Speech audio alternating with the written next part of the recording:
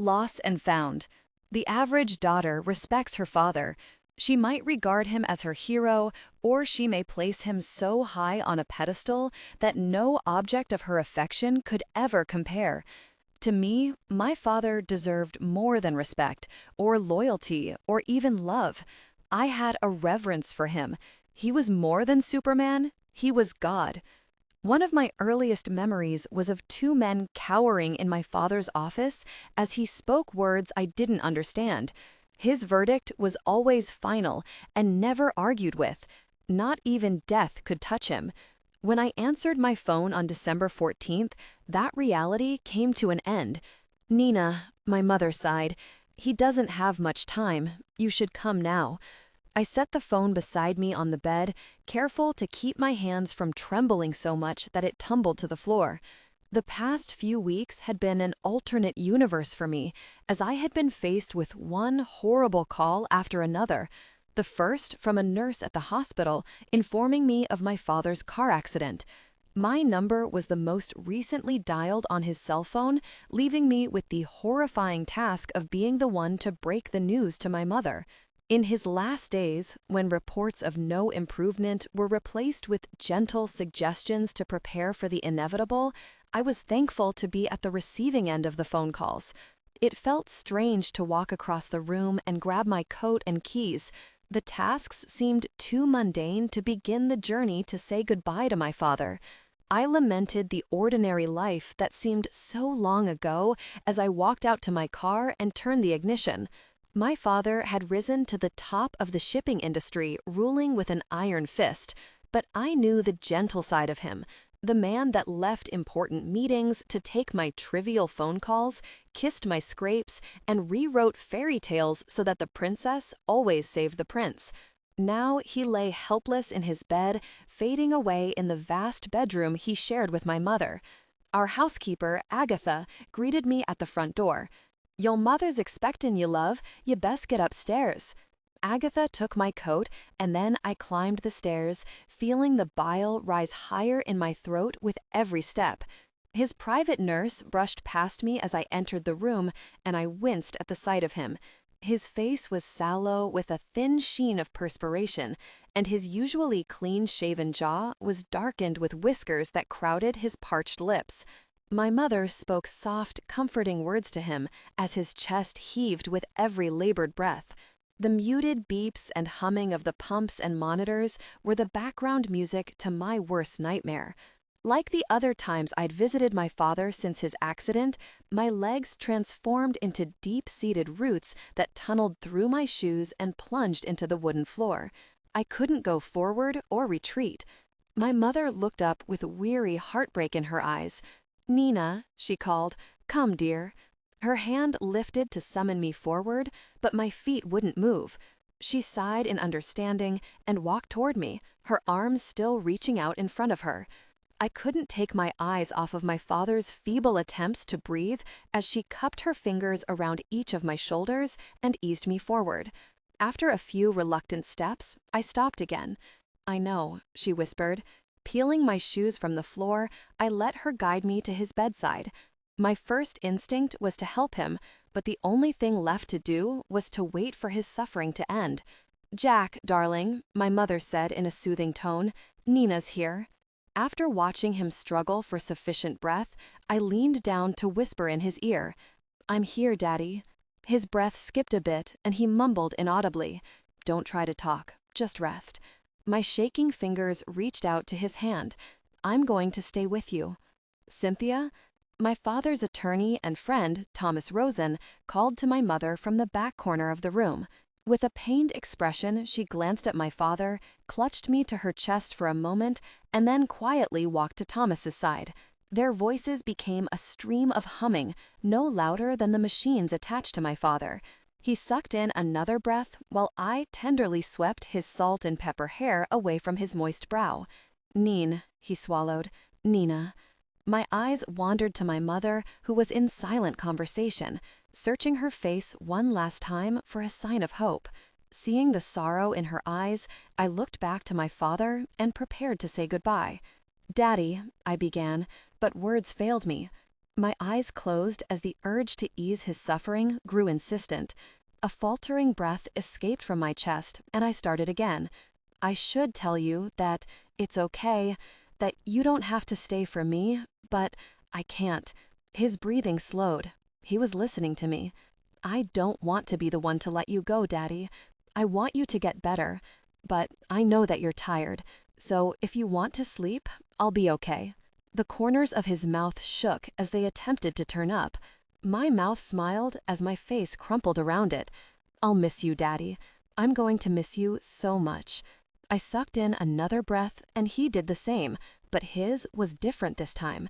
He had no more fight left in him. I glanced back to my mother, who watched me with heavy, wet eyes. He took in another deep breath and slowly exhaled. His life slipped away as the last bit of oxygen left his lungs. The sound reminded me of a tire losing air, slow and level until there was nothing left. His body relaxed, and his eyes became vacant and unfocused. The nurse silenced the solid tone of the heart monitor while I scanned his peaceful face. The realization that my father was gone washed over me in waves. My insides wrenched, and my arms and legs felt foreign, as if they no longer belonged to me. I nodded and smiled, ignoring the tears that spilled over my cheeks. He trusted my words, and so he let go. Thomas touched my shoulder and moved to the head of the bed. He reached over to place his hands over my father's eyes and whispered something beautiful in Hebrew. I leaned over my father's chest and hugged him. For the first time in my life, he didn't hug me back. Looking down to my hands, I scanned the obituary from the funeral. Separated by a dash, the dates of my father's birth and death were displayed in elegant font on the front cover. I grimaced with the recognition that such a short line of ink was meant to signify his life. The paper fit snugly in the inside pocket of my coat just as the wet sloshing of bus tires approached, slowing to a stop in front of me. The door opened, but I didn't look up. The sounds of commuters stepping out onto the sidewalk never came. My neighbors had little need for public transportation, specifically so late in the evening. Those that used it at all were the hired service that worked in the colossal residences nearby. Miss? The bus driver cleared his throat to get my attention, and when I failed to acknowledge him, the door swept shut. The air brakes released, and the bus slowly pulled away from the curb. I tried not to think about the day that had just taken place, but my memory became saturated with it. Just as I did in childhood, I rocked back and forth to comfort myself. The warm peach hue had long since left my fingers, reminding me of my father's folded hands as he lay in his coffin. A frigid breath of air flooded my lungs, and my chest heaved, giving way to the sob that had been clawing its way to the surface. I had thought moments before that my eyes couldn't cry anymore, and I wondered how much more I would have to endure before my body would finally be too exhausted to continue. Cold night, huh? I sniffed and shot an annoyed glance to the man settling into me. I hadn't heard him approach. He breathed on his hands, rubbed them together, and then offered a reassuring grin. I guess, I answered. He looked down at his watch and sighed.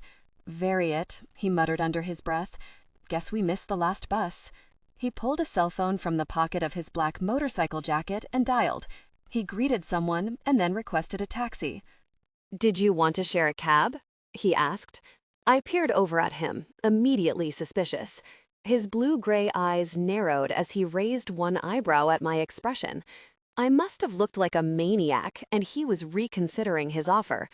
I folded my arms, suddenly feeling the discomfort of winter breaking through my coat, seeping into my skin, piercing through to my bones. I had to get back to school. I still had a paper to write. "Yes, thank you," I said with a shaky voice. After an awkward moment of silence, the man spoke again. "You work around here?" "No." I hesitated to continue the conversation, but found myself curious. "You?" "Yes." How odd. He didn't look like hired help. I glanced at his watch out of the corner of my eye. Definitely not help. "What do you do?" He didn't answer right away. "I'm involved in the home security sector." He nodded, seeming to agree with himself. "I'm a student," I offered. trying to clear the ridiculous quivering in my voice. He stared at me with an expression I couldn't quite decipher, and then looked forward again. He was older than I, though not by more than 5 or 6 years.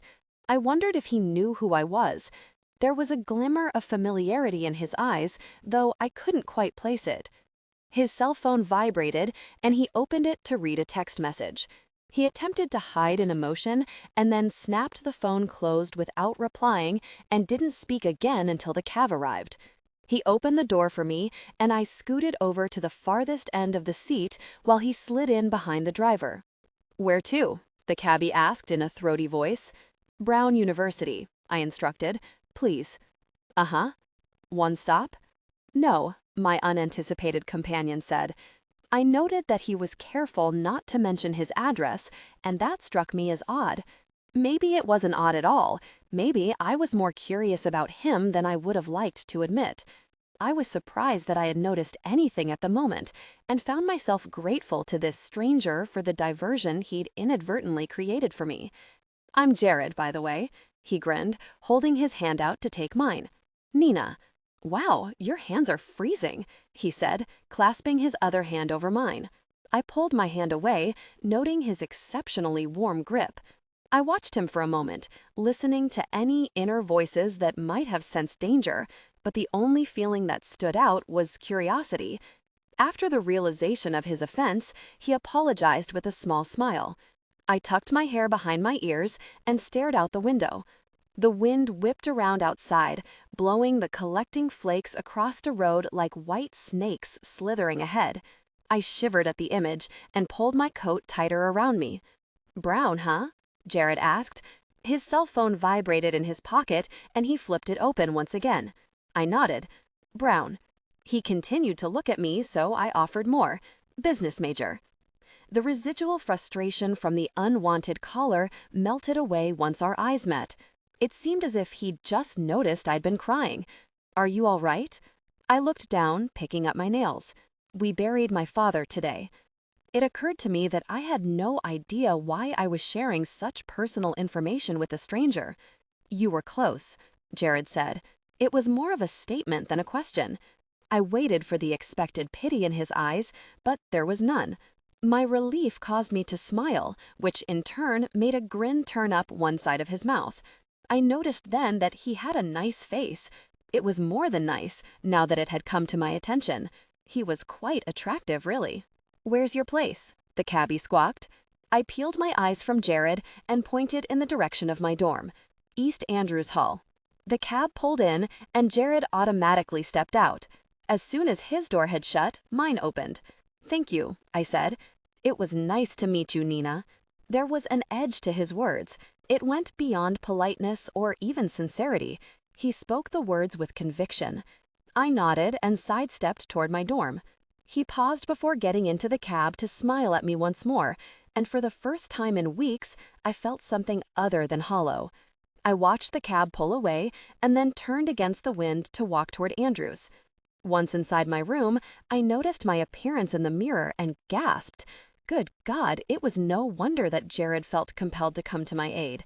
I looked like a homeless, desperate crack addict overdue for my next fix. My brush ripped through my blonde bob, and I pulled my bangs straight back, pinning them away from my face. I went to the sink and scrubbed away the smeared mascara and streaky foundation. With a frown, I pulled my cell phone from my pocket and pressed the speed dial to call my mother. "Nina?" she answered. "Back in my room, Mom." She sighed. "Good. You know I don't like for you to take the bus. Robert could have driven you. Take 2 of those pills I gave you today, all right? They'll help you sleep." I rolled my eyes. My mother, the frequent flyer of Providence drugstores. I'll probably fall asleep the second my head hits the pillow. Not the pure truth, but it would do to keep my personal pharmacist at bay. "Okay, darling, sleep well." My dorm room seemed smaller. The white walls were pitifully empty on my side. Feeling I was being watched, I peeked across the room at my roommate. Her side of the room was covered in posters of teddy bears and team colors. My decor consisted of an ornamental frame on my night table displaying a picture of me and my parents at high school graduation, just a few months before. "How's your mom?" Beth asked from under her baby pink comforter. "She's sad. How are you?" "The same," I sighed. My conclusive tone seemed to relax Beth, and while I changed into my pajamas, I noticed her breathing even out. I sat on my bed and pulled myself against the pillows. My thoughts effortlessly moved toward the last hour. Jared's grin kept my mind occupied for a while, but before long, my thoughts brought me back to the funeral. I rolled onto my side and curled into a ball, trying to cry quietly. Relief finally replaced the crushing grief as I slipped out of consciousness. I turned to the side and blinked my eyes, noting the large red numbers on the clock. 5 a.m. had come quickly. My eyes felt swollen and scratchy. It was then that I realized my dreams had been cruel. There would be no miracles, and my father was still gone. The finale of the worst experience of my life hadn't ended with what was supposed to be my closure. I clambered from my bed and opened my laptop, determined to finish my term paper by 8. The screen lit up and I peered over at Beth, her head buried under her pillow. My fingers tapped out the next cross-reference and soon began a muted symphony of clicking against the keyboard. The paragraphs formed swiftly, and I finished by 7:15. With a click of the mouse, the printer lurched and buzzed with its new task. I looked over at Beth, knowing a newspaper press wouldn't wake her. I gathered my toiletries to make my daily commute down the hall to the showers. Red-faced and sufficiently exfoliated, I tightened my robe and walked down the hall. While brushing my teeth over the quaint sink in our room, Beth sat up in bed and stretched out her arms. Her chin-length auburn hair was smashed in some places and stuck out in others. "Good morning," she chirped. Then reality set in. "Oh, it's okay, Beth. It is a nice morning." Glancing out the window, I noticed the sky was looking bleaker from the onset, but I wasn't going to mention that. Beth snarled and began making her bed, setting her stuffed animals haphazardly in front of her frilly pillow. "Are you going to the game Saturday?" she asked. "I don't know. Maybe." She usually invited me to go, and at times insisted I go, always in her cheery, pleasant voice. Beth hailed from the South. She worked hard and had been awarded numerous scholarships to make her escape from the small Oklahoma town she called home. Her side of the room was covered in trophies, sashes, and crowns from the numerous pageants she'd entered and won. She wasn't the typical beauty queen. Although beautiful, she seemed very introverted, a trait she was trying desperately to break away from. She explained to me the day we moved in that the pageants were a necessary evil for tuition. "Well, I'll give you a break this week if you decide to opt out. I'd understand with finals and everything else," she conceded without looking in my direction. "I appreciate it." I pulled my hair back into a small burst of ponytail at the nape of my neck, looking like a bouquet of wheat shooting out from the back of my head. I sighed at my closet and gave myself a pep talk before dressing in the inevitable layers, one after another. Bra, tank top, undershirt, sweater, socks, jeans, boots, coat, and not always in that order. With my backpack bursting at the seams, I pulled up the handle and angled the bag onto its wheels. "I'm going early for coffee," Beth smiled as she booted up her laptop. "Good luck getting that thing across the ice." I stepped out of the elevator into the hallway, wondering if Beth was right about the weather. I held my breath and pushed the door open, waiting for the freezing temperature to sting my face. The wind blew the heavy glass door against me, working against the already pitiful pressure I had managed with one hand. Using my arm and shoulder, I forced the door open and gasped at the frigid burst of air burning my face. I stumbled into the dining hall the student populace affectionately and appropriately dubbed the ratty, and brushed off my coat. Shuffling across the muted tile floor, I made a beeline for the coffee pot. Dark, brown liquid created the steam that would help me function that early in the morning.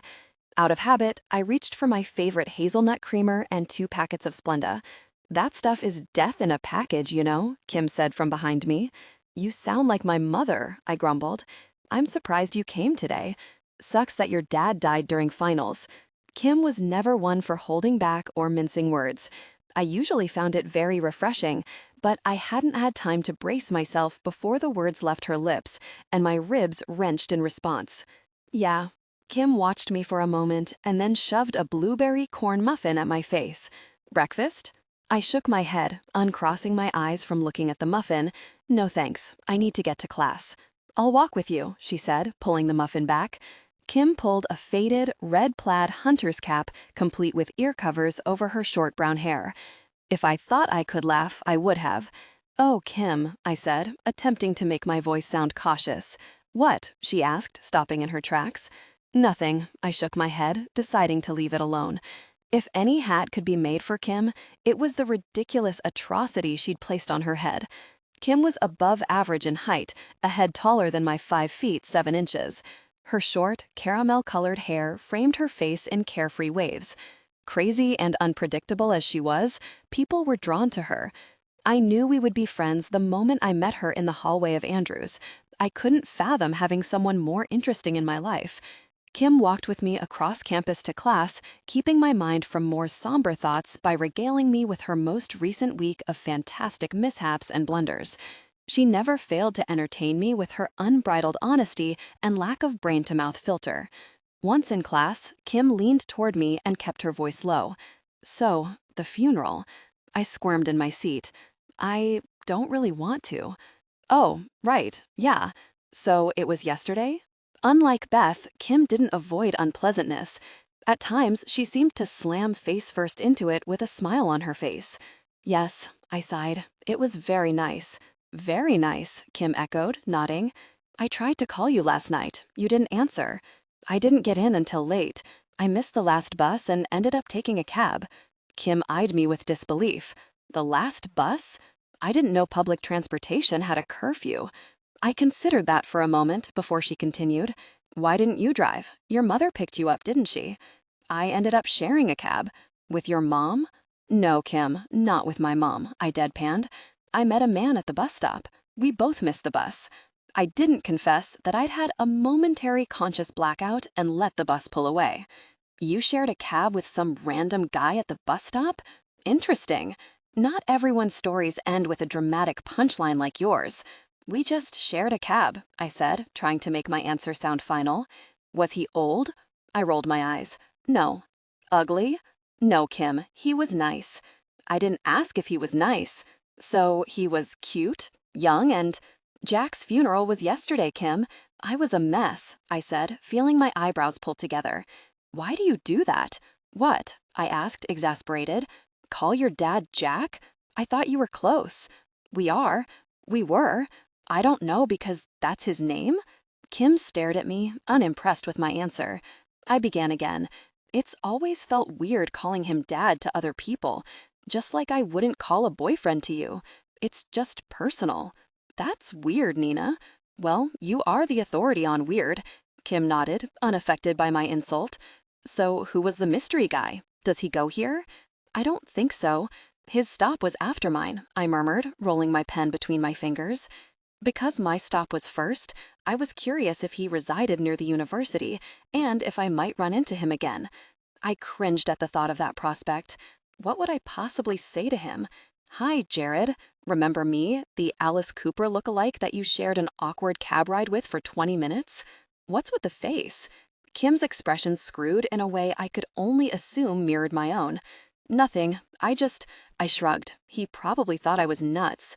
"That could possibly be the most boring story I've ever heard," Kim said, deflated. "I tried to spare you the non-details." "He did have a nice smile, though," I mused. Kim looked up at me with renewed interest and opened her mouth to say something, but Professor Hunter walked in the room. I hadn't noticed the numerous empty seats. Some of the students were tossing their papers on his desk and leaving the way they came instead of meandering to their seats as usual. "What are you still doing here? Turn in your papers and get out. Your grades will be posted on the website. Happy holidays," he said to those of us still peppered across the room. As finals week came to an end, the nightly ritual of curling into a ball to cry seemed to be a permanent fixture in my life. The first week of break, I had a bit more control over the emptiness when it hit. After that, there were a few nights that I escaped the sadness altogether. The grief found new strength Christmas night, but to my relief, falling asleep without tears became a bit easier after the holidays came to a close. I found it disconcerting that, although time provided some relief, I was also further from when Jack was a part of my life. Each passing day was that much longer since I'd been able to call him or hear his voice. With time, relief and apprehension intertwined. When the spring semester began, Jared had become a blurred image from a day I wanted to file away, so it was a surprise to see him standing a few feet away from me in line at the Urban Outfitters off campus. I wasn't confident that it was him at first, but when he accepted his receipt from the salesperson and turned, I stared at him long enough to be certain. He didn't suffer from the same hesitation that I did. "Nina?" I felt my eyebrows rise while I tried to think of something besides yes to reply with. My mouth opened, but nothing came out. He pointed at his chest like he was speaking to a deaf mute. "I'm Jared. We shared a cab?" He patiently waited for me to recall his face, and I realized I hadn't forgotten an inch of it. "I thought that was you," I said, trying a polite smile. Something was wrong with my throat. It felt dry, and as if I was drowning in my own saliva at the same time. I swallowed hard and tried to remember how not to be a ridiculous teenage undergrad. Jared's expression skipped from relief to elation as a broad smile appeared across his face. A warm feeling bubbled up from my chest into my face, and I felt the heat release from my cheeks. "Oh God, don't blush," I thought to myself, but it was too late. I had no idea how to recover. "You seem to be having a better day. Made it to the bus on time and all that?" "Something like that," I mumbled. "How is the security business?" "Interesting." A glimmer touched his eyes that I wasn't quite sure how to translate. Our attention was simultaneously drawn to the phone vibrating in his jacket pocket. He smiled apologetically before reaching down to silence the distraction. "Did you have a pleasant Christmas?" I tried not to cringe once the words left my mouth. So unimaginative, I thought. "Something like that," he quoted. I smiled at his teasing. He seemed so comfortable around me. I wasn't sure if it was confidence or that he was just one of those people that could carry on a conversation with anyone and make them feel he'd known them for years. I raised the silver sweater tunic in my hands. "Birthday shopping for my mother." A man behind me cleared his throat, and I realized that we were holding up the line. Jared smiled and took a step backward toward the register. I realized our conversation wasn't over, and I turned my attention to the red-haired girl behind the counter, trying to conceal my enthusiasm. She handed me the receipt, and Jared accompanied me outside. He stared down into my eyes, warmly scanning my face. I didn't remember him being quite so tall. He towered over me, at least 6 feet 2 inches. How had I not noticed the incredible color of his eyes? They seemed to glow as he watched me fidget. "Are you from Providence?" I asked.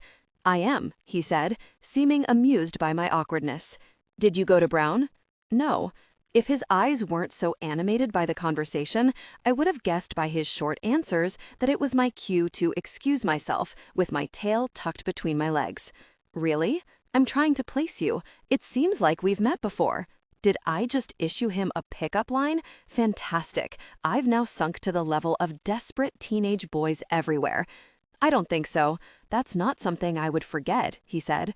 "I was just going to grab a bite to eat at the end of the block. Would you join me?" I thought I had said yes, but he continued to stare at me expectantly. "Nina?" "Yes? Yes, that would be great."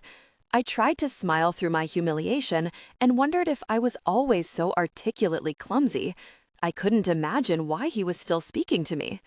We walked to the end of the block to cross the street at the light. Jared guided me forward with his hand on the small of my back and looked all around us as we crossed. I stifled a giggle. He reminded me of the president's security detail. The only thing missing was a communication device in his ear and standard-issue black Ray-Bans. Jared once again opened the door for me. I had seen the restaurant several times, with it being close to campus, but I'd never ventured in. "You'll like it," he assured me. I paused in a thought, wondering if I'd said anything out loud. "Welcome to Blaze," the hostess said, motioning to us that she could seat us immediately. The waitress appeared a few moments later, and Jared waited for me to order. "I'll have a Dr. Pepper." "Make that 2, Jared said, raising 2 fingers. His eyes didn't stray from mine. The waitress nodded and left us to each other. I was curious if he would have ordered a beer had he not asked a toddler to accompany him. "I don't think I thanked you for getting me home." "Actually, you did," he said, putting his elbows on the table and crossing his arms. "Oh, that night is sort of a blur," I grimaced. "I'm sorry you lost your dad, Nina. I'm glad I was there." I'm glad you were there too. It probably wasn't the safest idea sitting alone in the dark. Lots of crazies out there. His tone was casual, but underneath I caught a hint of anxiousness. I grew up in that neighborhood. It's safe, I assure you. He laughed and shook his head. It's always safe until something bad happens. The waitress brought our drinks and asked if we were ready to order. Once again, Jared waited for me to begin. I'll have the Greek salad, I said. I glanced over at Jared, who studied me with raised eyebrows and a wry smile. I wasn't about to be one of those girls. And the linguine. The waitress turned her attention to Jared. For you? I'll have the house salad with blue cheese and the shrimp scampi. And would you bring us some of those sweet potato fries, please? He said, handing the menu to the waitress. Once she left, I looked around the restaurant and then peeked over at Jared, who still hadn't taken his eyes off me. I floundered for conversation under his stare. Jared's eyes were an incredible blue-gray. They almost glowed against his lightly bronzed skin. His thick brown eyebrows sat atop his almond-shaped eyes and were just slightly darker than his strategically messy dark blonde hair. His natural highlights glimmered in the early afternoon sun that broke through the windows. He was clearly more than just attractive. I wondered again why he was still speaking to me. Sweet potato fries? I asked. They're famous. Well, they're famous to me. You have to dip them in these little sauces they give you to fully appreciate them. It's an experience. Sweet potato fries? I said, still unsure. He smiled. Trust me. His cell phone vibrated and he flipped it open. It was more than a text message this time. He masked an irritated look and pressed it to his ear. Ryle, he answered. Ryle? I was fairly sure that was his last name, but I couldn't be certain. He lowered his voice and tilted his head away from me. He was unhappy with the caller, but it was only the tone I could understand. He was speaking what I guessed to be Russian. He was devastatingly handsome, kind, and spoke a second language. If the sweet potato fries turned out to be all that he'd promised, I might have fallen out of my chair. He became impatient with the person on the other end of the line and hung up the phone. Sorry about that, he said. I shook my head, fielding his apology. No, it's fine. I just inadvertently learned 2 new things about you. His eyes were still focused on mine, but they were a bit fogged over as if his attention was divided between me and the problem with the caller. Ryle? I asked. My last name. And was that Russian you were speaking? I raised my eyebrows. Yes, he sighed. His shoulders relaxed as he exhaled. Doesn't everyone speak a second language these days? You only speak 2? I said, feigning dissatisfaction. He laughed, and a new twinge formed in my chest. I couldn't get over his smile and how remarkable it was, as if he had come straight out of a magazine. I took French in high school. It didn't stick, I said, feeling inferior. My dad spoke fluently. I learned from him. Oh, your family is from Russia? No, Jared said, looking uncomfortable with the question. It was beautiful, I said.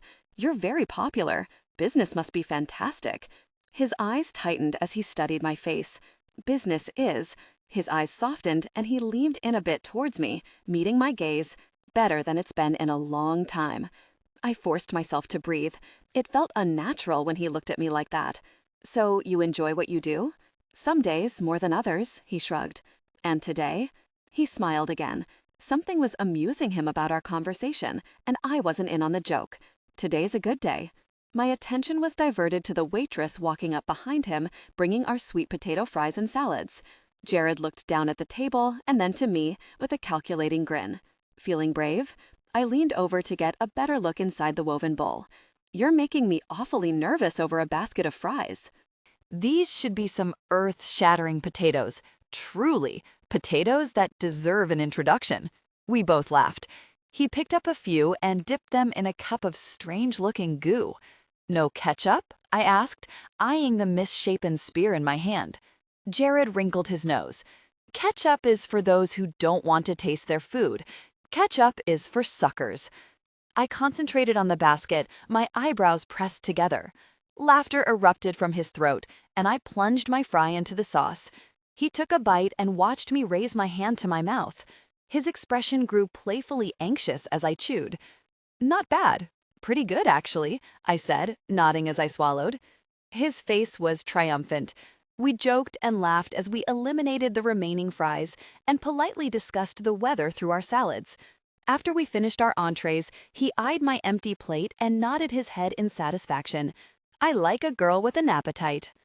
I have a feeling we'll be good friends then, I laughed. That's the first non-ratty meal I've eaten since I've been back to school. Thanks for bringing me here. Jared beamed. It was absolutely my pleasure. I'm glad we ran into each other. The waitress brought the ticket, and Jared scooped it up, placed his card in the pouch, and handed it back to her. He looked as if he'd just won the lottery. I couldn't believe that my enjoyment of some alternately flavored French fries had made him so cheerful. He helped me with my coat. I wasn't the type of girl to enjoy gallantry, but the casual way he went about it made me a tad giddy. I picked up my Urban Outfitters bag, and he followed me outside. You walked? Jared asked. I walked. I tucked my hair behind my ears and waited for him to be chivalrous again. It's getting colder. Do you mind if I drive you? He asked, shoving his hands in his jeans pockets. The grin that swept across my face was uncontainable. Do you remember where I live? Andrews, right? He said. I nodded, and he seemed pleased that he could give me the correct answer. I'm this way, he said, directing me down the street. Jared parked beside the curb next to my dorm, and I subliminally willed him to ask for my number, for another date, anything. I didn't want to have to wait so long this time before I saw him again. Thanks again, I said, stalling. He smiled, but it wasn't as broad as it was during lunch. He seemed to be as disappointed as I was that our brief encounter was over. You're welcome. Truly, the pleasure was mine. He stepped out and, less than a second later, opened my door. I stood to face him and, after a small pause, began making the walk to my dorm. A sense of urgency overcame my nervousness, and I turned on my heels.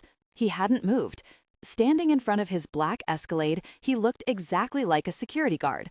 The glass was blacked out, and it looked more like a scene in the Middle East than on a quiet Providence street. Jared? I pulled my cell phone from my purse to ask for his number, but the words left me. I gulped as his eyes pierced through mine. I didn't know if the attraction was mutual, but on my end at least, it was intense. We'll run into each other again, he said, grinning. I started to argue, but what could I say? If I wondered aloud how soon that would be, I would sound more desperate than I wanted. It was good to see you again, Nina, he said, before disappearing behind the dark tint of his windows. I smiled and waved, then continued my trek to Andrews. Invitations. It's raining again, Kim grumbled. That's something new and different. She lit her cigarette and jostled her knees back and forth to ward off the cold. I gave her a disapproving look. What? She asked. That's really disgusting. My father smoked cigars. I just don't get the appeal. She shrugged. There is no appeal. I'm a nonconformist. You're a masochist, I said, rolling my eyes. We waited outside for Beth to finish her class, planning to kidnap her to the nearest coffee shop off campus. A group of students emerged in mass exodus, and I scanned each face. I noticed a shaggy-haired boy break away from the river of students and smile at Kim. Hey, Josh, Kim said. Hey, Kimmy, did you get the calculus homework finished? Kim shrugged. I'll do it before class. Josh's friends meandered closer to us and talked among themselves. Nina, this is Josh. We went to high school together in Quincy. He wants to be me when he grows up, Kim teased, playfully punching him in the arm. Josh laughed and shook my hand. Only if I get to wear a hat like that. It's nice to meet you, Josh. Josh pointed to each of his friends. Tucker, Chad, Ryan. Tucker and Chad nodded in typical boy fashion, but Ryan reached his hand out, first to Kim and then to me. Hi, he said to each of us. His eyes lingered on me for a moment. So, we're going to the gate later for pizza if you want to come, Josh said. We've already made plans with another girlfriend of ours, but maybe next time, Kim said. Josh nodded, and Chad followed him as he left. Ryan stayed for just a moment and then trailed behind them. Kim looked at me with her eyebrows raised. Well, who says there's no such thing as love at first sight? Quit it, I murmured. Beth joined us a few moments later. It's about time. Gah, Kim said in her typical dramatic fashion. Beth laughed. Who's he? She asked, just as Ryan turned to look at us again. Ryan, friend of a friend. Isn't he dreamy? Kim said as she nestled against Beth's shoulder. You're so weird, Beth giggled, pushing Kim away. Beth and I huddled under an umbrella, while Kim walked in the rain unaffected. We reached Kim's elderly Sentra and climbed in, Beth taking the back seat. Kim pretended to say a little prayer and turned the ignition. After a few sickly whirring noises, the engine erupted, and Beth clapped. "Thank you," Kim said, ducking her head in little bows. We crowded the counter, and Beth and Kim both scanned the menu. "I'll have a grande cafe misto, please." I heard Kim sigh beside me. Unlike me, she refused to have the same drink twice. I settled into my chair, cupping my drink with both hands. The wind and rain had picked up and was intermittently beating against the large glass window. Just as Beth sat beside me, the bell above the door clanged and I automatically glanced up. It was him. Beth noticed me staring past her, and she twisted to see Jared walking to the counter. "Are you okay, Nina?" she asked. Kim sat down and traded glances with Beth, then pivoted in her seat to see what I couldn't peel my eyes from. The girl behind the counter cooed, "Well, if it isn't Jared Ryle. Long time no see. How have you been?" "Things are good, Katie. I'll have the usual," he replied, indifferent to her flirting.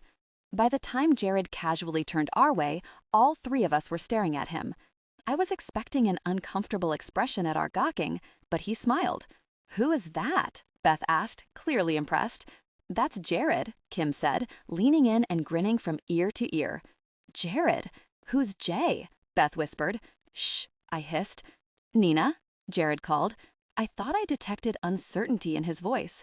As soon as his eyes met mine, I immediately felt lost. As usual, Kim saved me.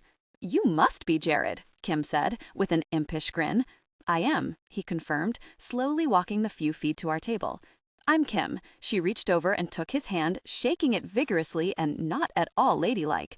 "It's nice to meet you," Jared said, glancing at her briefly before returning his eyes to mine. Confusion draped over his face, and he leaned his head a few inches to the side before speaking to me. "Is everything all right here?" From my peripheral, I could see Beth's eyebrows press together, and her eyes shift to me, confused by Jared's behavior. "Everything's great," I murmured, setting my cup on the table. "How have you been?" "I've been fine." "Am I interrupting?" Kim's loud voice rose an octave. "Of course not. Would you like to join us?" Jared looked at me for a moment, and I smiled at him, waiting. I felt a strange adrenaline rush, afraid he would say yes and terrified he would say no. He looked back to Kim and sighed. "I should be going. Couldn't you stay? Just for a minute?" I asked, hopeful. Jared sighed with what sounded like relief. He looked around him and then pulled a chair to our table. I couldn't contain the excitement I felt, and my mouth instantly spread into a smile. "How could I say no to that?" he asked. I felt my ears get hot. "Yes, she's very persuasive," Kim said flatly, eyeing me. I ignored her to introduce both of them properly. "Jared, Kim Pollock. Kim, Jared Ryle. And this is my roommate, Bethany Lane." Jared extended his hand across the table and briefly shook Beth's hand. She smiled. "It's just Beth." Jared nodded. "Nice to meet you, Beth. So, how do you know each other?" Beth asked. "I got her a cab," he said, smiling at me. "He did. The night of Jack's. We shared a cab," I said, trying to keep the conversation on Jared instead of the circumstances. "Oh," Beth said. I could see the confusion on her face. It occurred to me that I would have quite a bit of explaining to do later. "And we had lunch," Jared added. "You did?" Kim asked, turning to me for confirmation. Jared chuckled. I can see it was interesting enough to share. I fingered the lid of my coffee cup. He introduced me to that Blaze place on Thayer. It was really good. "I think it was the company more than anything," Jared said, his eyes softening. "Sounds like you two had a great time," Beth chirped. She had gotten over the fact that I hadn't let her in on the news and had become slightly overenthusiastic. "We did," he said, his eyes focused on mine. "It was good to see you again, Nina, but I have to get going." He stood up and returned a chair to its proper place. I stiffened. I wanted to ask him when I would see him again, but couldn't find the courage. I settled for relaying my feelings with a disappointed frown. To my relief, he noticed. "I'll see you soon," he reassured me, amused at my deflated expression. "Good," I nodded once. He strode out just as marvelously as he came in, and I crumpled into the back of my chair. My muscles complained. I hadn't noticed I was so tense. I sipped my coffee and took a deep, relaxing breath. I had gone from never knowing he existed to inexplicably running into him. My life was suddenly full of these little miraculous surprises, moments I was finding so much happiness in that I was already wondering when the next one would come. My friend's eyes bored into me. I looked up, conscious of their burning curiosity. Yes, I prompted, smiling innocently. Oh, please, Nye. Like you're not swimming in your own freakily potent pheromones right now, Kim said. He's really cute, Beth eyed. I guess, if you like the type, I mused, trying to keep my cool. If, Beth cried, you mean the well-dressed, gorgeous movie star type that is polite and interested in you? You mean that type? Kim laughed. You are being ridiculously calm about this, considering while he was here, you had the personality of a clam. I did not. She could have shot coffee out of her nose, and he still would have stayed, Beth giggled. He's not cute. He's angelic, I sighed, dwelling on every detail of him. Kim joined Beth's giggling, and all three of us erupted in laughter. Over the next few days, every time I stepped off campus, I watched for him. Beth and I went for coffee more than once, and I was shamefully preoccupied. I would answer when prompted and nod my head in the acceptable places of conversation, but we both knew I was anticipating my next moment with Jared. I couldn't believe how annoying I'd become over a man I barely knew. I was not one of those girls who became wrapped up in such things, and truth be told, I lost patience easily with those that did. When I caught myself searching for him in every store, every restaurant and coffee shop I frequented, a scolding was in order. 5 days of this ridiculous behavior paid off. The sun disappeared behind the horizon as Beth and I waited by Pump 4 of Eastside Shell gas station. I yawned out of boredom, listening to the pump clicking with every dollar put in. Beth wrinkled her nose at the smell, and I mirrored her expression. "What?" she asked. "Nothing. I just love this smell, and you look like you just took a whiff of an Oklahoma pig farm. Bringing back harsh memories? Hilarious." She looked up, and a large grin spread across her face. "And I thought you were going to be a poor sport," I said, surprised at her expression. "Hi, Jared," Beth said, smug. I flipped around, and there he was, standing on the other side of the pump, looking just as stunned and elated as I felt. "This is getting spooky," Jared said. "Hi to you too," I said, letting my delight to see him show. "How have classes going?" he asked. "Good. How's business?" I smiled. "I'm getting better at this, thank God," I thought. "It's a good day," he said, smiling his incredible smile. It absolutely was. "That's a nice car," he gestured with a nod. "Thanks." One of the few grandiose things my father had purchased for me was my white BMW. He had bought it as a graduation present, and aside from the peridot and diamond ring he had bought for my 16th birthday, it was my most prized possession. Normally, I didn't put much stock in the ostentatious things my father purchased, but this was special. It had been given with the proud father expression that I relished. "Going somewhere?" I asked. "Why?" He cocked his head, confused at my question.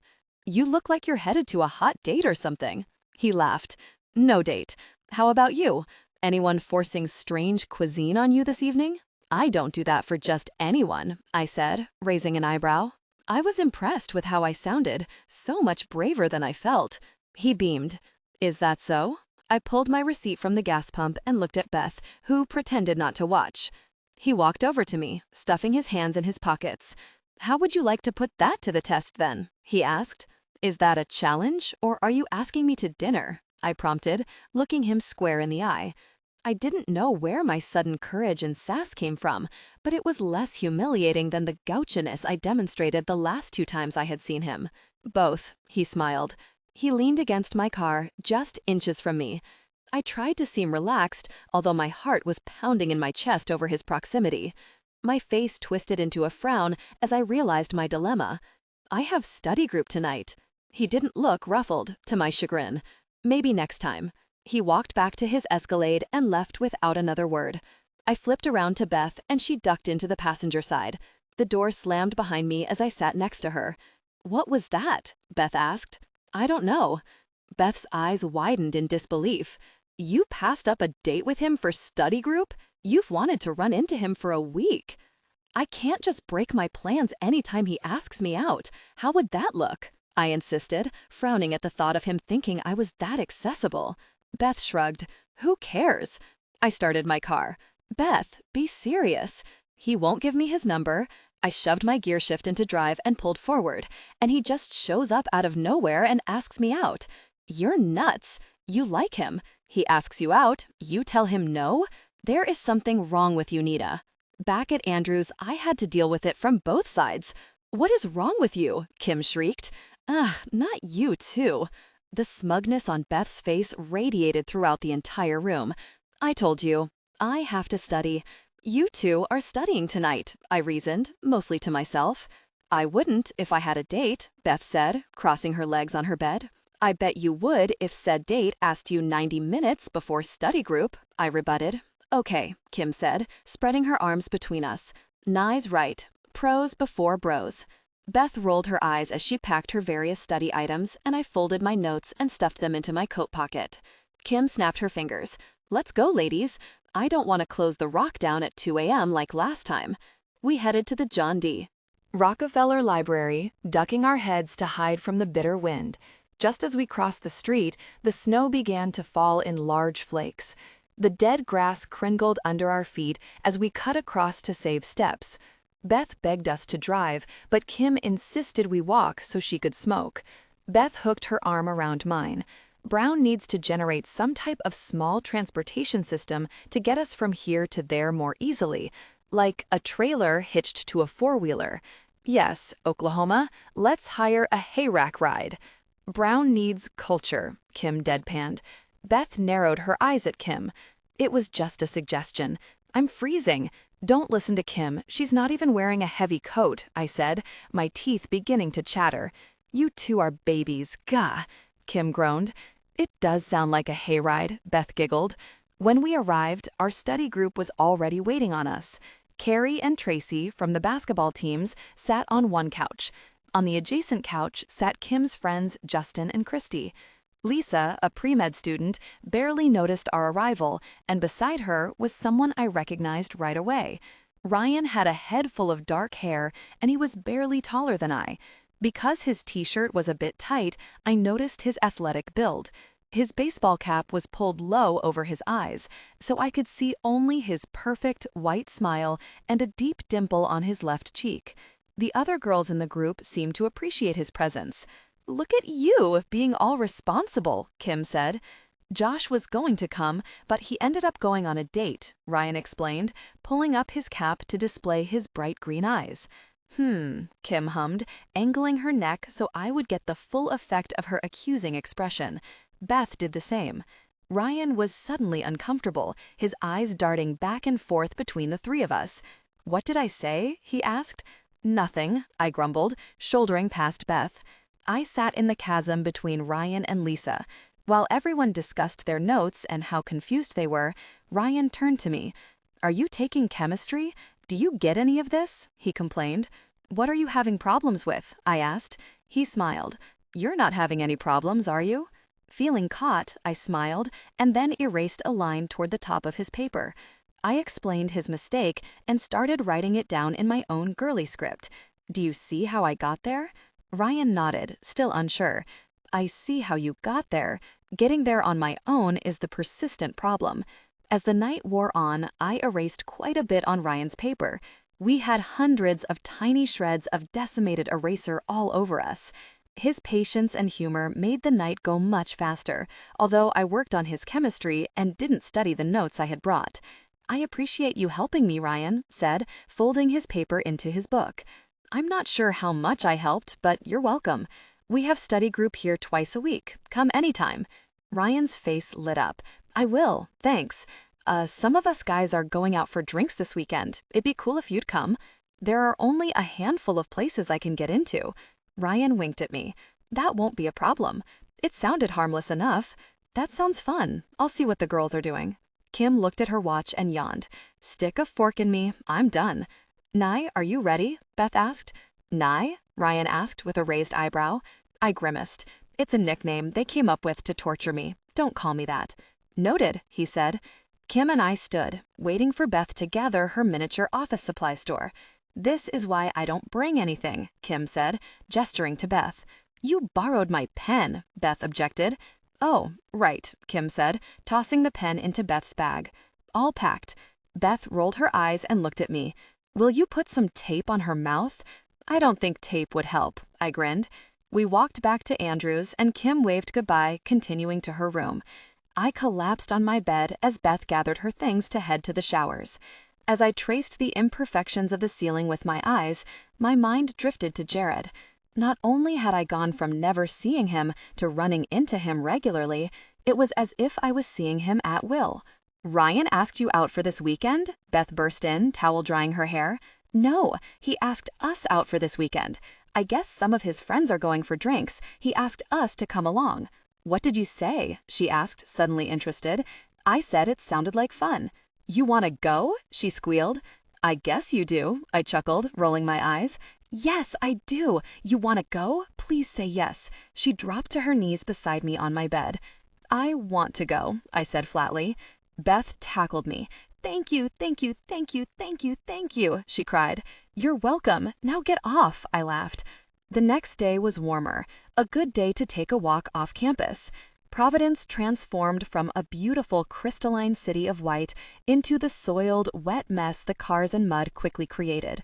The pristine snow had become a gray-brown sludge lining the roadways and sidewalks. I happily slipped on my black and white fleur-de-lis galoshes and stomped through the slush in hopes of proving my sheer will theory concerning Jared. After an hour of walking, the sun no longer kept me warm. I slipped into the first coffee shop I came upon and ordered the largest size they offered, thawing by the window. It occurred to me how ridiculous I had become, walking around in near-Arctic temperatures to see if Jared would materialize. I was the future savvy CEO of Providence's premier shipping company, for the love of all things holy. What kind of crackpot had I turned into? Over a boy? An incredibly attractive, intelligent, courteous, well-dressed, fantastically smelling boy? But he was just a boy. Man, boy, they were all boys. When the blood circulated again in my fingertips, I made my way back to the school. It was closer to sunset than I would have liked so far from campus, so I quickened my pace.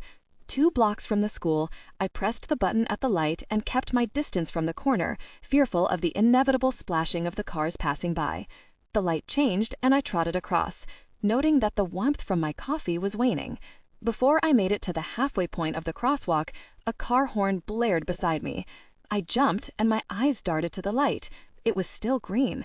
I turned to glare at the offending vehicle, but my eyes widened when a black Escalade came into view. Jared waved, quivering from a barrage of laughter.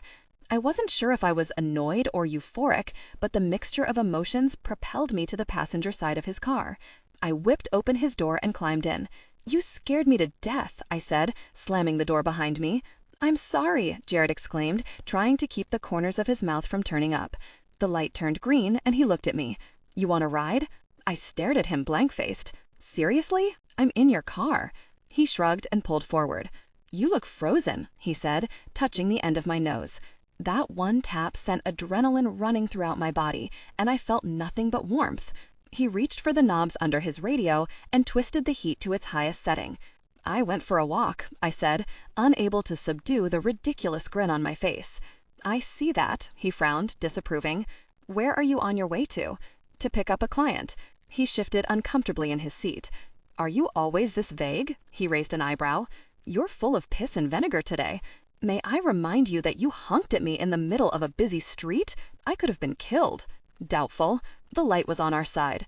I dwelled on how he said our for a moment. Let's not discount the possible rabid motorists flying through the wet intersection. My hesitation, caused by your honking, could have led to some serious sidewalk chalk drawings. Jared laughed. Are you sure you shouldn't apply for law school? You have quite an imagination. So I've been told, I grinned. What are you doing this weekend? I'm having drinks with some friends.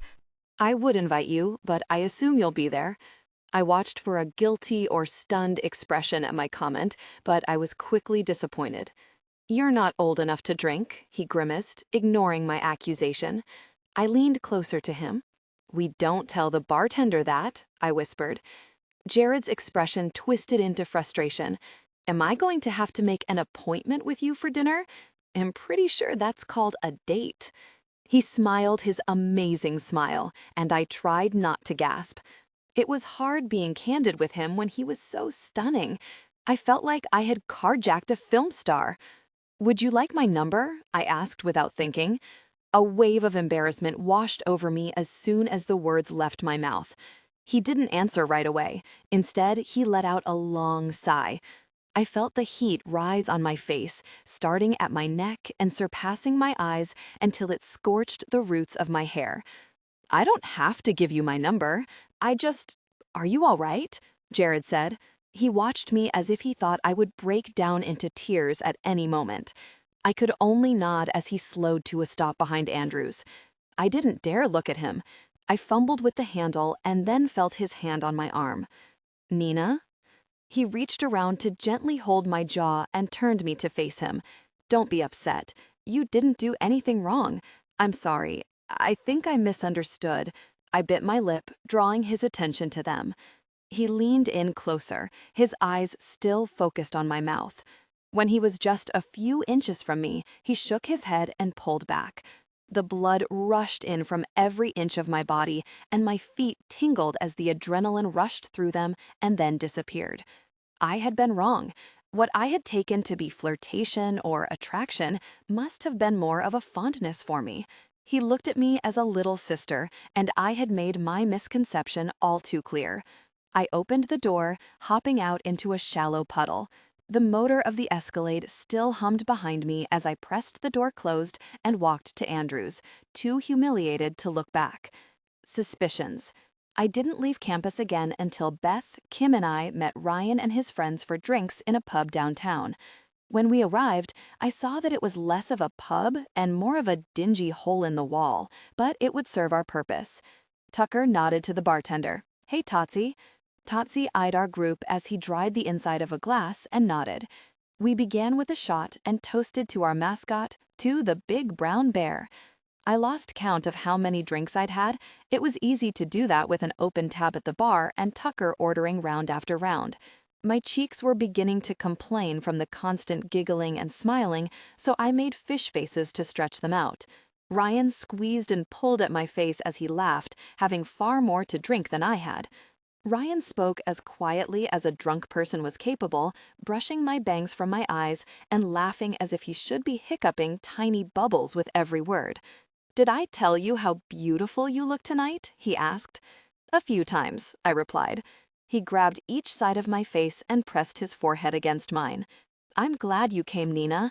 I never have this much fun." Beth had just volunteered to call a cab when the door opened and I saw them. Jared walked in with a platinum blonde beauty. She was all of 5 feet 4 inches and clearly younger than I.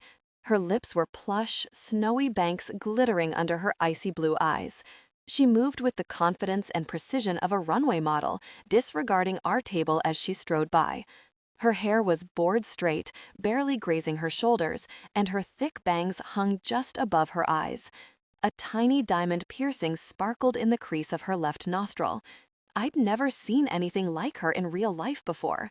She looked like punk rock Barbie with her heavy eye makeup, skin-tight clothing, and knee-high boots. Jared ignored us too, as he followed her to the bar, and I felt something catch in my throat when he sat next to his companion. Kim grabbed my shoulder. "Does he know you're here?"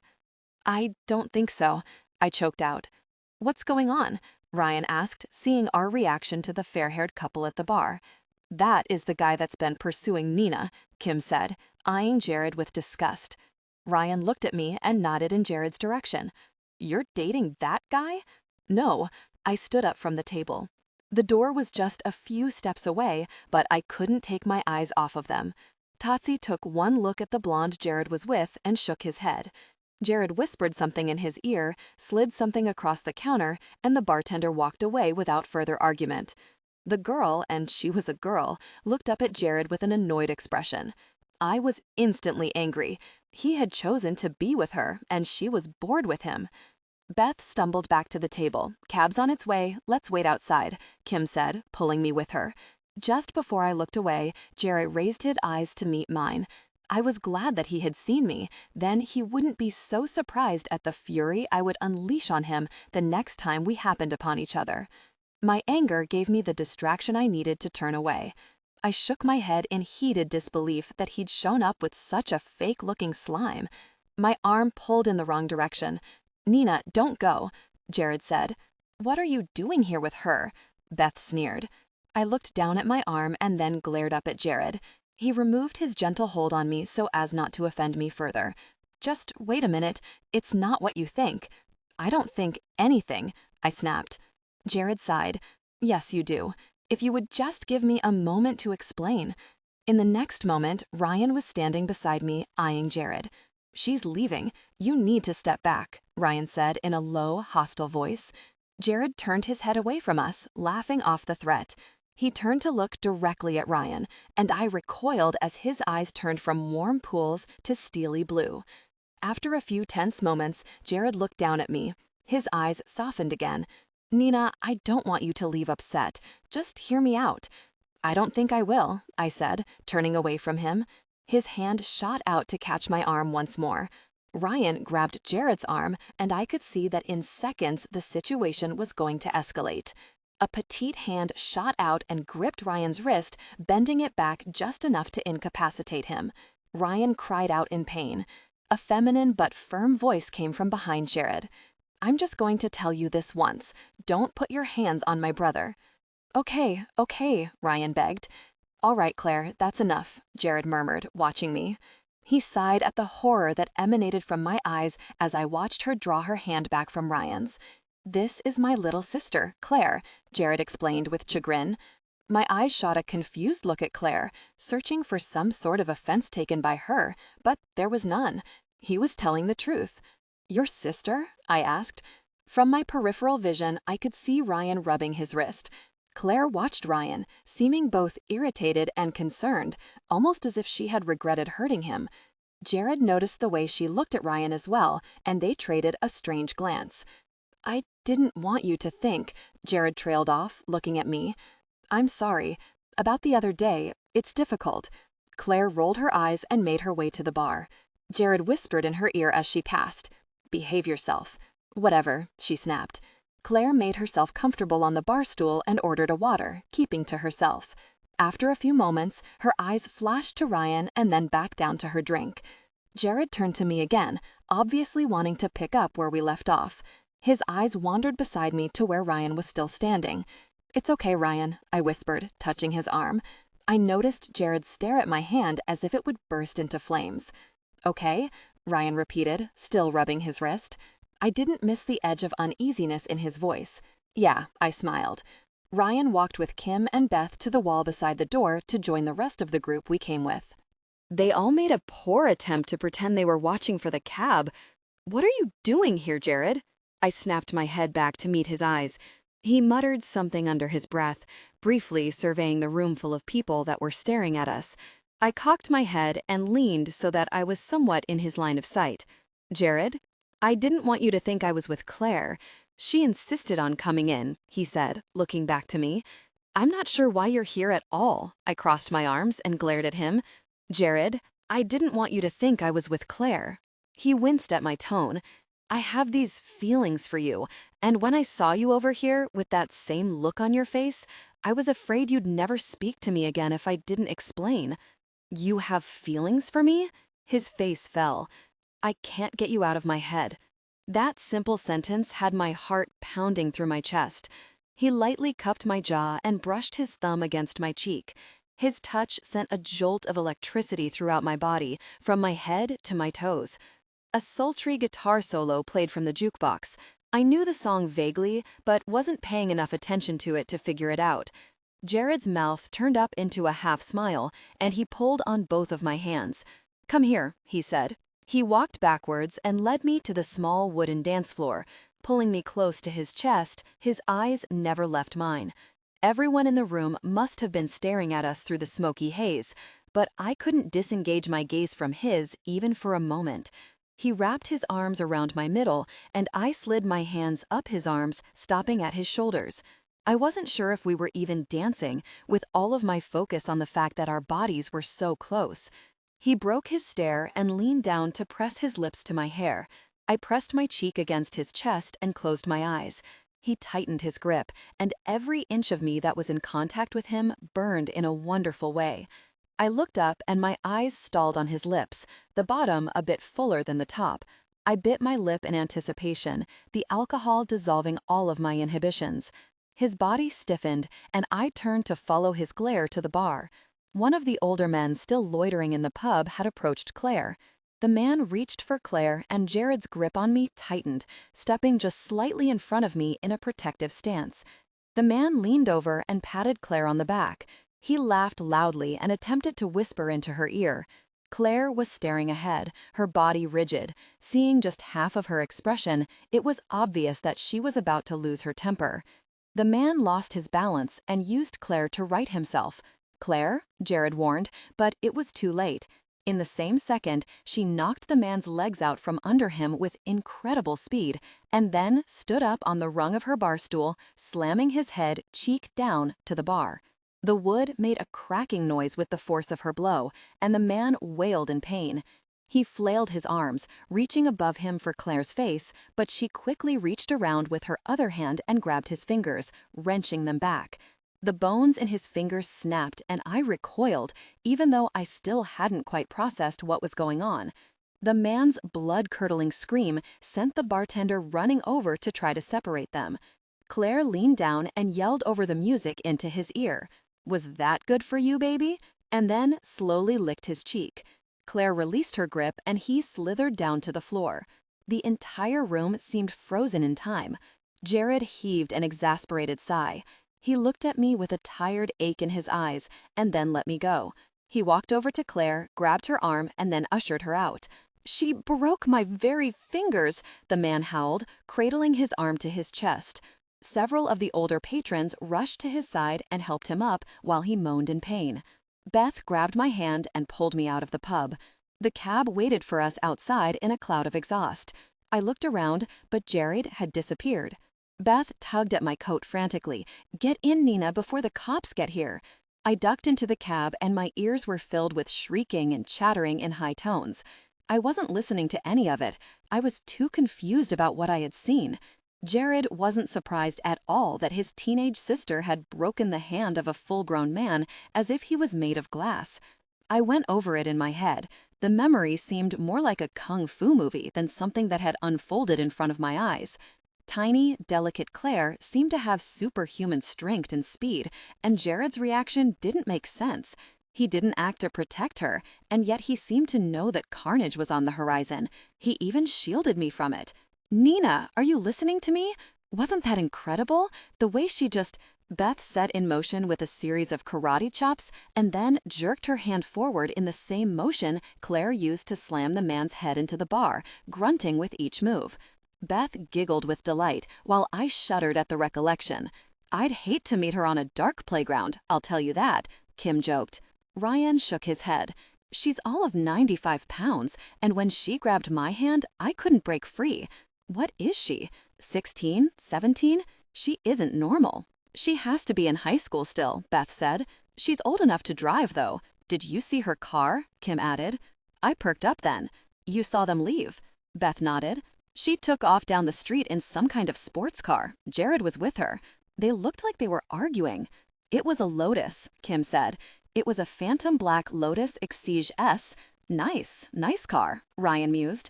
"It costs over 12 grand just for the paint.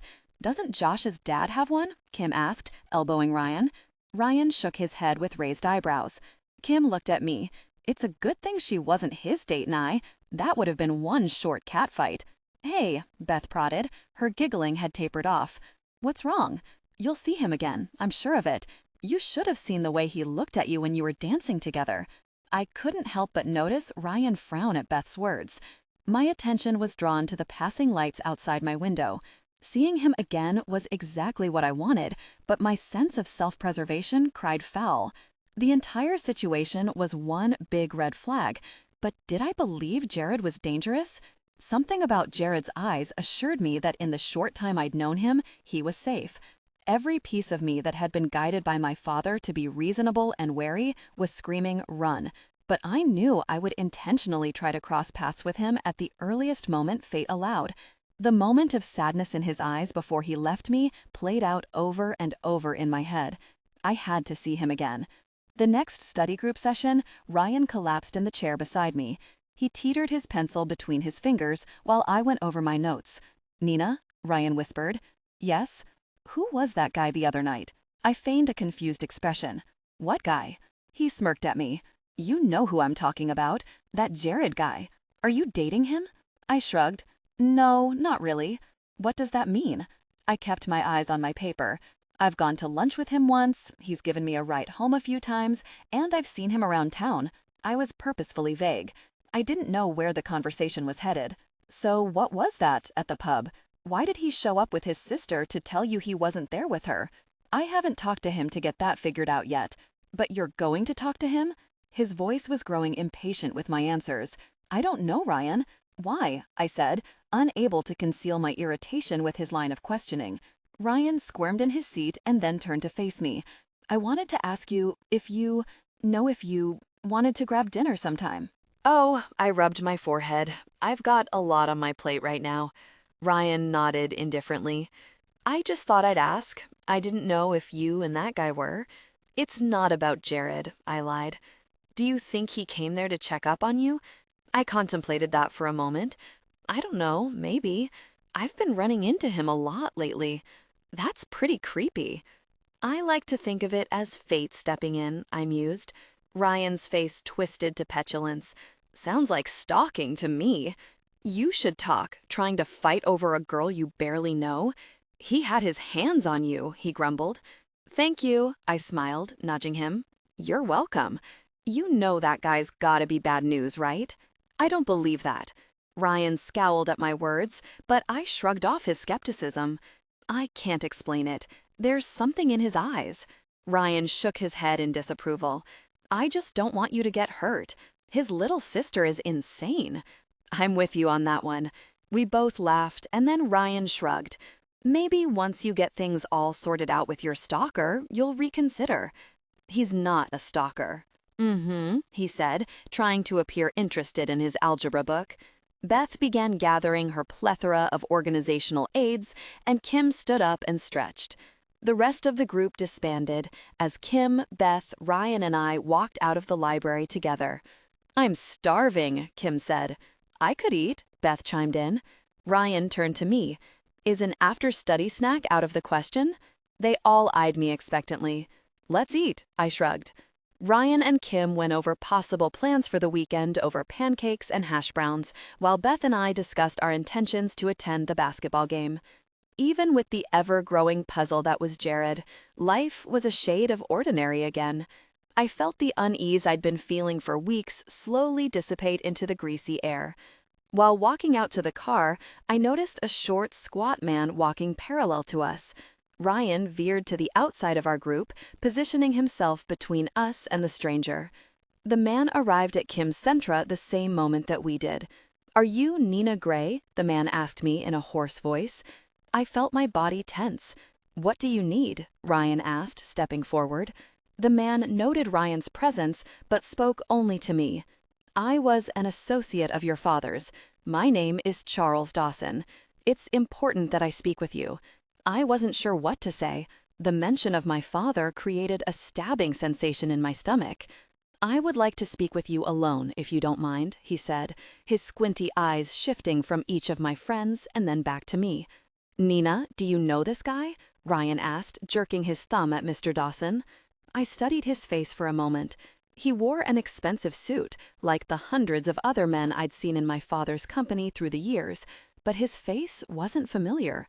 I tried to be polite. I don't think I do, sir. I'm not sure I could help you."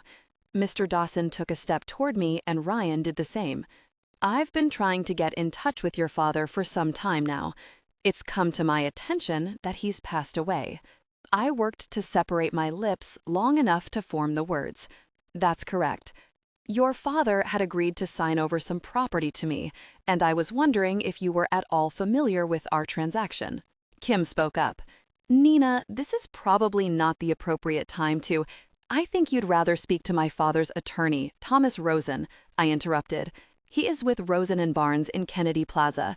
I'm sure he will be able to assist you." I turned to get into the car, but the man took several quick steps to thwart my efforts. He held my door and his face turned grave. "It's of the utmost importance, Nina. I've exhausted all of my options, and I'm asking for your help." His eyes darted to Ryan and then back to me. Mr. Dawson kept his voice low. "Jack has a safe. Maybe you've seen it? My papers are there in that safe, and I need to obtain them right away." The already uncomfortable feeling that I was experiencing grew as the man inched closer to me. I heard Kim make wide strides to intercede, but Ryan beat her to it, stepping between me and the stranger. I slid into my seat and shut the door, while Kim wheeled around, hurrying to start the car. Ryan paused for a moment, eyeing the man, and then joined Beth in the back seat. I saw Ryan's arm slide between my shoulder and the door, reaching to press down the lock. Mr. Dawson leaned down to peer at me through the glass. "I need those papers, Nina. It would be wise of you to help me." He pulled out a card and held it against the window with his palm. I scanned it quickly and attempted to smile. No one spoke until we were almost back to the school parking lot. "Does anyone else think that was completely creepy?" Beth shrieked. "Beth, you scared the mess out of me," Kim said. "What are you going to do?" Ryan asked. "I'm going to call Mr. Rosen tomorrow, and then I'm going to call my mother," I said, fidgeting. Beth nodded with wide eyes. "Your mom is gonna freak." "I know," I grumbled. Kim waved and set off to Andrews, while Beth and I said our goodbyes to Ryan. Beth patted Ryan's shoulder. "I'm glad you were there, Ryan. That guy was... I don't think he would have let Nina in the car had you not been there." "Yes, thank you," I said, hugging him. Ryan pulled back to look at me, still keeping me enveloped in his arms. "I'd do anything for you," he said, brushing my bangs away from my eyes. I took a step back and glanced at Beth, whose eyes were bouncing back and forth between Ryan and me. He scratched the back of his head nervously. "Yeah, well, guess I better head back to the dorm. I'll see you ladies at our next study group." "See ya," Beth chirped. I smiled and waved to him as he turned to walk away. Beth grabbed my arm and pulled me along with her as she walked. "Nina, what are you going to do about him?"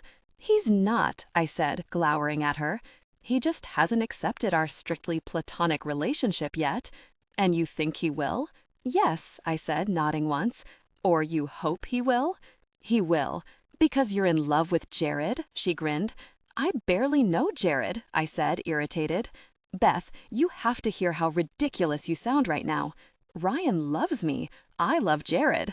I've known them both for about 2 seconds." "You are in denial." I rolled my eyes. "I'm going to see my mother tomorrow. Do you want to come with me?" "No, I have a meeting." I raised one eyebrow. "What kind of meeting?" "I'm not talking about it. You'll laugh at me."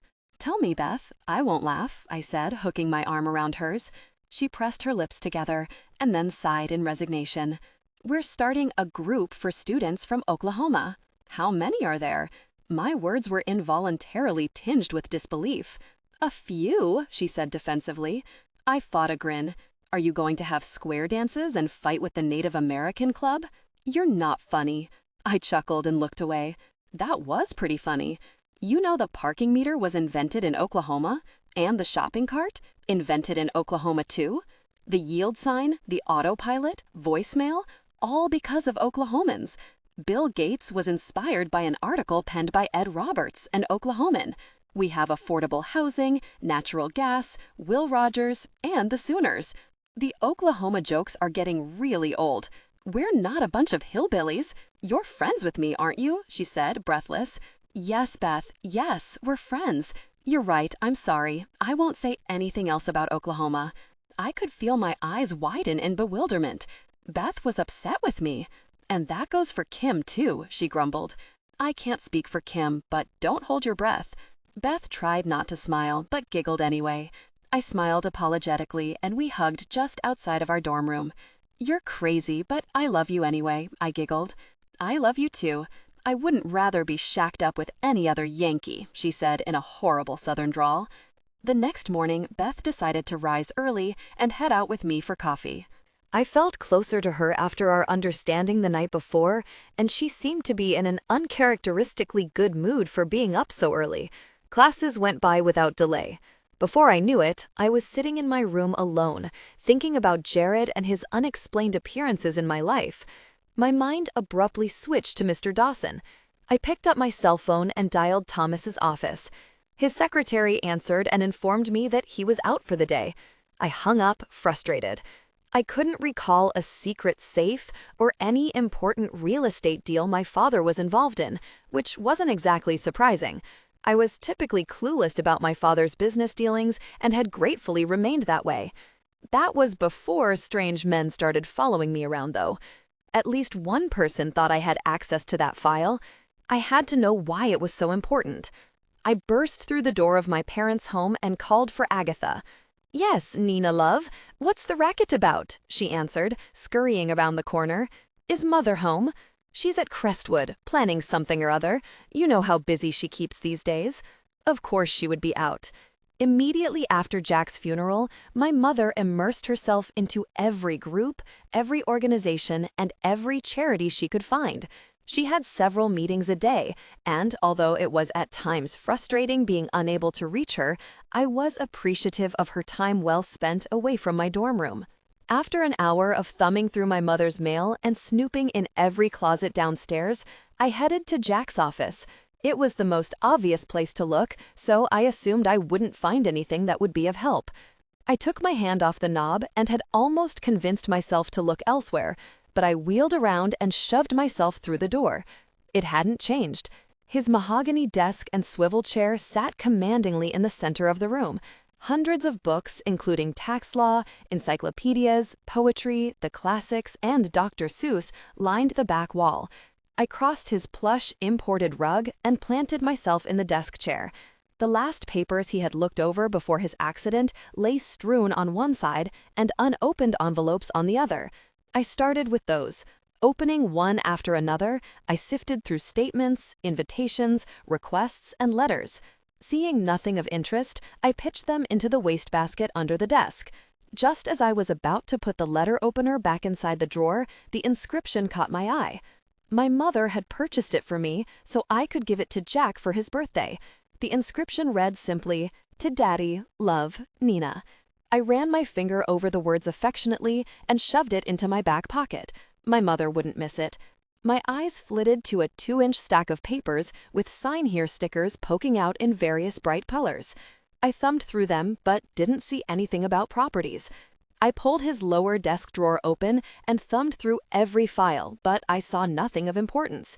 Searching the remaining drawers, I rifled through old photos, envelopes, paperwork from the last 10 years of tax filings, and a set of car keys. I slammed the last drawer shut and puffed. My eyes wandered over to the file cabinets along the left wall. I started with the highest drawer in the cabinet closest to the back wall and searched for anything pertaining to properties, commercial or otherwise. I began to feel possessed. Every time I shut a drawer, I stifled a sob. Each drawer was slammed harder and harder. Only one cabinet wouldn't open. While searching through the last drawer, my hands began to shake. Upon finding no suspicious evidence or anything related to Mr. Dawson, I kicked the door shut, causing the cabinet to rock back and forth. "Ah!" I stomped, balling my hands into fists at my sides. I paced in a small circle for a minute and then made my way to the desk chair and collapsed. A small bronze frame sat to my left. It was of me and Jack when I was about 4 years old. We had gone on vacation to the Grand Canyon and I had fallen. I looked closer to verify my bandaged knee and smiled. I was sitting on my father's lap. He had just finished cleaning up the dirt and blood and used a colorful bandage from my mother's purse. He kissed my knee and told me that it was all better, and even though the sting remained, I nodded my head in belief. The colors were all so vivid, as was my memory. My eyes filled with tears and I looked around, horrified that I was in Jack's office and at what I was doing there. Mr. Dawson, a complete stranger, had made me doubt my father. I wiped my face and quickly straightened his desk. The door slammed behind me as I quickly descended the stairs. "Miss Nina," Agatha called after me, but I raced past her, too intent on escaping the shame that I felt. I yanked my BMW into gear and flew down the driveway into the street. Tears streamed down my face, and I felt my body shudder in the same sobs I had worked so hard to rid myself of. Too many questions and no answers. Everything that had made sense died with my father. The flickering street lamps flew by as I sped down the road.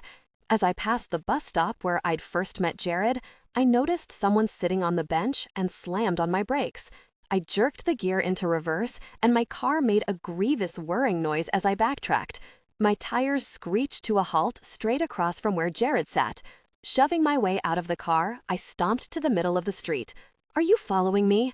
Are you all right?" he asked, concern overshadowing his flawless features. "What are you doing here, very it?" I yelled. He stood up and held his arms out to me, but I shook my head. He stopped and furrowed his brow. "Nina, come here." "I want answers, Jared. You show up in my life, tell me you have these feelings for me, you won't give me your number, and you all but refused mine." I took a step toward him, and he a step toward me. "Nina, I know you're upset, but it's going to be okay." His voice was calm and soothing, almost too much so, as if he was trying to talk me down from a ledge. "I'm standing in the middle of the street, bawling my eyes out and yelling at you, Jared. Why aren't you asking me what's wrong? Why don't you ever ask me questions?" Jared thought for a moment, seeming surprised at my observation. He took another step toward me with outstretched arms, begging to hold me. "Is it feelings you have for me, or are you just following me around because you feel sorry for me? Is it because I'm some tragic, fatherless basket case that you've decided to make a charity project out of?" His eyes turned angry, and his arms lowered. "You know that's not true." As he took another step, his face for once didn't try to hide emotion. His eyes ached for me to come to him. I could see that my tears caused him pain. I leaned into his arms, and he wrapped them around me without hesitation. I relaxed in his embrace for a moment. The warmth of his arms provided instant comfort. He leaned down to press his cheek against my temple. "It's more than just feelings, Nina. You have to know that." I peered up at him with damp eyes. "Then why haven't you?" "What?" he asked. I shook my head at first, but he pulled me closer to him, and his eyes begged me to confess my thoughts. "Tell me, why haven't you tried to kiss me?" He seemed stunned, and then his eyes settled on my lips. I watched as his expression changed from desire to conflicted to a decision. I didn't know what it all meant, so I closed my eyes and leaned into him, knowing his lips were just a few inches from mine. I felt his grip tighten, and he held me at bay. My eyes popped open, humiliation crashing over me in waves. Adding to my already crippling embarrassment, tears once again spilled over my cheeks. His eyes closed tight, and his face crumpled. I don't want to lie to you. The humiliation still flamed my face, but it was now obscured by my anger. I'd grown weary of his vague non-answers. He would offer a tiny bit of truth shrouded in confusing ambiguity, and my patience had reached its limit. Seeing the resentment in my eyes, Jared let out a frustrated sigh. He released me and walked across the street to an impressive black motorcycle parked behind the bench. Without looking back, he turned the key, and with a push of the button, the engine roared to life. The motor snarled as he revved it a few times before speeding off the sidewalk and down the street. The weekend came and went. Beth and I attended the basketball game, and Kim, Beth, and I joined Ryan, Josh, Tucker, and Chad for air hockey and nachos. I refused to talk about Jared, even with Beth. I couldn't even bring myself to explain what had happened that caused me to be so furious any time they mentioned his name. Ryan seemed to enjoy my change of heart. One night, he called to ask me for help with his chemistry, and we found ourselves sitting on the floor of my dorm room alone. "No, it's..." I pressed my lips together as I rewrote the last line. "Chad said he failed this test last year," Ryan grumbled. "Well, Chad didn't have me for a tutor, now did he?" I threw my pencil at him, and it bounced to the floor. "Tutor or not, this test is gonna suck. Have you lost your faith in me? Have you reconsidered my offer yet?" He grinned. "I don't know what you're talking about," I shrugged, playing dumb. "Yes, you do. It's okay if you haven't. You will eventually," he smiled wide. "I'm fairly certain I won't be interested in dating for a long, long time." Ryan didn't skip a beat. "I'll wait." The next weeks proved to be fairly mundane. I hadn't seen Jared or Mr. Dawson, and Ryan's propositions had tapered off. Beth had been noticeably absent from our room. I hadn't even been sequestered for a ball game. I didn't leave campus for further theory testing walks, and I tried not to venture off campus in general. My feelings were conflicted at any given second between being desperate to see Jared again and cringing at thoughts of any chance run-ins. I committed to pushing him from my mind, even if I had to do it 1,000 times a day. At study group, Ryan and I took our normal spots to work together on his latest academic crisis. Kim passed the time by shooting rubber bands at Josh, while Beth and the new girl, Nicole, compared notes. Josh caught one of Kim's rubber missiles in midair and yawned. "So, when are we going out again?" Kim shrugged. "I don't know. When do you want to go?" "I don't think Nina's up to it," Beth hinted. The entire group stared at me with a mixture of pitiful and expectant expressions that I was desperate to deflect. "Of course I'm up for it," I said, aiming for a casual tone. In truth, going out again with the same people to the same place made me anxious that we were just asking for a repeat, and I wasn't ready to see Jared again. In the same moment, I worried that he wouldn't show. "Are you sure?" Beth asked, leaning forward in her chair. "Why don't we go tomorrow?" Josh asked Ryan. "I'm there," Ryan said, nudging me. "On a Tuesday? How much fun can a Tuesday night be?" I groaned.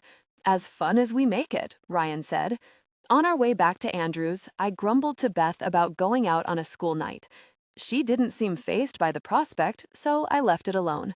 When we lumbered into our room, my cell phone buzzed. "Hi, Mom," I yawned. "You sound tired, Nina. Are you getting enough sleep?" she asked. "I am. It's just been a long day," I said, peeling back my comforter. "Well, I won't keep you long. I just wanted to tell you that Thomas called me today. He wanted to apologize about not returning your call. Did you call him, dear?" "Yes, I did. I hadn't anticipated Thomas calling my mother." "Well, what did you call him about?" I decided that sticking as close to the truth as possible would be the best option. "Well, I was in Dad's office a few weeks ago and came across some unsigned papers. I didn't want to worry you with it, so I called Mr. Rosen." "You were in Dad's office? Why?" "I guess I just miss him." "Oh," she whispered. "I'm sorry I wasn't there." "It's okay, Mom. It was something I needed to do on my own. You don't worry about those papers, dear. They're nothing you need to concern yourself with. Thomas has copies of all of your father's papers in his office. They've already been taken care of." I wasn't ready to move them just yet. "I understand," I said, thinking of the letter opener I'd taken. She obviously hadn't noticed yet. I wondered if she went into Jack's office at all. "Did Daddy ever discuss an urgent properties deal with you?"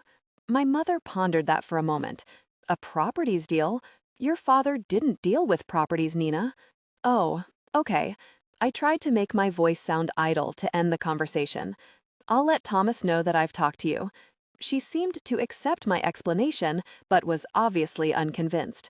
"That's fine, Mom. I'm going to bed now." I clicked my phone shut and noticed Beth staring at me. "What? You didn't tell her about the Dawson guy, did you?" Beth said, towel and toiletries in hand. "I can't put that on her right now." I clicked my fingernails together, waiting for Beth to return. Mr. Rosen chose to call my mother instead of me. The thought flooded my mind with the disturbing words Mr. Dawson spoke, which, in turn, morphed into thoughts of my father being swindled posthumously. In that instant, I became angry beyond words and scrambled to my feet. Beth wouldn't return fast enough. The only comfort would be a distraction. Without a second thought, I grabbed my keys and bolted out the door. My BMW weaved in and out of traffic just a bit over the speed limit. I figured if I could somehow get lost, trying to find my way back would be an excellent distraction. I drove until the buildings were less familiar, and then I stopped paying attention to the street signs. When I was no longer in Providence, I slowed down to make a U-turn to start the challenge of finding my way home. I veered off a bit to the shoulder before making the turn, and then my car bobbled over an unseen object as I pulled my steering wheel in the opposite direction. "Very!" I peered into my rearview mirror, searching for what I'd run over to decide whether I should pull over to assess any damages. In the next moment, I saw the reflective, twisted metal and sighed. I pulled over to the side of the road and came to an abrupt stop. Realizing the situation I'd gotten myself into, I let my forehead fall hard onto the steering wheel with a thud. A flat tire on the side of an unknown road in the middle of the night was definitely a distraction. I shoved open my door and walked around to look at the front passenger side tire. Seeing the rubber pooled on the ground, I raked my fingers through my hair. Fog blurred the streetlights, so my vision was limited. In quick strides, I ducked back into my car to call Beth. At the same time that I remembered I have left my purse behind, it dawned on me that I'd also failed to bring my phone. Nina, you idiot! Logic overrode panic. The sun would rise in a few hours and I could flag someone down to use their phone. I turned the heater on high and let the dry air fill the cab. When it was too hot to breathe, I flipped back the ignition and turned off the car. Just moments later, I tugged my coat tighter around me. It was going to be a very long couple of hours before sunrise. It didn't take long at all for the stifling heat in the car to fade to mildly warm and then to an uncomfortable chill soon after. 3 quick raps on my window sent me an inch off my feet. I whipped around to see a man in a puffy blue coat standing just inches away. My hand flew up to the lock as he leaned down to look in. "It's a little late for that, don't you think? I could have carjacked you by now," Jared said, grimacing at my pitiful efforts. I couldn't speak. The fear sent adrenaline racing throughout my body, and I experienced a dozen different emotions before I settled on relief. "Open the trunk so I can get your spare," he said. I reached for the button, and the trunk sprung open with a pop. Scrambling out of my car, I watched while he pulled out a jack and quickly assembled it, and then pulled out the spare tire, carrying it to his makeshift workspace. I'd always seen people rolling tires around, but Jared lifted it out of my trunk as if it were a grocery bag. He worked feverishly, as if he were being timed, pumping the jack, unscrewing the lug nuts, and yanking off the flattened carcass of the old tire to immediately replace it with the spare. He repeated the process in reverse, tightening the lug nuts and spinning the tire. Once he finished lowering the car, he lobbed the flattened tire into my trunk, followed by the jack and tire iron. "Go home, Nina," he growled. He slammed the trunk shut and then wiped the grease from his hands onto his jeans. "Jared, just go home," he said, avoiding my eyes. He turned his back on me, disappearing into the fog. "Thank you," I whispered. I shook my head and scrambled around the front of my car, staring at the new tire to make sure I hadn't imagined everything I'd just seen. My new, perfectly capable tire was fitted flawlessly to my car. I looked to the fog where Jared had disappeared and puffed. It was no longer an indefinite prospect that Jared was always waiting in the wings. I didn't know why or how he was doing it, but he was watching over me. During the ride home, my mind raced with theories and explanations. There was no way for him to explain it away. Jared had basically admitted to following me. Maybe that was why he was so irritated. I'd managed to get myself in yet another situation that he would have to make clear that he was nearby. I should have been panicking. Anyone else would have repeated the word stalker over and over in her head, but I only felt an overwhelming sense of calm. Beyond the calm, I was even more shocked to discover that I was flattered. Something else became clear to me. I had absolutely no common sense concerning Jared Ryle. I had become an irrational, ridiculous, sobbing fool, and incredibly, he was still in my life. I didn't care if he was a stalker or a miracle. The thought that he was always near me, that he could have been watching me at that very moment, sent euphoric shivers down my spine. The next night, a knock at the door prompted Beth to grab her purse. When I swung open the door, Kim, Josh, Ryan, Tucker, Chad, Lisa, and Carrie were all standing in the hall. "We held hands so they wouldn't get lost," Kim quipped. "That's nice," I said, turning to grab my keys and wallet. "We're not all going to fit in the Beamer." "I'm taking my Jeep," Chad said. "Sweet," Beth chirped. When I followed Beth through the door of the pub, I felt my body tense. I didn't relax until I finished scanning the room and saw that Jared was nowhere to be found. With my relaxation was also discontent, but Ryan's arm around my shoulders provided an immediate diversion. We took a table and Ryan fed quarters into the toque box. Within an hour, we were all on the wooden floor dancing to disco. "Next time, I'm bringing a CD," Kim yelled over the Bee Gees. When we returned to our table, a slow song crooned from the jukebox, and Chad asked Beth to dance. She was beaming, and I watched him pull her gently by her hand to the dance floor. I felt the corners of my mouth turn up as I watched them, not being able to keep myself from the bittersweet memory of Jared's arms around me in the same space just a few weeks before. "Come on, dance with me," Ryan asked, pulling at my hand. I might have said no if he hadn't already had me halfway to my feet. It had become a full-time job to keep him from getting the wrong idea about our friendship. I followed him to the dance floor, and he secured his hands behind my back. "Oh, cheer up. It's not that bad," Ryan smiled. "You're drinking. I'm concentrating on not tripping over your 2 left feet. I'll catch you," he said, too close to my face. "Great, then we'd both fall," I grinned. Ryan hugged me to him. "I don't mind falling to catch you." I relaxed my chin on Ryan's shoulder until the song ended. He seemed to want to keep dancing, but the next song was upbeat. He hesitated and then let me go, leading me back to the table by my hand. We tabbed out after last call, and Lisa and Carrie decided to take a cab to someone's apartment for an after-party. Beth decided to ride with Chad once again, and my heart leapt for her when I saw him lead her by the hand to his Jeep. We quickly crossed against the light to the parking lot, and Kim and Ryan giggled while I fumbled for my keys. I cursed as my keys tumbled to the ground into a pothole. I reached down to get them, but a dirty hand beat me there. Kim and Ryan were silent as I slowly stood to face the raggedy man in front of me. "Thank you," I said, holding my hand out for my keys. I noticed there were 3 other men with him, emerging from the shadows of the alley. "You're welcome," he rasped. He had an unkempt brown beard, and his black eyes were abnormally deep-set. Upon first glance, he appeared homeless, but his fingernails were too clean and his face wasn't nearly worn enough. Even growing up on the east side, I had seen my share of the destitute on the docks with my father. "I don't suppose you could spare some change for my trouble?" Sure," I said, looking at Kim and Ryan before I dug into my wallet. I handed him a $10 bill, and he glanced over to my BMW.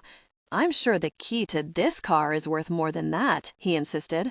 I reached into my wallet and handed him a 20. "There, please give me my keys," I said, holding out my hand. He stared at me for a long moment, prompting Ryan to walk over to us. "She gave you some money. Give her back her keys." The man looked Ryan over and then peered back at me. "I don't think that's quite enough." My eyes narrowed. "How much do you want? How much do you have in your wallet?" "What? And I'd like that pretty green ring on your finger too, baby doll." He nodded. "You're not getting her ring," Ryan said, stepping in between us. "Benson," the bearded man called behind him. One of the men behind him nodded and signaled the others to move forward. "Ryan," I whispered as he sidestepped to hide me behind him. "Oh, look, Graham, she's got a little bodyguard." "Shut up, Stu," the bearded man growled. "Give me the ring and the money, and you can go," he said, spitting on the ground. "I don't think so, Graham." Ryan shifted as he assessed the other men. "Ryan," I warned, and then looked at the ringleader. "Listen, this is everything I have on me," I said, shoving at him several large bills and more 5s and 1s. "This is everything in my wallet. Take it." "And the ring," Graham said in an obstinate tone. I looked at Kim's horrified expression and then back at the thief. I can't give you my ring. My father gave it to me, and he passed away recently." "That's a very sad story," he mocked. "Give me the ring." I hid my shaking hand behind me and looked around for someone, anyone that could help. "I won't," I swallowed. "I'm sorry." Graham looked away momentarily to follow my line of sight, and Ryan took the opportunity to attack. Kim ran around the car. "No!" A scuffle ensued, with the other 3 jumping on Ryan. They were in a huddle, punching and kicking Ryan mercilessly. I took a step toward the cluster. "Stop it!" Ryan let out a muffled cry and stopped fighting. My hands flew to my mouth as I saw that Stu held a knife dripping with blood. "Stop it, please," I said. The men were chuckling to each other. The brutality had ended with one last kick to Ryan's ribs. I stared in horror as he lay broken on the wet pavement. Just as he attempted to pull himself up to all fours, Stu used his boot to press Ryan's cheek back into the pavement. "Ugh," Ryan groaned. "I didn't tell you to get up yet, did I?" Stu said. The attention turned to my hand. I balled it into a fist. I wouldn't give up my father's ring. Graham seemed to notice my decision, and they all took a step forward, preparing to take it from me. 4 sets of malevolent eyes shifted in unison as a familiar voice growled from behind me.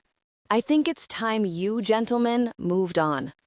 Jared strolled past me, and the air escaped from my lungs with overwhelming relief. "Jared," I said. He shot me a reassuring smile. "It's okay, sweetheart. You don't have to give them your ring. She's certainly not." "You want some of what this boy got?" Stu warned. Graham eyed Jared suspiciously.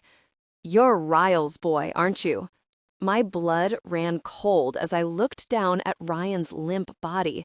He was still breathing, but in small, shallow gasps.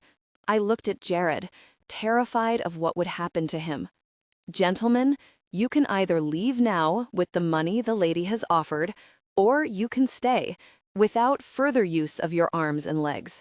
It's your choice. Either way, the ring won't be leaving her finger tonight."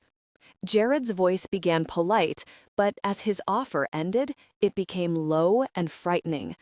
Graham chuckled as he lowered his head. Once his laughter ended, his eyes darted up, peering at Jared from under his brow. "Then, I guess we'll just have to cut her hand off." I froze. Jared turned to me, his eyes steely blue, and then he looked back at the men as he took a step towards them. "See?" Jared sighed. "Now you're just making me angry." "I'm sick of this," Benson said. "Benson, wait," Graham ordered. 2 of the men rushed Jared, and just as a scream grew in my throat, I saw Jared pull one of them off his back and throw him across the lot, an incredible distance, at least 30 yards, against the stone wall of the alley. The man's body flew into some trash cans with a loud crash. Benson flew back after Jared punched him in the face, and I recoiled when blood exploded from his nose. Stu ran at Jared with his knife, but Jared lithely dodged out of the way and caught the man's arm as he jabbed the knife at him. Jared pulled Stu's arm to the side and quickly rammed his fist into his elbow from behind, hyperextending it until it snapped. Jared punched him again, this time in the face, and the man fell to the ground. Graham attempted to turn and run, but with amazing speed, Jared reached out and grabbed his overcoat, stopping him in his tracks. The man whirled around and pushed Jared back against my car. My hands flew up to my mouth. Jared quickly spun to elbow Graham in the side of his face. The bearded man plummeted to the ground, the blow causing him to thrash about in stifled groans. When I gawked down at him, I noticed that his jaw appeared askew. He held it against his face with his hands and moaned in agony. Jared pulled my car keys from the ground beside him and noticed a worn black wallet next to them. He picked it up, and it unfolded automatically to reveal a large metallic object. "Ugh, this is not good," Jared said, rubbing his forehead. "What? What is that? Is that his?" I tried to get a better look as Jared stuffed it into his jacket pocket. Breathing heavily, Jared took a few steps closer to me. "Are you okay?" "Am I? Are you okay?" Jared nodded, but I could see blood oozing from a small cut on his cheekbone, just below his eye. "You're bleeding," I whispered. Jared wiped the cut and glanced down at the blood smeared across the back of his hand. "It's not bad. I have to get you out of here before the police show up." "Ryan's going to need a doctor," I said, rushing down to Ryan's side. He was still breathing, but he'd been beaten badly. "Ryan, can you hear me?" I asked, but he didn't respond. Jared nodded and then effortlessly lifted Ryan into his arms to put him in the back seat of my car. Kim ran around to jump into the back and covered him with her coat.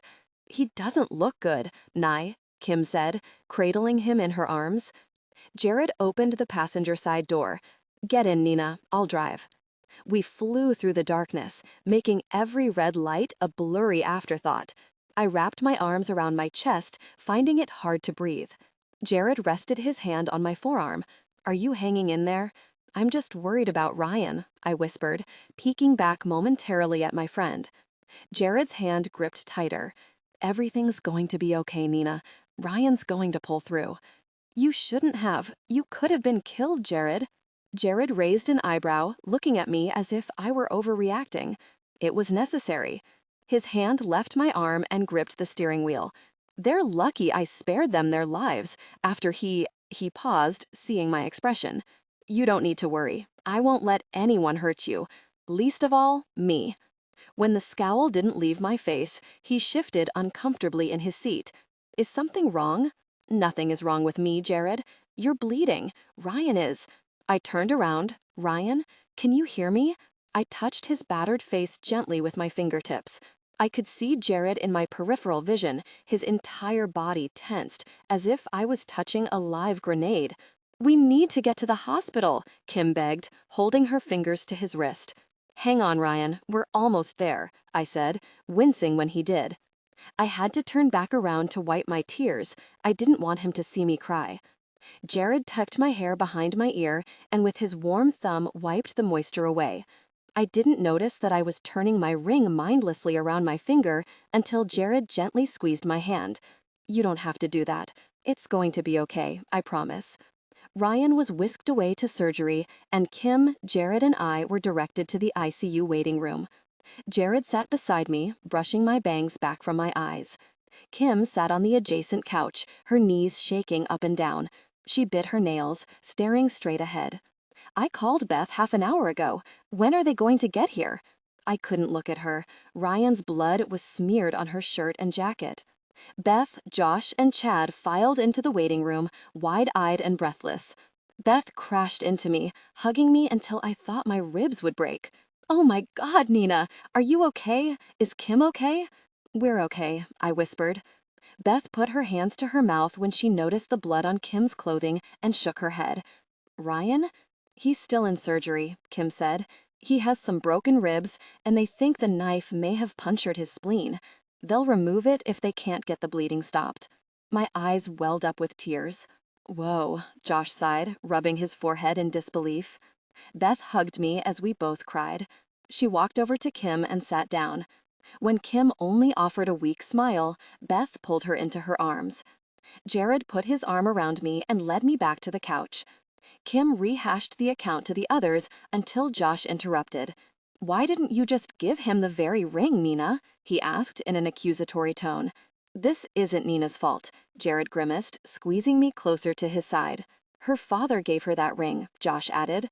"It's just a ring," he murmured. Jared looked into my eyes with an understanding expression. He didn't want me to feel worse than I already did. I didn't expect anyone to understand my attachment to the ring any more than I expected them to understand my relationship with my father. "How did you get away?" Beth asked. I felt Jared shift uncomfortably beside me when Kim spoke. Jared took all 4 of them on. He was amazing. Apparently, he's taught his little sister everything she knows. All eyes darted to Jared, who leaned forward and clasped his hands together. "I'm in the security business." "Where? In a rack?" Josh sneered. "Nah," Jared said, downplaying Kim's explanation. I knew better. I had just glimpsed into a fraction of Jared's secret. I jerked against Jared's shoulder when he whispered that Ryan was being wheeled into intensive care from recovery. "It's okay, you're safe," he whispered, pressing his lips to the top of my hair. "Oh," I said, wiping my eyes. "I must have dozed off for a second." "More like an hour," Kim said with heavy eyes. Jared squeezed me to him. "You didn't miss anything. You needed to rest." "What time is it?" I yawned. 7:30, Beth said, looking as exhausted as I felt. The nurses pushed the stretcher down the hall with a barely coherent Ryan attached to monitors and tubes.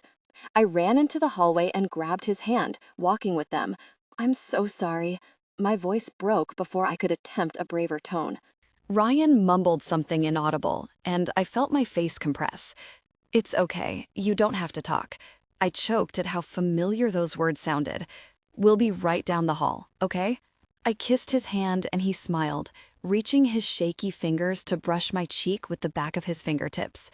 I held his hand to my face for a moment, kissed it, then let go as they passed through the double doors. The doors shut in my face, and I brought my hand to my mouth to stifle the cries. Beth came up behind me and Kim joined us, followed by Josh and Chad. We all huddled in the middle of the hall as we hugged and cried. I had been nestled in Jared's warm arms for 20 minutes when a nurse came out. He's resting now. If you would like to freshen up and come back later, he may be ready for visitors then. But how is he? I asked. It's still early, but he's young and healthy. I'd say he's going to recover quite nicely, she smiled. We shared a collective sigh as she wheeled around and disappeared behind the double doors. The doors shut in my face, and I brought my hand to my mouth to stifle the cries. Beth came up behind me, and Kim joined us, followed by Josh and Chad. We all huddled in the middle of the hall as we hugged and cried. I had been nestled in Jared's warm arms for 20 minutes when a nurse came out. He's resting now. If you would like to freshen up and come back later, he may be ready for visitors then. But how is he? I asked. It's still early, but he's young and healthy. I'd say he's going to recover quite nicely, she smiled. We shared a collective sigh as she wheeled around and disappeared behind the double doors. I'm going to head home. Call me when he wakes up, Chad said. Can I catch a ride with you? Kim asked. With that, Beth, Kim, Chad, and Josh all stood up. You're staying? Beth asked. I nodded and stood up to hug her. I'll stay with her, Jared said. Beth smiled through her fatigue before Chad led her out by the hand. You're exhausted, Jared said. I should take you home. I shook my head. I can't leave him here alone. I almost got him killed. Jared's face twisted when he spoke. He almost got himself killed. He tried to keep them from attacking me, I said, offended.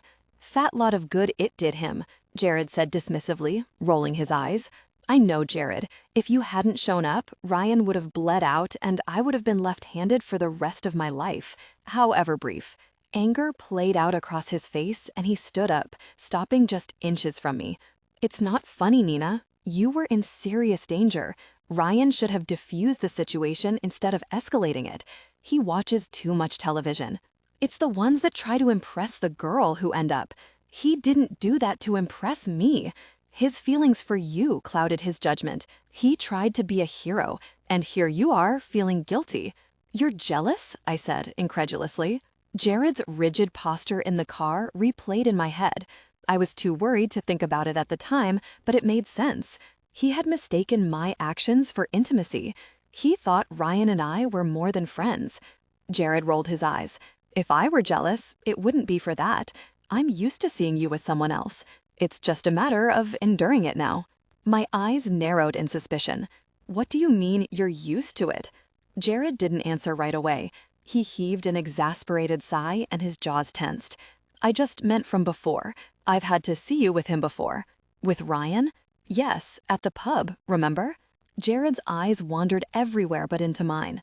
I remember, I said, still unconvinced. He took my hand and worry shadowed his face. I'm glad you're okay. For a moment, I thought I wouldn't get there in time. Was your judgment clouded? I said acerbically, still incensed that he had snubbed Ryan's bravery. Something like that, he glowered, looking away from me. You're not going to tell me the truth, are you? I pulled my hand from his and crossed my arms. Jared's head snapped back, and his eyes glared into mine. And what truth would that be? You know what I'm talking about. You took down 4 men on your own, like they were little girls. The incomparable sense of timing you seem to have, the knowing where I am all the time. I don't know where you are all the time, and my sense of timing tonight was almost non-existent. Are you going to be honest with me or not?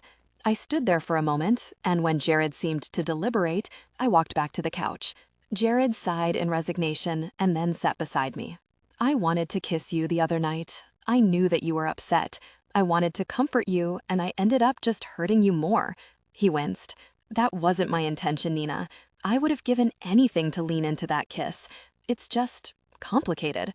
You knew that I was upset? He looked down and sighed. Jared?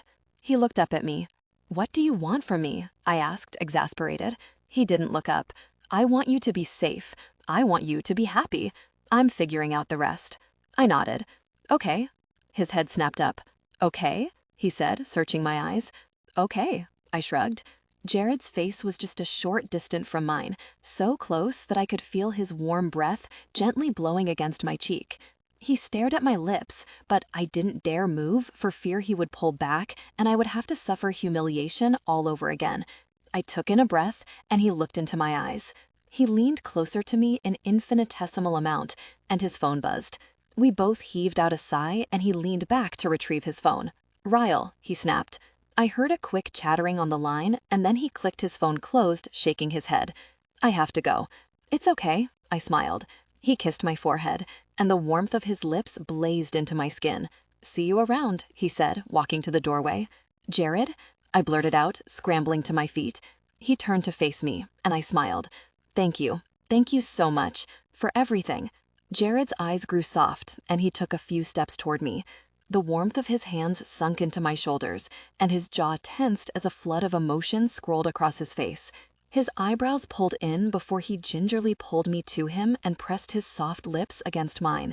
He ran his hands up my neck to my face, where he held my cheeks in each of his hands.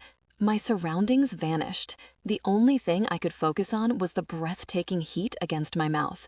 An entire lifetime could have passed, and still the kiss ended too soon. He pulled me tighter to his chest and then wheeled around, disappearing down the hall. I walked a few paces backwards and fell against the seat. The gravity of the situation pressed down on me with renewed strength. The danger, my fear, and the confusion about what I'd seen, what Jared was capable of, were swimming around in my mind. I should have been insane with anxiety, but I felt the same sense of calm I'd felt on the side of the road the night before last. Ryan was going to be all right, my hand was still firmly attached to my wrist, and Jack's gift was safely around my finger.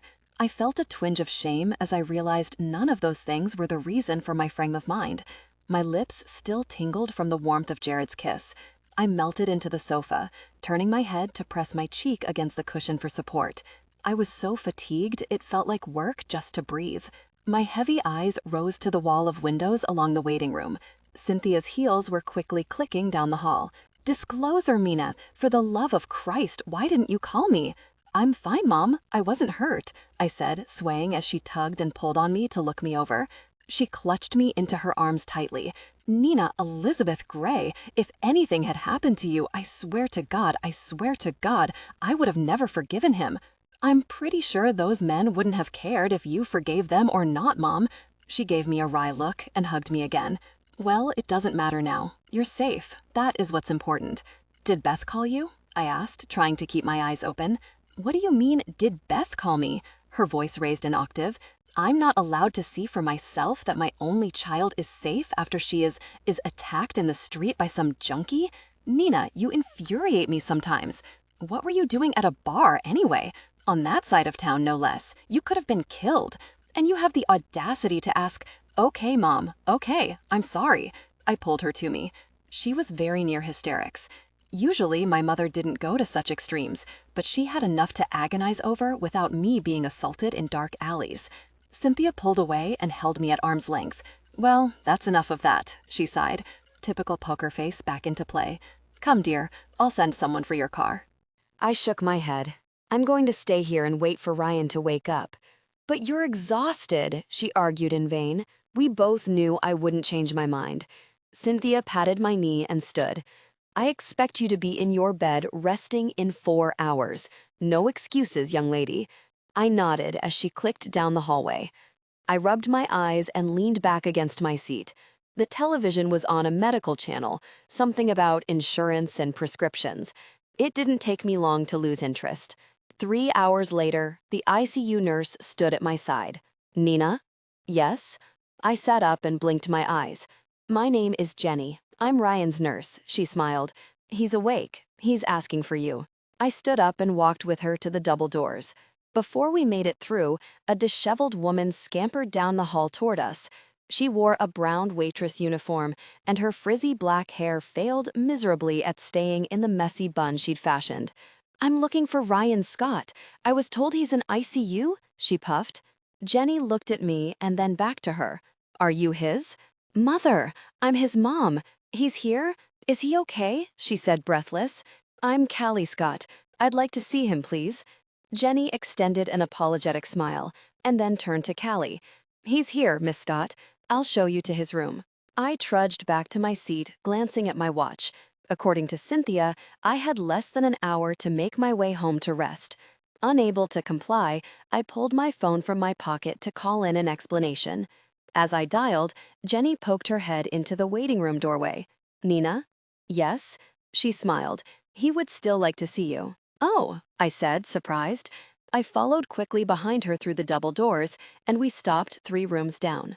When she pulled back the heavy curtain, the rings grated across the metal bar. She smiled to her left. I found her. She didn't leave. I peered into the room and inwardly cringed at the tubes and wires leading from Ryan's body. "Hey, Nye," he rasped. I managed a half grin. "Today is the only day I'll let you get away with that." Ryan laughed and then winced. "Take it easy, baby," Callie said, searching for a place to touch him that wasn't attached to a monitor or IV pump. She settled on brushing back his hair. "Mom, don't fuss," he whispered, leaning away from her nervous stroking. "Chad, Beth, and Josh were here earlier. They'll be back," I said, touching his foot. Ryan nodded. "Is Jared still here?" I shook my head, making the corners of Ryan's mouth turn up. I wasn't sure how much he had seen or how much he remembered. "It's a good thing he's stalking you." I rolled my eyes. "He's not stalking me." "How else do you explain him showing up out of nowhere?" Ryan pressed. "Who's stalking you? Is this the man that attacked my son?" Callie's face compressed with concern. "No, Mom. He's the guy that kept us all from getting killed," Ryan said, watching my face. Callie looked to me, still wanting answers. I fidgeted under her stare. "He's a friend of mine that came just in time." As usual, Ryan frowned. "You look like hell. Get some sleep." "I can sleep later," I argued. Of course he would be worried about me while he was lying in a hospital bed. "You can sleep now. My mom's here. I don't need both of you whining over every little thing." "I don't whine," I said, feigning insult. "You can be kinda whiny," he smiled and tapped his cheek. I maneuvered around the tubes and wires to kiss the spot he had indicated. Being this close to someone covered in hospital paraphernalia caused my ribs to wrench in an all too familiar way. I bit my lip with apprehension. "Hey," he reached up an arm to brush my cheek with the back of his fingers. "I'm going to be fine. I'd do it again if I had to." My face fell at his words. I knew how he felt about me, and how it would end. I couldn't stand it if I ever hurt Ryan enough for him to hate me. My hands grabbed his. "You just concentrate on getting well before you start planning more knife fights, all right?" He grinned. "Sweet dreams, Nina." I walked into the dark, curtains drawn and all bulbs extinguished. Beth was still cocooned inside her comforter, breathing heavily. I peeled off my coat and fell face down onto my bed. I tried to lay as still as possible. I didn't want to let my mind wander. Allowing thoughts would mean envisioning the attack, the blood, the eyes of the man that would cut off my hand to take my ring, the chilling sound of Ryan's cry when he was impaled, and Kim's horrified expression in the car. I didn't even want to dwell on Jared's lips. I just wanted to sleep. My eyes shot open to the sound of the door quietly pulling closed. "Beth?" I called, listening for any motion from her side of the room. She didn't answer. I leaned up on my elbows and blinked my eyes several times until I could see clearly that Beth's bed was empty and made. A note was on the back of the door, so I pushed myself slowly from the bed and ambled across the cold floor. "Went with Chad and Josh to the hospital. See you there, Beth." Ryan wouldn't be at the hospital alone. Of course his mother might still be there, but it was good that he would have his friends around him. Beth would be home late, I assumed. I looked at the clock. 6 o'clock. Scrambling from the bed, I rushed to change and brush my teeth, pulling my hair haphazardly into a ponytail. Just as I grabbed my keys, my stomach growled. Going off campus alone immediately seemed like a bad idea, and hoping for something edible at the hospital was being overly optimistic. Dinner at the gate meant a long walk in the bitter cold outside, which would keep my mind off more troubling circumstances. I zipped up my coat and locked the door behind me.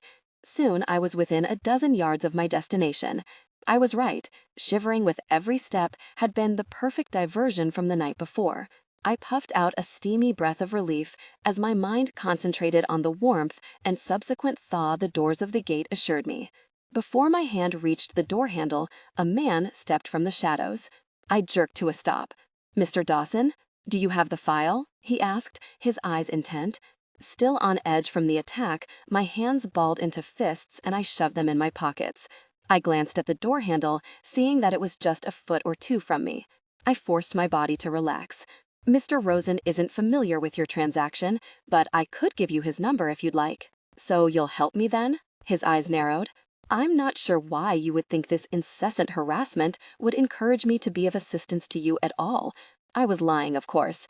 I knew how the intimidation game worked. I'd seen my father win it many times. Nina, I've told you what I'm looking for. Your father and we're involved in a property deal. You've said that, I interrupted. I'm his daughter, not his business partner. Please call Mr. Rosen. I reached for the door, but Mr. Dawson grabbed my arm. With a quick jerk, he yanked me toward him. I gasped as he whispered in my ear with his guttural, growling voice. I'm not playing games with you, little girl. Your father has documents and photos that I want. The last time I saw them, they were in a file in his office marked Port of Providence. I want that entire file. Do you understand me? Unless you want Mommy to have to deal with me later, I suggest you do as I ask. Threatening my mother sent a courageous voice emanating from my throat. Stay away from her. Mr. Dawson snorted. Just like Jack, never know when to back down. My father didn't back down, and that's what got him killed. Mr. Dawson snarled, jerking my arm again. I felt my eyes widen in stunned disbelief. His reply didn't make sense. My father died after his car accident. Mr. Dawson sighed and loosened his grip. I'm doing you a favor, Peach. You don't want caught within 100 yards of that package. There are more dangerous things than me out there wanting it worse than I do. Bring it to me, and you and your mother will have a lot less to worry about. His fingers slipped away from my arm, and he disappeared into the shadows of the neighboring building. I leaned my head against the frosty glass door, trying to gain the courage to move. Once the adrenaline absorbed into my body, I sucked in a gasp of air and slid to the ground. He didn't come. I was in danger, and Jared didn't come. I was surprised when the correlation hit me, and I wondered if I had just realized it or if I had known all along. The last time Mr. Dawson approached me, Jared was a no-show as well. But I reasoned that Ryan had been there. Ryan had controlled the situation enough so that Jared wasn't needed. But this time, I was alone. This time, I needed him. Someone pushed the door open against me. Are you all right? A short, dark-haired boy with glasses came into view, poking his head through the semi-open door. Did you want to come in? The boy asked, confused at his discovery. I pushed myself off the ground. No, thank you, I said, quickly turning toward Andrews. I didn't look back to see his inevitable, bewildered expression. I was too intent on my mission. I would return to my mother's house and turn it upside down if I had to. I ran down the hall to the open elevator and tapped the button of my floor several times, leaning back against the rail. As the doors finally closed, my mother squeezed by them, causing them to jolt open once more. I trust you've slept, she said. Is that why you're here? I asked, surprised. Do I need a reason? She was very nearly offended, but dismissed my question to address more important things. Nina, honestly, you look frightful. How much sleep did you get? Enough. I stepped out of the elevator and pulled her with me. What are you doing? She asked, reluctant to be dragged along. I want to go home. Can I go home with you? Of course. I was sure she was curious what had possessed me to make such an atypical request. I had treated our home like ground zero of a quarantined leper colony since the funeral. I tugged at her coat to quicken her pace, and she abruptly stopped. What is going on, Nina? What do you mean? I asked, pulling at her arm again. This, she said, motioning to my hand on her arm. This is what I mean. What is so urgent? I exhale in a frustrated puff. Beth is at the hospital, and I don't want to be alone. I'm sorry if I'm being overly enthusiastic. Enthusiastic? Nina, you haven't tugged on my coat like that since you were 5. Is there another reason you want to go home? I stared at her blankly. I didn't want to lie to her again. All right, she sighed. Robert is waiting in the car. En route, Cynthia fiddled with her carefully placed French bun and asked generic questions about school. She was suspicious of my behavior, but as was the norm with my mother, she insisted on overlooking the obvious to obtain a false sense of security. She didn't speak for the rest of the trip home to keep from spoiling the illusion with trivial things like the truth. Robert slowed when he entered our long drive. My mother smiled at him when he opened her door, and I followed behind her to the house. Once inside, I peeled off my scarf, hat, coat, and finally my gloves. I rubbed the residual chill still clinging to my arms, methodically going over my plan in my mind. Nina, don't hover in doorways. It's rude. I'm going upstairs, I said in passing. I rushed to my father's office, hoping my eyes would open to something I had missed before. I walked along the outer edges of the room and ran my hand along the surface of the wall, feeling the uneven texture with my fingertips. I tried not to concentrate on any one thing. I wanted to leave my mind open to any clues that I might have overlooked before. My fingertips grazed the spines of my father's books. I pulled a few of them out and looked behind them, knocking on the wall they stood against. I crawled under his desk and felt for anything abnormal. When I found nothing, I returned to the walls, the cabinets, and then the bookcase. I went over them all again, trying to see them a different way, to touch them differently, to appraise them for anything that seemed out of place. As my patience waned, so did my objectivity. I began plowing through the cabinets as I had before, slamming them shut and muttering under my breath. I sat on the floor against the front of Jack's desk and stared across the room with my elbows on my knees. The answers were here. I was missing something. I lifted my chin in interest when my father's favorite painting caught my eye. I scrambled to my feet and reached under the edges of the large frame. Determined, I reached closer to its center, knelt down and peered under it, and even pulled it a bit from the wall. I didn't see anything remarkable, so I reached up blindly, hoping to find something that didn't belong. There was nothing. I stomped in anger. "Daddy!" I looked around the room with my hands defiantly on my hips, blowing my bangs from my face. There were 4 other paintings in the room. I rushed each one, mimicking the sweep I'd just done with the larger painting. I ripped the 4th one off the wall and searched the backside of the frame. Looking at the now empty wall, I felt another scream of aggravation coming on. How could there be nothing in his office? No safes? No secret doorways? No. Keys. There were keys in Jack's desk. The first time I'd searched his office, I assumed they were his car keys. But the car he drove himself, his Jag, was totaled. Scrap metal. What were the keys to? In my haste to get to the desk, my hip smashed into the corner with a loud crack. I stifled a cry and doubled over, using the desk to steady myself. I attempted to rub the sting away with one hand and pulled open the drawer containing the keys with the other. I held the keys in my palm, trying to remember if I'd seen a lock that the keys might fit. I slowly turned my head toward the wall of cabinets. The center tower of files was locked. Surely he wouldn't be this obvious, I thought. I hobbled to the cabinets and tugged on the drawer. It was still locked. The first key only went in halfway. I tried 3 more keys. The 4th easily slid in, but wouldn't turn. 2 keys later, I found myself cursing my father, Mr. Dawson, even the metal in my hands. I gripped the last key between my thumb and finger and closed my eyes. The key slid in, and I rotated my wrist. It began to turn and then caught. None of the keys were to the locked file cabinet. "Very it," I said, throwing the keys to the floor. I kicked the cabinet, walked away, and then returned to land another kick, this time denting the bottom. Limping across the floor, I picked up the keys and tossed them into the desk drawer. I was done. I walked down the hall with my hand still pressed against my throbbing hip and stopped at the top of the stairs. Cynthia's voice was weary as she spoke on the phone.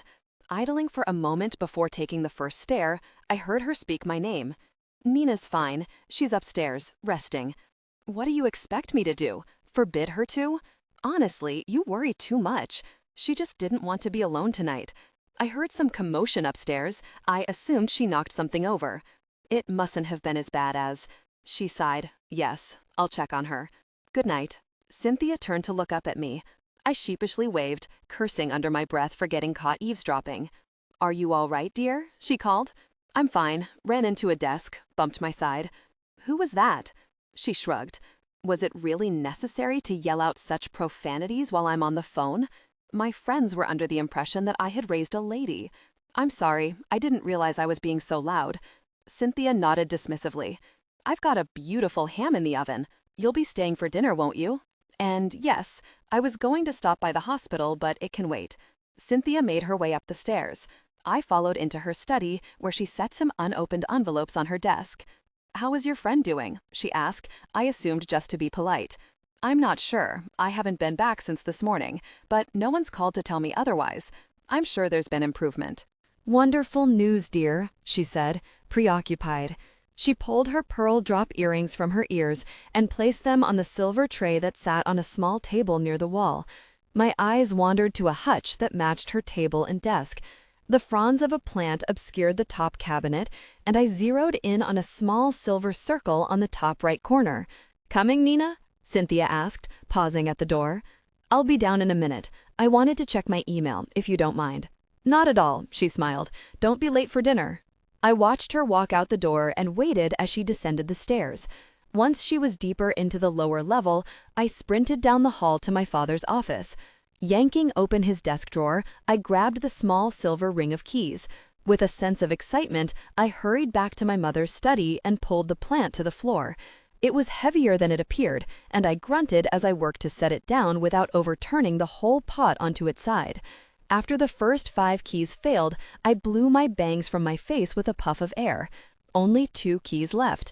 The 6th key slid in, and when I turned my wrist and the key continued to turn 90 degrees, I gasped.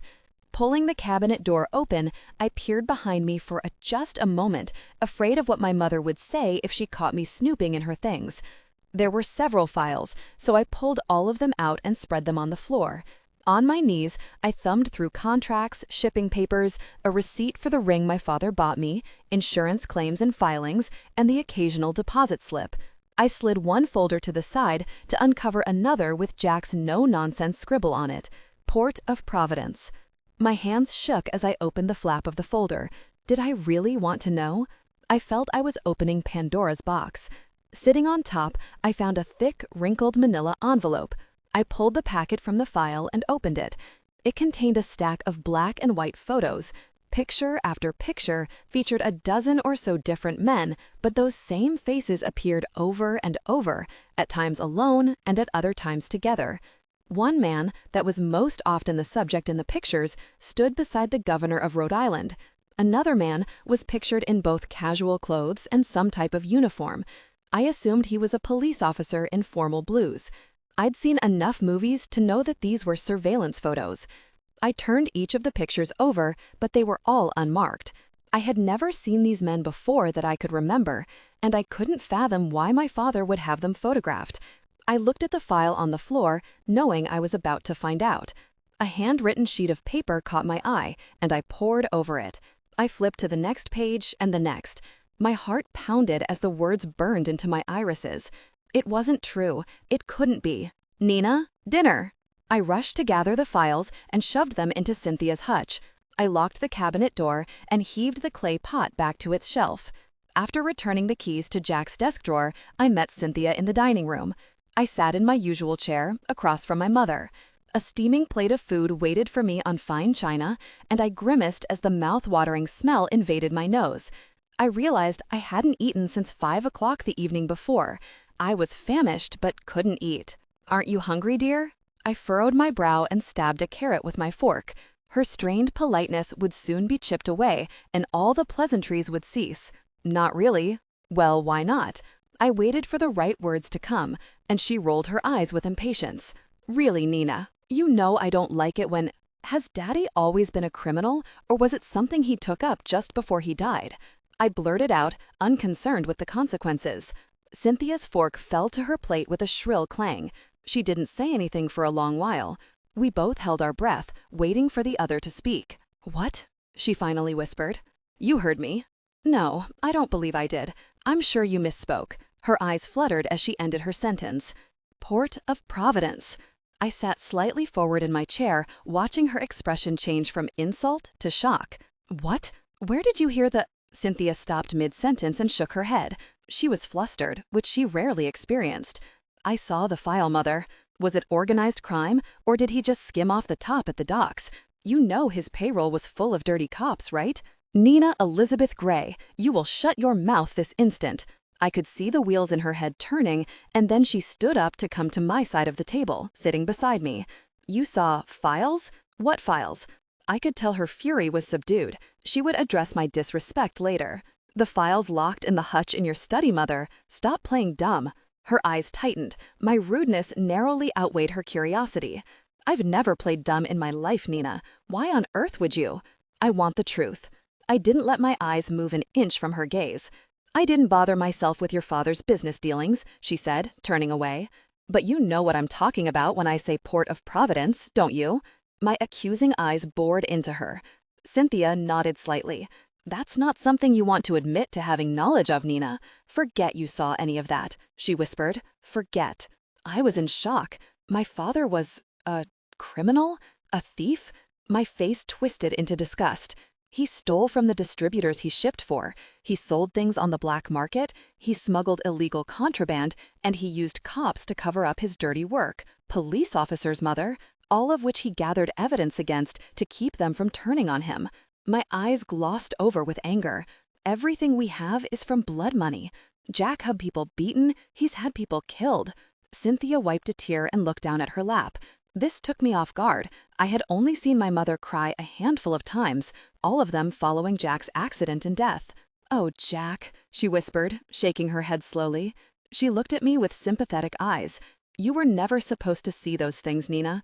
Your father was always so careful to keep you safe from that part of his life. He hasn't been gone 6 months, and I failed him." Cynthia rose to her feet and walked slowly to the door. I pushed myself away from the table and called after her. "Tell me I'm wrong, Mother. I need you to tell me this is a mistake."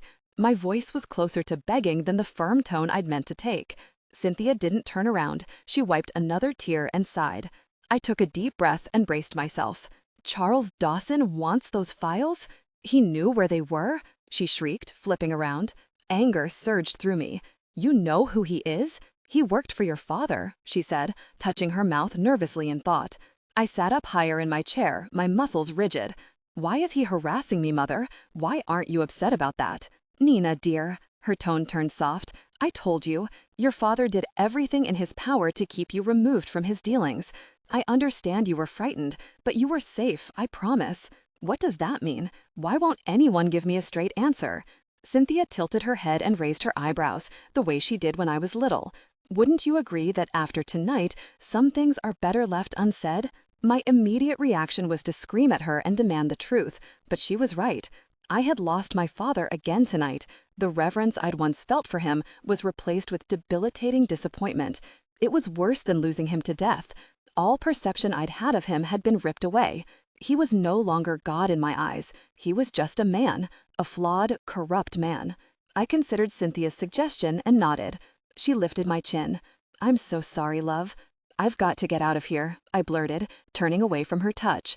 Everything I knew was a lie. I left her alone to fetch my coat. "Where are you going?" she called after me. "For a walk," I said, bundling myself inside my hat and gloves. "It's freezing outside, Nina. Be reasonable. Please let Robert drive you." I yanked my purse over my shoulder and jerked open the door. "I'll walk to the bus stop and catch a ride to Brown. I'll call you when I get there." I avoided her inevitably pleading eyes as I marched outside, slamming the door behind me. Winter exploded in my face. The air was too cold to breathe, burning my nose and throat with each gasp of air that I took in. The wind had picked up, and the large snowflakes whipped around me. My hair thrashed against my face, and I squinted as the icy wind blurred my vision. I tried to sort all of the new information, but the freezing air, along with my anger, blocked any rational thought I could have. I reached the end of the drive and trudged into the street, walking as fast as my legs could carry me. My home had become a dark, wicked thing where corruption and scandal took place. I couldn't bring myself to look back, even though I had no intentions of returning. When the painful burn from the wind began to wane to a numbing sensation, I heard a vehicle slow down beside me. I continued to walk. I wasn't in the mood to explain myself or argue with Robert. He was less capable of changing my mind than my mother. "Nina?" I knew that voice. It belonged to the one person I wanted to see. When I came to a stop, so did his SUV. "I'm taking the bus, Jared," I said, looking straight ahead. "No, you're not. I've come to take you home." I stood perfectly still, except for the occasional weaving when the wind attempted to knock me over. "Nina, it's freezing outside," he said, impatient. When I didn't budge, Jared opened his door and walked over to me. He stared at me for a moment and then bent down, sweeping me into his arms. He carried me to the passenger side, pressing his warm lips to my forehead. He placed me gently into the seat and paused. "What were you thinking?" I couldn't utter a single word. I felt broken. It was all too much for me to accept in such a short amount of time. Once in his seat, he turned the heater to its highest setting and pulled forward.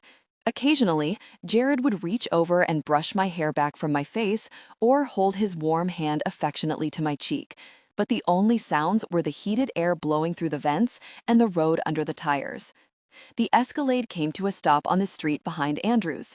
Jared walked with me to the door in silence, but when I put my hand on the knob, he touched my arm.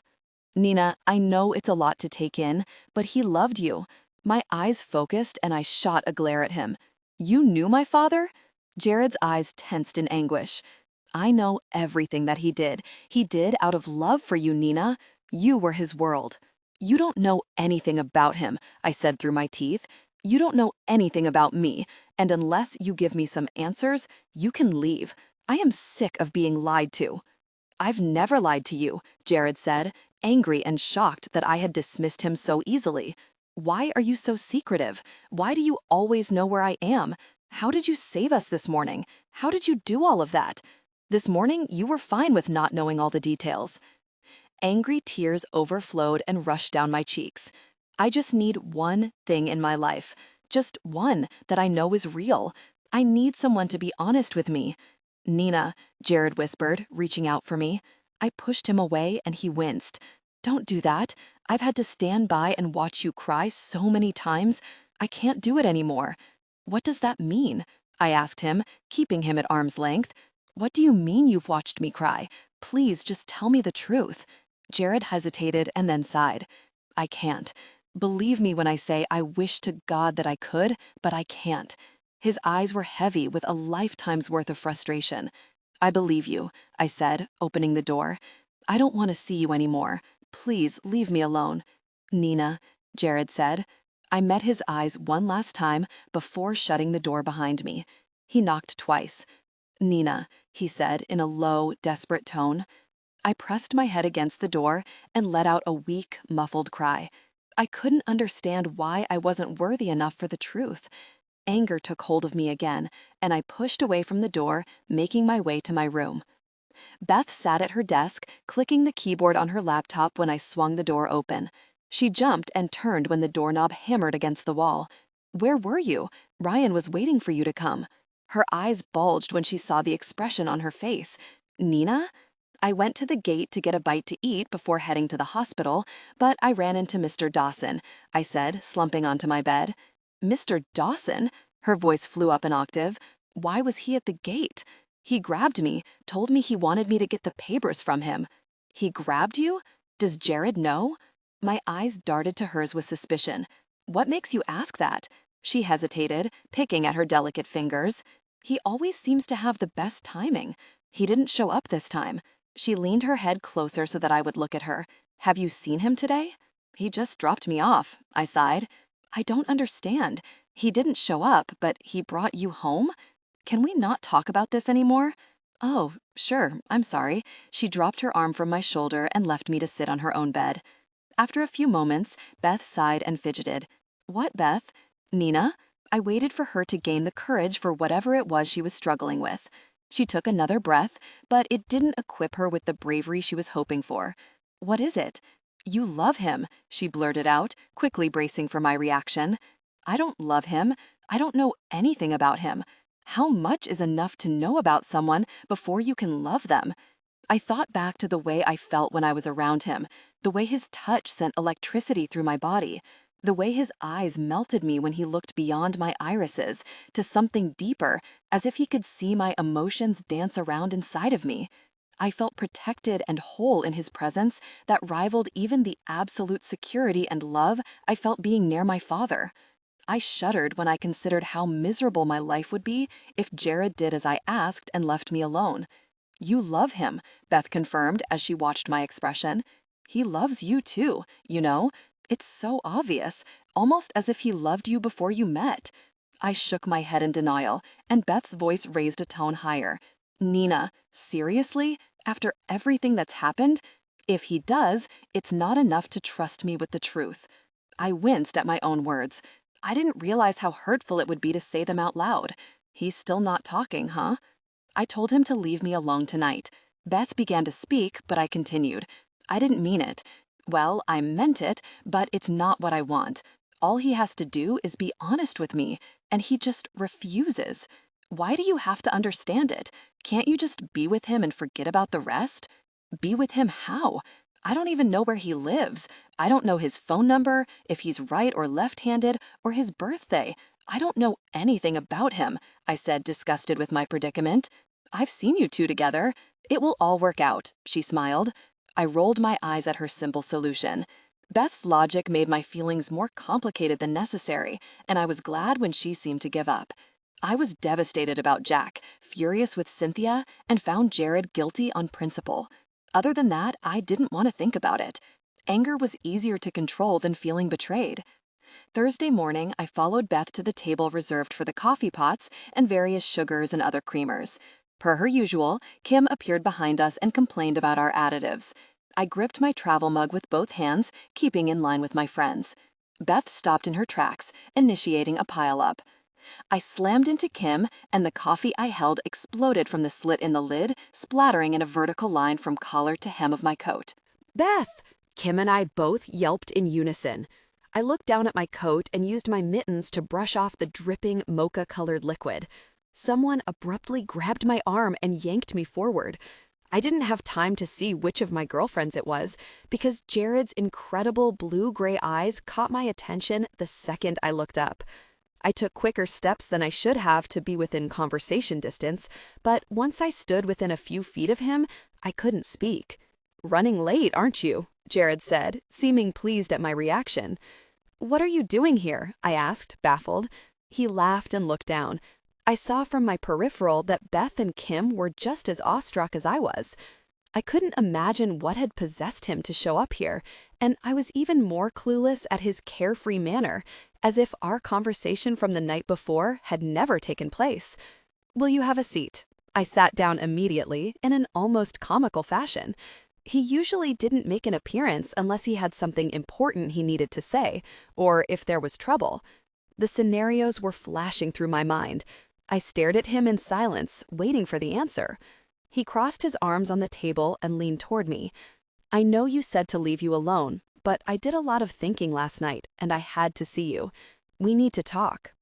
My mouth opened a bit in shock, and I shut it just as I looked up at Kim and Beth. Their mouths were in a similar state. "Well, meet you in class, Nye," Kim said, raising her eyebrows. I grimaced as they abandoned me. My shoulders felt so tense they seemed to be hovering around my ears.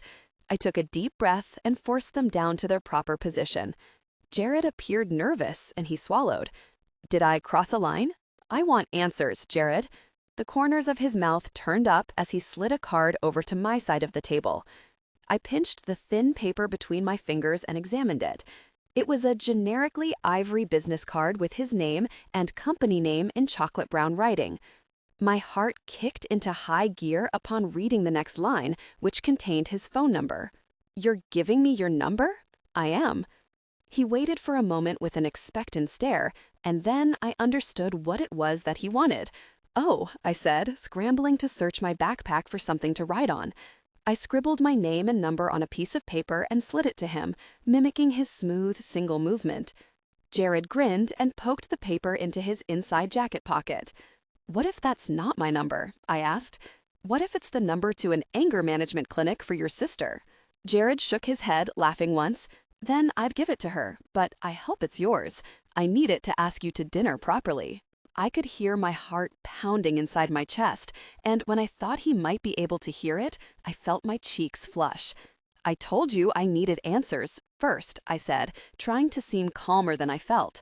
"I told you we were going to talk, didn't I?" His eyes were bright with amusement, even seeming a lighter shade of blue. "I'm going to call you this afternoon. Will that be all right?" "Why don't you just ask me?" I said, incinerating any chance of seeming indifferent. "Is that what you want?" he asked, raising his brow. I nodded, and a broad smile lit up his face. "Would you have dinner with me tomorrow?" "I'd love to, thank you." I don't want to make you late." Even as he said the words, he seemed in no hurry to say goodbye. We both stood, and Jared held the door open for me as we walked into the morning air. It felt surreal to be walking next to him on campus. He seemed less like a figment of my imagination surrounded by the scenery of my everyday life. "I'll pick you up around 6:30, he asked, lightly grazing my fingertips with his. Electricity immediately shot up my arm, and my heart hammered against my ribs. Sounds perfect. I couldn't have chosen words more true. Kim and Beth were waiting for me just inside the building, and I tried to keep from jumping up and down as I approached. "What happened?" Beth said, grabbing my arm. "We're going out tomorrow night. 6:30, I beamed. "Yay!" Beth said, clapping. Kim and I continued upstairs to our class. She wasn't nearly as animated as Beth. "Ryan isn't going to be happy," she said. I angled my neck to emphasize my irritation. "I'm not with Ryan, Kim. He doesn't get to be unhappy about it." "I know. I just think it's poor timing on your part for you to go on a date with Jared when Ryan's still in the hospital for trying to save your life." "Are you saying it's wrong for me to go out with Jared because I'm obligated to Ryan now since he was hurt defending me? Is that what you're getting at?" I countered, pausing in front of our classroom. "No, I am definitely not saying that. That would be very Casablanca of me." Kim smiled when I rolled my eyes at her, and we walked to our seats together. Truths. Patience is a virtue I do not possess. Amusement park lines, doctor's appointments, college acceptance letters, all enough to drive me insane. Waiting for my date with Jared felt very much like torture. Each class failed miserably at holding my interest, and by mid-morning I had given up on taking notes. The final class of the day was insufferable. I bounced my knee up and down, tapped my pencil on the desk, shifted in my chair, and sighed at least a dozen times. Beth touched my arm. "Don't interrupt my anxiety attack. It's rude," I whispered. Beth pressed her lips together, trying not to laugh. "Stop freaking out. It's a date. You've had dates before." "Not with Jared." She tapped her finger on my forearm for a moment and smiled. "Why don't we visit Ryan after class?" "I think you're brilliant," I said, peeling off the last bit of my eraser. By the time Professor Hunter had spoken the word dismissed, I had shoved the last of my things in my bag with the fastest path to the beamer already plotted out in my mind. Beth struggled to keep up and growled with frustration when we reached the car. "You're ridiculous," she puffed. "You have no excuse. Your legs are longer than mine." She rolled her eyes as I put the beamer into gear. Ryan looked much better. He had more color in his face, and the network of tubes and wires that had covered him just days before had all but disappeared. "Hey there," he said, stretching his torso. "They're moving me to PCU today." "That's fantastic," I smiled. "You're going to be out of here in no time. Do you know what room number you'll be in?" Ryan shook his head. "I'll call you and let you know, though." "You'd better. How else are we going to sneak in the illegal contraband?" Beth said. "Speaking of which, did you happen to bring me another burger?" Beth shook her head. "Nina was in a hurry to get here." Ryan didn't enjoy her remark as much as I thought he would. "That's surprising.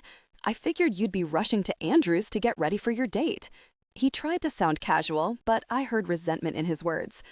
I glanced at Beth and then back at him. My face instantly flushed with anger. "Calm down, Nina. Josh saw you at the Ratty. It annoyed him seeing Jared there. He doesn't trust him." "It's ridiculous that he's upset about it at all," I snapped. "It's not Josh's fault. He just thinks I'm better for you than that 007 wannabe." "I happen to agree," Ryan said, squirming to sit higher in his bed.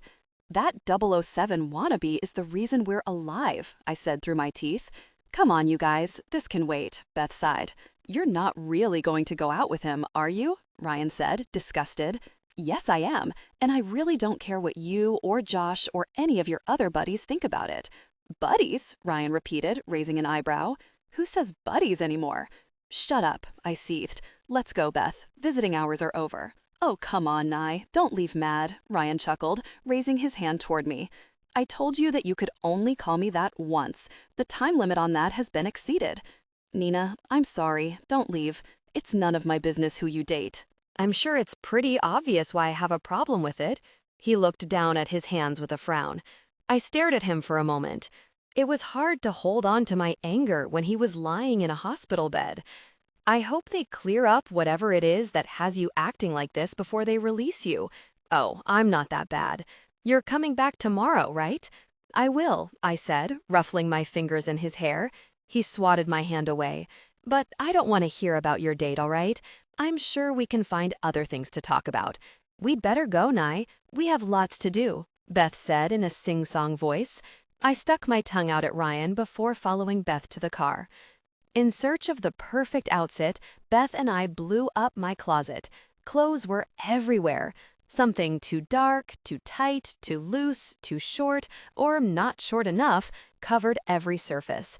I finally settled on a winter white 3/4 length sleeved sweater dress with my favorite fancy brown belt. It boasted a pearl in the center of the crossbuckle and brown strappy heels. Beth assured me over and over that my curve-hugging dress was the perfect balance of sexy and elegant. I stared into our long mirror and worried my dress was too short. I was all legs.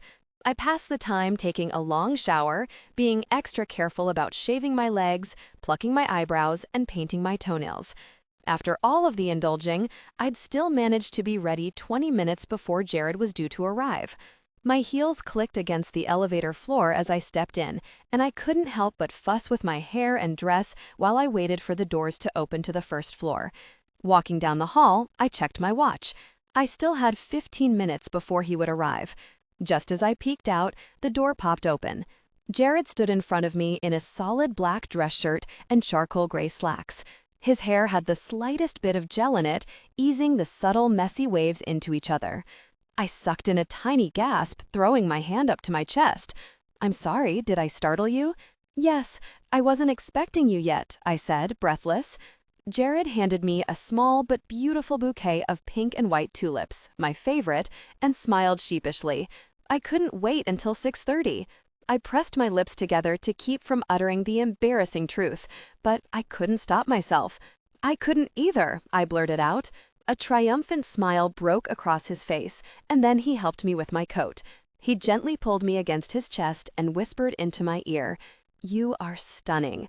My ears burned. I willed the blush in my cheeks away, glad to be stepping out into the brisk air. "Where are we going?" I asked as he pulled away from the curb. "You'll see," he said, an excited grin spreading across his face. "I'm glad you agreed to come. After the other night, I wasn't sure you'd say yes." "Well, after you ambushed me at the Ratty in front of everyone, I hardly had a choice." "Coercion was the plan all along," he said, chuckling. He reached over and lightly traced my fingers. "So, this place we're going to, should I expect more strange cuisine, or are you playing it safe this evening?" I casually turned up my palm to intertwine our fingers. Normally I wasn't so forward, but the rules had changed. We both knew that nothing about our time together was ever ordinary. "It's a surprise." I wrinkled my nose. "I don't like surprises." "Yes, you do." "I know," I huffed. It was maddening that he knew me so well. "Am I going to learn anything about you tonight?" "That's the plan."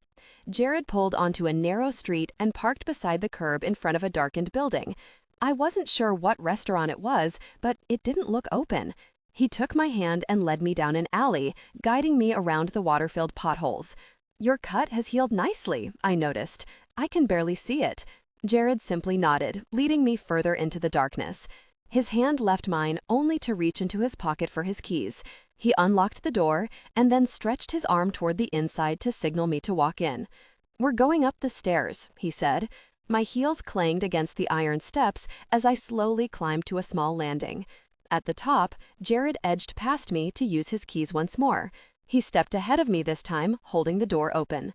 I walked into a spacious, bi-level apartment decorated in grays and blues. It was dimly lit, and the blinds were drawn, setting off the glow of the numerous candles lit around the room.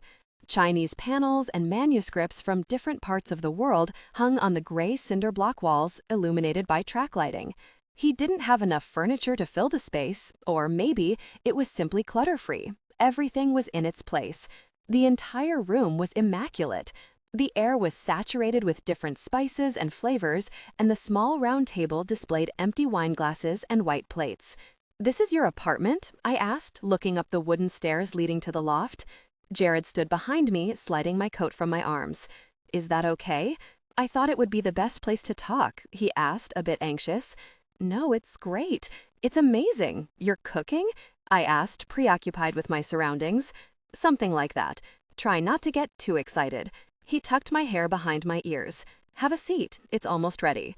He took the flowers from my hands and whisked them to the kitchen, filling a vase with water. He reappeared, vase and flowers in hand, placing them in the middle of the table. Jared brought a serving dish to the table and forked out a slice of meat. Pot roast? I asked. Well, there are other things. He gestured back to the kitchen. No, it's just that pot roast is my favorite. My father had a close friend that always invited us to dinner when I was little, and his wife made this amazing pot roast. It's been a long time since I've had it, but it smelled a lot like this. Jared made a strange face as if he didn't know how to react to my little anecdote, and then returned to the kitchen. He brought out a bowl of steamed vegetables, a plate of dinner rolls, and a baked potato, all of them favorites of mine. You thought of everything, I said, bewildered at the food sitting on the table. There's an angel food cake in the oven, he said, sitting across from me. I love angel. I cut myself off when I realized how redundant it would be to say the words. You knew that, didn't you? Yes, Jared said with an uncertain half-smile. It sounded more like a question than an answer. We're going to talk, right? I asked, staring down at my plate. We are going to talk, but let's get through dinner first. I can do that, I grinned. I bit into the pot roast, and instantly I was 7 years old, sitting in a homey kitchen with a million savory smells floating throughout the room. Cynthia was politely chuckling at something Jack's friend Gabe had said, and Gabe's wife circled the table in a light blue apron, spooning out vegetables on everyone's plate. How is it? Jared asked between bites. I shook my head, searching for the words that would do the taste I was experiencing justice. I haven't had a meal like this in a long, long time, I chewed, since I was a girl. Where did you learn to cook like this? Jared shrugged. It's my mother's recipe. I smiled at that. It was the first time he'd ever mentioned anything about his life. Are you close with your mother? I asked, settling into my chair. Pretty close. I spent a lot of time away from her when I was young. I raised my eyebrows with interest, waiting for him to elaborate. School was very easy for Claire and me. We finished at a young, and we went on to train in more special areas. Special as in what you can do? Fight, I mean. Although I was prepared for an outlandish explanation, I was surprised that it began in his childhood. Right, Jared confirmed. My father taught us much of what we know. He took us all over the world to round out our training. What kind of training? I asked. Jared squirmed in his chair. My insides wrenched as I watched him struggle. I wanted to somehow make it easier for him. I reached across the table and slid my fingers between each of his. This is why I'm here, right? I said, offering a reassuring smile. Jared relaxed a bit and gently squeezed my fingers. We were trained to defend ourselves, to defend someone else, and received all the training each branch of military receives, including tactical, structure penetration, reconnaissance and patrolling, hand-to-hand combat, demolitions, weapons, field medicine. You get the idea. Why? I said in a more incredulous tone than I'd intended. Jared took another bite, considering my question. I couldn't wait for him to decide the best answer. Your father was in the security business? I prompted. More along the lines of security detail. Bodyguard stuff. I nodded. Jared chuckled. Yes, bodyguard stuff. So Claire went through the same training? I imagined tiny Claire training with the Navy SEALs and shuddered. I wasn't sure if it was because I feared for her safety or because she was even more dangerous than I had previously thought. We were separated a lot. When she proved to be accelerated in most things, we trained together. His face twisted with irritation. Accelerated? She could hit a target from 1,500 yards by the time she was 11. She's probably the best sniper the military has ever seen. He waited for my reaction. After seeing the deliberate, smooth features of my face, he continued, You can imagine how many elite branches of government and private sectors are falling over themselves for her, counting down the days until her 18th birthday.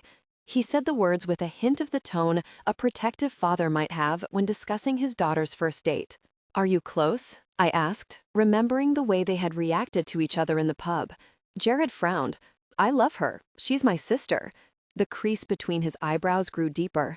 She's also very obstinate, And, like most teenage girls, she's very self-absorbed, but in a lethal type of way because of her training. He was suddenly very far away. Claire's been through a lot. She didn't get to have a normal childhood because of the way we were raised, and she's angry about a lot of things. Are you angry about the way you were raised? No, he said the words softly, but with firm conviction. There was no pause between my question and his answer. He scanned my face with such affection that I felt myself fidgeting with unease. Why is that? I bit my lip, still apprehensive about the intensity in his eyes. Well, get to that later. Dessert? He asked, squeezing my hand before letting go. I noticed the absence of his touch instantly when my hand turned cold. He took my nearly empty plate and returned with the perfect-sized slice of angel food cake. No icing, no layers, just the way I liked it. Taking a bite, I closed my eyes. "You have more than one talent, Mr. Ryle," I said after swallowing the moist, spongy goodness. "Tell me more about you. I want to hear the little things, too. You know all of my favorites. It's only fair that I know yours." Jared laughed once. "Okay." He wiped his mouth with his napkin and leaned against his chair. "The little things. I was born in Providence on May 9th. I'm 23, he explained. Breakfast is my favorite meal. Summer is my favorite season. I don't have a favorite color, but I've always been partial to that crazy green honey brown color of your eyes. I have this addiction to sweet potato fries. Well, there you go. I knew something about you after all." I grinned. "See, I'm an open book." I rolled my eyes. "Go on." "I think best when on my motorcycle. I don't really have time for hobbies. I have a sister, whom you've met," I nodded, "and a little brother, Bex, who's 11. They both live with my mother, but Claire spends a lot of time here, sometimes too much," he grimaced. I giggled. "And you have your own security business?" As soon as I asked, I wished I hadn't. Jared's eyes instantly clouded over into familiar twin storms. "I brought you here tonight to be honest with you, Nina." "I know," I said, trying to sound braver than I felt. Whatever it was, I would listen, believe, and figure out a way to live with it. I had no other option versus the alternative. Now that I'd met him, my life would never be the same again. It would be something too peculiar for anyone else to accept, but I had seen enough in the past months to know anything was possible. "I want you to tell me everything." Jared looked away. "You may feel differently before the night is over." I tilted my head to draw his eyes to mine. "After everything that's happened, you don't think I know there is something abnormal going on? I'm here, aren't I?" Jared leaned over and touched my cheek with the palm of his hand. I couldn't help but lean into it. His skin was always so warm that it radiated into my bones. "Okay then, the truth." He took a deep breath. "My father has been close to your father for a long time." He watched my expression, but that part I was somewhat prepared for. He continued, "My father served as protection for your father, and as you can imagine, Jack was a full-time job. He made a lot of the wrong people very angry on a regular basis." I winced. I had come to this conclusion after reading the Port of Providence file, but hearing it from Jared rubbed salt in the wound. "I'm sorry, Nina. I don't like telling you this. It goes against the very principle I was raised on." Jared reached his hand across the table to mine. "What do you mean?" "That's what my family does, Nina. We protect your father, and your mother, and you." I shook my head. "I don't understand. Your family protects mine? Since when? My father has known Jack since before you were born, before he married your mother." I felt my eyebrows pull in. "Why haven't we met before?" Jared squeezed my hand. "We have. One of my earliest memories is of Jack encouraging you to take your first steps. We went on family vacations with you. I watched you blow out the candles on your birthday cakes. I saw you drive your first car. We were always in the background." I shook my head. "When we had lunch, I asked you if we'd met. You said we hadn't." Frustration made my words sharper than I had intended. "We hadn't met in the way you were inquiring," Jared pointed out. "The moment I sat beside you on that bench, I've been very careful not to lie to you, Nina. I promised myself that if the day ever came that I could finally be in your life, in a real way, I would always be honest with you." I narrowed my eyes at him. "Your father protected mine?" Jared nodded. "Who is your father?" "Gabe Ryle." "Gabe is your father? But I don't remember you." I spent time in his home. You weren't there. Claire and I were away. We had to start our training early to be ready in time. Bex is 11, and he's already finished school. He's been in training for the last 18 months. It's just the way it works. It's the what works. Jared winced at my irritated tone. He was struggling with each piece of information now. He spoke as if he expected me to run away with every new fact he revealed. I'm getting to that. He shifted nervously. I pulled my hand from his and lowered it to my lap. I don't remember any of that. Jared watched me pull away from him with a pained expression. You weren't supposed to. Your father did everything he could to keep you from the dark parts of his life. He did love you, Nina. I shook my head, trying to keep the tears at bay. I couldn't think of any words. Jared stared at me for a moment and spoke again. Are you sure you want to hear this? Yes, I'm sure. Knowing something real, even if it was hurtful, was far better than living a lie. Jared sucked in another breath. About the time I was ready to work alone, you were becoming more independent. It was 13 months before there was a need for my training. Up until then, I pretty much felt like a babysitter. I cringed at his choice of words. 5 days before your 16th birthday, Jack had begun a deal with the cops you saw in the surveillance photos. My father told Jack it was a bad idea, but the bottom line was always the money. And those men, Jared spoke with disdain, were the easiest way to bypass the system. Once Jack realized that dirty cops are a different breed of criminal with even less regard for the law, it was too late. Jack was used to being targeted, but he wasn't prepared for them to go after you. No one had ever been stupid enough to push Jack that far. After me? We're talking 3 years ago, and I had no idea. How was that possible? Because I'm good at my job, Nina. I had to be.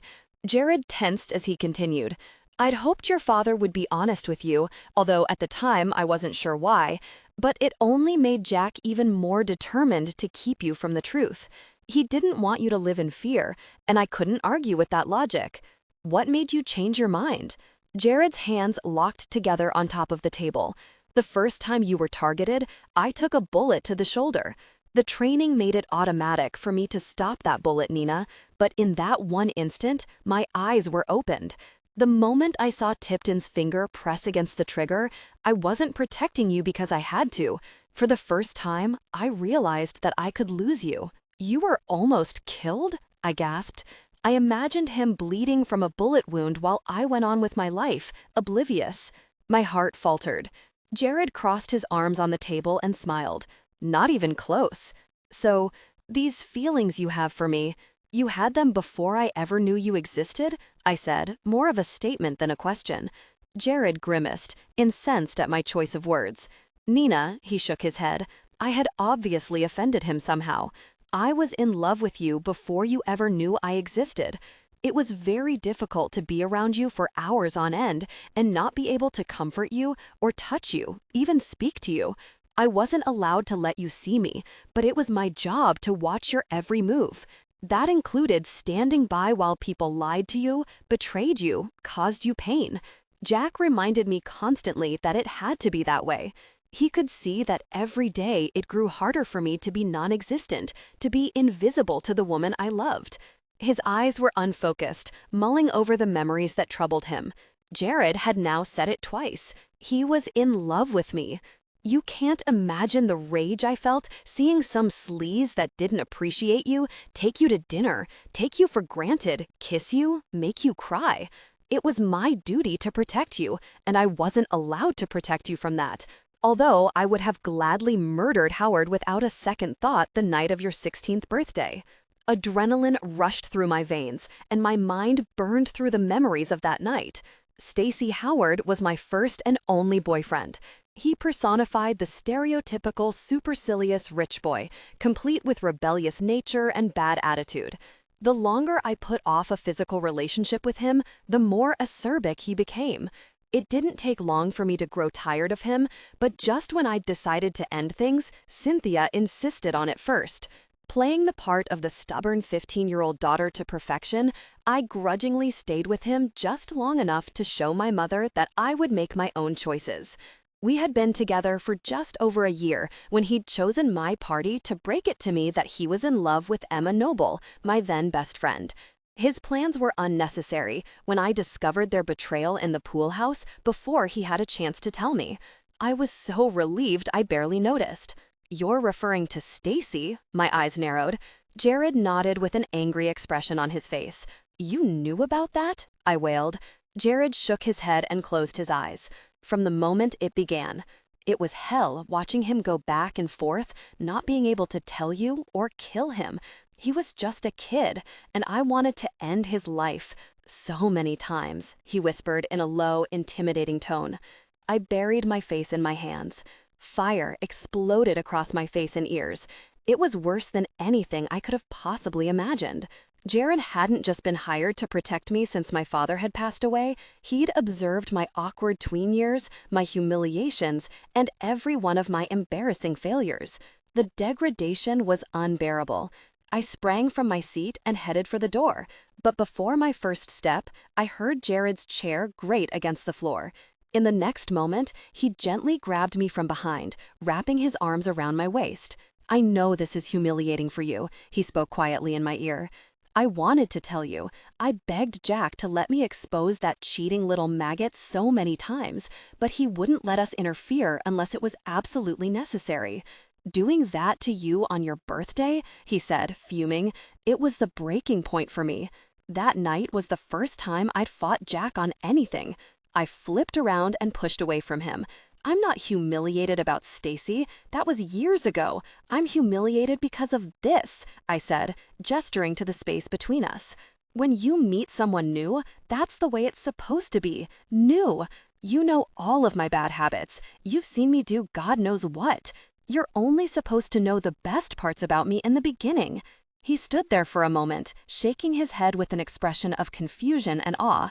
"I love everything about you." It was at that moment that I realized why his eyes seemed so familiar to me. "You were there," I whispered, scanning his face. Beyond the cocktail dresses, the twinkling lights draped from every tree and light post, and the smell of the freshly cut grass and imported flowers my mother insisted on, his eyes flickered in my memory. I pressed deeper, feeling the light sheen of perspiration on my skin from the exceptionally warm night, the smell of the chlorine from the pool, and the sounds of the crowd humming in happy, flowing conversation. When I glanced across the lawn at my father, I caught the glowing blue eyes of a stranger standing by the koi pond. His tailored suit and absent tie set him apart from the sea of tuxedos. Our eyes connected for only a second before he reluctantly pulled them away to face my father, who was having a low, serious conversation with him. My memory replayed in slow motion as the chiffon of my short white dress waved gently against my legs. Once again, his stormy blue eyes singled me out of the crowd, and I shied away from his stare. I snapped back to the present when Jared called my name.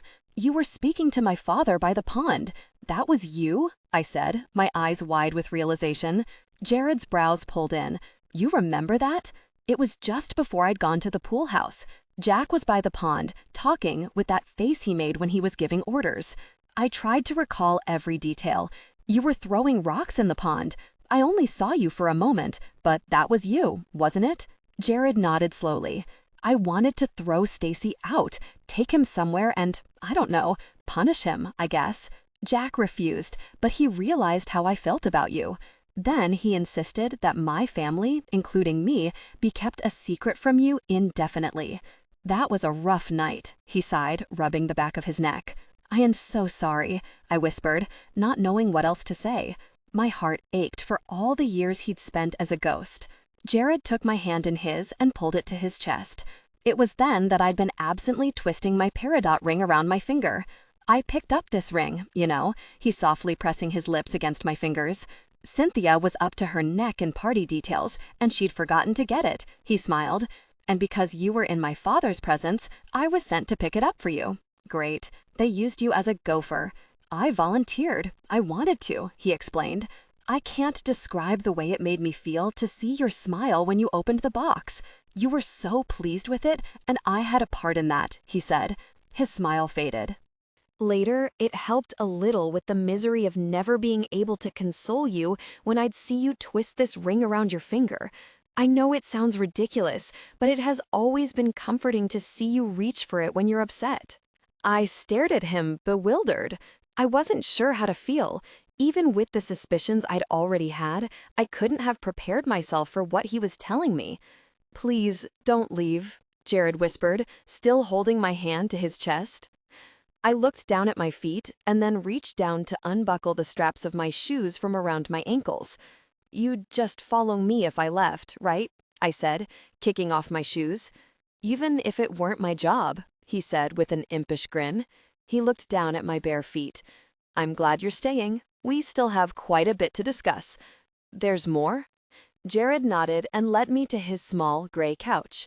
"Maybe we should save the rest for another night. It's a lot to take in," he sighed. I ignored him. "Why did you sit beside me on that bench the night of Jack's funeral? You were crying." Jack was gone. I couldn't think of any more reasons to stay away. "What about your father? Didn't Gabe care that you were breaking the rules?" Jared looked to the floor. "He died the morning of your father's funeral." He spoke as if exhaustion had just set in. I gasped. "Gabe is?" I couldn't finish. Jared had comforted me just hours after his own father's death. I gently pulled his chin to face me. His eyes were thick with grief, as if he was experiencing it for the first time. It dawned on me how it must have felt to Jared, to see me suffering and the deep need he struggled with to make it go away. I felt the same urgency that very moment. My eyes focused on the thin line between his lips, and I moved a bit closer to him. Jared rested his soft hands on each side of my face. He leaned in slowly, inches from my mouth. His jaw tensed. He seemed to be struggling with what he had been told was the right thing to do and what he wanted. He shook his head. "This isn't why I brought you here," he said, pulling away from me. "I know," I sighed. Jared stared at the floor, working to even out his breathing. I touched his arm. "Maybe you're right. Maybe we've had enough truth for one night. Do you want to leave?" he asked, concerned. "No." I paused to regain my composure. "No. I just meant that maybe we could talk about something else, if you want," I fidgeted. "Your training, what schools you went to, friends, girls," I said, a corner of my mouth turning up. "Girls?" he repeated, raising an eyebrow. "You know about my utter failure when choosing a boyfriend, and I'm sure you saw the awkward dates I've been on." "Those were never a good day at work for me," he said, furrowing his brow. "It's only fair," I reasoned. "You must have had at least one bad date." Jared shook his head dismissively. "I didn't have time to date." I wasn't sure what expression was on my face, but it made Jared's eyes squint with chagrin. He clearly didn't expect to talk about his love life, or lack thereof. "I was focused on keeping you alive. Making mistakes in my family means more than having to say you're sorry." "Never?" Jared shifted uncomfortably in his seat.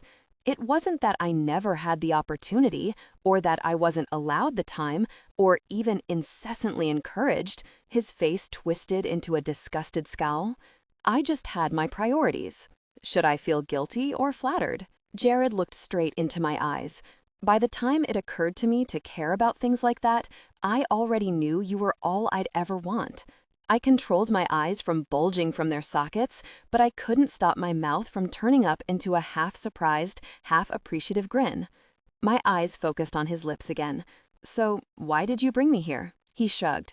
"You said all I had to do was tell you the truth. That was all I needed to hear." "When did I say that?"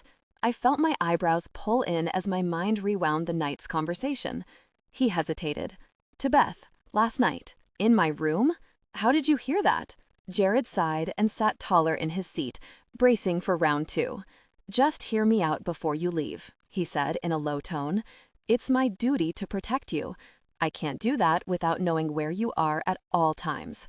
I couldn't walk around freely in your dorm, so we had to have eyes and ears in place." "What do you mean, eyes and ears?" "Your father was meticulous." He was stalling. "Spit it out, Jared.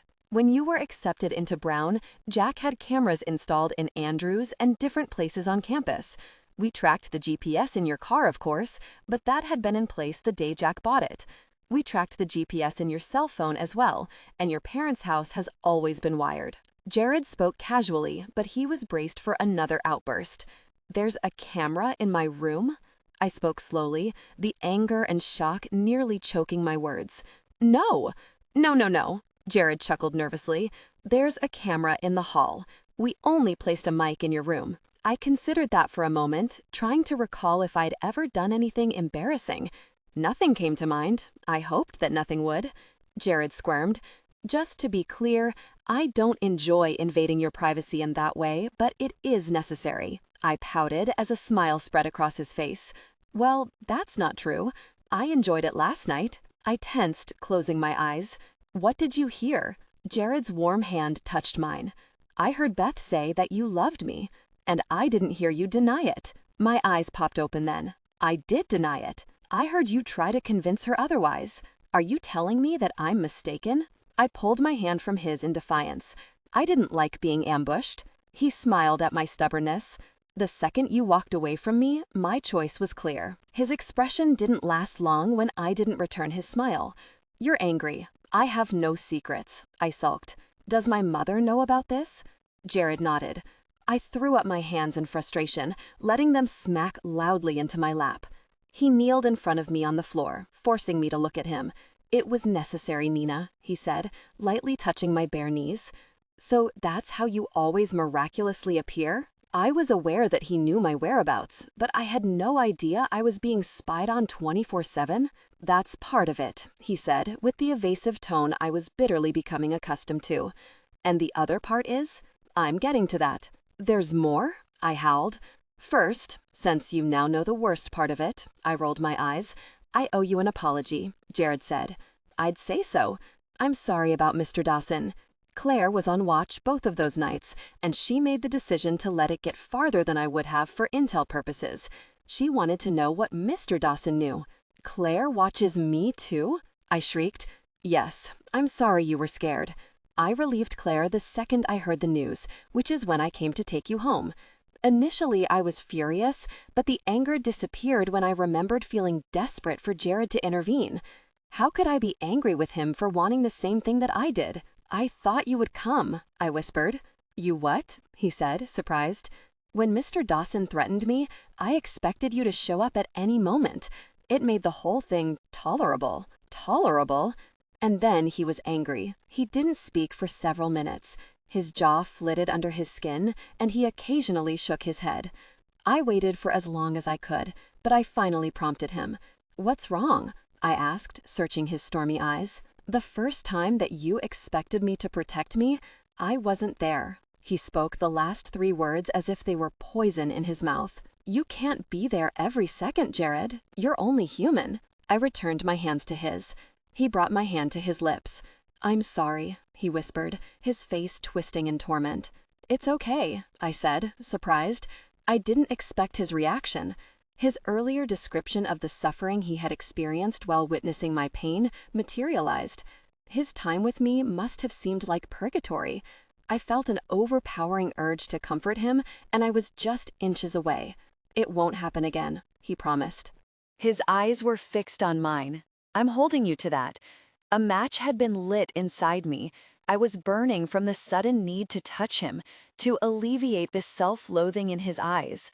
I leaned forward and rested my fingers against each side of his neck. My thumbs grazed his jawline, the fear of rejection a faint memory. Pulling him closer, I pressed my lips against his. He cautiously returned my kiss, but when he began to pull away, I refused to let go. After a brief, surprised pause, Jared gave in to my insistence, wrapping his arms around me and pressing me against him. A quiet hum of satisfaction escaped my lips, and his mouth grew more urgent against mine. He sat up on his knees to tighten his grip, and his hand clutched the back of my neck. My breath became ragged as their intimacy deepened. He groaned in frustration, and then his grip tightened, holding me a few inches away by my shoulders. "What?" I puffed. He took a few deep breaths before answering, staring at my lips. "We still have a lot to discuss," he breathed, letting go of my shoulders to press my knees together. "I'm done talking," I whispered, leaning in again. Jared gently restrained me, amused at my fortitude. "I can't," he said, taking a deep breath. "I brought you here to tell you the whole truth, not just half of it." I sighed in resignation, sinking back into the couch cushion. He smiled at my pouting. Not that I'm not incredibly tempted. He sat up on his knees again and brushed his lips against mine, pulling away as quickly as he began. Okay, let's talk, I said, more eager than ever to have everything out in the open. You haven't been honest with me. He raised an eyebrow. Excuse me? You can't tell me that you haven't had time for girls now. Not when you kiss like that.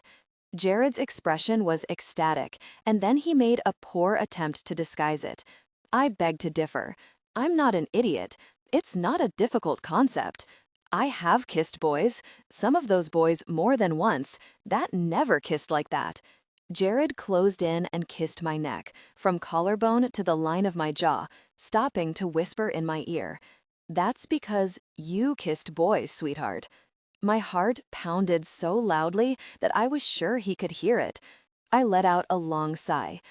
Okay, you've got to tell me the rest. The suspense is killing me. Jared shifted to the couch, turning to face me. His face returned to the worried frown he had before.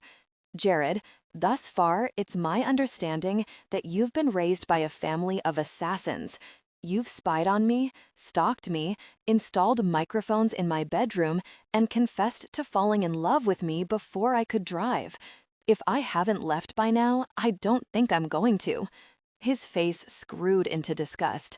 We're not assassins. Have you ever killed anyone? Jared raised his eyebrows, shocked at my pointed question.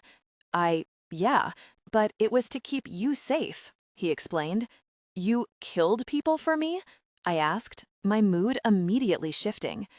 Don't feel a second of guilt for those people, Nina. They wouldn't have lost a single night's sleep over taking your life. I swallowed. Do you regret it? He didn't hesitate. Never. It's who I am. What does that mean? You're a killer? Jared rubbed the back of his neck nervously. I don't think of it that way. We're protectors. Though there are those that disagree. Like who? I shook my head, thoroughly confused. You're getting ahead of me. You're getting ahead of yourself. I know. He rubbed his temples with his thumb and forefinger and sighed. You're making me nervous. I laughed without humor. He looked up at me. The hardness of his eyes didn't relieve my trepidation. Is it that bad? It's just implausible. It will be your first inclination to be skeptical, and I don't blame you, but it's the truth. I nodded and then took his hand in mine. I'm ready. Gabe, Jared paused for a long time and then cringed, isn't from here. He's known your father since Jack was an infant, but it wasn't until Jack was a bit older that they met. When Jack was 21, he worked for a man named Van Buren. While working there, he befriended Van Buren's oldest son, Luke, and because Jack spent so much time with Luke, my father in turn spent quite a bit of time in Luke's home. It didn't take long for Luke's younger sister, Lillian, to catch Gabe's attention. Lillian is my mother. Similar to the way I feel about you, he couldn't stay away from her. Eventually, he made the choice to reveal himself to her, which is against the rules. I started to ask about the rules, but Jared held a finger up so that I would let him continue. Gabe made a huge sacrifice to be with Lillian. He loved her, and so, as far as he was concerned, he had no choice. Even though he had given up everything, his existence still depended on Jack. I shook my head. Why did it depend on my father? Gabe was assigned to him. For my father and those like him, he is assigned to someone, his tale, from their birth. Because I'm half of what my father was, the draw isn't right away. We have to figure it out on our own, and that's part of why my siblings and I are the bastards of Gabe's world. Gabe's world? I'm sorry, Jared, I don't understand. I shook my head in frustration. Jared's hardened expression smoothed into a warm smile. I know, you will. I'm trying to explain this in the best way possible. Trust me? Sweet potato fries? I smiled, trying to lighten the mood. Jared's grin widened. Sweet potato fries. He watched me for a moment, and several emotions scrolled across his face. His hands touched my cheeks, and then he pressed his lips against mine. It felt like he was saying goodbye. He reluctantly let me go and avoided my eyes when he spoke. We aren't accepted by Gabe's family or his enemies. It makes it very difficult to do our job in some ways and easier in others. You mean as protectors, I determined. Jared confirmed my revelation with an approving nod, but my expression caused his small smile to vanish. What? He spoke in a soft, hesitant tone. Are you saying there is a society of protectors out there that all do? Sort of, but it's providential. He waited anxiously for my mind to catch up to what he was saying. Providential, I repeated, letting the words simmer. Providential protectors. He chose his words carefully, specifically attaching divinity to describe the family he referred to. When the comprehension hit, Jared winced. Are you talking angels, Jared? I said, indignant. I told you it would be your first inclination. I waited for him to tell me he was joking, but his eyes were far from amused. I stood up and paced between the table and the couch. He was serious. He expects me to believe he's my guardian angel, I thought. My mind mulled over wings, halos, and harps, and I laughed out loud. Jared watched me pace as if he were afraid he'd sent me over the edge. I'm not an angel, he said as if I was totally off base. My father is. Was, he corrected. You're half. I trailed off, unable to mouth the word. I felt ridiculous for even considering it. Human, he amended, intercepting the alternative. My thoughts traced to Jared's lobbing the man the impossible distance across the parking lot. That does explain some things. But I shook my head. I wanted to believe him, and that made remaining objective more difficult. Jared walked toward me, but I instinctively took a step back. He cringed at my reaction. I would never lie to you. Do you believe that? Just a few moments before, I was determined to believe anything he had to say. But Jared was asking me to believe in fairy tales, in the supernatural. His anxious eyes searched my face, begging for me to believe. I was worth his truth, and I stood cruelly obstinate. The need to ease his anxiety overwhelmed reason. I touched his fading scar with my fingers. It makes sense, really. I had described him as angelic once when I hadn't realized it was closer to the truth than I could have ever imagined. His glowing blue-gray eyes, his strength, the flawlessness of his face, and the way he moved, it would be the only explanation. It suddenly didn't matter if it were possible. I believed him. I still have questions, I said. Hope touched Jared's eyes, and he led me to the table. I took a bite of my half-eaten slice of cake and giggled. Something's funny? He raised an eyebrow. Angel food. I pressed my lips together, stifling a laugh. Jared chuckled and sucked in a big breath, seeming relieved. Angel food? Good one. He attempted an annoyed expression, but the relief on his face thwarted his efforts. Sorry. You're forgiven, he said immediately. So, now you know. Everything? Pretty much. A fresh energy seemed to surround him. There is more, but it's the logistics of what I've told you, and part of that, well, it's best that you don't know about them. Them? You know the stories, Nina. Where there's light, there's dark. If I go into detail and you become aware, it attracts them. Do you understand what I'm saying? My body suddenly felt cold, causing my shoulders to curve in and shudder. I knew exactly what he was talking about. Demons. Of course they would exist if angels did. Jared's eyes sympathized with my reaction, and he pulled my chair closer to him, leaning over to kiss my forehead. I suppose I didn't think through the consequences of promising absolute truth. I don't want you to be afraid, Nina. I would never let anything happen to you. I took a deep breath and put on a brave face for him. I know, I shook my head. There is so much that I don't understand. You have more questions? He asked, ready for the next barrage of inquiries. I looked at my watch. It was almost midnight. I'm not sure I can get them all in tonight. You have somewhere to be? No. I assumed you wanted to sleep sometime. You do sleep, don't you? Jared smiled.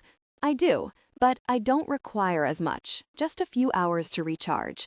Claire and I take shifts. He sighed and touched my arm. I owe you another apology. I hadn't slept long, about 20 minutes, when Claire called to inform me that you wandered out of town and were stranded on a dark road. She was prepared to let you wait, but I couldn't just let you sit in the cold. I'm sorry I was so abrupt. Cranky when tired? Check. I nodded once. Relief brightened Jared's face. This is surreal. I've dreamed about how I would tell you for years, and now it's done. And here I sit, in front of my half-angel hybrid boyfriend eating cake. I think I win. 3 lines appeared on Jared's forehead when his eyebrows shot up. Oh, it's boyfriend now, is it? I swallowed hard, feeling the heat radiate from my face. I picked up my wine glass and took a large gulp. Are you okay? Jared asked, concerned. I'm fine. I moaned, covering my eyes with one hand. Nina, he chided, as if I'm not thrilled beyond words at that idea. Jared pulled my hand from my face. What could you possibly have to be embarrassed about? Just forget I said anything, okay? I said sheepishly. Absolutely not, he smiled.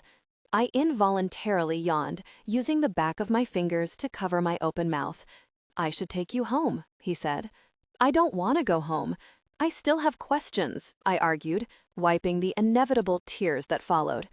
We have a long, long time for Q&A, sweetheart, he said, tucking my hair behind my ear. I smiled, realizing why he always seemed to pull my hair from my face the moment it crossed my mind. I yawned again, but stubbornly shook my head. The cut on your face? Jared touched it with 2 of his fingers. There are pros and cons to being what my father's world calls half-breeds. I wrinkled my nose at the word. Sounds derogatory to me. It is. Most arches don't believe we should exist, and the others see us as the enemy as well. Arches? There are several types of angels. Seraphim, cherubim, thrones. There are 9 in all. Archangels serve as protectors for humans. They relay messages, fight demons on occasion, and protect their tele against harm, from demon and human alike. But all humans have arches, and even if their tele is threatened by another arch's tele, arches are forbidden to harm humans. They are strictly protectors, but that protection has limits because of the laws. Claire, Bex, and I are half-human, freeing us from many of those restrictions, just like my father when he chose to live as human. So Caleb turned human? No. He relinquished the ability to transfer planes. My expression must have reflected how foreign the words sounded to me because he stopped to explain. To be invisible. Falling from grace has a price. Arches are cursed when they choose to stay, and that curse carries on to their offspring, although it lessens with each generation. As the blood is diluted with the human gene pool, so is the curse. What kind of curse? I asked. His world was much darker than wings and harps. Arches are obligated to protect their humans even after they fall, and because their priorities have been compromised, so to speak, the curse keeps that obligation in check. Fallen and their offspring, like arches, don't get sick, and we can't be killed. But unlike arches, we experience a degree of pain and have a limited lifespan. Once our tele die, we almost immediately fall ill and expire. So you lost your father when I lost mine? I whispered. Jared nodded infinitesimally and wiped a tear from my eye. Please don't do that. Don't comfort me for your father's death. Jared shook his head. I can't stand to see you cry, not when I'm close enough to stop it. I'm so sorry, Jared. I couldn't imagine having to experience the constant worry of not only my father's mortality, but someone else's as well, for the sake of my father. My eyes widened as my thoughts shifted. I'm your tele? You are. He sat up a bit taller as his sad expression warmed at the thought. How do you know? It's a feeling we get. When you're in pain, embarrassed, scared, sick, happy, aroused. He looked down for a moment, seeming embarrassed. We feel it to a lesser extent. You can feel it when I feel those things? It's hard to explain. I guess I could liken it to a mosquito buzzing in your ear. So if I bump my side on my father's desk, I can sense it, he confirmed, amused that I had caught on. Was that you on the phone with my mother? I raised an eyebrow. Yes, I just wanted to make sure you were all right. You hit pretty hard. "I'd be surprised if you didn't bruise," he said, lightly touching the exact spot where I had collided with Jack's desk. "I did bruise. I thought you said my parents' house has cameras. Couldn't you see that I was okay? Your father's office is the only room in the house that isn't wired. When you're in there, I have to rely on my senses. I'd prefer it if you wouldn't spend so much time there in the future." I nodded, preoccupied with an errant thought that had popped into my head. "So, if I'm cramping?" Jared closed his eyes and nodded. He clearly didn't want to dwell on the subject. I giggled in disbelief. "That hurts you?" Jared chuckled and rolled his eyes. "I don't get cramps, Nina. No, I'm aware of it." His answer caused my giggles to erupt in laughter. I was definitely feeling the effects of fatigue. I tried to remember where we left off before my short bout of hysteria. "When did you know I was yours?" I asked. Jared's eyebrows lifted, and I corrected myself. "When did you know that I was your Tele?" He nodded in understanding, but a grin lingered on his lips. "Arches are assigned to their humans, but half-breeds, hybrids," I interrupted. I didn't like him using a derogatory term to refer to himself. He smiled. "Hybrids have to figure it out on their own. Another reason arches resent us. It leaves our humans vulnerable for a time. They don't agree with that. Lots of cons," I sighed. "There are pros," he assured me. "We have few advantages over the arches, the most important being that because we're half-human, we can kill other humans to protect our Tele if necessary. We can see them, even if they remain hidden to humans. We also retain a fraction of their pronounced strength, focus, intelligence, and accelerated healing." Arcs are indestructible and they don't bleed. Bullets don't bounce off of them, they simply pass through them. I glanced at his fading scar. "But you bleed." "Yes, but we heal quickly, very quickly." "So the wings thing." I yawned as exhaustion set in. "You don't have to worry about me sprouting feathers, Nina," he chuckled. "Arcs don't fly. They simply appear where they wish to go. I've always found the pictures a bit silly myself." "I like those pictures," I argued. "You're disappointed then?" The corner of his mouth pulled up as he rested his hand on the back of my chair, leaning towards me. "Not really. I'd rather be sitting across from my angel without wings than looking at a picture of an angel with them." I could feel his breath on my lips, and I leaned closer to him. Jared fell against his chair. "I knew this conversation was going to be difficult, but it's become difficult for a completely different reason," he sighed, running his fingers through his hair. "Why is that?" I asked, surprised at his sudden retreat. He glanced up at me with a smirk. "I thought I'd have to stop you from running out into the street in a panic. Instead, I have to concentrate on finishing everything I want to say before you get me too flustered to speak at all." The blood pooled under my cheeks, and Jared touched my face lightly with his thumb, tracing to my lips. "It's a nice surprise," he said, letting his thumb slide from my chin. "I'll try to restrain myself," I said flatly. "Why don't you leave that up to me?" I raised a dubious eyebrow at him, and he chuckled. His demeanor had improved 100% since the beginning of our conversation, and I couldn't help but grin. He outlined my fingers with his, and I yawned, relaxing with his warm touch. He gave me a disapproving look. "Nina." "I still have questions," I said. "You said you don't get sick, ever?" Jared shook his head with an amused smile. He was enjoying my interview. "But the rest, about dying after your Tala, do you?" "Yes." I gasped. "But that's not fair. Nina, don't forget, I fully intend on growing old with you." He enveloped me in his arms then, pulling me into his lap. "I literally can't live without you. But I wouldn't want to, even if I could." I struggled for words to reply with, but they never came. Jared's expression tensed as though he might have said too much, and the need to relieve his quandary had me searching for new questions. "That's very convenient, isn't it? That you and Gabe's Tala just happened to be father and daughter?" I asked, hoping to take the uncomfortable expression off his face. "It's great for carpooling." I tried not to smile. "Seriously." Jared leaned his forehead against my cheek, taking in the scent of my hair. "It's quite common. Arcs are family as well as an army, existing in groups. Those groups are generally assigned humans that are related or connected in some way. It creates stronger bonds with humans. His candid desire to grow old with me made my heart race, and I was suddenly focused on his mouth. After all, he'd only qualified that we wait until he told me everything. And we were so close. "How many like you exist?" I asked to distract myself. I didn't want to give him another reason to point out my embarrassing lack of self-control. "Not as many as you might think. Like I said, it's taboo to get too involved with humans.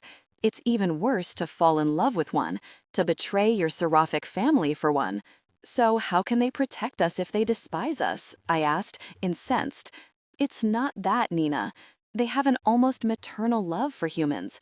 They see you as innocent, naive children. Falling in love with a human is frowned upon by ARCs as humans would an elderly man falling in love with a 5-year-old. It's a social taboo, it's inappropriate. It's not because they are disgusted by humans, though there are those that feel that way. But those types of emotions lead to falling farther than Earth. Dem, don't say it, don't even think it, especially in my presence. They tend to hover." A shiver traveled down my spine, but when Jared pulled me tighter to him, I instantly felt more at ease. As I relaxed my cheek against his neck, I yawned again. "All right, it's morning. Time to take you home." He stood up and in the same movement lifted me effortlessly in his arms. "I'm not leaving until you kick me out," I said, feeling slightly intoxicated. "Then you may never leave," he said, kissing my lips. He sat beside me on the couch, and I leaned against his chest, sliding my arm across his middle and nestling my head under his chin. He didn't speak. The only sound in the room was the buzzing from his ceiling fan and our quiet, rhythmic breaths. Before I could focus the fuzziness in my brain to form another question, exhaustion engulfed me, and my eyes became too heavy to keep open. I relaxed further into Jared's side, feeling my consciousness slip away. It wasn't an uncomfortable feeling. I felt I was just where I belonged. My last coherent thought was the contentment I felt as Jared's warm arms tightened around me. Cut. The mangled dark blue sheets underneath me were unfamiliar, but their wonderful scent was one I recognized right away. I lifted my head, peering around to study my surroundings. I was in a king-sized bed that sat against a gray cinder block wall. The alarm clock on the night table read 9 o'clock in large red numbers. My eyes drifted to a metal frame beside the clock, and I blinked to bring it into focus. It was a black and white picture of me. It had been taken from an indefinite distance, zoomed in on my face. It was from a high angle, and it reminded me of the surveillance photos I'd seen in the Port of Providence file. Rolling over, I hugged the pillow next to me. It smelled like Jared, and I took in a deep breath. His scent was incredible, like line-dried laundry, soap, and something else. The way it smells when it's about to rain, I couldn't put my finger on it. The only rooms upstairs were his bedroom and a closed door to what was likely the master bath. The far wall beyond the end of the bed wasn't a wall at all, only a metal railing. I heard Jared's voice speaking to someone else in French downstairs. His company's voice was distinctly female. They argued in hushed tones, and in my limited knowledge of French, I thought I heard Jared reprimand the woman for waking me. This piqued my interest, so I tiptoed to the railing to steal a glance at the woman below. When my fingers met the metal bar, I saw that Jared and Claire were both looking up at me. I waved sheepishly and bit my lip, feeling foolish for trying to sneak up on celestial beings. "Good morning, sweetheart," Jared said, almost crooning. Claire's expression was the polar opposite of Jared's. She glared up at me with ice blue eyes, as if she wanted to scale the wall with murder in mind. I recoiled, suddenly feeling out of place. While avoiding her eyes, I noticed crisply folded bedding at the end of the couch. Jared had slept downstairs. "If you'd like to shower, fresh clothes are on the dresser. You'll find everything you need," Jared called up to me. On the dresser sat a neatly folded stack of clothes, and beside them, a pair of boots. My eyes darted to the opposite side of the dresser where my toiletries sat. They were all from my dorm room. "Where did you get these?" "I had Claire bring them," Jared explained, making his way up the stairs. When he reached the top, he pulled me to him and kissed my neck. I glanced down to Claire, who hadn't ceased her death stare. It was clearly more than intimidation. If Jared hadn't been near, I would have been afraid for my life. "Don't worry about her. She won't bother you," he assured me as he pulled me away from the railing. "Did you sleep well?" His face was positively lit up. I couldn't recall seeing him quite so cheerful. I must have. I don't remember anything after we sat on the couch. I ran my hands over his light blue t-shirt, letting my fingers glide over the perfect highs and lows of his chest. He was incredible. I'd seen plenty of physiques like his on posters, commercials for exercise equipment, and movies, but never in person, certainly never within my grasp. Jared tightened his arms around me. I was careful not to wake you. You're so peaceful when you sleep. You slept on the couch, I said, letting my disappointment show through. I reconsidered several times, he said, his lips brushing my neck when he spoke. When did she bring my things? Earlier. She's been in and out a lot, he frowned. She's not happy about our conversation last night. I assume it has something to do with that. Chuckling at my inevitably worried expression, he kissed my forehead. Breakfast will be ready soon. I'll wait for you downstairs. After my shower, I reluctantly crept down the stairs. Claire and Jared watched me approach the table with equal but conflicting focus. You're beautiful, Jared whispered before he kissed my cheek and pulled out a chair. Claire continued to glower as I sat across from her. Claire, Jared warned. Her irritation turned to him then. I felt a brief moment of relief. Thank you for bringing my clothes, Claire, I whispered. As soon as the words left my mouth, I thought better of it. Her icy blue eyes shot back at me, and I sunk back into my chair. Jared stared at her until she shifted uncomfortably. You're welcome, she grumbled, looking down at her plate. Ham, mushroom, green pepper and cheese omelet, toast, Jared pointed out each with his butter knife as he spoke, and then shoved a forkful into his mouth. I stabbed the eggs and took a bite. He was an incredible cook. Everything he had made for me was exactly the way I liked it. That's good. I didn't realize how hungry I was, I hummed. The fork clanged against my plate as I chewed the last bit of egg, and Jared rested his chin on his hand, amused at my shameless appetite. Claire sighed in irritation. You should be aware that Cynthia knows Nina spent the night here last night. With indifference, Claire watched Jared's face morph into anger. And how does she know that, Claire? He seethed. I told her, Claire admitted. Jared slammed his fist on the table. I jumped, but Claire didn't react. I watched them stare the other down, wondering if I should distance myself from the line of fire. Jared noticed my growing unease and placed his hand on mine.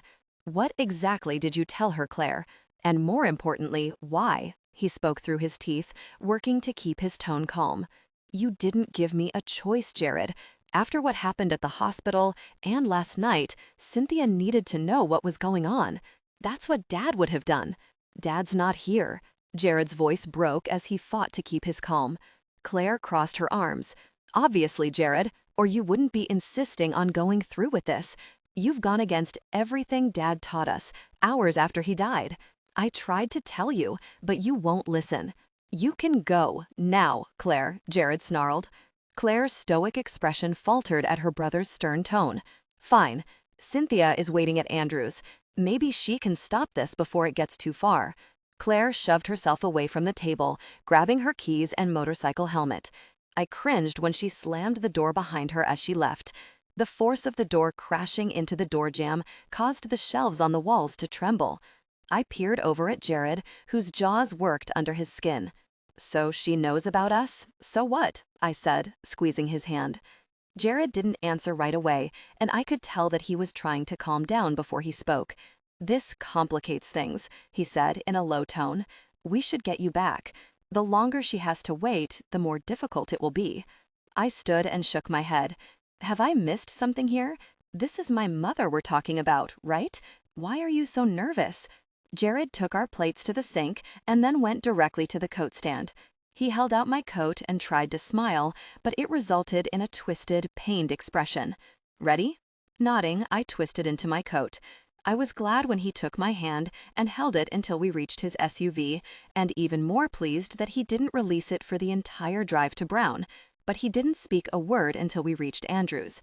He put the Escalade in park and looked straight ahead, releasing my hand to grip his steering wheel. Aren't you coming in? I asked. Jared shook his head. I'm the last person she wants to see. Okay, I said, unsure of what to make of his behavior. Jared had admitted to standing up to my father once, but he wouldn't face my mother. I reached for the door, but Jared grabbed my arm and pulled me to him with worry in his eyes. His hands cupped my face, and he pressed his lips against mine with a sense of urgency. When he finally released me from the kiss, he leaned his forehead against mine, closing his eyes. "You act like you're never going to see me again," I said, suddenly nervous. "I can't ask you to go against your mother's wishes, Nina." I laughed once in surprise. "You think she's going to tell me to stay away from you? That's exactly what she's going to do." I shook my head. "You should know my mother has a poor track record for changing my mind. Even she knows it.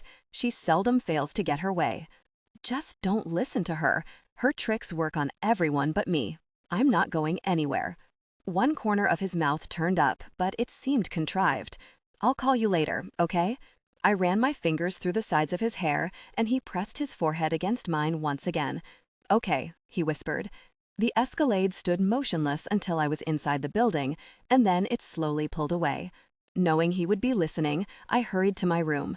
I was anxious to calm the storms in Jared's eyes, even if that meant going toe-to-toe with Cynthia Gray. I opened the door and froze. Cynthia stood in the middle of the room, her arms crossed, prepared for confrontation. Beth twisted around in her desk chair, meeting my eyes with a sympathetic expression. "I think I'm going to grab some coffee. Would either of you like me to bring you something back?" "No, thank you," Cynthia interrupted. She must have been far beyond anger. She was never cross enough to be so rude. "I'll take some, Beth, thanks," I said, making a show of appreciation. Beth nodded and grabbed her coat, rushing out the door. "Where were you last night?" Cynthia demanded. "You know perfectly well where I was," I said, mimicking the set of her chin. This took her off guard. Cynthia typically relied on the element of surprise. She recovered quickly. "You can't get involved with Jared, Nina. You don't know anything about him. Trust me." "I know enough, Mother." I sat on Beth's bed and looked to the floor. I would have to choose my words carefully. Cynthia reared her head and stepped in front of me. "Nina Elizabeth, it's too dangerous. I know you think you know him, but you don't." I laughed once. "If he's dangerous, then why is he being paid to protect me?" Cynthia's mouth flew open. "That arrangement was between him and your father. You're not listening. He's not dangerous to you. It's dangerous for you to be involved with him. He has just as many enemies as your father. I know what I'm doing. Do you?" she asked. "Do you know what you're getting yourself into? I don't think you have the slightest idea of where this could lead or the choices you'll have to make. I don't think he's thought this through either, or he wouldn't have done this. Maybe not. Maybe he's too selfish to care." "Selfish?" I shrieked. "How can you say that about him? After what we've put him and his family through, Mother? Is that what this is about? Guilt?" Cynthia paced the room, arms still crossed. "No," I gasped. "It's nothing like that," I said, embarrassed that Jared could hear her words. She closed her eyes and sighed. "Nina, please. I'm begging you. You know that I want you to be happy, but this is not going to end well." Her voice was quiet. I smiled. "Does anything end well?" Cynthia heaved her usual resigned sigh, but this time it was different. It was the same she used in the seldom event that she lost an argument to Jackie. "I wish this one time, baby, that you would listen to what I'm trying to tell you. The last few months have been the culmination of every fear I've ever had. I had been unaffected by my mother's infamous guilt trip since I was 13, but now that she'd used Jack's death, I couldn't break free of the blame. She had never wanted me to find out the truth, and I imagined that it was the one thing she wanted to remain unchanged after we lost my father. When I thought of her dishonesty and how she'd kept secrets about Jack and Gabe and the Riles from me for years, the guilt turned to anger. "You can't tell me how to feel," I glowered. "It's not too late, Nina. You can save yourself," she said, lifting my chin.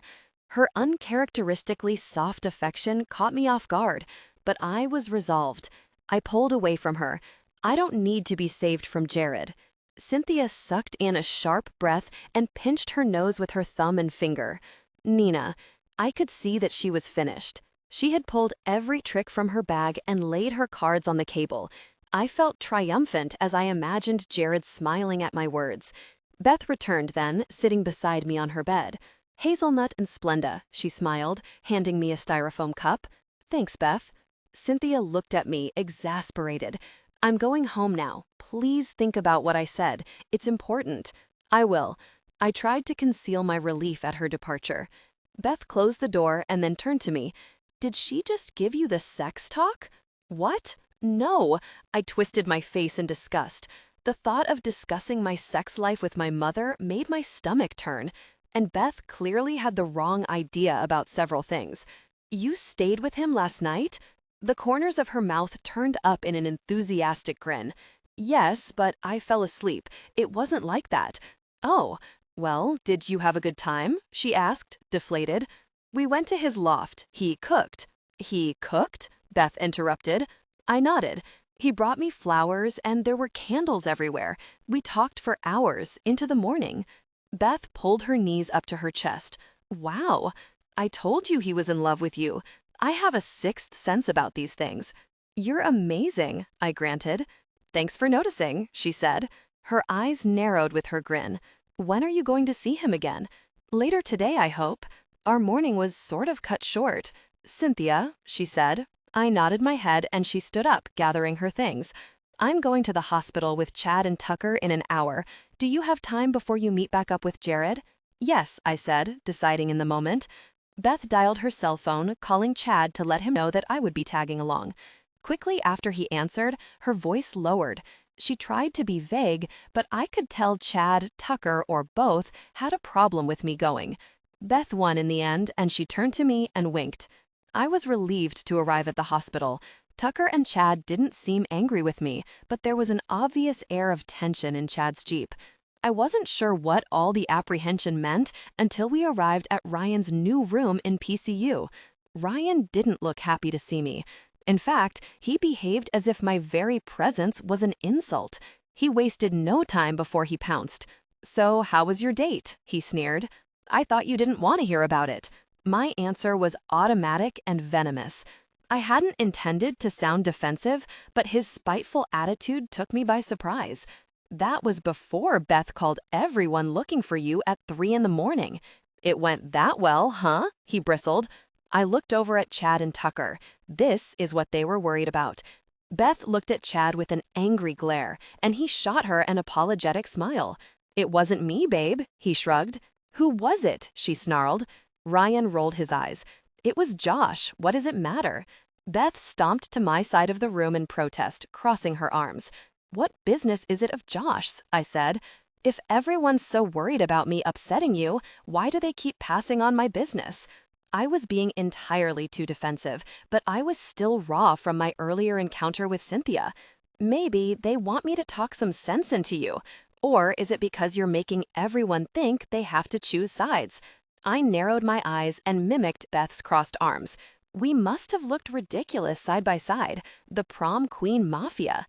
There are no sides. Ryan's nose wrinkled at my words. Really? I raised an eyebrow. My eyes darted to Chad and Tucker standing on one side of the room, and then at Beth beside me. It sure seems like it to me. Ryan ground his teeth and looked out the window, clearly too angry to continue. I sighed. If you'd just give him a chance. Ryan sucked in a sharp breath, readying himself to really let me have it. But he cringed and grabbed his bandaged wound, letting out a muffled grunt instead. Ryan, I groaned, reaching for him. The pain in his face sent guilt burning through me. I took a step closer to his bed. Just go, Nina. Just go, he said, with his eyes clenched shut. I wanted to apologize, but nothing could make it right. I would never be sorry for being with Jared, and that was my only crime in Ryan's eyes. I trudged to the waiting room without another word. My perfect morning had transformed into an abysmal day. Beth, Chad, and Tucker returned after half an hour, and we walked to the Jeep in silence. I tried to find solace in their conversation on the way back to campus, discussing Ryan's improvement, his possible early release, and the funny stories they were trying to cheer him up with, but nothing helped. I was considered the scarlet letter when I had done nothing wrong. As we pulled into the campus parking lot, my cell phone buzzed. The display lit up and Ryan's name and number scrolled across the screen. I clambered from Chad's Jeep and pressed the phone to my ear. I'm sorry, Nina, he blurted out apologetically. You were right, it's no one's business. I don't know what I expected. It's not what you think. I just fell asleep, I explained. We're friends, right, Nina? He said. My insides wrenched at the exhausted sadness in his voice. I covered my eyes with my hand. Of course we are. I hate it that you're mad at me. I have no right to be. I just need to know that I didn't ruin everything. Ruin everything? He was lying in a hospital bed healing from a wound that I could have prevented. The guilt was unbearable. I'm sorry, I choked out. I'm a jealous idiot, Nina. Just promise me you'll come back. I won't be a jerk again, I swear. His voice bordered on begging, and I was desperate to take away his regret. You can't get rid of me that easily. Beth smiled after watching me stuff my cell phone into my purse. I'm glad you two got it worked out. Me too, I sighed. Once in my room, I dialed Jared's number. The tone repeated over and over in my ear, and I was caught off guard when the voicemail prompt beeped in my ear. Hey, Jared, I stuttered. I had fully expected him to answer. It's Nina. I'm back from the hospital and just thought I'd give you a call. Talk to you soon. After 2 hours, I became suspicious when I hadn't heard from him. He had been so anxious about the outcome of my mother's visit that I couldn't imagine why he'd wait so long to return my call.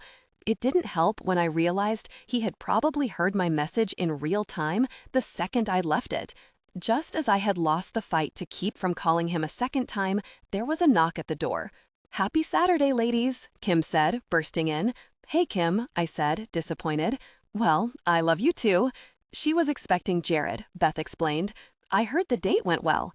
Kim raised her eyebrows repeatedly. I fell asleep. He slept on the couch. Kim wrinkled her nose. Bummer. She immediately turned her attention to Beth. What are we doing tonight? Oh, Chad is taking me out. Sorry, Beth said, not sounding the least bit sorry. Kim smiled. Oh well, maybe you can have a more interesting time than naughty Nina over there. I stiffened, knowing that Jared or Claire could hear everything. I felt the blush span from collarbone to crown. Whoa, just kidding, Nye, Kim said, mistaking my embarrassment for anger. Kim forced me to rehash the entire evening. It was difficult for me to explain the length of time that I'd spent there and leave out everything that Jared had told me. I kept checking my phone, even though I knew no one had called. Beth discussed the juicy details of our earlier visit to the hospital, which seemed to intrigue Kim. What do you expect? He's crazy about her, Kim said. I know you really like Jared, Nye, but Ryan's a good guy too. I know, I said, looking at my phone again. Who are you expecting to call? You've been checking your phone like a crack addict waiting on her dealer, Kim chided. Kim, I wailed, my face burning again. What is with you today? I thought you slept last night? Kim asked, confused. I did. I just wish you would keep your mouth shut. Nye, we're in your room. Who's going to hear? Kim looked at Beth like I'd gone insane. No one, I said. You just, nothing. I have to go. I grabbed my coat, shoved my phone in my purse, and headed out the door. I wished that Jared had foregone the microphone part of the truth. I didn't feel comfortable having a normal conversation in my room. By Monday, I still hadn't heard from Jared. It was heartbreaking that he was somewhere close, yet he refused to speak to me. Even after everything Jared had said, my thoughts continued to return to one horrible prospect, that for some reason, after he dropped me off, he realized how unworthy I was of the adoration he'd felt for so long. The week dragged on, and I found the only place I felt somewhat normal was at the hospital. I escaped campus day after day, feeling I could finally breathe the moment I sat at Ryan's bedside. We were nearly caught up on all of his homework by the time he finally broached the subject. Are you going to tell me what's been going on with you or not? What are you talking about? I asked with a contrived smile. Nina, this is me you're talking to. I felt my eyes gloss over and I buried my head into Ryan's blanket. Nina, what's wrong? He asked, awkwardly patting my head. When I couldn't speak, Ryan pulled my hair away from my face. Are you okay? I shook my head and peeked up at him. No, I'm not okay. Did something happen? Ryan's face looked as desperate as I felt. No, nothing happened. You don't want to hear about it. I sat up and wiped the moisture from my face. Is it about Jared? He guessed. I nodded, and his face twisted into rage. Did he hurt you? No. I shook my head, wiping away more tears. No, he didn't do anything to me. He doesn't, I sighed. It's embarrassing. Just tell me. He doesn't want me, I said, my face crumbling around my words. Ryan's expression made it seem as if the sentence I'd put together didn't compute, as if he couldn't imagine that being possible. I'm sure there's just been some misunderstanding. What makes you think that? I was disgusted at myself for making Ryan feel he needed to reassure me about Jared. I was a terrible person. Nina, tell me. He spoke in the tone I provoked in people when they'd had their fill of dragging information out of me. I thought I couldn't say half of what I wanted, certainly not enough to keep me from sounding like a spoiled child.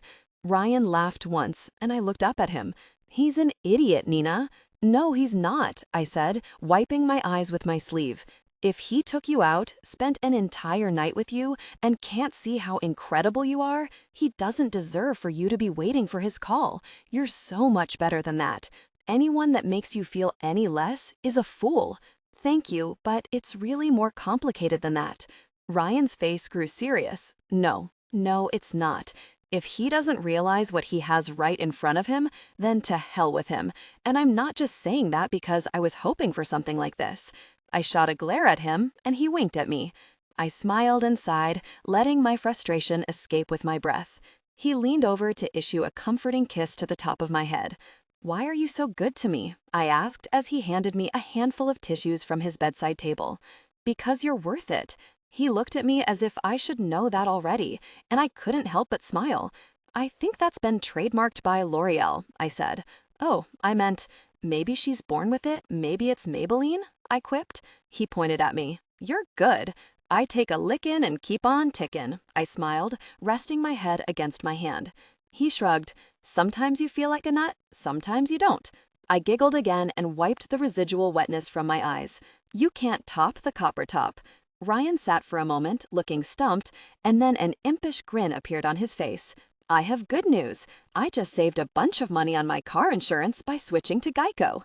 My eyes narrowed. "Are you in good hands?" Ryan intertwined his fingers in mine. "Easy, breezy, beautiful, cover girl." I bit my lip, not wanting to stop our game. It was such a wonderful distraction. "Just do it," he nudged my arm. "Lego my ego," I countered, playfully pulling my arm back. He flexed his arm. "Beef, it's what's for dinner." I pointed to his arm and shook my head. "Tastes great, less filling." I sat up and waited for his riposte. "What's up?" He leaned over into my face, and I burst out into a roaring laughter. He bellowed out his own, and we covered our mouths to keep the nurses from rushing in to quiet us down. "Thank you. I needed that," I breathed, holding my stomach. "You most certainly did," Ryan agreed. The next morning, I woke up to the ring of my cell phone. I scrambled to my nightstand, ripped the charger cord from its port, and jerked it to my ear. "Hello?" I cringed, waiting for the person at the other end of the line to mention the near maniacal tone in my voice. "Hey, Nye, it's Ryan. You left your anatomy book here yesterday. I just wanted to let you know before you got to class." Oh, thanks. I don't think I'll need it today. We're preparing for a lab." I rubbed my eyes, wondering when I had finally fallen asleep. It didn't feel like I'd slept at all. "Did I wake you?" "Yeah, but that's okay." I looked at the clock. The alarm goes off in 10 minutes anyway. "The nurse said that they may release me today or tomorrow," he said. "Excellent. Let me know when, and I'll rally the troops to spring you." "Will do," he chirped, sounding extremely enthusiastic for the early hour. Classes dragged, and I had to force myself to finish out the day. By the time I got to my room, exhaustion had set in, and I decided to cook something quick and then take a nap. Finishing the mounds of homework scattered on my bed was impossible. I couldn't concentrate, knowing that every time I turned a page, every time my spoon scraped the bowl, every time I sighed, Jared was listening. When that thought crossed my mind, anger pulsed through me. He had told me secrets, which he expected me to keep. He told me that he loved me, made promises, and then he just left. Who does that? I asked aloud. I shook my head, thinking of the show he'd put on when dropping me off at Andrew's. He seemed so terrified of losing me, of my mother talking me into staying away from him. In the end, it was Jared that was evading me. I dwelt on that for a moment and wondered what had changed from the time he dropped me off until after I'd returned from the hospital. I had only focused on what I could have done wrong. I hadn't stopped to think about other possible reasons for Jared to avoid me like the plague. Like my mother. My hand flew to my mouth as the revelation sunk in. She had spoken to him. She had told him to stay away from me, and he had listened to her. Grabbing my coat and keys, I shot out the door as if my room were on fire. I ran to my car and violated every traffic law between Brown University and my parents' home. Once I pulled into the drive, my courage had somewhat wavered, but I had to know why Jared had changed his mind.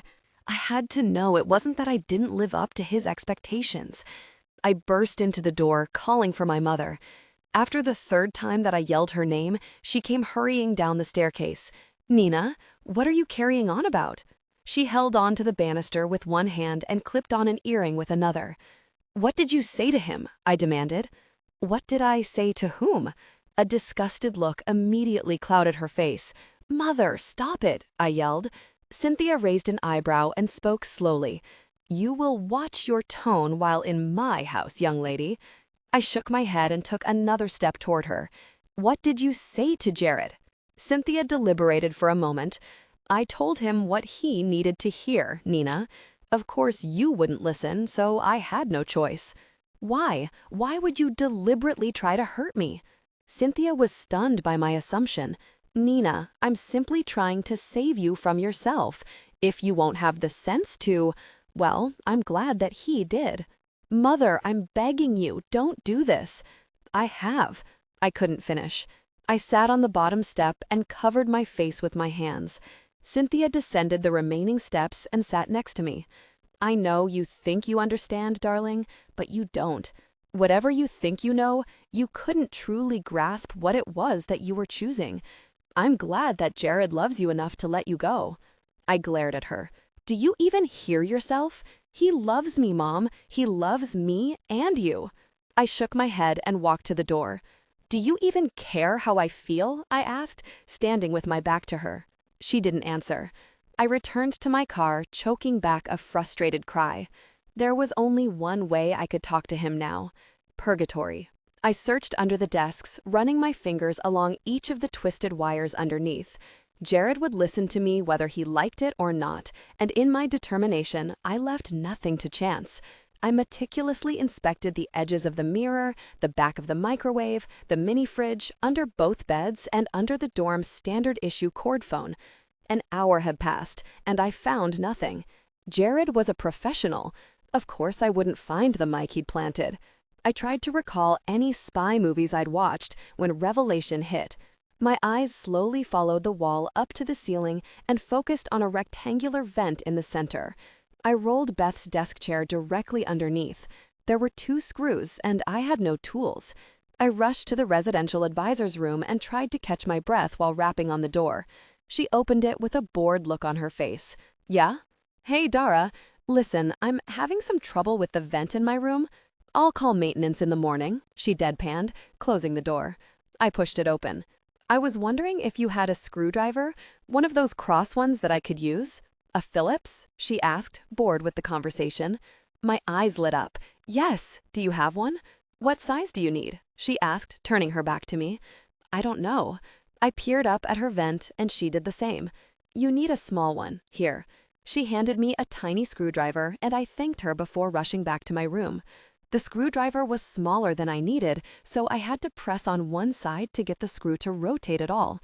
Once the first screw became loose enough to use my thumb and finger to make more progress, it didn't take long for it to drop into my hand. I began working on the other screw, and after 2 laborious turns, my right hand slipped. Trying to catch myself, my palm grated against the edge of the vent, and the ragged edge of metal sliced through my skin. I pulled my hand back with a gasp, watching the blood ooze from the cut and drip down my forearm toward my elbow in a thick, red line. "Ow! Gosh!" I cried, bending at the waist. I climbed down to grab a wad of tissue and held it tightly in my hand, unwilling to give up. Tissues in hand, I tried to fit the screwdriver into the tiny slot at the best angle possible for traction. When I pressed against the side of the screw, I leaned into the movement and the wheels of the chair shifted. Before I could right myself, the chair jerked from under me and I tumbled down, smacking my elbow on the floor. It took a moment for the pain to register, and once the sharp stabbing sensation shot up my arm, I closed my eyes. "Ow," I whimpered. Once I could think about something other than the pain, I hobbled back onto the chair. Tugging the vent loose, I inched up on my tiptoes to peer inside. My heart skipped a beat when I saw a tiny black object nestled in the decades of dust. I reached inside the vent and pinched the small piece of plastic, tugging on it once before it gave way. I pulled it toward me and brought it into view. Jared's miniature microphone. Overwhelmed by the undeniable truth I held in my hand, I pulled the mic down with me as I slumped to the chair. Jared could hear me and was aware of what I had done. Coupled with the pain in my arm, the fact that he was just on the other side of this device made my eyes well over with tears. "Jared," I breathed, trying to keep my voice from shaking. "I know you can hear me." I sighed, closing my eyes. "I don't know what she said to you. I don't care. I trailed off as my voice broke. "I miss you," I whispered. "What are you doing? All that talk about growing old together and being honest, and now you're going to listen to her and walk away? Will you please just—" I struggled to form the words. "Will you please just talk to me? Please?" I watched my cell phone, praying, willing it to light up and ring. An eternity passed, but it lay on my nightstand, still and dark. I wiped the moisture from my eyes, looking up at the wire spiraling down from the ceiling. Anger surged through my veins, and I stood up, yanking on the wire over and over until it finally ripped from its source. I noticed the frayed edge of the end of the wire and wiped my face once more, satisfied. It wasn't fair that he could hear me when I was alone. A buzzing noise came from the night table, and I stiffened. It buzzed again, and I threw the wire down, nearly tripping over it to reach the phone before I missed the call. "Jared?" I breathed. It's Ryan. Sorry." "No, don't be sorry," I sniffed. "Are you okay? You sound like you've been crying. Was there a reason you called?" I wasn't in the mood to discuss my latest moment of insanity. "Yes," he hesitated. "I'm being released in the morning." Oh yeah, okay. I'll come in the morning then." "Did you let everyone else know, or should I call them?" I asked, hoping he would catch the meaning. I'd just started making the calls. He'd called me first. I wasn't sure how to feel about that. "Nina?" "Mm-hmm," I said, distracted by the wire curled and arched beside my bed. "Tell me why you're upset. Is it Jared?" My silence was all the answer he needed. "I could kill him for doing this to you," he growled. "It's not his fault, Ryan. I've told you. It's complicated." Ryan sighed, accepting my vague reply. "I'll see you in the morning." Friday was easier than I thought it would be, with the 6 of us choreographing Ryan's on-the-fly homecoming party. We caravanned to the hospital, balloons and shoe polish decorated our cars. The windows of Josh's truck vibrated to the beat of Paradise City as Tucker wheeled Ryan out of the double doors of the hospital. We all whistled and clapped as Ryan lumbered into Josh's passenger side. "Come on, Nina," Ryan smiled, gesturing for me to accompany him. When I scooted in next to him, Ryan weakly lifted his arm to the top of the seat behind me. We giggled and joked all the way to Brown, and the 7 of us made our way to Ryan's room. "It looks like a parade threw up in here," Ryan said, beaming. He hobbled over to his desk chair and fell into it, visibly spent. We sat and talked, and then Beth, Chad, and Tucker left for class. 30 minutes later, Kim and Josh had classes of their own to go to. "What did you do to your hand?" Ryan asked, staring at my messily bandaged palm. "I sliced it on the air vent in my room," I shrugged. "Ouch." Are you all caught up on your tetanus shots? I nodded. I'll come by later, okay? We have a lot of work to do. You have class? He asked, disappointed. I've had class for the last 2 hours, Ryan, I grinned. Thanks for today. Maybe we could do this every month. Okay, but I'm not volunteering to get stabbed next time. Or ever. I hugged him, and an awkward pause followed when I pulled away. You take it easy. I'll come over later and we can study. Ryan watched me with a soft expression as I walked to the door. See you later, Nye. I pulled his door closed and let out a gust of air. I couldn't be sure if it was guilt or the look in Ryan's eyes after I'd hugged him, but everything felt different when we were alone. I forgot about angels and demons and feeling unwanted. In Ryan's presence, life was normal. Soon after class began, my thoughts zeroed in on Jared. I clenched my eyes shut when I thought about the night before. I had probably relieved him of any regret he might have felt after my antics. The professor's voice blurred into the background, and I took shallow breaths to keep the tears from forming. It was embarrassing enough that everyone peered over their shoulders at me every day as if I'd gone crazy. The last thing I needed was to break down in class.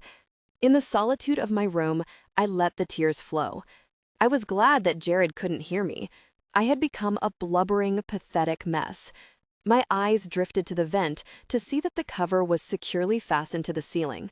My eyebrows pressed inward. I was too exhausted the night before to replace it. Scrambling to the floor, I lifted my comforter to peer under the bed where I had hidden the frayed carcass of the wire. I gritted my teeth, seeing that the only thing under my bed was a lone sock surrounded by a herd of dust bunnies. Jared or Claire had come into my room while I was gone and replaced the mic.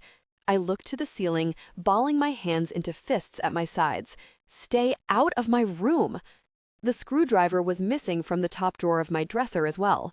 I had left it there for safekeeping until I could replace the vent cover. I burst into the hallway, letting the door crack against the wall. Anger fueled my march to the RA's room, and I pounded on her door. She opened it with the same impassive look on her face as before. "Yeah?" I sighed. "Dara, oh good, you're here. I seem to have lost your screwdriver. Do you think I could borrow another one? And I need a bigger one this time." "You lost one of my screwdrivers, and you want to borrow another one?" "Yes," I said, more of a question than an answer. "Hold on," she sighed, leaving for a moment. She returned with a larger screwdriver in hand. Running back to my room, I pushed Beth's chair under the vent. The new screwdriver was a better fit, and I had the screws out in record time. I reached up again and stood on my tiptoes, finding the familiar, small plastic object without effort. An exact replica of the first mic came down in the first tug. I climbed down and pulled on the wire until it quivered with tension. With one swift yank, the wire dislodged from the vent and dropped to the floor. A strange sense of accomplishment came over me. I had perfected the art of ripping out surveillance wires. With a smug smile, I looped the thin, mangled wire into a tight circle. "I'm not a zoo animal," I whispered. The door pulsed as someone banged on it from the other side. I twisted the knob, hoping for a scolding from Jared, but instead I found Claire standing in front of me with a murderous expression. A lump lodged in my throat as she shouldered past me. In one lithe movement, she climbed onto Beth's chair and reached up into the duct. It took her longer to get the new wire installed than it had taken me to rip the old one out, but she replaced the vent quicker than I had removed it.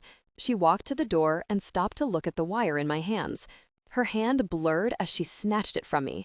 "If you do it again," she eyed the vent and then whispered in my ear, "I'll rip out your tongue." My tongue curled up inside my mouth as I tried to swallow. Claire leaned back to offer a disturbing sweet smile and then left. I shut my door behind her and locked it, wrapping my arms around my middle. She terrified me. The thought of Jared hearing my every movement made tears trickle from my eyes and down my cheeks. "I can't do this," I whispered. The sudden need to distance myself from that microphone became urgent, and I grabbed my coat and keys. If I was going to have any type of normalcy again, I would have to convince Cynthia. "Mom," I called, walking into the dining room. "In the kitchen, dear," Cynthia called. I watched her expression change to concern when she saw my puffy, wet eyes. "What happened to your hand, Nina?" she said, noticing the makeshift wrap around my palm. "I want you to talk to Jared, Mother." Her concern vanished and she returned to preparing her lunch. "I'm sorry, Nina, I can't do that." "Then let me have my privacy." Cynthia seemed a bit uncomfortable with the topic, but she was never one to be intimidated. "That is between Jared and your father. Daddy's not here." She ignored me. "Jared and I talked for a very long time. If it helps, he argued with me at first. He was quite determined. But when I reminded him how hard it is for his mother and how hard it will be for you, he couldn't deny doing what is best for you. This is the easy part. You can't begin to imagine how hard your life will be if you continue this ridiculous. You have to try. You owe it to me to try," I begged. She clicked her tongue. "He won't listen to me now, Nina. There are some things that you just can't take back. Once you've made your case, you can't argue the other side. Mother. I pursed my lips, but it was no use. The tears fell from my eyes. I warned him that if he continued a relationship with you, I would be forced to fire him. You what? Carrying on a relationship with him could get in the way of... You know he's the only one that can keep me safe. You're willing to risk my life to prove a point? Of course not. Your father insisted that Jared stay away from you, Nina. You're just going to have to forget him. Mother, I love him. Cynthia's eyes widened at my words. After a short pause, she shook her head dismissively. You don't know what you're saying. I could barely form a whisper. Look at me. I let my shoulders hang in defeat. Does this look like just a crush to you? I'm in love with him. Then stop. This is not what your father wanted for you. Did Jared tell you that? That he was forbidden to get involved with you? I won't help you go against your father's wishes. That had nothing to do with me or with Jared, Mother. Daddy didn't want me to know the truth about him. Nina, she breathed, you don't believe that. I could see my efforts were in vain. Cynthia wouldn't help me. I escaped her apathetic eyes and fled to my Beamer. The rain poured relentlessly, and I was soaked by the time I entered the car. I sped down the street, the tires creating a wake behind them. The farther I drove, the less I wanted to return to my dorm. Walking into Andrew's would be admitting defeat. Worse, something deep inside of me knew that the second I stepped inside my room, I would begin a life without Jared. When the streetlights began to flicker, the rain tapped against my windshield in tiny crystals. Some of the roads had been blocked off by the flooding, and I was soon corralled onto a dead-end road. Through the gush of wind-blown rain, a bridge came into view just ahead of my car, arching high into the night sky. I turned off my car and sat, mulling over the last week. My feeble attempt to gain any control over the situation had ended dismally. I hadn't truly considered giving up until that very moment. I pulled my hat and gloves off and threw them on the seat beside me, deciding that the only option I truly had was to leave. But Jared would follow, he would have to, and I would take him away from his sister, his brother, and Lillian. I gripped the steering wheel as the realization sunk in. I was trapped. One of my gloves fell to the floorboard, drawing my attention to my purse. Barely peeking out, the sharp end of Jack's letter opener glinted under the light of a lone street lamp. Without another thought, I grabbed it from my purse and shoved my way out of the car. The rain immediately blasted against me, but I planted my feet on the ground, determined to get Jared's attention this time. I grabbed the handle of the letter opener as tightly as my freezing hands could manage and held it above me. Hell, come, I whispered. With a loud cry, I shoved the golden spear into my back tire.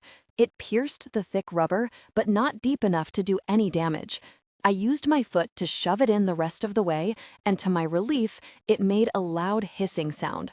Icy rain soaked every inch of me, and my body began to tremble as the biting wind blew against my skin. After a few minutes, I shed my coat and threw it into the seat. My body shook uncontrollably as rain pelted against me. I waited. When my sweater was soaked through, I yanked it over my head and threw it on top of my coat. Down to a long-sleeved cotton shirt, the rain felt like ice splinters driving into my bones. My teeth were chattering with such force that I opened my mouth to keep them from breaking. A puff of air escaped my mouth as a wind gust sent stinging rain tearing into my skin. Still, I waited. Just when I thought I would collapse, a pair of headlights broke through the curtain of rain and came to an abrupt stop behind my car. "Nina, what in the world are you doing?" Jared yelled over the rain.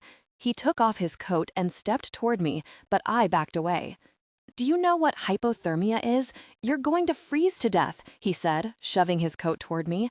"I love you," I said as my entire body shuddered. "I heard," Jared said, pressing his eyebrows together. "Let me take you home." He held out his coat again, but I took another step back. You listened to her." "I didn't listen to her. If she fired me, it would make it harder for me to protect you. Keeping you safe is my first priority. Now, please get in the car." How would it make it harder if you're with me? We can talk about this when you're out of the rain. I took another step back. Cynthia controls our funding, Jared said in a desperate tone. She funds our surveillance, our weapons, everything. I could still protect you, but not as well. I couldn't risk it. So you're just going to leave me? We're going back to the way things were so you can buy more microphones and bullets? Jared sighed. That's not what I meant. You're too important not to use the best means available, Nina. I thought if I figured out a way for us, you're just saying that to get me to go back there. I wouldn't do that, Jared said. He lifted his coat, and I took another step back. His jaws tensed. I made a mistake. I didn't want to hurt you. I just needed some time to fix the mess I've made. I tried to turn the corners of my mouth up into somewhat of a smile. I thought you didn't make mistakes. With a desperate expression, Jared took a step toward me, groaning when I took another step back. Don't make me do this, Nina. Don't make me force you. Please get in the car. I'm not going back there, I sputtered. The rain poured down Jared's face and streamed from his chin. I wasn't going to take you, he sighed. I want you home with me. I watched him for a moment, trying to read his eyes. I wouldn't lie to you, he said, reaching for me. I want to take you home.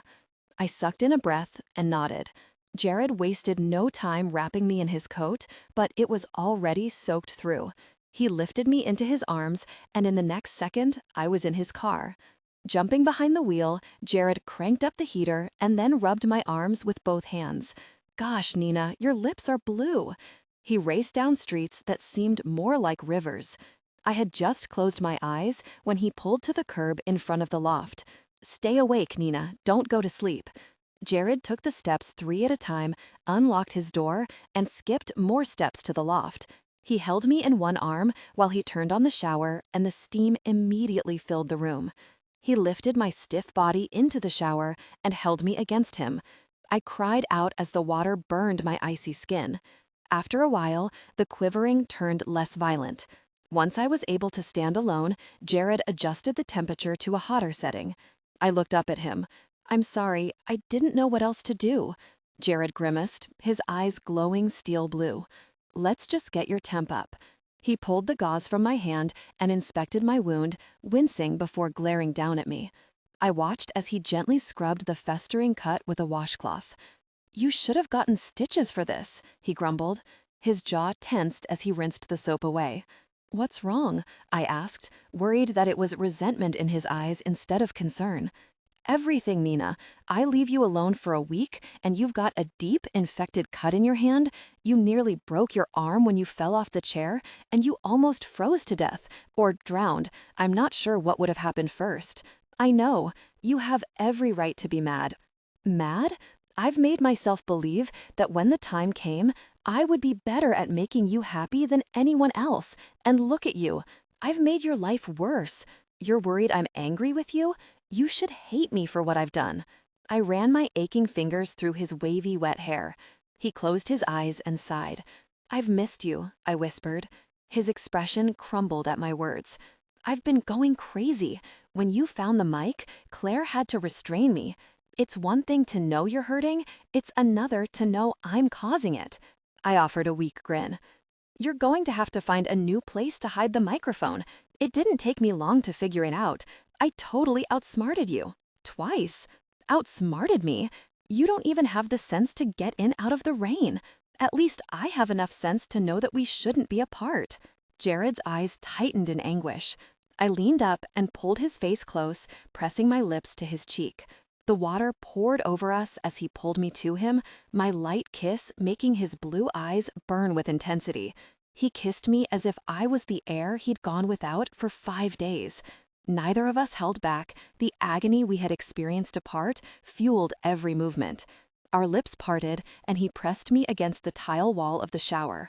I clutched the back of his shirt in each of my fists and pulled him against me, but I couldn't get close enough. Their embrace deepened, a powerful connection forming between them. I reached down and pulled his shirt over his head, exposing the perfection of his bare chest. His wet shirt fell to the shower floor with a slap. I slid my hands down his back, and he moaned in response. Their passion intensified, a powerful connection forming between them. He held me close, and then his lips slowed down, became gentle, and he pulled away from me after a few soft kisses. "It's been a long night, Nina. You need to rest." "I don't think I can," I said, pressing my forehead against his chest. Jared kissed my wet hair. "Try." When he was satisfied that I was warm enough, he pulled me from the shower and wrapped me in a towel. I nestled against him as he carried me to his bed. "You're still shaking," he frowned. "I'm feeling much better, really," I assured him. The front door slammed below, and Jared kissed my cheek. "Claire fixed your tire and drove your car here. She's going to help you get into some dry clothes." My entire body felt like it had been sandblasted, steamrolled, and smashed in a garbage truck. I was too exhausted to argue. Jared left us, and Claire peeled off my wet clothes, sliding a long-sleeved t-shirt that read navy over my head. "Thank you," I whispered. She raised an eyebrow, and I thought I was crazy. I sighed to form some sort of laugh, and my eyes slowly closed and opened again. Claire pulled a hairdryer out of a hot pink duffel bag and began to dry and brush my hair. I braced myself for her to do her best to rip my hair out, but she was very gentle, almost maternal. The high-pitched whine of the dryer silenced, and Claire crouched in front of me. "Okay, you're done." As Jared passed Claire on the stairs, he offered an appreciative smile. He was shirtless, his only article of clothing a light blue pair of pajama pants. In the shower was the first time I'd seen his bare physique, and even through my exhaustion, I was impressed. Every muscle in his body sleek and toned, he kneeled in front of me holding a small white box. "Give me your hand." The skin around the jagged cut was opaque and wrinkled from the long shower. Jared spread antibiotic along the fissure spanning the width of my palm, from the outside of my wrist to the bottom of my index finger. It didn't hurt, but because of residual trembling, I had a hard time holding still. I raised my hand to inspect it, and Jared rolled his eyes. "Is it okay?" "Nicely done," I nodded in approval. I leaned against the pillow while Jared walked to the other side of the bed. When he crawled in beside me, it occurred to me that my heart should have been pounding out of my chest, but I only felt exhaustion. Jared pulled me to him and folded his arms around me. I sighed as I relaxed against his chest. He was warmer than the shower. I was still cold enough that his skin was slightly painful against mine, but I leaned in closer, welcoming the burn. "Promise me you won't do anything like that again," Jared whispered, kissing my forehead. I buried my face into the concave of his neck and shivered. In reaction, Jared wrapped his arms tighter around me. "Healing, Nina?" I raised my eyebrows, but my eyes wouldn't open. Jared brushed the hair away from my face and kissed the exposed patch of skin on my cheek. I blinked to focus, and Jared's blurry form came into view. "It's 6:30, sweetheart. You have an 8 o'clock class." I sat up, immediately grabbing Jared's arm. "Whoa, dizzy?" he asked. "As if you didn't know." He smiled, leaving my side to grab a stack of folded clothes and place them on the end of the bed. "Claire brought some more of your things." With my eyes half closed, I stood up and stretched, and then inched up the hem of my shirt to change. Nina?" Jared said, grabbing my hands. "I've always thought you were the most beautiful in the morning. Seeing you standing here in my t-shirt is captivating. Would you please stop trying to tempt me?" I grimaced at his infuriating insistence on putting off what felt right. I'd always been the one to procrastinate when dealing with emotional closeness. Now that I'd felt strong enough about someone to want to deepen our connection, he insisted on dragging his feet. Sensing my aggravation, he kissed my nose and jogged down the stairs, allowing me the privacy to change. "I'll drive you to school, if that's okay," Jared said after breakfast. "That would be great, thank you." The roads were slick with ice, and the trees and grass were frozen in time under the inch-thick frost.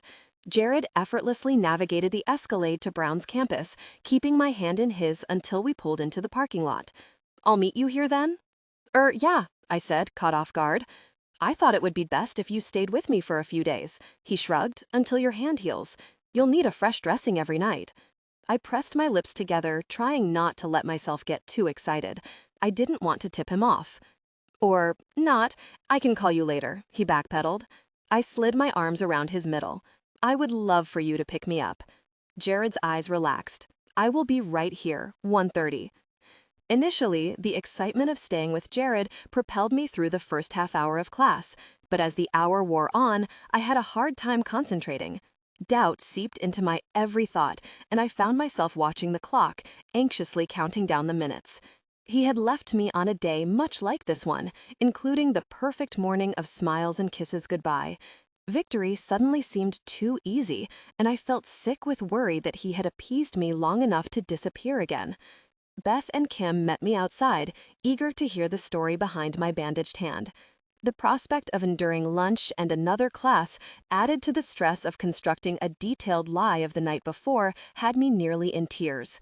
I couldn't shake the feeling that I would go to meet him at the designated time and he wouldn't be there. Beth noticed my mood immediately. "What's wrong, Nina?" "Nothing. Why?" I asked, trying to keep my tone light. It was hard to seem casual when my chest felt full of concrete. "Nina?" I let out a sigh of relief. "Jared," I said, grabbing onto his coat and hugging him. I was too relieved to care how ridiculous I looked. He wrapped his arms around me without hesitation. "What is it?" he whispered into my ear. "What's going on with you, Nye?" Kim asked. I buried my face in Jared's chest, and I was glad when he hugged me tighter. "Nina," he whispered in my ear again. "Did something happen?" I peeked over to Beth and Kim, who watched me with confused frowns. I tried to smooth my face before looking at them. "I'll meet you guys at the Ratty, okay?" "Are you sure?" Beth asked, staring suspiciously at Jared. "I'll be right there," I smiled. My friends reluctantly left me behind, and I buried my face in Jared's chest once again, tightening my arms around him. "Nina, please tell me," he pleaded. "You've been freaking out all morning." "I'm sorry." He pulled up my chin and scanned my face for a clue. He sighed in frustration when I didn't speak. "Nina, I need to know. I was afraid you wouldn't come." I looked down to my boots. I couldn't look him in the eye while sounding so pathetic. Jared took my face in his hands and kissed me tenderly. "I will never leave you again. Not like that." "Not like what?" I asked, concerned there might be more behind his words. "I won't make that mistake again. I'm yours for as long as you'll have me." "You promise?" Jared smiled. "I love you more than I could ever promise." I rested my cheek against his chest and closed my eyes, indescribably happy. The euphoria faded when I realized I would have to make it through lunch and another class before I would see him again. "Nina?" "I'm never going to get used to that, you know," I said, frowning. "Get used to what?" "You sensing how I'm feeling?" "It's—" I trailed off, wrinkling my nose. Jared chuckled. "Weird?" I looked at him sheepishly and shrugged. "Why don't you come to lunch with me? Here? You can't go to class with me, but you can come to lunch. It would help." "Help with what?" he asked, still stumped. "With the—" I hesitated. Being honest meant casting blame in his direction, which I had no desire to do. "Anxiety?" Jared finished for me. As I predicted, he was visibly upset that I felt that way. "I don't mean that it's your fault. I just—" He held out his hand. "Come on." I felt the corners of my mouth turn up, and I let his warm hand surround mine as we walked into the Ratty. Every face at the table seating my friends seemed to look over at us in unison as we walked to the buffet. "They're just curious," I said as we walked through the line. Jared simply nodded. "Everything all right, Nye?" Beth asked once we were seated. "Everything is great," I said. "You didn't look so great when we left you," Kim said. Her eyes narrowed in Jared's direction for a moment and then returned back to me. Jared seemed amused by my friend's incredulous expressions. I picked up the spoon from my tray and muttered under my breath. I'd meant to grab a fork. Before I could get up, Jared sat a fork on my tray. I looked up to thank him, but before I could form the words, Ryan puffed a disgusted laugh. "Is he going to feed you too?" Ryan said. "Shut up," I sneered. If I hadn't been so angry, I might have feared for Ryan's safety. Jared could have easily reached over the table and snapped his neck. He watched Ryan, but seemed outwardly unaffected. "What are we doing this weekend, Ryan?" Josh asked. "I don't know," Ryan answered. His eyes were focused on Jared, full of hate. Kim spoke. "I say we go to our regular spot. We're making that place a ton of money. The geriatrics love the entertainment we're providing." "You just like older men," Josh teased. "Only the ones who are full of life," she said offhandedly. Everyone at the table paused for a moment. waiting for her to crack a smile. When she didn't, they continued discussing plans. Ryan looked away from Jared after Kim's comment, and she winked at me after the moment had passed. The girl was a genius. "I'm in," Tucker said. Beth turned to face me. "Nina?" "Oh," I said, quickly glancing at Jared from the corner of my eye. "I don't know what I'm doing yet." "Come on," Kim groaned. "Why don't you bring Jared? It'll be fun," Beth chirped. Ryan slowly turned to her with angry disbelief. Beth sank back in her chair. Noticing Ryan's reaction, Jared hugged me gently to him and smiled. "Sounds good to me. Do you want to go?" he asked, turning to me. Sure." "Sweet," Kim said with a mouthful of food. "Spring break is in 2 weeks," Carrie chimed in. "Lisa and I are going to Tahoe. Does anyone else want to go skiing?" "That sounds amazing." "Do you want to go?" Beth said, looking at Chad. Chad shrugged. "I haven't been skiing in a couple of years. How many spots do you have open?" "My mom has a place there. We can all fit if you guys want to come," Lisa said. "How much fun is this going to be?" Beth clapped. "Do you want to go skiing, Nye?" she asked, turning to me. "I don't know.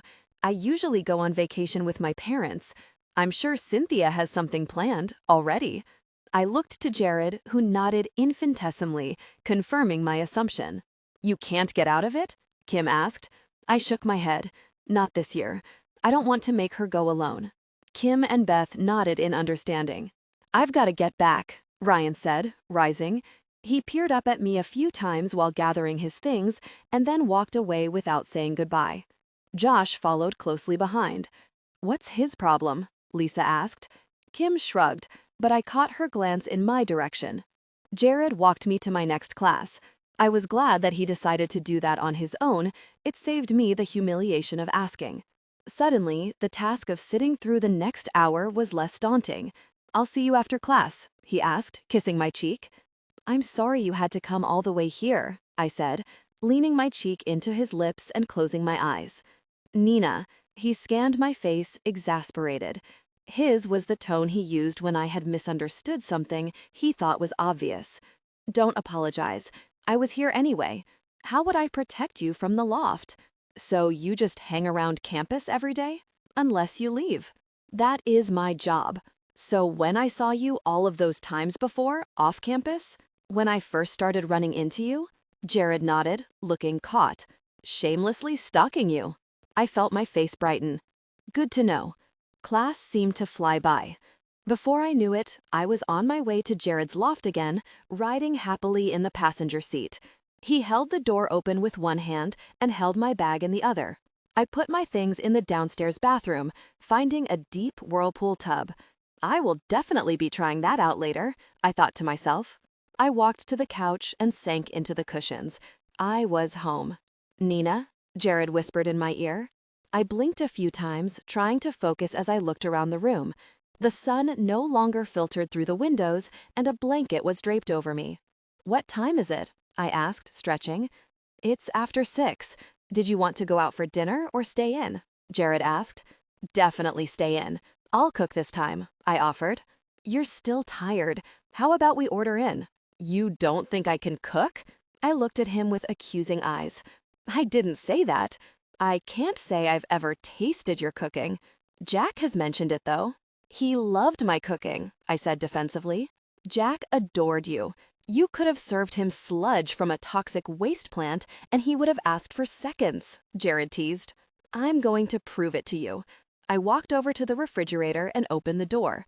Jared was instantly behind me. "Nina, you've had a long week, a rough night last night, and you went to school today. You don't have to prove anything tonight." "I'm fine," I said, surveying the contents of his fridge. Just then, Claire burst through the door, kicking it closed. "You're going to have to buy me another door again if you keep that up," Jared growled, turning to face her. Claire held 2 large plastic bags. "Dinner." A smug smile immediately appeared on Jared's face. "I guess that settles it," I said, defeated. Claire brought the sacks to the table. I was over by Thai Star. "I got you the green curry, Nina." "Jared, your usual. There are egg rolls and sauté, too." Thanks, Claire, Jared said, digging through the sacks and sticking an egg roll in his mouth. After a moment, he looked up at me. What? It was surreal enough to have my new boyfriend know all of my favorites, all of my idiosyncrasies, and sense my feelings. With his sister, who I'd seen all of 3 times, bringing my favorite dish from a restaurant I frequented, I couldn't help but feel a bit dazed. I'm sorry.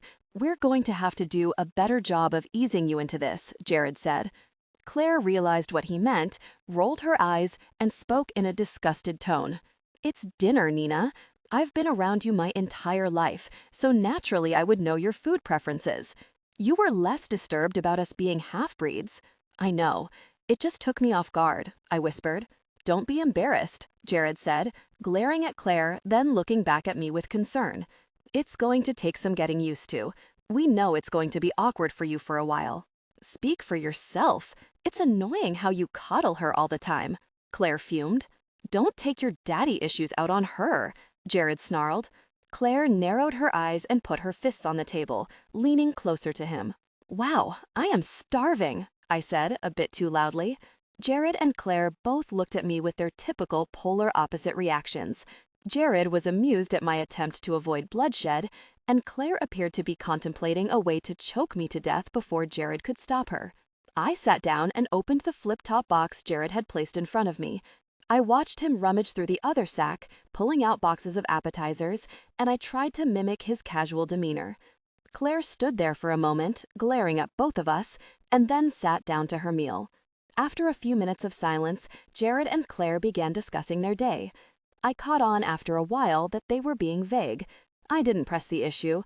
From the path of the conversation, I assumed it was about Claire. At least they weren't speaking a foreign language. It looks like I'll be leaving in a couple of weeks, Claire grumbled. Spring break? Jared asked. Claire nodded.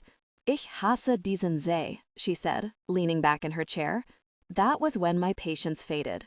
I'm going to have to learn German, I grimaced. I'm sorry, Jared said. We're not trying to exclude you. We were just discussing Claire's training. I gathered that, I said, picking at my food. Jared smiled at me with adoration and then leaned over to kiss my cheek. Claire rolled her eyes. Sie bilden eine Dummkopf von selbst. I'm not making a fool of myself. She's right. We're being rude. I smiled at Jared's complimentary translation. He leaned over again to quickly kiss my forehead before going upstairs. Claire rolled her eyes again and then took her plate to the sink. I've lost my appetite. I had to look twice when Jared returned downstairs. He was shirtless, wearing only a pair of red soccer shorts and well-worn running shoes. He stood behind me as I rinsed dishes at the sink and then wrapped his arms around my waist. You don't have to do that. I'll get to it later, he said, pressing his cheek against mine. Don't start, I said, trying to sound tough. Jared left me to retreat to the corner where he kept his home gym. I loaded the few dirty dishes in his sink into the dishwasher while Claire walked into the downstairs bathroom and closed the door behind her. Suddenly, the door opened again, and my suitcase was hurled with incredible precision from the bathroom, landing directly beside me. This is my bathroom, Claire warned. I swallowed nervously, staring at the suitcase that sat an inch from my foot. I offered a meek smile. Nice tub. Jared puffed from the corner. They're both my bathrooms, and you're welcome to either. Claire glared at him and slammed the door, making my shoulders shoot up to my ears.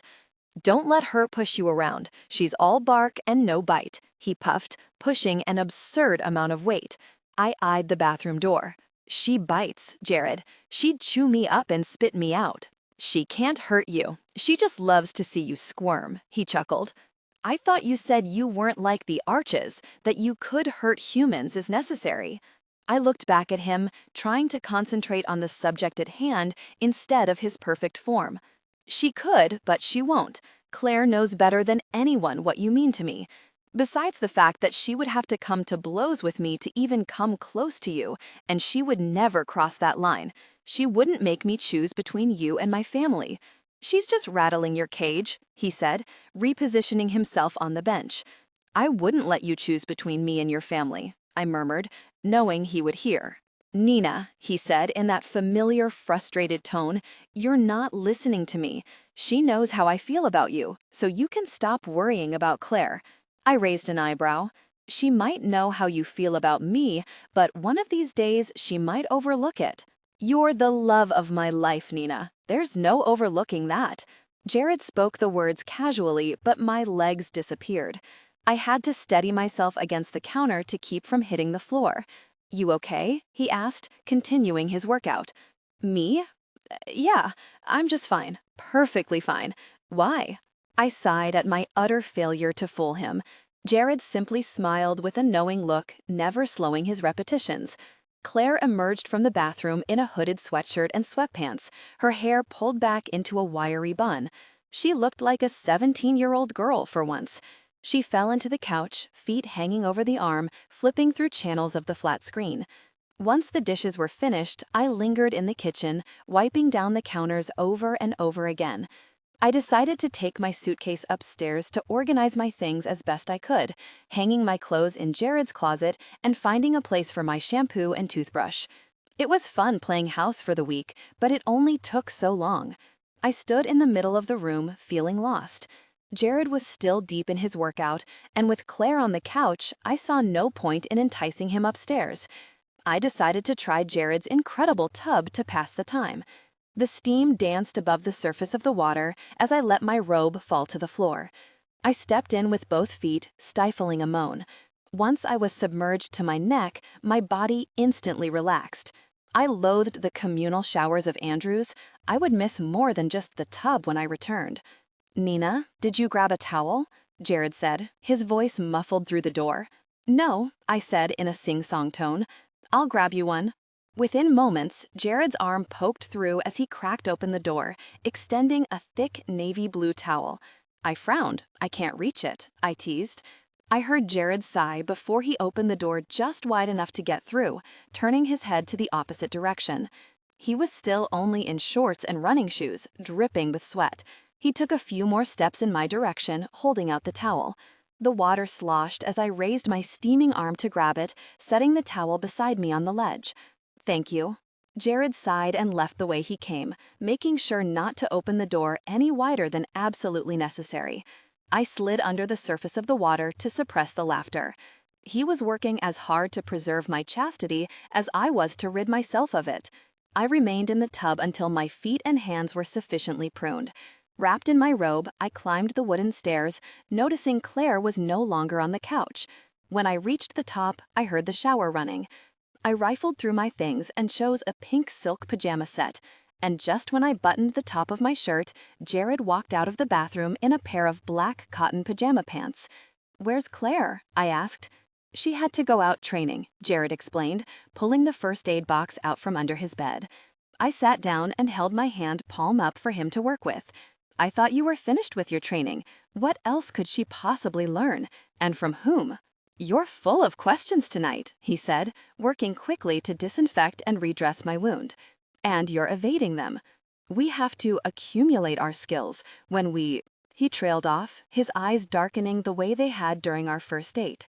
What is it? I asked, watching him place the last strip of tape on my hand. Can I ask you to do something for me? He asked, closing his eyes. Anything, except leave. Jared's eyes popped open. I don't want you to leave.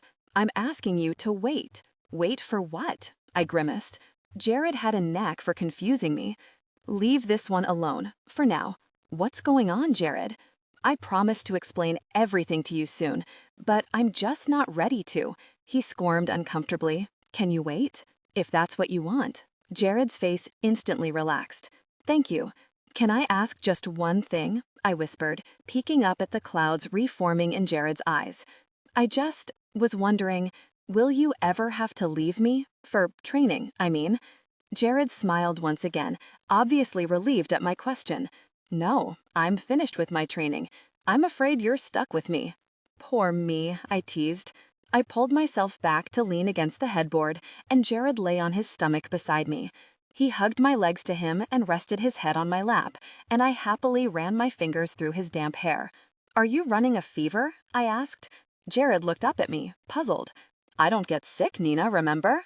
I know, but you're burning up, I said, feeling his forehead. I run a little hotter than everyone else. It's a constant thing. How much hotter? I asked, skeptical. Around 104 usually. I just got out of the shower, so I'm probably a little higher than that at the moment. I stared at him blankly. I had nothing else to say. Jared chuckled at my speechlessness and let his head rest against my leg again. It's really not a big deal. Claire runs about the same. It has to do with how our bodies handle the extra abilities. Abilities, I repeated. Most of the time, I had a handle on Jared being half angel, but only when I tried not to think about it. The details made my head spin. I can't imagine how it must be for you, he said. It's hard enough getting to know someone when you start dating, and then you have to deal with your boyfriend spouting off unbelievable particulars all of the time. Oh, it's boyfriend now, is it? Jared laughed and sat up, readying himself to pounce. My mouth hung open, feigning shock. Don't you dare. He grabbed my legs and pulled, sliding me underneath him. He playfully pinched my sides, tickling me as my laughter chimed through the loft. Okay, boyfriend it is, I giggled again. Jared sighed in contentment at my words. Everything I've ever wanted is right here in my arms. I couldn't imagine why he looked at me that way. 6 billion people in the world, and a man so perfect he was also half divine, had chosen me. That fact alone was more than I deserved. But for him to say something so beautiful with that look in his eyes, I couldn't help myself. I love you, Jared. It didn't seem like enough, but once the words tumbled from my mouth, his smile turned into pure elation, as if I'd given him the one thing he'd wanted his entire life. Before I could think to say anything else, his lips were on mine. He kissed me differently this time. It was gentle, almost cautious. I wrapped both of my arms around his neck as he continued to work his warm lips softly against mine. He put so much emotion in these small, slow, tender kisses that I found myself fighting tears. He kissed me like a happy ending, and then he stopped. In one smooth movement, he moved me to my proper place in the bed. He crawled over me carefully, lying directly behind me, tracing my body with his. I took a deep breath and let out a satisfied humming sound that compelled Jared to pull me closer. Just before I drifted off to sleep, I said the first prayer I'd uttered since I was girl. I wasn't sure what I'd done to deserve such a wonderful gift, and I wasn't sure if it was insolent, but I thanked God for fallen angels. Fate. Over the next few days, we settled into a comfortable routine. Jared took me to school, returned to sit with me at lunch, and then waited outside my last class. At night, I studied while he worked out, and I became quite accustomed to falling asleep in his arms. Each time he dressed my wound, a sense of dread came over me. The healing cut meant that our nights together were numbered. The girls at our regular lunch table became quite taken with Jared, while the boys tried their best to ignore him. The lines were clearly drawn. Lisa even invited Jared to a tentative girls' night out, to which Jared only replied with a raised eyebrow, causing those who were paying attention to laugh. I noticed Ryan being careful to speak only to me, making a point to ignore anything Jared contributed to the conversation. By Thursday, the tension at the table had elevated. "Are you coming to study group tonight or not?" Ryan asked, clearly in a bad mood. "I'm not sure what the plans are tonight."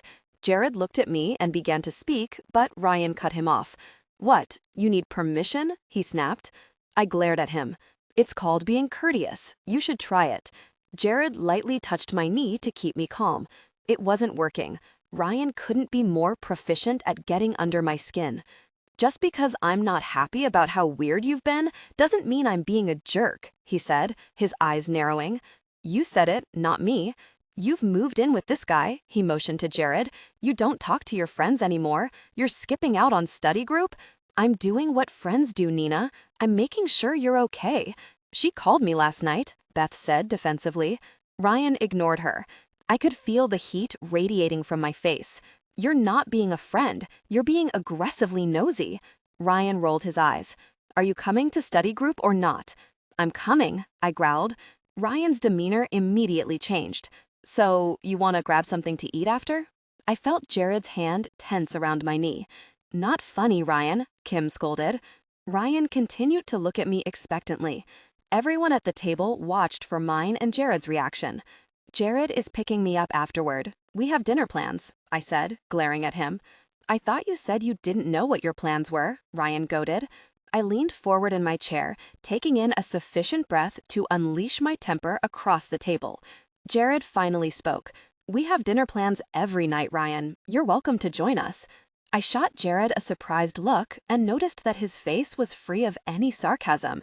Ryan's eyebrows furrowed, taken off guard by Jared's sincere invitation. I think I'll pass. I smiled smugly at him, turning my attention to Jared. Are you ready? I am, he said, leaning over to kiss my forehead. Lisa and Carrie swooned. At the door of my classroom, Jared set my bag on the floor beside me, pulling up the handle. Thank you, I said, giving him a quick peck. I assume you'll be hanging around here until study group. You assume correctly, I nodded. Call me when you're finishing up, I'll pick you up at the Rock. I grimaced. It's ridiculous that you have to sit outside and wait on me. Why don't you just come? Nina, it's what I've done for the last 3 years. You need to spend time with your friends or they're going to start worrying about you. Ryan is the only one that's worried, and he's just being difficult, I said, running my hand over the sleeve of his jacket. He's jealous. I wrinkled my nose. We're just friends.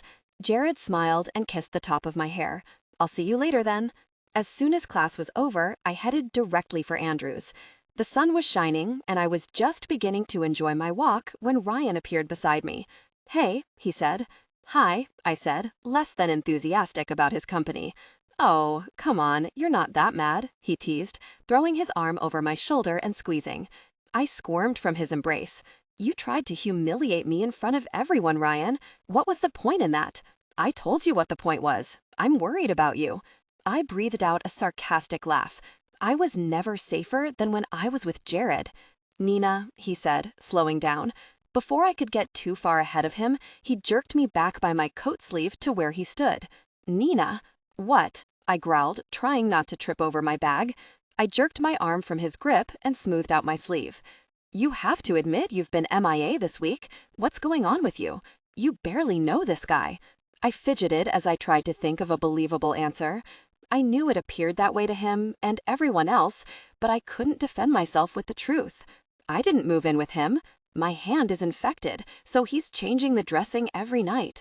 As soon as it heals, I'll be back at Andrew's. I couldn't help but frown at the thought. He could do that at Andrew's, Ryan argued. Of course he was right, but Jared and I both knew it had been a flimsy excuse all along. I didn't like the thought of him spending the night in his Escalade outside Andrew's, and Jared was more than ready to make the present living arrangement permanent, neither of which I could explain to Ryan. What is your problem? I asked, continuing to the dorm. Ryan shoved his hands in his pockets, following close behind. I just think you're getting in way too deep, way too fast. You need to take a step back. Slow down. You just met this guy and you're acting like an old married couple. You have other friends. Feeling slighted, my mouth flew open. I am not. I know I have other friends. I've talked to Beth and Kim every night since I've been at Jared's. You haven't talked to me, he said, looking hurt. I rolled my eyes, glad that we had finally reached Andrew's. You want me to start calling you at night? Will that make you feel better? Maybe it would. Will your husband mind? I rolled my eyes, pulling my keys from my pocket. I don't have time for this. Mind if I come up? I guess not, since you're already following me in. I shoved the door open and rolled my bag into the closet. Ryan sat on Beth's bed and watched me, seemingly amused. What? I asked, waiting for a sarcastic remark. He shrugged, dropping his backpack to the floor. Nothing. You're just so funny. How so? I asked, peeling off my coat.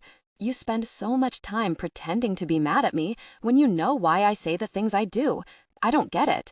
You like spending time with me. You like spending with him. The only difference is that you decided to play house with him this week. I raised my eyebrows, anticipating a fight. Are you insinuating what I think you're insinuating? I asked, pulling off my boots. It depends. Are you going to throw your boots at me? He asked, pulling one side of his mouth up into a grin. You think I'm leading you on? I yelled, gripping one boot in my hand. Well, he trailed off long enough to see my temper flare. Just kidding. He held his hands up, expecting a boot to fly across the room. When he felt he was safe, he continued, I didn't say that. I just think you should leave your options open, is all. You're getting all wrapped up in this guy you barely know. You might miss something that's right under your nose.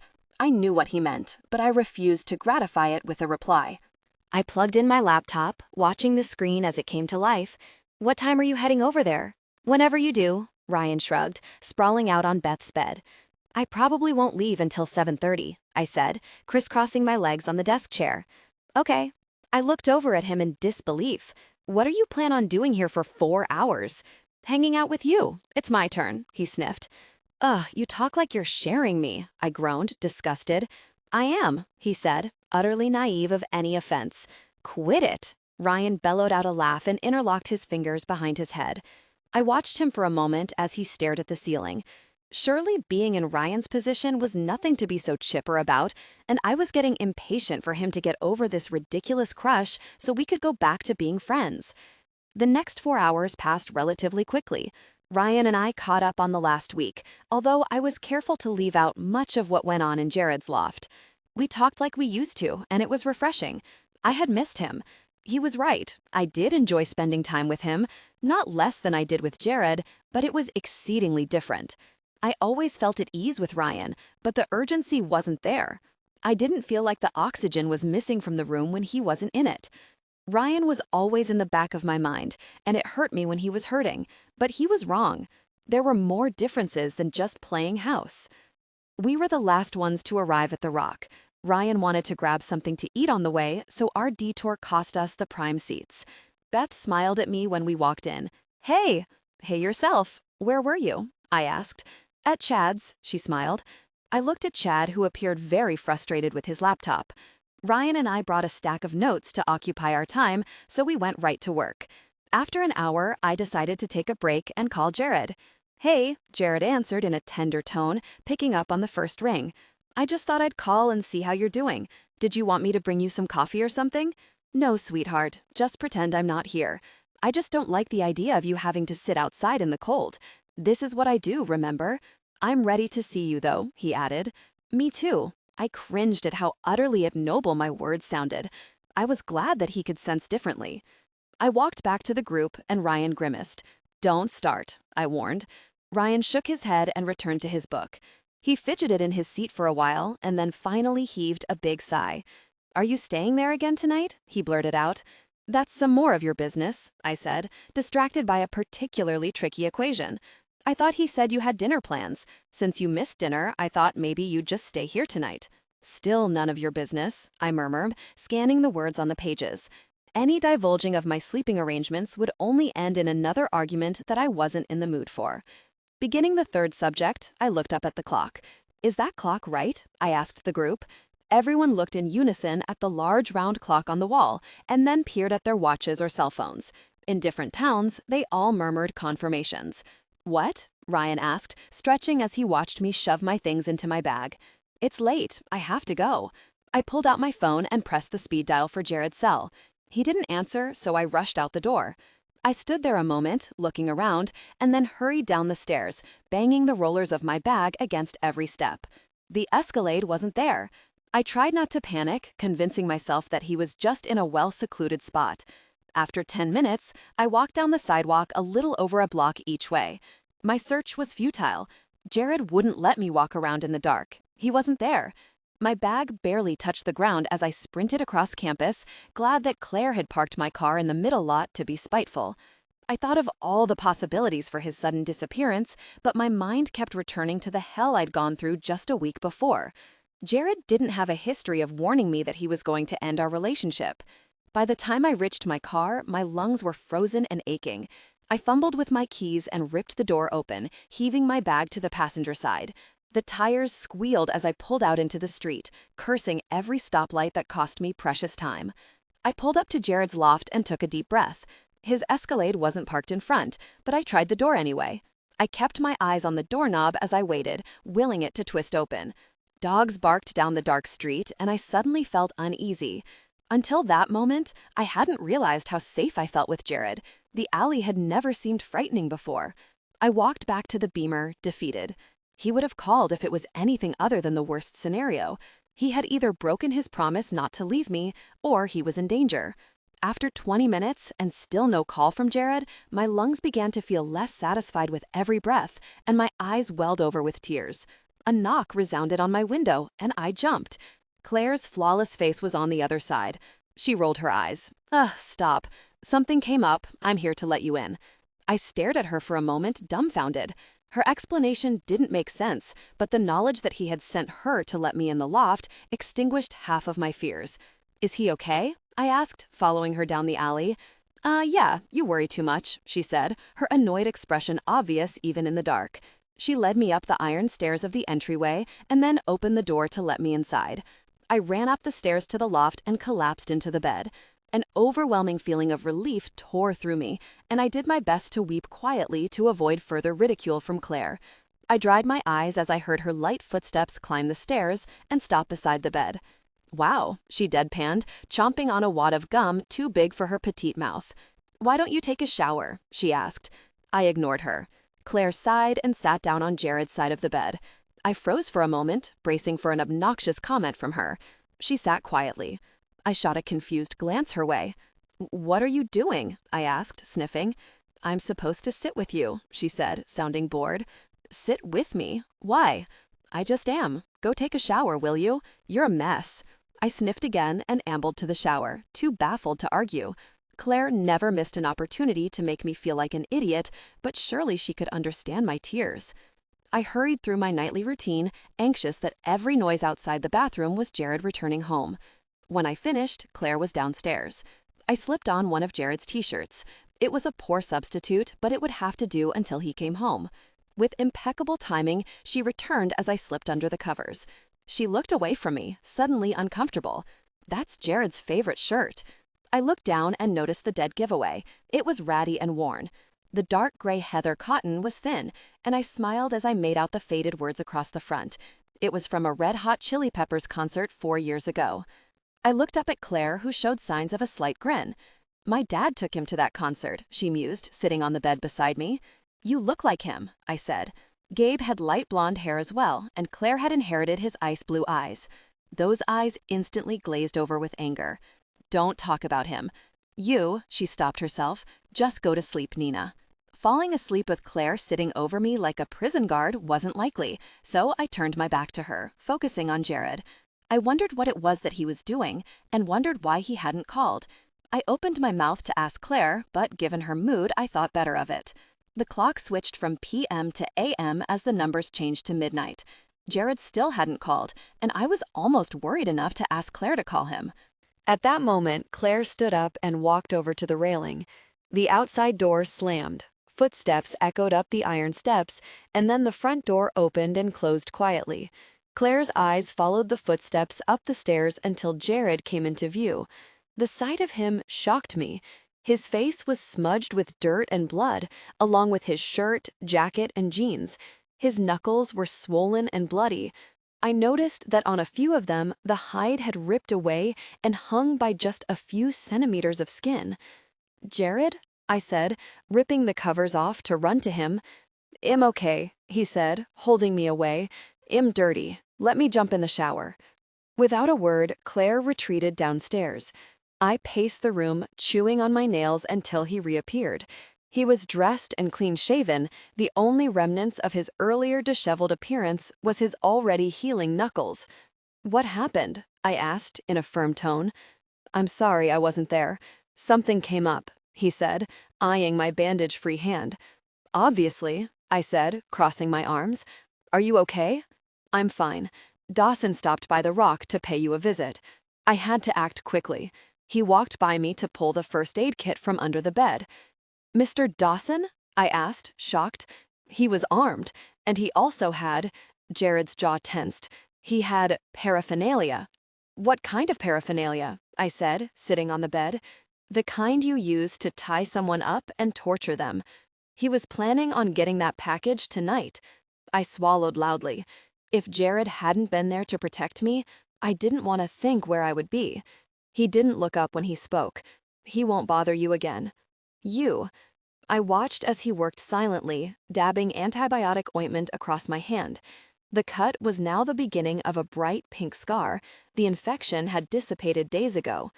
After a long pause, Jared answered me. I didn't kill him. Not that I didn't have to exercise restraint.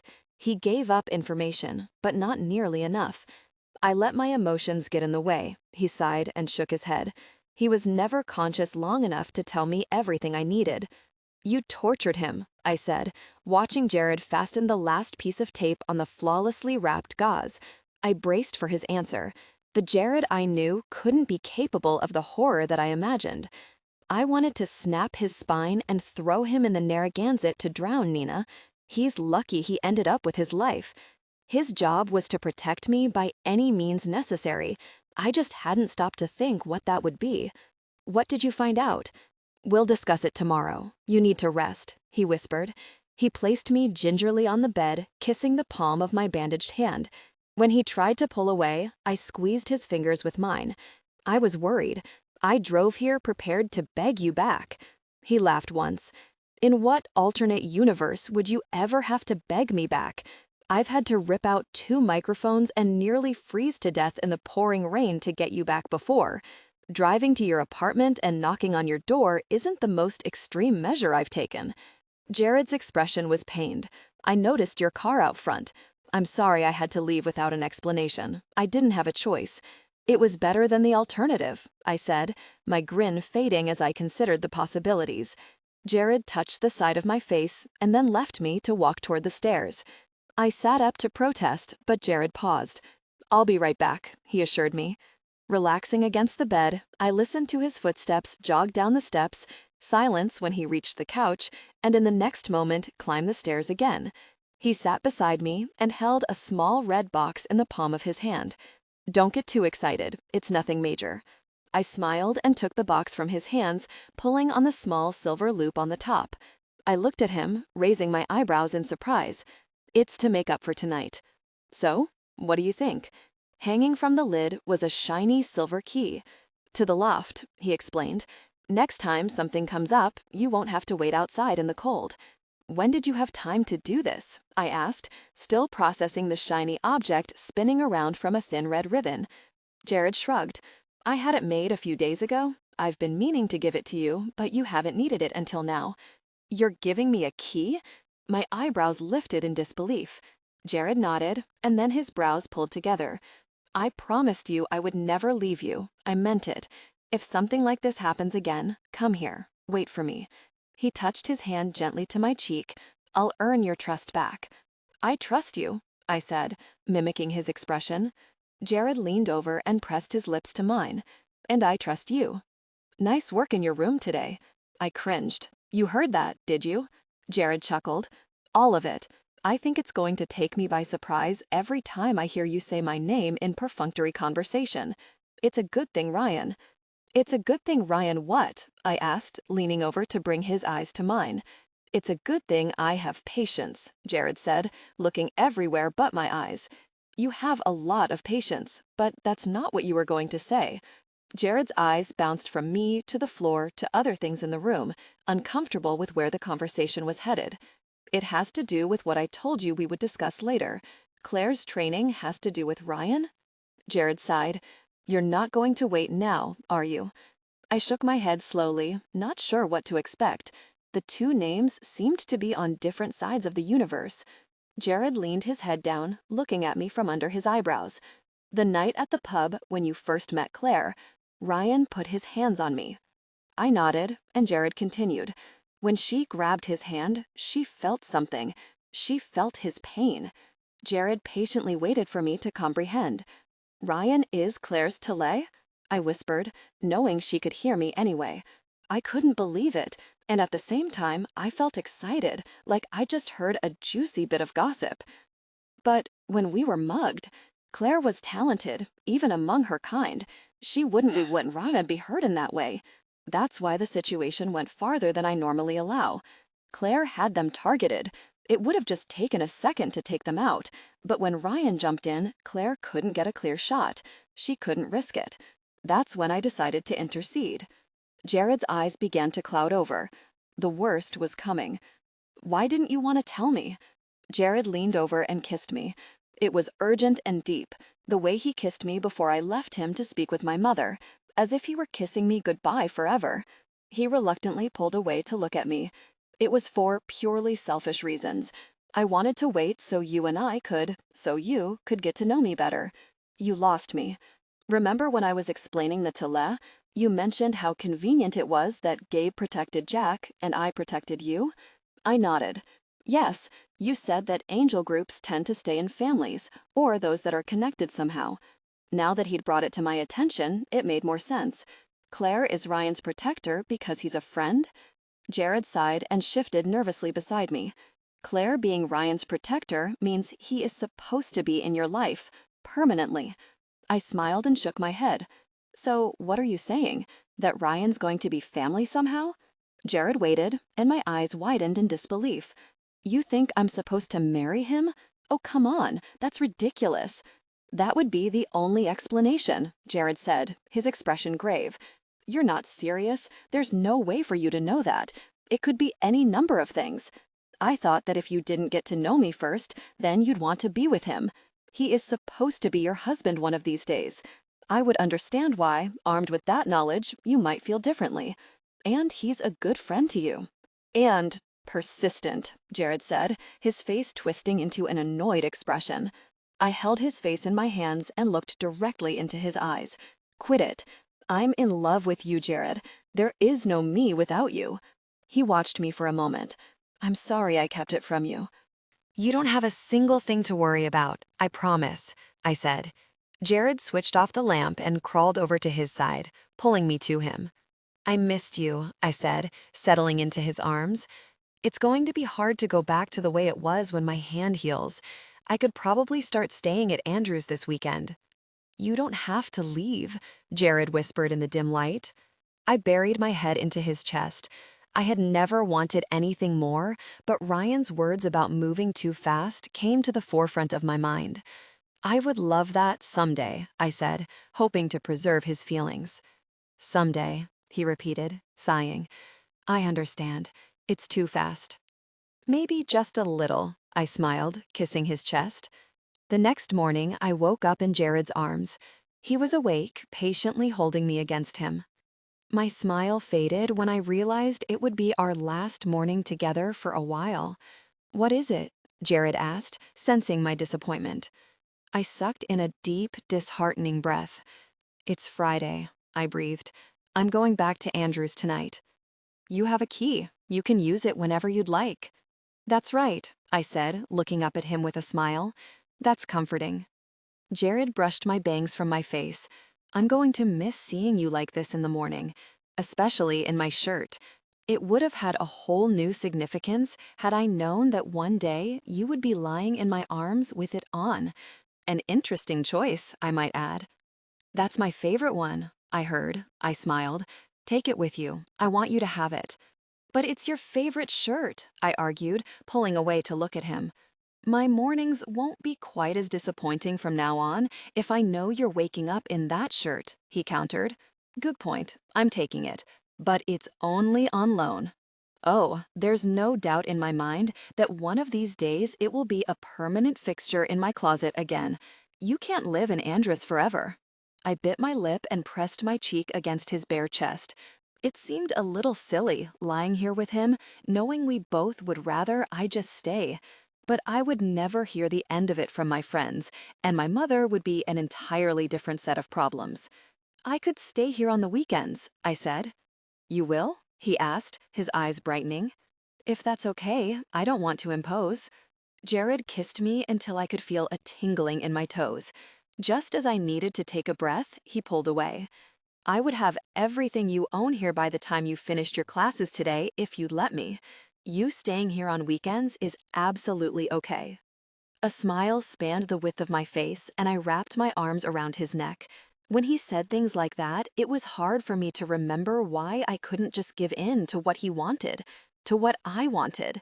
I immediately felt better knowing that I had a few more days with him.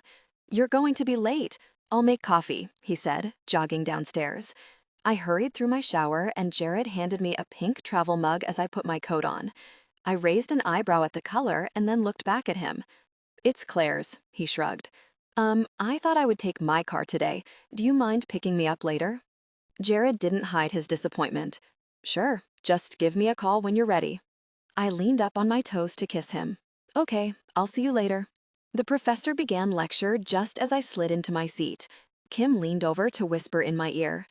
Beth and I are going for coffee after class. You coming? Sure, I'll drive, I offered. I felt like I hadn't spent enough time with Kim and Beth lately. An afternoon at the cafe would give us time to catch up.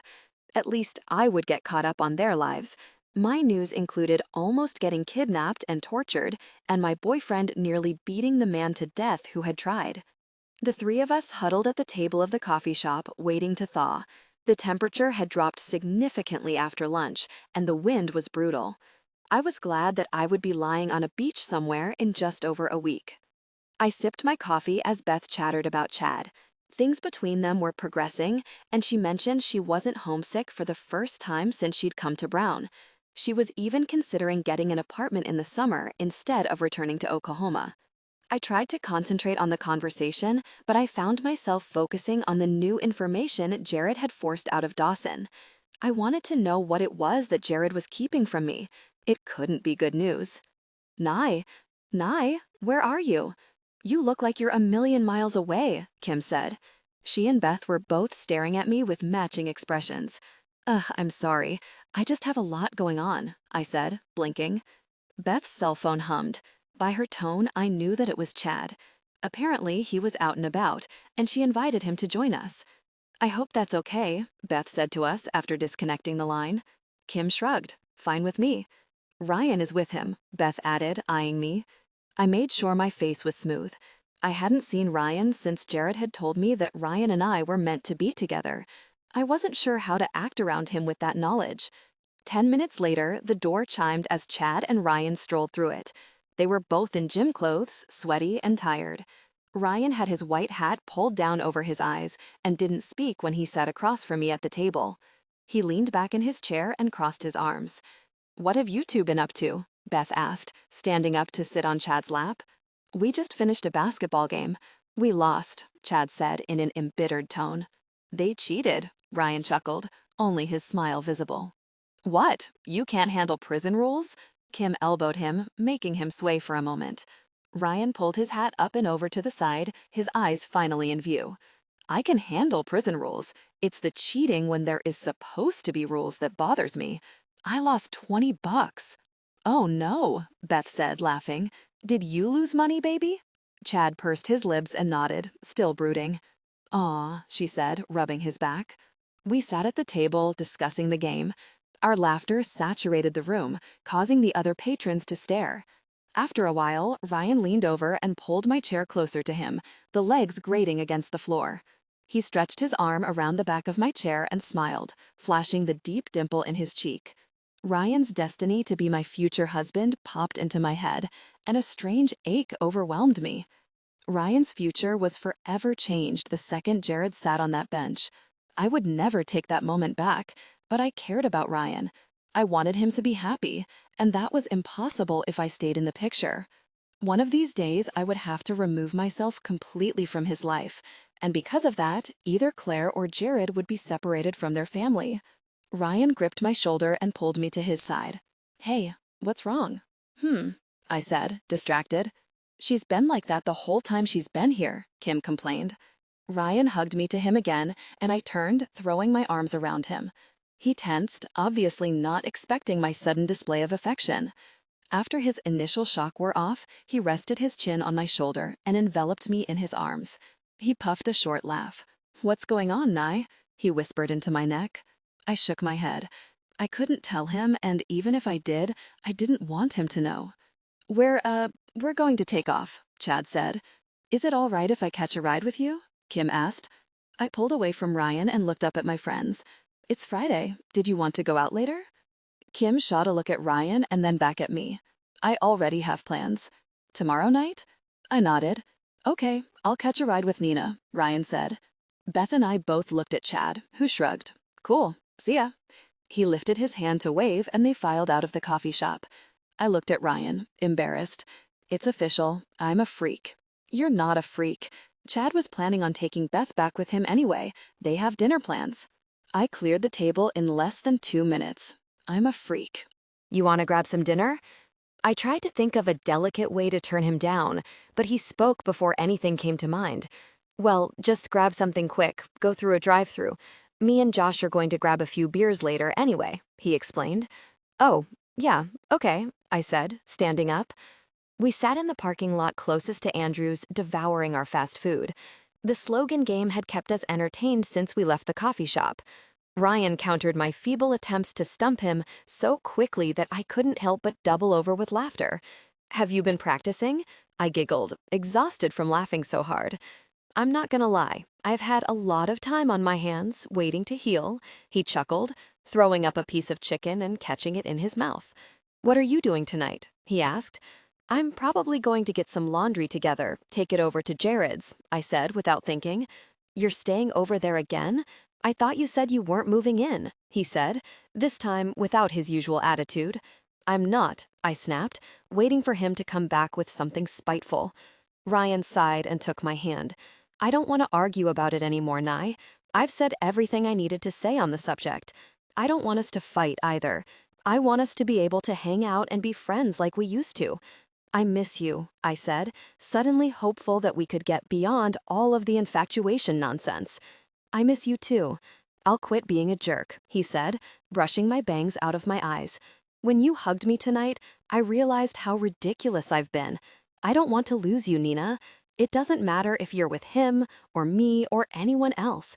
What matters is that we're friends and that you can count on me being here when you need me. I pulled in a shallow breath through my nose, trying to keep my eyes from glossing over with tears. He didn't know that we would have to lose each other if he wanted to be happy. I just smiled and nodded my head, and Ryan hugged me once more. Truce? Truce, I smiled. He walked to his dormitory and I headed to Andrew's, feeling morose. I pulled out my cell phone and called Jared, who picked up on the first ring.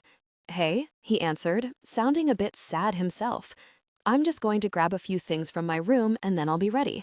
As I rounded the corner, Jared came into view, his cell phone to his ear.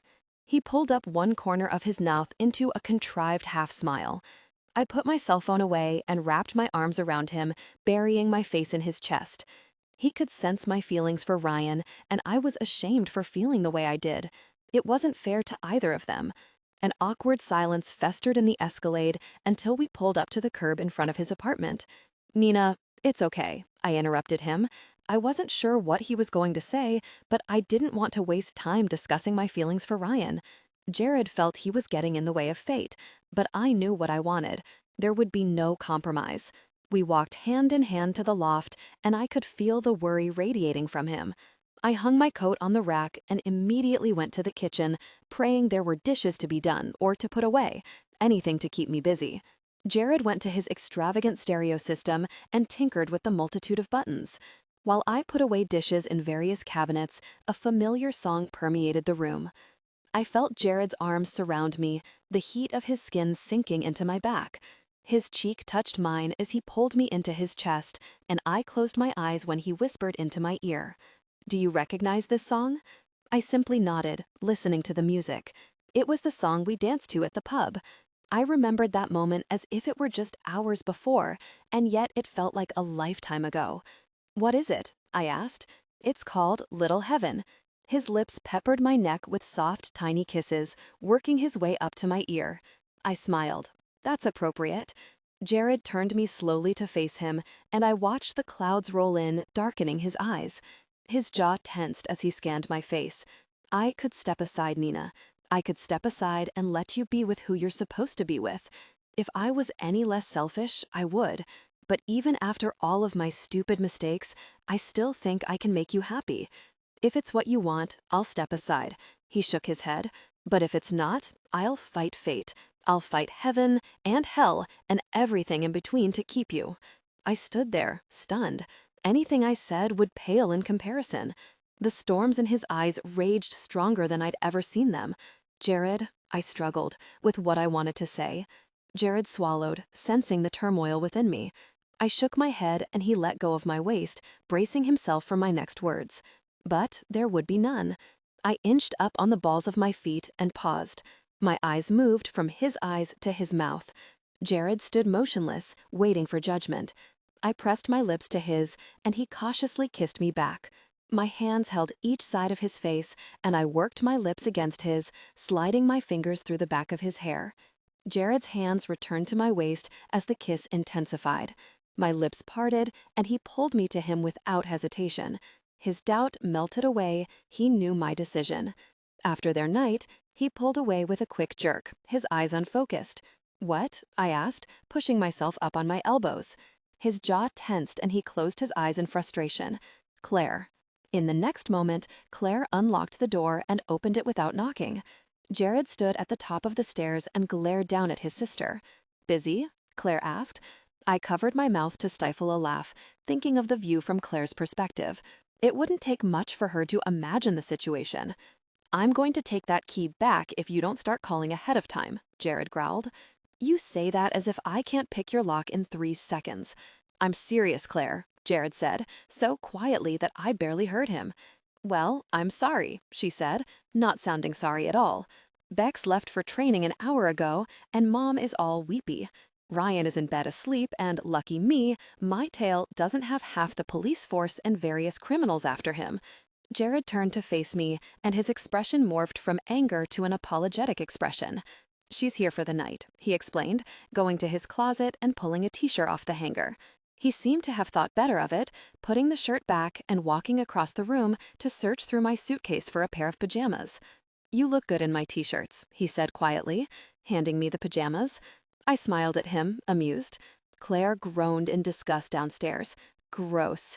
Clothes shot up and over the railing, landing at Jared's feet. It was the shirts we had left behind on the kitchen floor. The refrigerator door opened, and the sounds of Claire rummaging for food made Jared roll his eyes. "I'm going to take a quick shower," he said, rubbing the back of his neck. I smiled. "A refreshing one?" "Yeah," he said, turning toward the bathroom. "I'll wait." Jared froze in mid-step, pausing for just a moment before closing the bathroom door behind him. I changed while he was in the shower, feeling a bit guilty for teasing him. I understood his frustration all too well. I leaned back on the bed, chewing on my thumbnail and smiling at what had almost happened. The hunt. "I'll be good," I promised. Jared came out of the bathroom in only a pair of shorts. He stood several feet from me, hesitating to come to bed. "Maybe you should take a cold shower too. I don't think I can concentrate with you." "Aroused?" I said, quickly pressing my lips together to stifle a laugh. His mouth fell open in shock, and I cackled too, pleased with the reaction to help myself. Jared smiled and nodded compliantly to my playful badgering. He crawled into bed and propped his head up with his hand. I sat against the headboard and sighed. "She wasn't serious, right? About the half the police force thing?" His face fell. "I won't let anything happen to you," he said, sliding his fingers between mine. "Why are they after me?" Jared cursed in Spanish under his breath, resulting in Claire giggling from somewhere downstairs. "They're not after you, sweetheart. They're after something of Jack's. They just think you know where it is. They're after the Port of Providence file," Dawson said. "They want to dispose of the evidence Jack compiled that proves they're dirty, but they're looking for something else, something that's contained within the file. So we go to my parents' house, figure it out, and get rid of it. Toss it off of a bridge or something." "That wouldn't help us, Nina," Jared said, shaking his head. "Why not?" I grimaced. "Whatever it is, it was worth going after Jack Gray. No one does that unless it's something big, Nina. Something we don't want to be caught without." "What are you talking about?" I was frustrated with the circles we seemed to be talking in. "I shouldn't tell you this." He pinched the bridge of his nose between his thumb and index finger. "Do it anyway," I snapped. A heavy expression settled on his face. Jack didn't die from the car accident. He died of complications from a gunshot wound to the chest. It took a moment for my brain to wrap around what he'd said, but once I processed the words, I was instantly angry. "What?" Jared put his hand on mine. "Gabe did everything in his power to try to save him, but Jack was in over his head. I thought Gabe was indestructible. Wasn't he 100% angel? They threatened the only thing more important to him than Jack. More important than his own life?" I asked, skeptical. Jared nodded. The severity in his face was a bit frightening. "My mother. They were in my home the day Jack was shot. Claire and I had taken Bex to the airport, so Gabe had no choice but to leave him. My father knew what would happen if he left Jack alone, but his life meant nothing without my mother. Jack was shot en route to his office downtown. He did crash into a guardrail, but it was the bullet that led to his death. You're saying the men that want this package murdered my father? Jared confirmed with a nod, and I felt heat burn from every pore in my face. I don't care what it is, we're getting rid of it. They will never get their hands on it. Nina, I know you're upset, but we need to think about this. They want something in that file so badly, they went up against Jack and my father, and they knew what Gabe was capable of. I'd rather have it in our possession so we have something to barter with if need be. Tears filled my eyes, and Jared wrapped his arms around me. I mourned once again for my father. I kept losing him over and over again, with one horrible truth after another. I cried myself asleep, and when I awoke, Jared comforted me once again when the news from the night before replayed in my memory. I need to do something, I said, rushing over to my suitcase. I'm going to figure this out, Nina. Just give me a day or two to decide our next move. I can't wait another second, I said, my mind racing to form a plan. When the idea struck, I paused. I'm going back to my parents. The answers are there.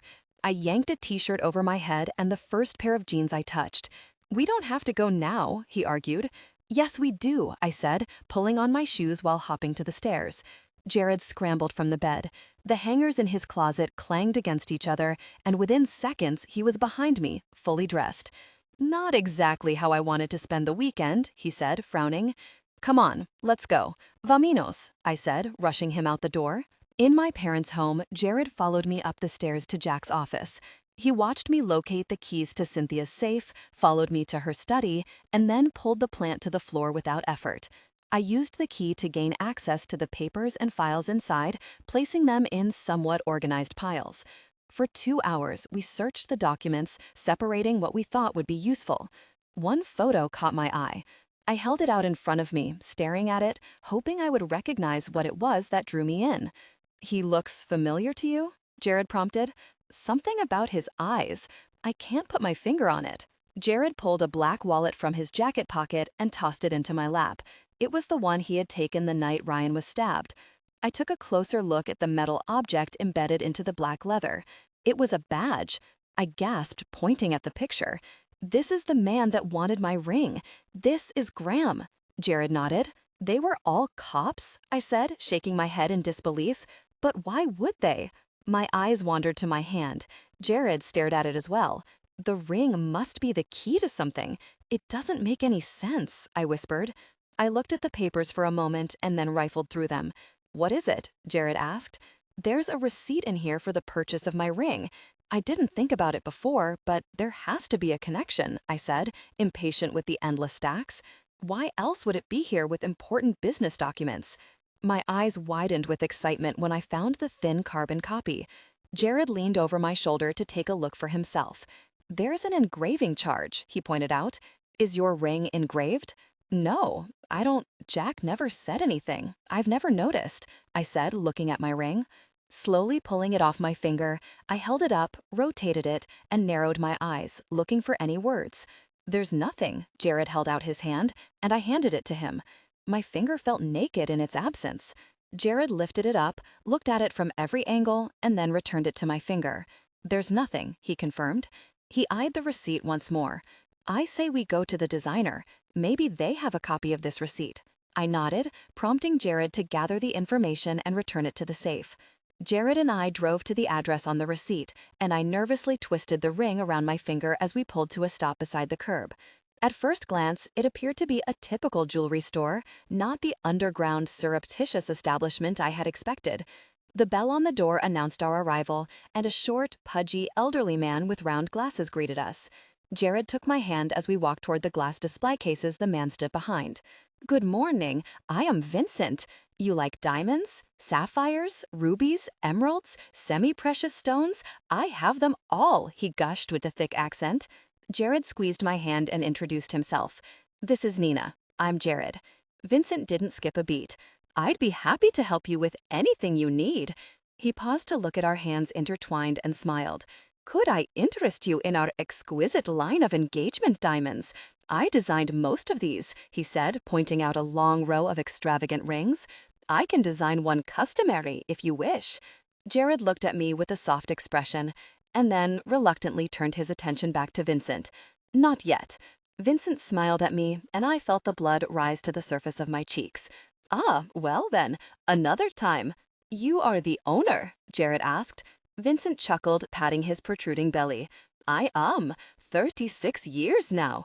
Jared raised my hand, resting it on the surface of the glass encasement. Do you recognize this ring? Vincent leaned down to get a better look. Yes, yes, he hummed, elongating the words. It has been a while, has it not? He asked, looking to me. My father purchased this from you 3 years ago, I reminded him. Vincent lifted my hand and angled it several different ways, proudly watching it sparkle in the bright lights above. Your father was a man of vision, he said, smiling in approval. Jared slid the receipt in front of Vincent. This paper includes an engraving fee. Yes, yes, I remember, he said, pinching his bottom lip with his thumb and forefinger. I don't ask questions, you know. I just make the customer happy. But there is no engraving on the ring, I said. He bellowed out a cheerful laugh. There is, Kisa, but it's hidden, you see. Vincent opened his hand, prompting me to give him my ring. I sighed and looked to Jared, who offered a comforting smile. He took my hand and slowly pulled the ring off of my finger. Once Jared placed it in his hand, Vincent turned the ring upside down. He had it marked into the pavilion of the stone. The underbelly, he explained, very tiny. I had to send it away to a gentleman I know with a laser. I don't have one of those here, of course, he chuckled, shaking his head. The engraving order has been covered. Do you have the original receipt? Jared asked. No, I would have total in my books only. If I remember correctly, it was letters and numbers, gibberish that only made sense to your father, I assume. It seemed to be too easy. I felt I was in the middle of a cloak and dagger movie, happening upon the perfect clues at the perfect time, watching it come together in front of my eyes. Jared tucked my hair behind my ear with an apologetic expression. Vincent? His eyes were hesitant to leave mine. Can you remove the stone from the setting? I jerked my ring from Vincent's open hand. No! Jared pulled me out of earshot. Nina, if you want to see what Jack had put on this ring and what Graham wanted, we have to remove it from the setting to read it. He can reset it as if it were never touched. I pressed my lips together in frustration. We would have to see what was edged into the stone to make progress, and there was only one way to do it. There's no other way? I asked, knowing the answer. Jared shook his head and opened his hand. I placed my ring in his palm and chewed on my lip. Can you do it? He asked, setting the ring on the glass. Vincent's eyes moved from Jared to me, unsure of how to proceed. I could remove the stone, but there is no guarantee we will be able to read what is there. You see what I say? Jared nodded. Remove the stone. Vincent seemed suddenly disinclined.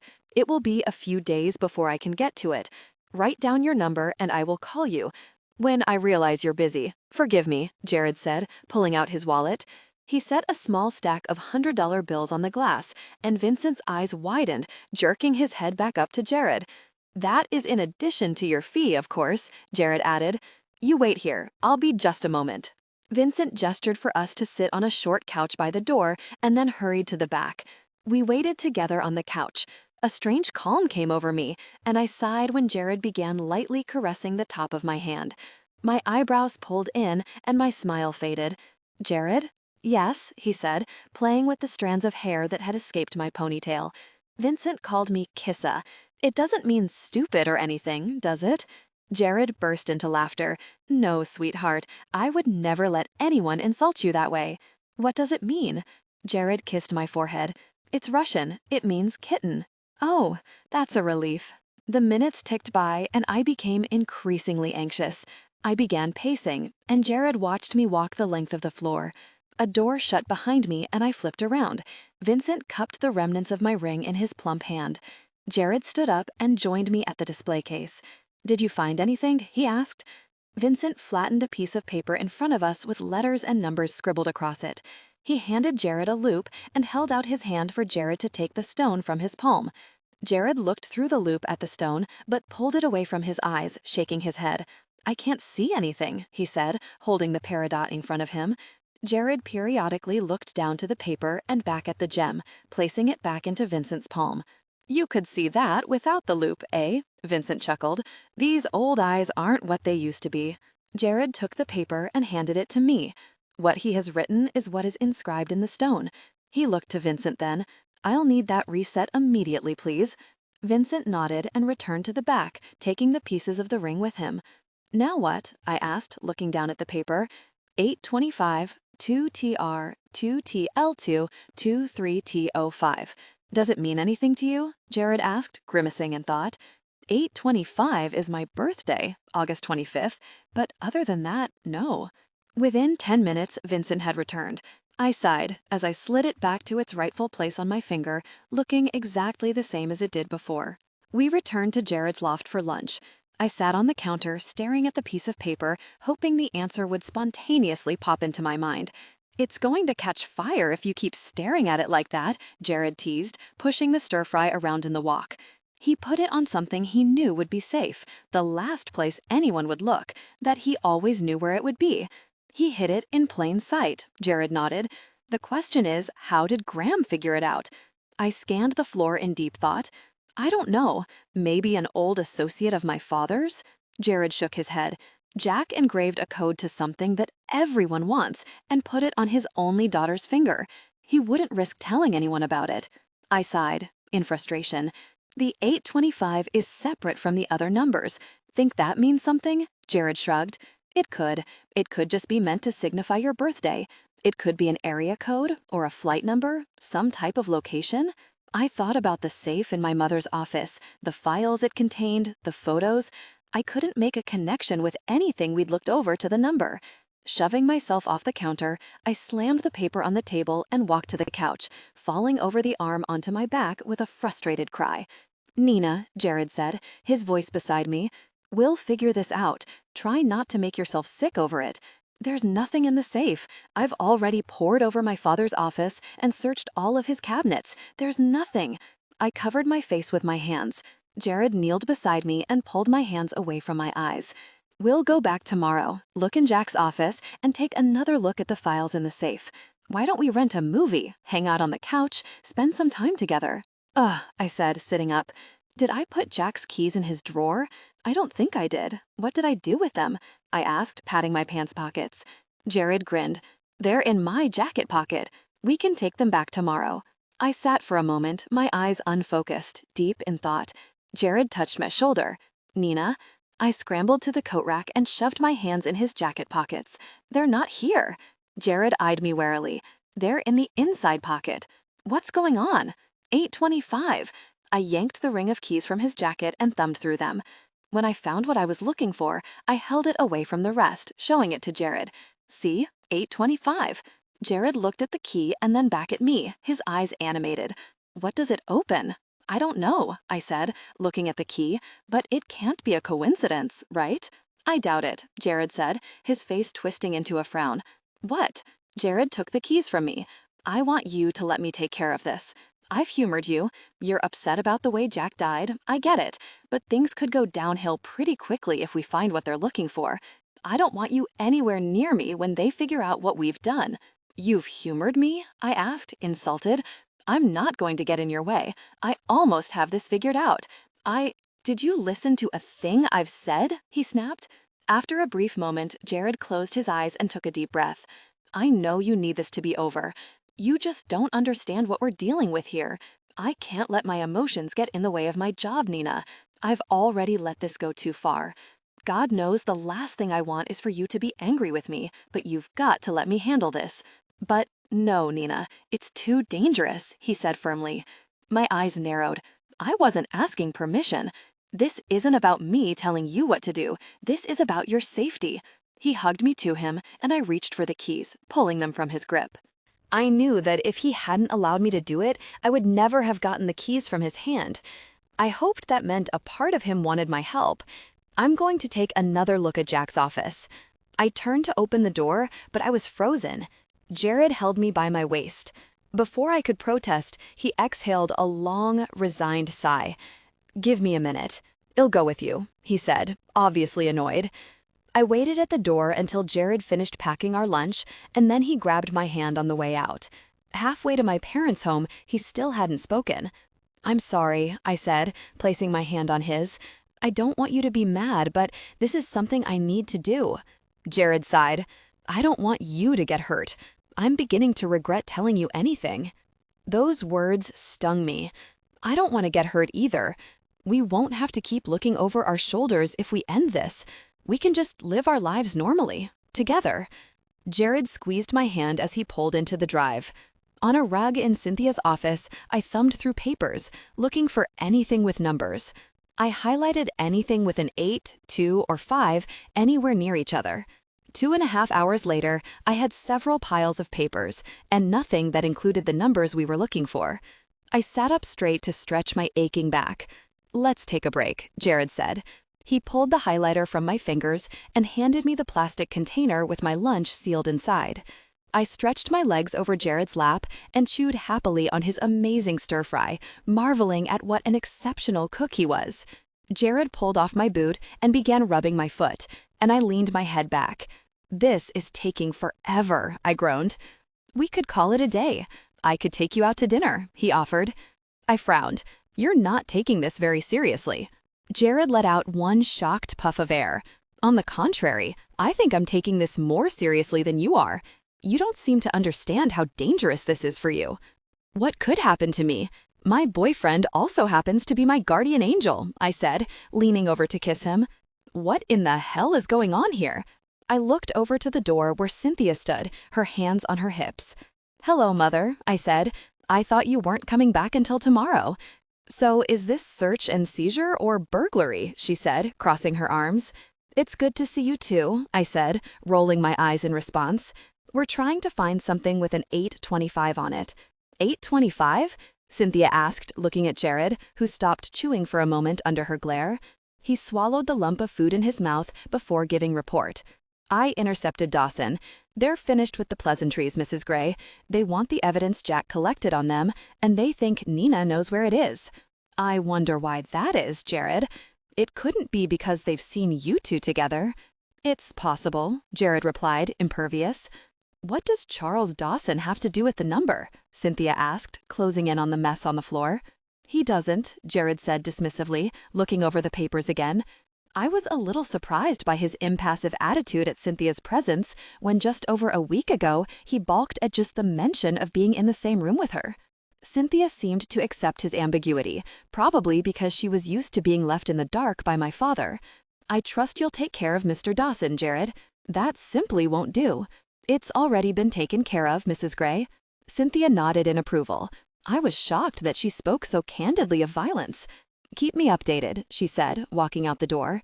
"That was weird," I said, shaking my head. Jared looked up from the paper. "What, sweetheart?"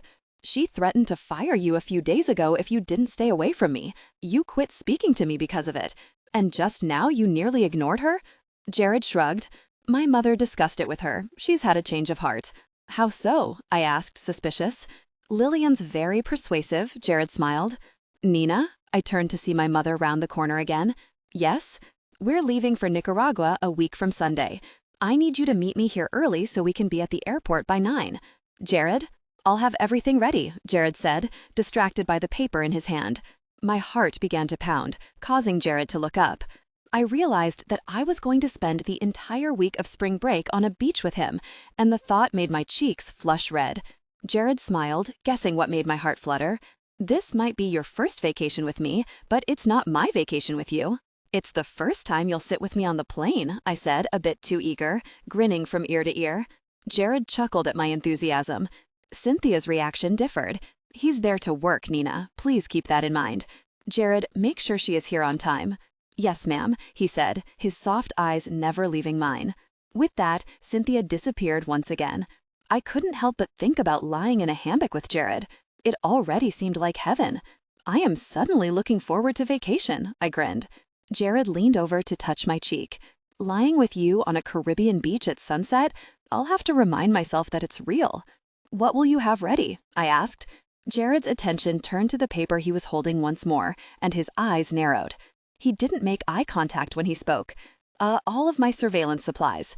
We typically bring about 1,500 pounds of tech with us, but with Claire going to Tahoe, I'll be carrying light. I'll set up a perimeter around the premises. What is it? I leaned over to see what he was so absorbed in and recognized it was a bank statement. I'd seen it several times before during my search, but set it aside in the scrap pile. Jared pointed to a section of the statement, and I gasped. It was a monthly charge for a safety deposit box. Box 825. Jared, I cried, grabbing his arm. Jared looked at his watch. The bank is closed. I sighed, deflated. We'll go first thing Monday morning. I'll go. You have class. I grimaced. I'm going. We're doing this together. He sighed as we gathered the piles of papers and photos and replaced them. Jared lifted the plant as if it were an empty cardboard box and returned it to its proper place. My cell phone buzzed in my coat pocket. The display lit up with Kim's name scrolling across the screen, and I closed my eyes. I bet she's calling about the pub tonight. I forgot all about it. Hey, Kim. You're not backing out, Nye. Don't even try, she said. I wasn't going to. Sure you weren't. I'm sorry, Kim. I forgot, I said, rubbing my forehead with my fingers, feeling a stress headache coming on. But I'll be there. Jared walked with me to the Escalade and held the door open as I climbed inside. By his expression, I knew he was aware of the dull pain in my head. You're not going to stand us up again, are you? She scolded. No, I'll meet you there around 9. Good, see you then, Kim said, disconnecting the line. I put my cell phone back in my pocket and took Jared's hand. I'm sorry, I groaned. I think I unwittingly double-booked myself. My head began to throb. It was difficult skipping back and forth between the two lives I was leading. I was the typical college student when I was with Kim, Ryan, and Beth, and when I was with Jared, my life turned into this fantastical dream world with angels and demons and secret safety deposit boxes. We parked in front of the loft, and Jared sighed. Claire's Lotus was sparkling beside the curb. It doesn't look like we'd have much time alone anyway. Claire was lounging on the couch in stilettos boots and a leather jacket, flipping through channels on the flat screen. Ryan's taking the nap. That guy sleeps like a hibernating bear, she said, rolling her eyes. Every branch of the military wants me on a special ops team, and God sticks me with the most boring tahali in the history of mankind. I smiled at her observation, and Jared led me upstairs by the hand. Ryan is going to the pub tonight? Jared called back to his sister. Yep, Claire said. I'll see you there. You're keeping Claire company tonight? I asked, collapsing onto his bed. I think I'll hang back tonight, let you spend time with your friends, he said, lying on the mattress beside me. You don't want to come? Jared brushed his thumb across my sullen lip. I always want to be where you are. I smiled. Because you have to. You know that's not true, he said, trying his best to seem annoyed. I leaned over to kiss his cheek. How do you expect me to have fun when you're right outside, and I'm hoping that any minute you'll just break down and come in? Jared grinned. How can I say no to that? You'll come then, I asked, raising my eyebrows expectantly. If that's what you want. Jared shrugged. He tried to seem casual, but beyond the cool blue of his eyes was an edge of hopefulness. It's what I'll always want, I whispered, touching his cheek with my fingertips. Jared's expression beamed with adoration. I knew that if I ever got my chance to be with you, all the waiting would be worth it. It's as if we've cheated the curse, somehow. I've never understood how something could be considered a curse that requires me to spend every moment with you and that grants me the mercy of leaving a world that doesn't have you in it. There's nothing for me to say after that. It's just the truth, sweetheart. You don't have to try to outdo me, Jared said, amused. I love you and I will love you forever. That's the truth. Jared's expression turned intense, as if he was moved beyond words by my simple honesty. He pressed his lips to mine in the same slow, meaningful way he had only once before. It was the sweetest moment of my life. It occurred to me that the stars had all but lined up for us. Gabe assigned to my father, falling in love with Lillian, and then Jared coming along 4 years before I did, just in time to be assigned to me, the daughter of a criminal, a girl that would need constant supervision. I traced the planes of Jared's torso and pondered how perfectly everything had been laid out for us to be together, and then my mind drifted to Claire and Ryan. If I was going to believe in fate, I had to take into account who Jared said I was meant to be with. I closed my eyes, pushing the thought from my mind. Ryan would find someone else that he would be happy with, and Jared could keep me. Jared's voice pulled me out of my daydream. "You were determined today. I'm impressed." "Anything's possible with an angel and a little ingenuity," I said, settling in beside him. Jared let me sleep for an hour, and then we left early to grab a bite to eat before meeting my friends. I descended the stairs in a black satin corset and jeans with a pair of ruffle-toed pewter pumps. To my extreme pleasure, Jared stood frozen by the door, dropping his keys and then catching them before they hit the floor. "Wow," he whispered. "Thank you," I smiled, letting him help me with my coat. By the end of dinner, I'd already had 3 glasses of wine. We arrived at the pub at 9 sharp, and the various vehicles of my friends were already in the parking lot. I noticed Claire's Lotus parked beside the curb down the street. When Jared and I walked in, my friends cheered and whistled at our arrival. Kim yelled over the music. "I brought a CD. We're going to be dancing queens for the night." "Okay," I yelled over the upbeat song blaring over the speakers. Tucker brought over shots, all of them different colors, and the group howled. Everyone held up their shot glasses, and Chad pushed one full of something green in my direction. We all yelled in unison, "To the big brown bear." With that, we all tipped our heads back, killed our shots, and glasses slammed to the table at different intervals. Tucker yelled for Totsi to bring another round, and everyone cheered. 30 minutes later, most of us were on the dance floor jumping around like maniacs. My head felt a bit heavy, already feeling the effects of the wine and whiskey. Ryan and Jared watched us from the table, and I waved to both of them as I bounced up and down. I returned to the table and sat on Jared's lap. He pulled me toward me to talk in my ear. "I love you, but there is no puking in the Escalade." I laughed and planted a kiss on his mouth. "I'm fine. I'm Irish, remember?" Jared nodded and leaned into my ear again. "Even the Irish throw up, Nina." It seemed like the night had just begun when Totsi announced last call. I lost count of the drinks I'd had, and my eyes struggled to focus. Jared supported most of my weight as he escorted me to his SUV. He lifted me effortlessly into the passenger seat, and I leaned my elbow against the console, resting my head against my fist. By the time we arrived at the loft, my head felt too heavy to hold up. Jared pulled open my door, and I slipped in and out of awareness as he carried me up the stairs. "I'm going to take a shower," I said, stumbling to the bathroom. Jared followed me. "Are you sure that's a good idea? I don't want you passing out in there." "Why don't you join me then? You can make sure I don't," I said, steadying myself against the door jamb. Jared raised an eyebrow, and I frowned at him before grabbing a towel and shutting the door behind me. I fought with my clothes in slow motion. My eyes wouldn't stay open, and I was incessantly giggling for no good reason, which made me giggle more. I turned on the shower and stepped under the water, letting it rush over me, plastering my hair onto my face. Every movement I made felt like it was at a snail's pace, but I managed to exit the shower before my palms pruned. I ran a comb through my hair and clumsily brushed my teeth. I giggled again at my blundering of the most mundane of tasks, and I heard Jared chuckle outside the door in response. "Everything all right in there?" he asked, knocking on the door. I giggled again and spit loudly in the sink. "Everything's fantastic." Jared laughed again, and I opened the door and stumbled to the bed. "I'm going to hop in the shower. Don't try to go downstairs or look over the railing or anything like that, okay? Just stay put until I get out." I understood his words, but they seemed to blur together. I fell onto the bed face down and moaned into the comforter at how perfectly wonderful it felt. "I'm not going anywhere," I said, my eyes sealing shut. Jared reappeared in less than 5 minutes. "Did you plan on sleeping in your towel?" "Maybe," I said, feeling melted to the bed. Jared walked over to his closet and pulled a t-shirt off its hanger. "Okay," he said, sitting me up, "raise your arms."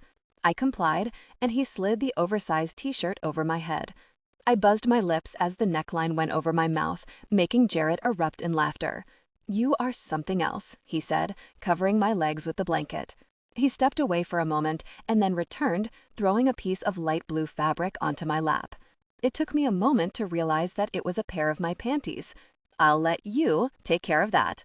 He started down the stairs, and I spoke up. "Jared?" He turned around, immediately catching the panties I clumsily shot at him. I burst into a delighted cackle, knowing if he had been merely human, I would have caught him square in the face. Jared smiled with inexhaustible patience. "These are for you, not me," he said, tossing them back. They landed perfectly in my lap. I giggled again as he descended the stairs, feeling exhausted and wide awake at the same time. I could hear every step and movement Jared made downstairs, yet the fog in my head kept the sounds blurred together. I was already settled on my side of the bed when Jared returned, and he wasted no time nestling himself next to me. Though the rest of my senses were lacking, my skin was aware of the heat created when his skin touched mine. Every part of me felt content and peaceful in his arms, as if I was meant to be there. I kissed his chest, but my lips didn't want to stop there. I continued until I reached his neck, and Jared took a deep breath, wasting no time to hold my shoulders far enough away to look into my prurient eyes. "Nina," Jared warned, but I put my mouth on his to stop any further protesting.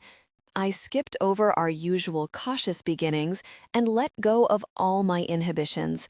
I leaned over him, lifting my knee at the same time to straddle his hips. Jared's lips were not as urgent as mine, but I persisted. I felt Jared's torso rise against my lips as they left his chest to slowly kiss my way up the midline of his throat. When my lips reached his lips again, his mouth was less cautious. He turned, rolling over me, positioning me on my back. I smiled at my imminent victory. Jared pulled away from me, his breath disparate from just moments before. "Nina, we can't do this tonight." I let out a gush of air I'd been holding, anticipation of my triumph. "Why not?" Jared kissed my nose and smiled. "Well, although I'm incredibly tempted by the slurring and stumbling, I'd like for you to remember our first time." I relaxed my legs, letting them fall to the bed. "Why do you have to be so freaking noble?" I complained, pounding the mattress with my arms for emphasis. Jared chuckled and curled up beside me. "Yes, I'm so noble that I struggle with it every second I'm alone with you. Don't give me too much credit." "I'm sorry," I sighed, knowing I would feel guilty in a clearer state of mind. "Don't apologize. I can't say I don't enjoy it," he chuckled. "Nina," he said, whispering my name. I could hear him, but I couldn't respond. I realized just how fast I was sinking when my mind wanted to answer him, but my mouth refused to form the words. He kissed my exposed shoulder and relaxed his head on the pillow behind me. As I floated into unconsciousness, I felt his arm tighten around me once more, blanketing me with the warmth of his skin. I thought I heard him whisper something else, but I was too deep inside the darkness to make out the words. "Eli." My chest hurt, my eyes hurt, my head felt like a railroad spike had been driven through it. I wanted to scream, but that would only make it more excruciating. The only part of the moment that offered a grain of comfort was that I was still in Jared's bed. I felt colder than I usually felt when waking up in his apartment, and I knew at once he wasn't with me. "Jared?" I rasped, unable to speak louder than a whisper. I felt the bed indent beside me, and I winced at the nausea the movement induced. The fissure I managed between my eyelids let in an infinitesimal amount of light, and I cowered from it, bringing my hands over my eyes. "I'll get the light," Jared spoke in a hushed voice. The assaulting brightness that seeped through my eyelids faded, and I tried again. "Much better, thank you," I whispered, pulling myself up on my elbows. "I brought you breakfast." Jared nodded to the bedside table. 2 aspirin, a large glass of water, and a triangle of toast sat on a plate beside my picture. I forced a smile and immediately reached for the aspirin. Jared handed me the water, and I tossed the pills to the back of my tongue, gulping down the cool liquid. It felt uncomfortable against my parched throat, as if my body wanted to reject any further fluids that might cause more anguish. I feel awful, I groaned. I know. I don't usually get a hangover. I must have been absurdly drunk, I said, rubbing my face with the tips of my fingers. You were, he said flatly. I sank into the mattress. I'm sorry you had to babysit me. As if you don't have to do it anyway. I'm so embarrassed. Jared attempted a smile. Don't apologize for having a good time with your friends. It's just uncomfortable. His eyes unfocused and his eyebrows pulled in. What's uncomfortable? Jared rubbed the back of his neck. This hazy, painful, tired, irritable heaviness you're feeling.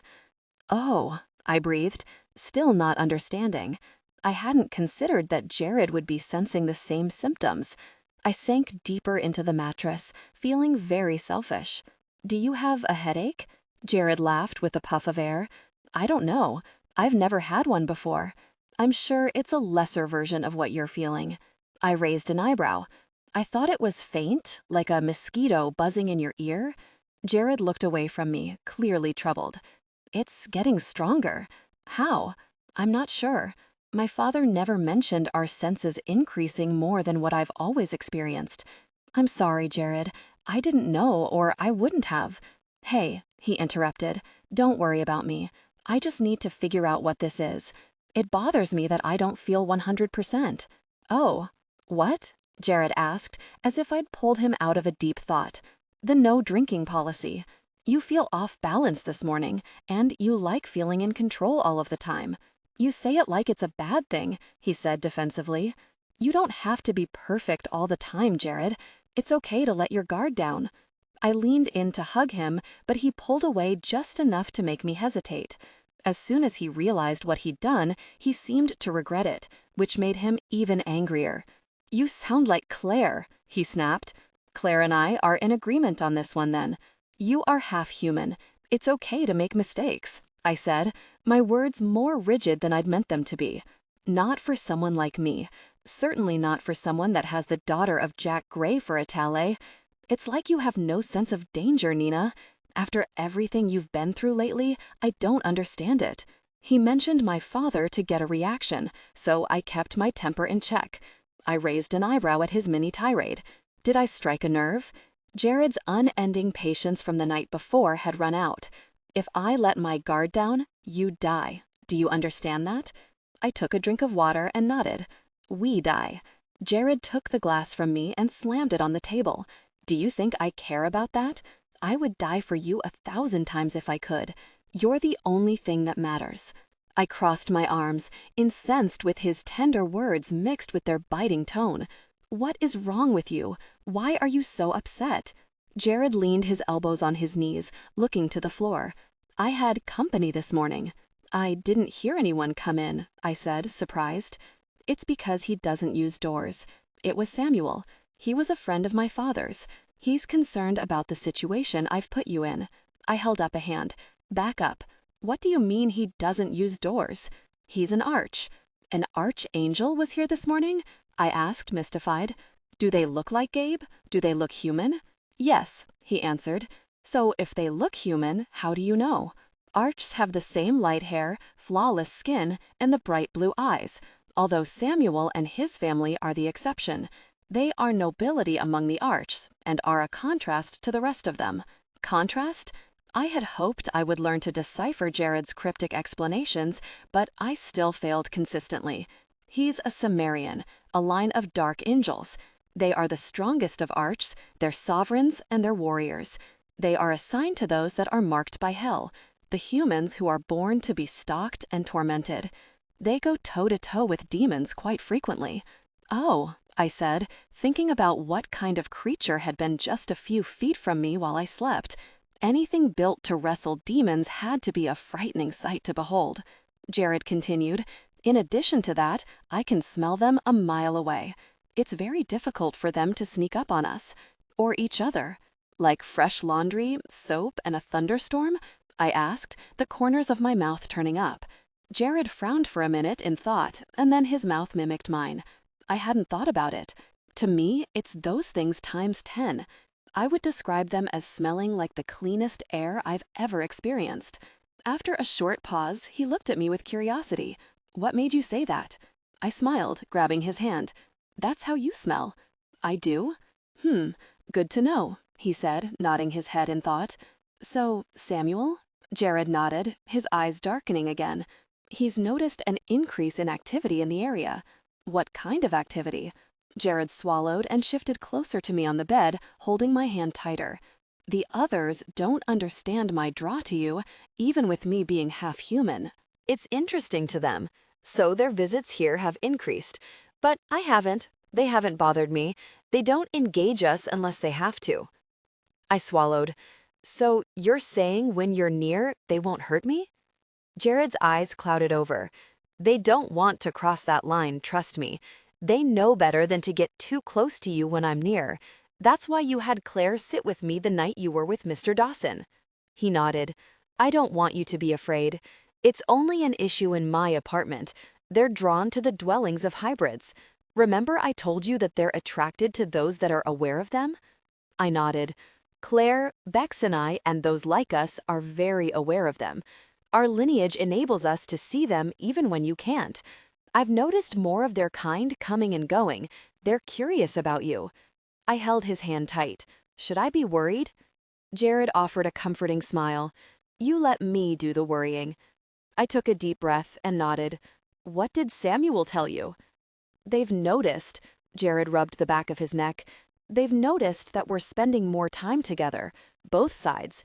The Arches are unhappy about it.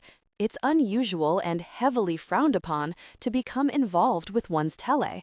It's considered more of a taboo than falling in love with a human. Even though I'm half human, they find it irresponsible. Samuel is concerned that the Arches won't be inclined to help if things get messy. Why would we need their help? I thought you said they wouldn't come near me when you're around. I'm not talking about a dozen or so others, Nina. Samuel wouldn't be concerned if it wasn't serious. How serious is it? Jared sighed. All of his energy seemed to have been sucked from him. Hell is familiar with our fathers. Being their children in addition to our unique circumstance, we've become people of interest, so to speak. The others made a game of trying to catch my father off guard. With me having a stronger reason to protect you, he choked off. He swallowed and then began again. Samuel came to warn me. Warn you? I repeated. My head was swimming with confusion and the whiskey still saturating my system. Our relationship could unintentionally provoke hell. Jared rubbed his temples. He was having trouble focusing as well. Samuel informed me that the curiosity they already have, coupled with Jack's death, we could have bigger problems than just the increasing visits. I shook my head. What does Jack have to do with it? The men that killed your father knew how to bypass Gabe because of who they work for. Those cops and a few other enemies of your father's are employed by a man named Shax. Except he's not exactly a man. He's other? Jared attempted a smile, but the tension on his face twisted it into something that resembled pain. Shax is a duke of hell. He is also a renowned thief and takes great pride in his spoils. Somehow, Jack made an enemy of Shax, and I'm going to guess that he took something that Shax felt belonged to him. Not something you want to do to an aristocrat of hell. I nodded, unable to speak in a calm voice. Samuel advised that we see less of each other. What? No, you're not going to listen to him, are you? Jared took my face in his hands. I promised I wouldn't leave you again, didn't I? I nodded. You did. You promised, I said, more to myself than to him. Jared returned his elbows to his knees and lowered his face in his hands. I have made a mess of everything, Nina, he groaned. You're in more danger than you've ever been. I see now why Jack forbade me to see you. I positioned myself behind him, wrapping my arms around his middle and pressing my cheek against his back. So we have to jump through some hoops to be together? Who doesn't? Jared twisted, looking at me with an incredulous expression. I sighed. For us to be together, it's a miracle, isn't it? A hybrid and his human, in love when everyone from heaven to hell says we shouldn't be. The starvation of a multitude turned into miraculous fish. The enslaving of a nation brought on the parting of the sea. Blind men to see, lepers healed. A mother's grief brought back the dead. It takes a nightmare to earn a miracle. He laughed once. In this scenario, I'm the nightmare. You're the miracle. Jared? I asked, pausing for a moment while I reconsidered broaching the subject again. He sensed my trepidation and touched my cheek. What, sweetheart? What do you plan on doing with the information Samuel gave you? I braced for his eyes to cloud over, but to my surprise, he smiled. His eyes even brightened a bit. We're going to fight through the nightmare to earn the miracle, right? I smiled back. Right. He kissed my cheek. I'll let you get dressed. Are we going somewhere? To see a friend, Jared said, jogging downstairs. I thought about that for a moment. A human friend? Negative, I heard him say from the kitchen. After my shower, I descended the stairs still feeling a bit woozy. I felt even worse for Jared, who didn't even enjoy the debauchery before feeling the consequences of it. Jared kept the accelerator to the floor, making the buildings of Providence blur by. I fidgeted with the temperature until finally resorting to the air conditioner. The stream of air blew against my face and I closed my eyes. Jared touched my knee. It's helping with the nausea, I said, knowing he would be just as relieved to have a small fraction of my symptoms alleviated. The Escalade slowed to a stop beside the fence of an abandoned warehouse. We were just outside of town, no more than 10 miles from Jared's loft. I immediately felt a bit skittish, but the fear disappeared with Jared's warm touch. He took my hand and didn't let go as we hiked along an aging, gravel walkway and stopped at a gate harnessed with rusting chains. He pulled a key from his pocket and twisted it in the large vintage lock. Jared pressed open the heavy gates and led me around to a side entrance, where he pressed a button on a small gray box. No one answered, but we were buzzed in. Jared led me by the hand across the vast concrete. Pane after pane of glass lined the walls, shooting beams of sunshine to the floor through the decades of dust. He stopped in the center and smiled at me before calling out into the huge empty space. Eli? We waited for almost half an hour. I wanted to ask Jared if he was sure his friend was there, but as long as he was being patient, I would play along. Oh, come on. She knows, Jared said suddenly, rolling his eyes. I watched him, the corners of my mouth turning up. It was amusing to see him talking to himself. Eli, we need to talk. You know she's important. He looked at me and then impatiently peered up to the extensive ceiling. You're being ridiculous, he shouted into the air. I stifled a giggle. Jared turned to me. What? Nothing, I said, forcing the corners of my mouth straight. Great. Now she thinks I'm nuts, Jared called out to the massive room. A tiny giggle escaped my throat, and Jared angled his neck to face me, attempting an insulted expression. He failed miserably when a wide grin stretched across his face. Admit it. It was funny, a voice came from behind us. I flipped around, instinctively hiding behind Jared. A platinum-haired man stood in front of us with an amused smile. He was taller than Jared, though not by more than a few inches. I was surprised at the way he was dressed. I was expecting the crisp, white button-down dress shirt, but I hadn't anticipated it untucked and the sleeves rolled up to his elbows, or the holes in his jeans, or the light brown leather sandals. I was certainly not expecting the faux hawk. He surpassed attractive, and his physique was as incredible as Jared's, noticeable even under his clothes. Even though he was fair, warmth emanated from his skin, almost a muted, dewy glow. His ice-blue eyes appraised me, and then looked to Jared, who pulled me to his side. Eli, Jared said, nodded. Yeah, there will be none of that nodding crap, Jared, Eli said, pulling us both in for a hug. How have you been? I assume the moping has ceased since you found a way to finally introduce yourself? Jared nervously laughed, looking at me from the corner of his eye. I've been fine, and you? Heavenly, Eli said, with a wide, dramatic gesturing of his arms. Jared rolled his eyes. Quit it.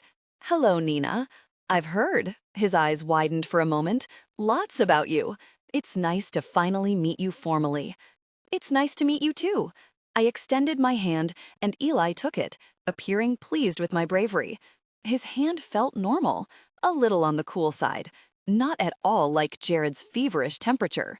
We don't have to run a fever to keep up with what we can do, Eli smiled. Oh, I said, nodding. I looked to Jared, who watched me with an expression as amused as Eli's. You were expecting a toga and a harp? Eli asked, winking at me. Leave her alone, Eli, Jared warned. I'm just having a little fun, Jerry. You know I don't get to do this often, the angel said, letting go of my hand. Jared turned to me. Eli isn't an arch. He is the angel of the divine plan. He watches over spiritual evolution, and when called upon by humans, he assists him in helping humans to find the correct path. Him? As in, your boss is? Eli seemed bored with Jared's explanation. I am a traffic cop for the arches and a glorified guidance counselor, Nina. Don't let the title intimidate you.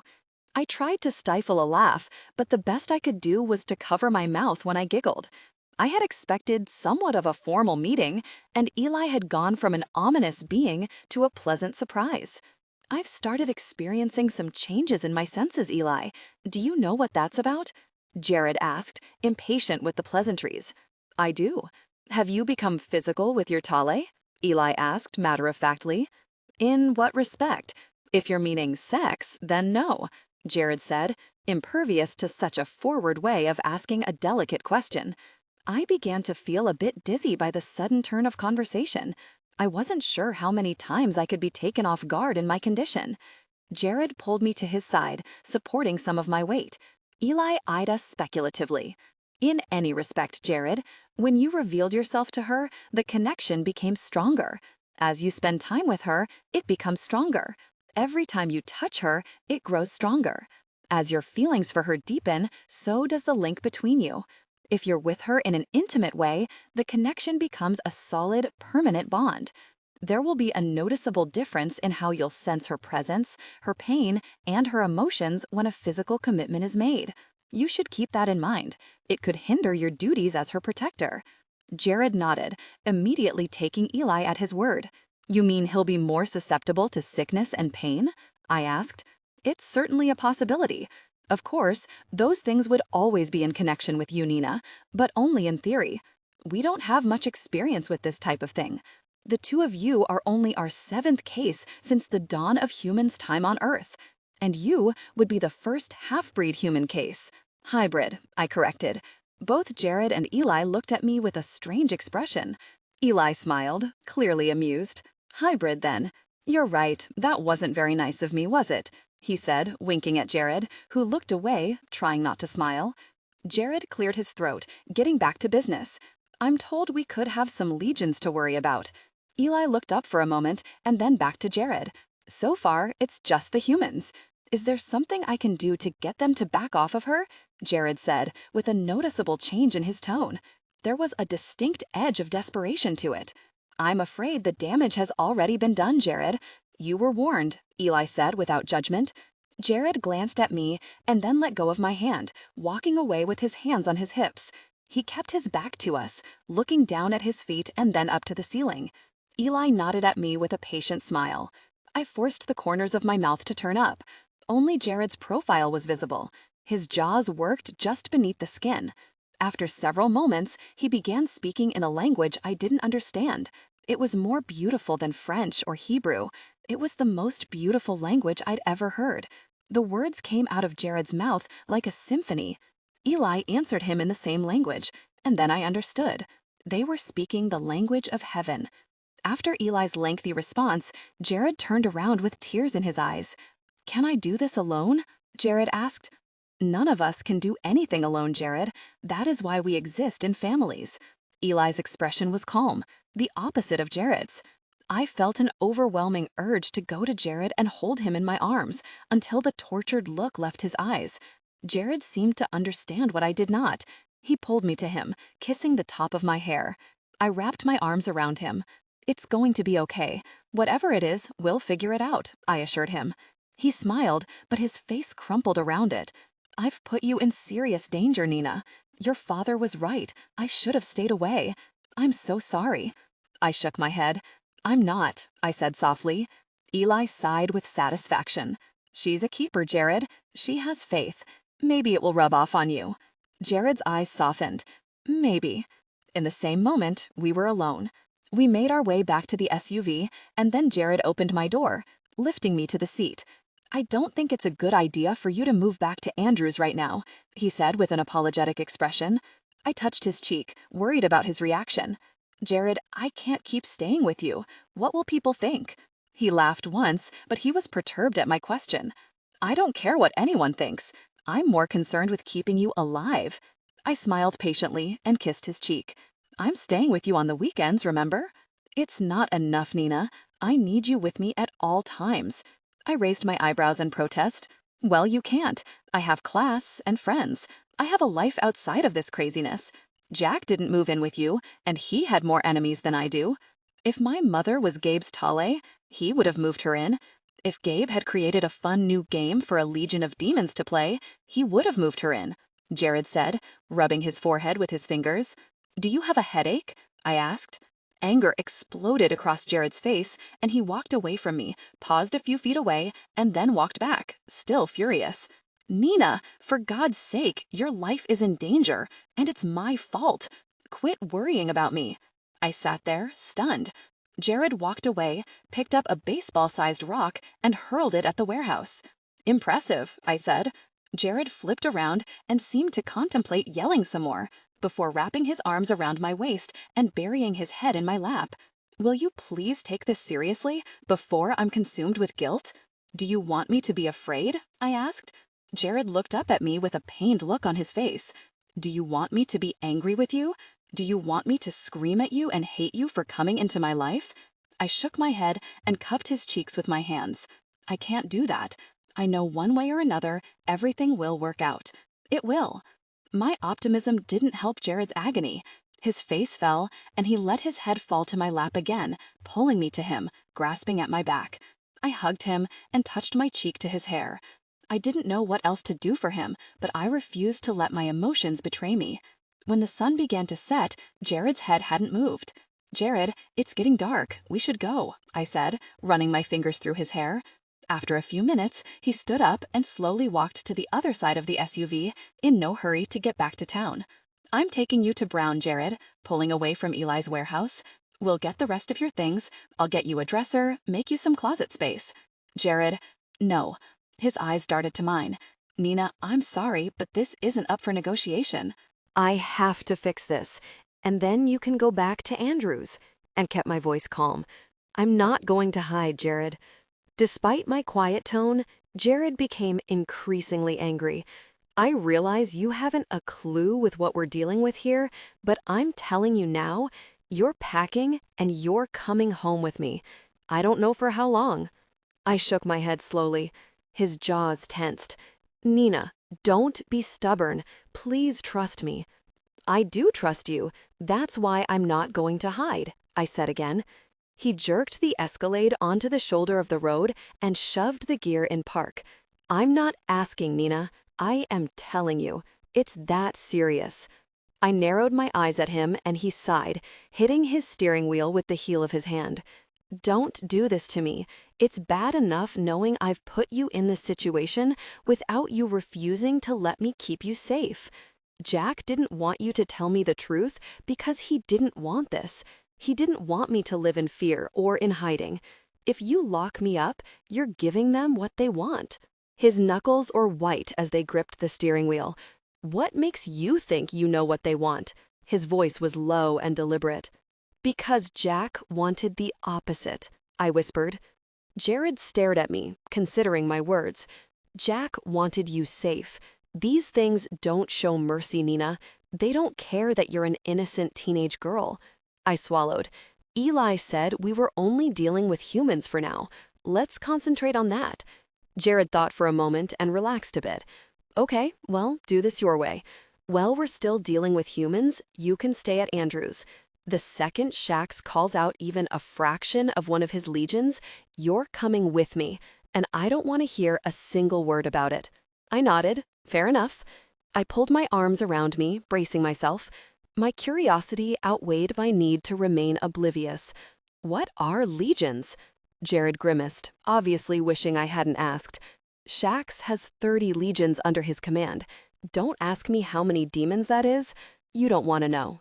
I nodded again, swallowing the bile rising in my throat. Nina? Jared asked, feeling my forehead. I don't feel well, I said, reaching for the door handle. I ran to the grass, hearing both car doors shut simultaneously. As soon as my feet touched the soil, Jared was beside me, pulling my hair away from my face. It didn't take long for the dry heaving to commence. I hadn't eaten anything since breakfast. After my stomach relaxed and the gagging ceased, Jared lifted me into his arms and returned me to my seat.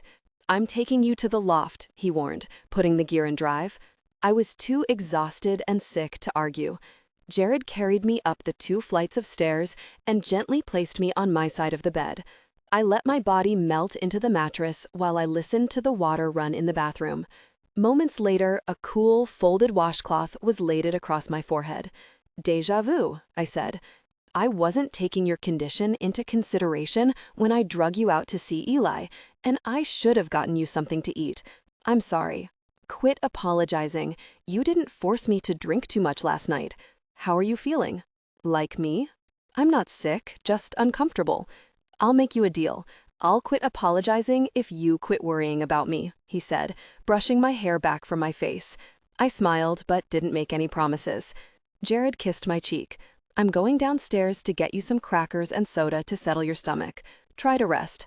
"I'm really fine. You don't have to fuss," I said, pushing myself up against the pillows. "I'm just trying to make you comfortable." He had a strange expression on his face, almost sullen. "Your bed is 1,000 times more comfy than my bed at Andrew's, and even my bed at home. And neither of them smells like you." Jared fidgeted before speaking. "So, why is it that you're so against staying here? Is it me?" My eyebrows immediately pulled in, hurt that he would ever come to that conclusion. "No, I'm not against staying here. I love staying here. I just need to go back to Andrew's." Jared raised an eyebrow. "And why is that? I thought staying alive would be a good enough reason for you to want to stay here with me. You didn't mind when I needed to dress your hand every night." "It's not about that. It's about being forced into hiding, it's about my friends, and it's about keeping some degree of normalcy in my life. I know you want me here where you know that I'm safe," I explained, resting my hand on his leg. "Not just to keep you safe. I just want you here," he said, tenderly tracing my jawline with his fingertip. I smiled at his words, my jaw radiating with the heat from his touch. "We have plenty of time for that, right?" Jared's eyes immediately clouded over, and I finally understood the urgency. He wanted to spend every second of the time we had left together. I looked away from him. I had to have faith that we would make it through this. My eyes felt heavy, and I turned onto my side, pressing my cheek into my pillow. "I have faith in you, Jared, more than you have in yourself." "I'm not afraid," I said, closing my eyes. The door slammed, and I jerked, looking around the room. It was morning. "Can you close the door like a normal person?" Jared snapped. "This is a terrible idea, Jared. Maybe the worst one you've had, yet," Claire complained. Small footsteps stomped up the stairs. "You have to talk him out of this, Nina. He won't listen to me. Not in the mood he's in." "Stay out of it, Claire," Jared said from downstairs. Claire made a face and then jumped from the railing, landing on her feet. "I can't stay out of it because you keep making it my business," she hissed. I quickly dressed and met them downstairs. Jared was dressed in a button-down shirt and slacks, holding a motorcycle helmet. He shoved it toward me without a word. "What's this?" I asked, staring at the helmet. "I think better on my bike," Jared said. I looked up at him. "What's going on?" His expression didn't change. "Are you coming or not?" I looked at Claire and then to Jared. I pressed my lips together and then took the helmet from him. Claire sighed and stormed out. I followed Jared outside and eyed the slick, black beauty parked on the curb. "What is that?" Jared sighed. "It's a Vulcan." "Weird. I thought it was a motorcycle." I smiled, but Jared didn't find humor in my words. I put up my hand and separated my fingers into a V. "Live long and..." "No." I shook my head, seeing that Jared was in no mood for jokes. I shoved the helmet on and fastened the chin strap. My father had a motorcycle, and although I'd never been brave enough to drive one, I was well versed in being a passenger. Jared revved the engine and I climbed on behind him, glad that it was another nice day. He raced down the street, taking various turns. It wasn't until we pulled onto the sidewalk in front of Sovereign Bank that I understood the reason behind Jared's mood. He lifted me off the seat as if I weighed nothing, placing me on my feet. "Is there a reason you're not speaking to me?" I asked, shoving his helmet at him. "It's not you that I'm angry with. It's Jack," he growled. "Why?" Because he's making it impossible for me to keep you distanced from this. They need both of our signatures. The box is in a special area. We need the key, our signatures, and our fingerprints to get in," he said, glaring at the door of the bank. "But they don't have my fingerprints. I've never given them mine either. But they have it on file," Jared said, distant and cold. "You tried to come here without me? Is that why Claire was at the loft?" I crossed my arms. "And let me guess, it just burns you that you needed my help after all." Jared's eyes jerked to mine. "Is that what you think?" I stood with my arms still tightly intertwined across my ribs. Jared shook his head at me and held out his arm. "After you." We walked into the bank, and a man in a stuffy and notably hideous light gray suit approached us. "Mr. Stevens, this is Nina Gray," Jared said. The man held out his lanky hand, and I took it. "It's a pleasure to meet you, Miss Gray. Right this way." He ushered us across the lobby to an elevator. Once inside, he used a small key to gain access to a lower floor that wasn't on the button display. The elevator opened into a cavernous room with an enormous bronze vault. Mr. Stevens briskly walked ahead of us, taking his place behind a tall desk with a computer. As we approached, he was tapping the keyboard. "Miss Gray, I'll need to see 2 forms of identification, please," Mr. Stevens said, looking up from the monitor. I shot an irritated look at Jared, realizing I'd left my purse at the loft. Jared reached into his jacket pocket and pulled out my wallet. I snatched it from his hand and then put my driver's license and student ID on the small space in front of the computer monitor. Mr. Stevens' eyes darted twice between my face and each of the cards and then nodded. I put the cards back into my wallet as he repeated the process with Jared. "Miss Gray, there is a red pad in front of you. I'll need you to press and hold your thumb there until you see a flash, and then I'll need you to do the same, Mr. Ryle," he said, watching us both follow his directions. "Now sign here and approve the date with the green button when you're finished." I hastily signed and clicked the button with the pen, handing it to Jared, who signed his name under mine. "And you have the key?" "We do," Jared said in a low voice. "Right this way," Mr. Stevens said, the vault automatically opening. The room was filled with various sized boxes, all plated in the same bronze color as the door. Our steps echoed against the marble floor. Mr. Stevens turned to us, pointing to a shiny golden square on the wall with a small black button in the center. "Press this button to let me know you're finished. It was a pleasure doing business with you. Miss Gray, Mr. Ryle," he nodded, leaving us alone. The vault door sealed shut behind him, and Jared's eyes drifted to mine. "Okay, he was creepy," I whispered, half expecting Jared to offer comfort. Without a word, he walked ahead, pulling the key from his pocket. I scanned the boxes on the wall and noticed that the numbers were out of order. "This is going to take forever," I complained. Jared still didn't respond, so I rolled my eyes and looked for box 825. 10 minutes later, Jared called to me. "Nina?" I rushed toward his voice and found him in the back corner, looking at a bronze square the size of a shoebox. "Well, we should have looked back here first. This is just like Jack, isn't it?" Jared still didn't speak. He simply shoved the key in the lock and opened it, exposing a tan safe with a large black combination lock and handle on the front. He placed the safe on the floor at my feet as if it were a shoebox. I was sure it must have been at least 50 pounds, if not more, but Jared didn't brace himself against the weight. The muscles of his arms didn't even strain. "The code is a combination," I said. Jared nodded, pulling out the wrinkled piece of paper from his inside jacket pocket. He read the code aloud and then looked up at me. "Does that make sense to you?" he asked, holding out the paper for me to take. 825 2R TL 2223 TR 05. The 825 is the box number, and the rest is the key to the combination. But combinations are just 3 numbers, 1 or 2 digits, right? I didn't look up, and Jared didn't speak, so I wasn't sure if he was in agreement with me or not. So we need to figure out which of these numbers are the numbers of the combination, and the others are what? Red herrings? I shook my head. No, Jack didn't play games. These are all important. I concentrated on the dial of the combination lock, looking at the numbers and thinking about turning the dial to each number in the different ways they appeared in the code. I burst into laughter and looked at Jared with excitement. "I've got it," I smiled. Jared masked an emotion, which in turn curbed my enthusiasm. It seemed we were back to square one of our relationship.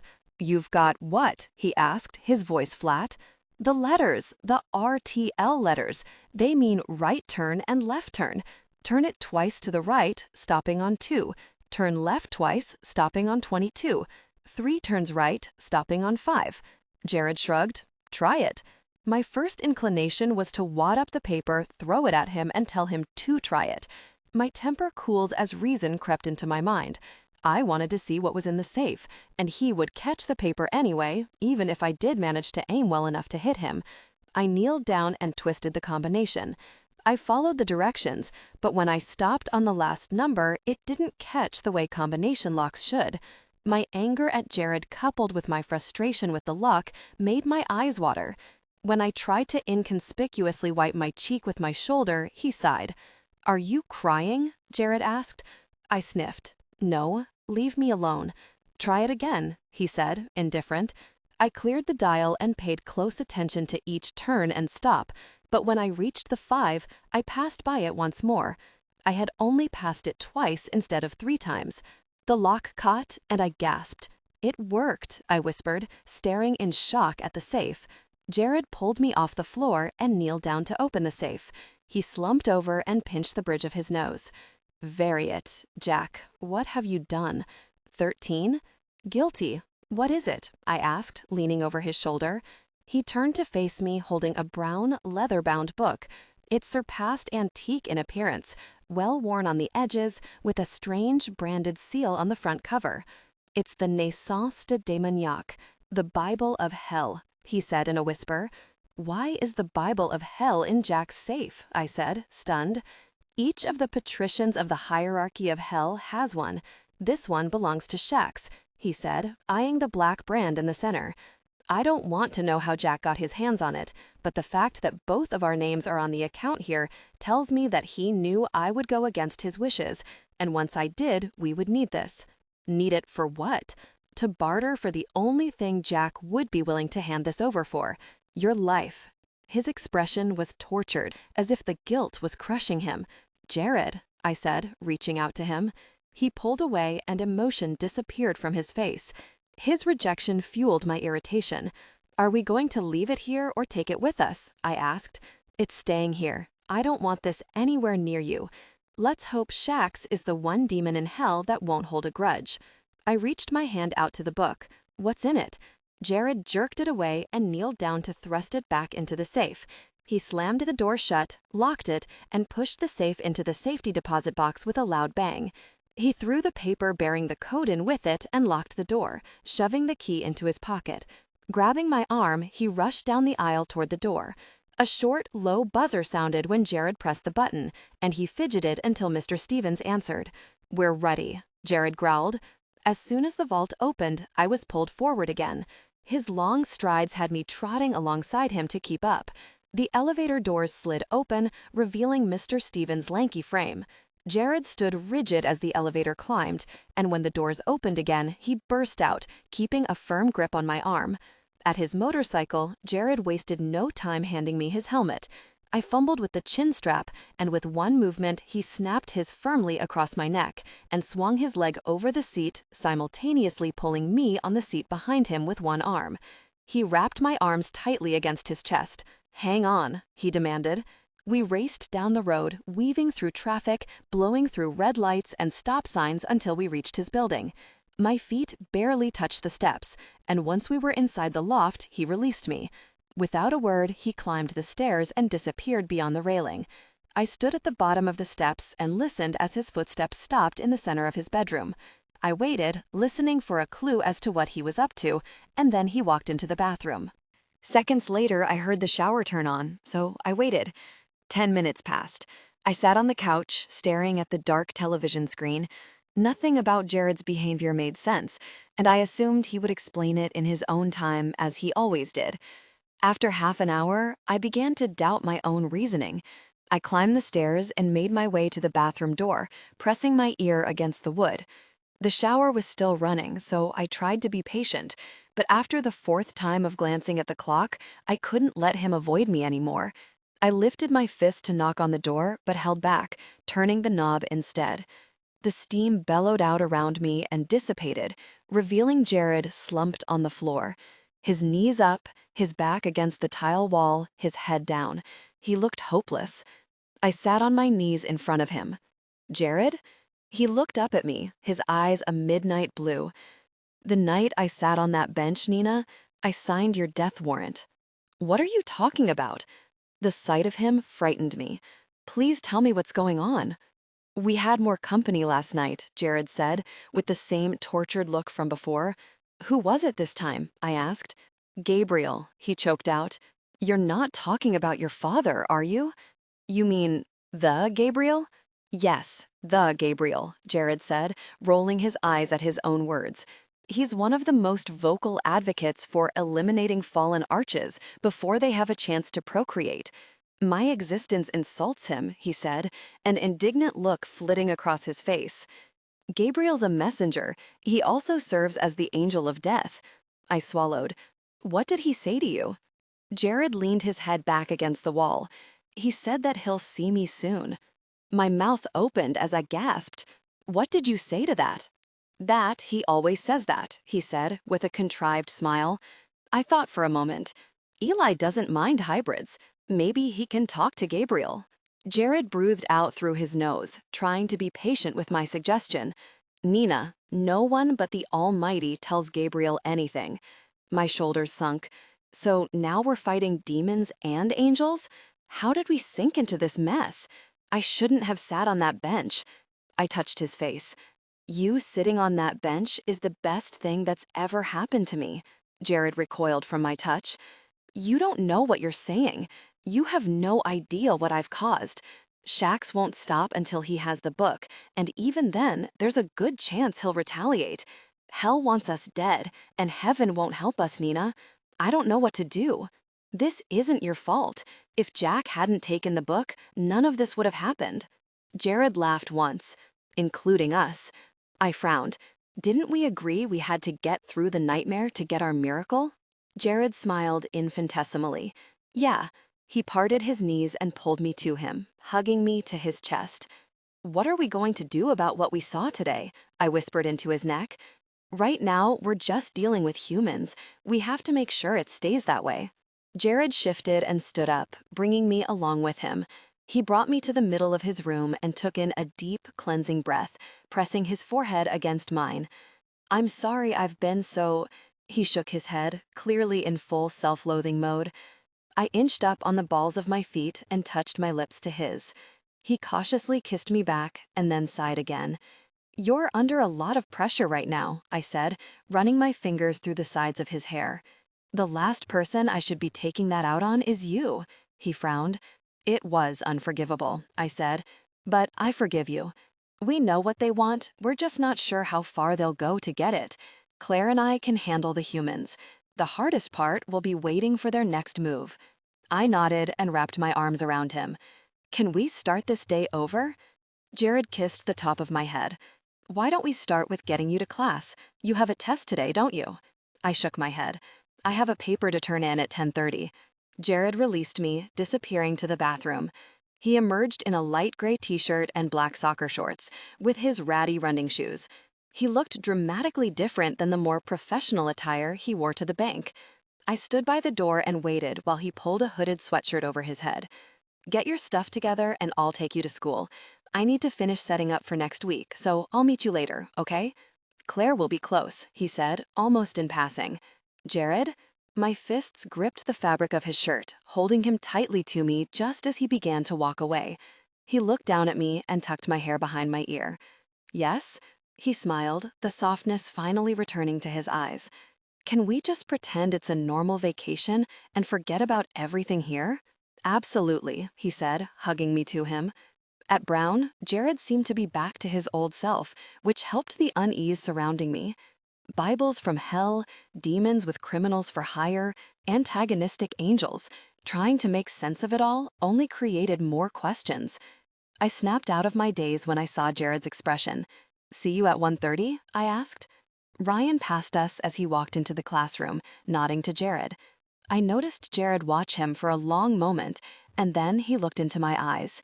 "Nina," he said, a bit nervous, "I'm sorry about earlier. It won't happen again." "You've already said that," I said, pulling up one corner of my mouth. Guilt displayed across Jared's face. "I know. I just don't think that I was clear." "You were clear. Consider it forgotten." His face seemed to relax then, and he kissed me once more. "I'll have your things back in your room. I'll meet you there when you get back." I nodded and watched him walk down the hall. Before he turned the corner, he looked back at me and smiled. I waved and extended the handle of my bag, continuing to my seat. "I came by your room about 9 last night. You weren't there," Ryan said in a hushed voice, tapping his pen on my desk. "I was sick last night. I stayed with Jared." Ryan's face turned concerned. "You could have stayed here. I could have kept an eye on you." I smiled, knowing he was sincere. I appreciated his attempt to repair our friendship. The bitterness from before was absent from his face, and sitting beside him felt right again. "I'm fine now. It was just a bad hangover. I didn't feel well all day." "Yeah, I didn't feel the greatest either," he said, shaking his head. "And yet you offer to take care of me? That would be a sad sight, both of us lying around puking our guts out," I laughed, shaking my head. Ryan chuckled, taking my paper when the professor instructed the class to pass them to the end of the row. During lecture, a small square of paper landed on my desk. I smiled and pulled open the folds. It was in Ryan's chicken scratch. "Will you go to lunch with me?" Circle 1. "I'll lose my appetite if I have to sit across from you." "I already have lunch plans with my husband." "Of course, I need to practice my slogans." I wanted to roll my eyes at his childish note, but when I saw the expectant grin on his face, I couldn't say no. I circled C, folded it, and tossed it back. Ryan always came up with the silliest things, and I adored that about him. Unbeknownst to him, he was a safe harbor from my other life, the one that had become full of shadows and uncertainty. I watched him unfold the part and read my answer. He didn't look up at me. He folded back the small torn page and stuffed it in his pocket, a wide grin across his face. After class, Ryan and I walked to the gate. He was his usual amusing self, and I laughed every step of the way. A few times I noticed he would hug me to him, nudge me, and a few times he led me by the small of my back through the doors he held open. I had the distinct feeling we were on a date, even though that wasn't the case. The only thing that bothered me was that Ryan's touch didn't bother me. It wasn't the electricity I felt with Jared, but it felt expector, almost comfortable. I didn't realize when Ryan asked me to lunch that the entire study group was coming, but I smiled at the friends that filtered in and surrounded us. Over the next hour, we sat hunched over our paper plates of pizza that we balanced on our laps, the boys trying their best to keep their towering stacks of slices from falling to the floor. Ryan and Kim were inexplicably engaged in a contest to see who could take the bigger bite. Our ordinary moment was a welcomed break, and I smiled at the laughter saturating the air around me, absorbing the sweet chaos I hadn't realized I'd missed. Ryan walked out with me and smiled. "You're staying here tonight, huh?" "I am," I grinned. He prolonged our walk with a leisurely pace. "Are you going to study group tonight?" "Are you?" He shrugged. "I need to. I was going to ask for your help. You need more help than I can give you, but I'll do my best." Ryan kept his hands in his pockets, angling his face towards the sunshine. He looked truly happy, and I felt a warm tinge in my chest. I was hopeful that we could remain in each other's lives, after all. "It's nice today. I could grab a blanket and we could hang out on the greens," he said, purposefully bumping into me. Jared, waiting for me, came to the forefront of my mind, but I didn't want to spoil Ryan's buoyant mood. We walked a few more steps as I decided how I should explain to him why I wouldn't. I had experienced normal, the normal I had been desperate for, and yet I found myself giddy at the thought of seeing Jared again. "It's okay if you can't. I'll see you tonight," Ryan said, squinting as I didn't realize when Ryan asked me to lunch that the entire study group was coming, but I smiled at the friends that filtered in and surrounded us. Over the next hour, we sat hunched over our paper plates of pizza that we balanced on our laps, the boys trying their best to keep their towering stacks of slices from falling to the floor. Ryan and Kim were inexplicably engaged in a contest to see who could take the bigger bite. Our ordinary moment was a welcomed break, and I smiled at the laughter saturating the air around me, absorbing the sweet chaos I hadn't realized I'd missed. Ryan walked out with me and smiled. "You're staying here tonight, huh?" "I am," I grinned. He prolonged our walk with a leisurely pace. "Are you going to study group tonight?" "Are you?" He shrugged. "I need to. I was going to ask for your help. You need more help than I can give you, but I'll do my best." Ryan kept his hands in his pockets, angling his face towards the sunshine. He looked truly happy, and I felt a warm tinge in my chest. I was hopeful that we could remain in each other's lives. After all, "It's nice today. I could grab a blanket and we could hang out on the greens," he said, purposefully bumping into me. Jared waiting for me came to the forefront of my mind, but I didn't want to spoil Ryan's buoyant mood. We walked a few more steps as I decided how I should explain to him why I wouldn't.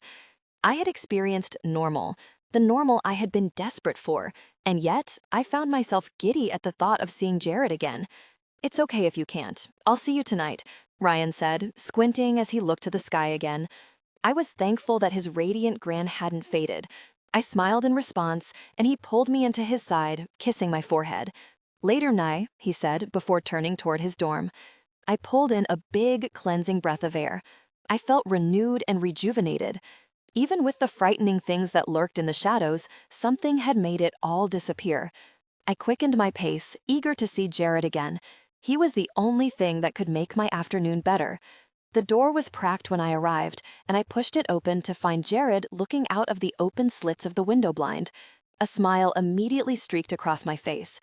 "Did you have a good time?" he asked, not turning around. I walked up behind him, wrapped my arms tightly around his middle, and squeezed. He folded his arms over mine.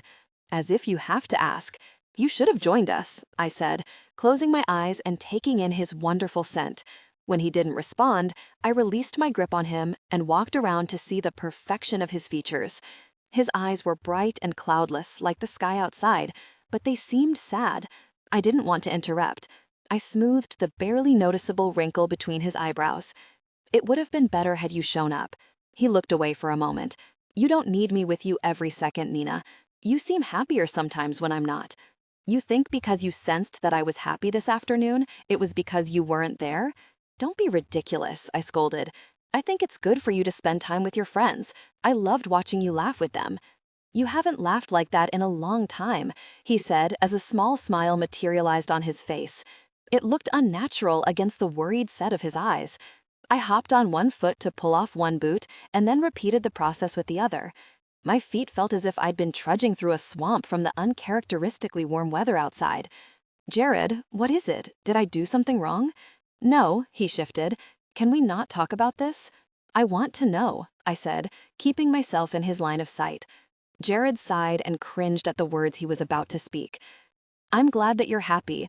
You and Ryan are friends again. Believe me when I say that as long as it makes you happy, I want that for you. But I'm in love with you, Nina. I can't help but be a little worried knowing what I know." "I don't feel that way about him, Jared. You have to sense that," I said, touching his arm. "I know." He pinched the bridge of his nose and closed his eyes tight. "I don't think it will ever become easier to watch him make you laugh, though." He relaxed his face and tried another reassuring smile, but it fell short. I raised one eyebrow. "Jared Ryle, are you jealous?" Jared raked his hair with his fingers and let them slide to his neck, rubbing it nervously. "You asked, Nina. I told you the truth." I narrowed my eyes. "You're jealous." He shook his head no. He pressed his lips together and shook his head yes with a few quick jerks. "A little, yeah." "Oh." Jared positioned himself in front of me and cupped my shoulders. "I don't want to lose you, especially after the morning we had compared to your afternoon with him. It wouldn't take much more of that for you to question why you chose me." My feelings had betrayed me. Jared's connection to me had become stronger, and he could feel my relief to be around Ryan. He sensed the contentment I'd experienced at lunch. My stomach reeled with guilt for indulging in such emotions. Nothing could compensate for the love and safety I felt with Jared. My eyes fell to the floor when I realized how it must have hurt him.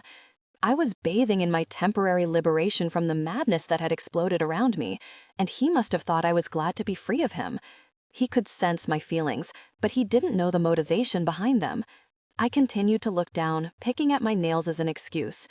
It was nice to have a little normal today, Jared. I do enjoy spending time with Ryan, with all of my friends.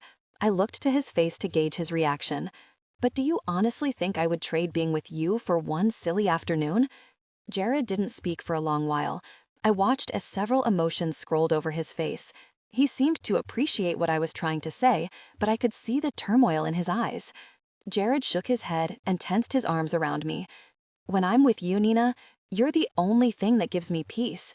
It seems like I'm the opposite for you. It doesn't always seem like you're all that happy and peaceful with me, I pointed out. Jared's face crumpled. I don't want you to think that.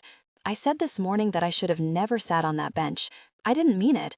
That was the beginning of the best moments of my life. I pressed my cheek against his chest and relaxed into the heat that blazed through his t-shirt. Everything around us is crazy, I said. Being with you is the only thing that makes sense. You were so worried about the way I felt when I was with Ryan that you obviously missed the way I felt when I realized I was going to see you soon. That caught his attention. When was that? On my way here.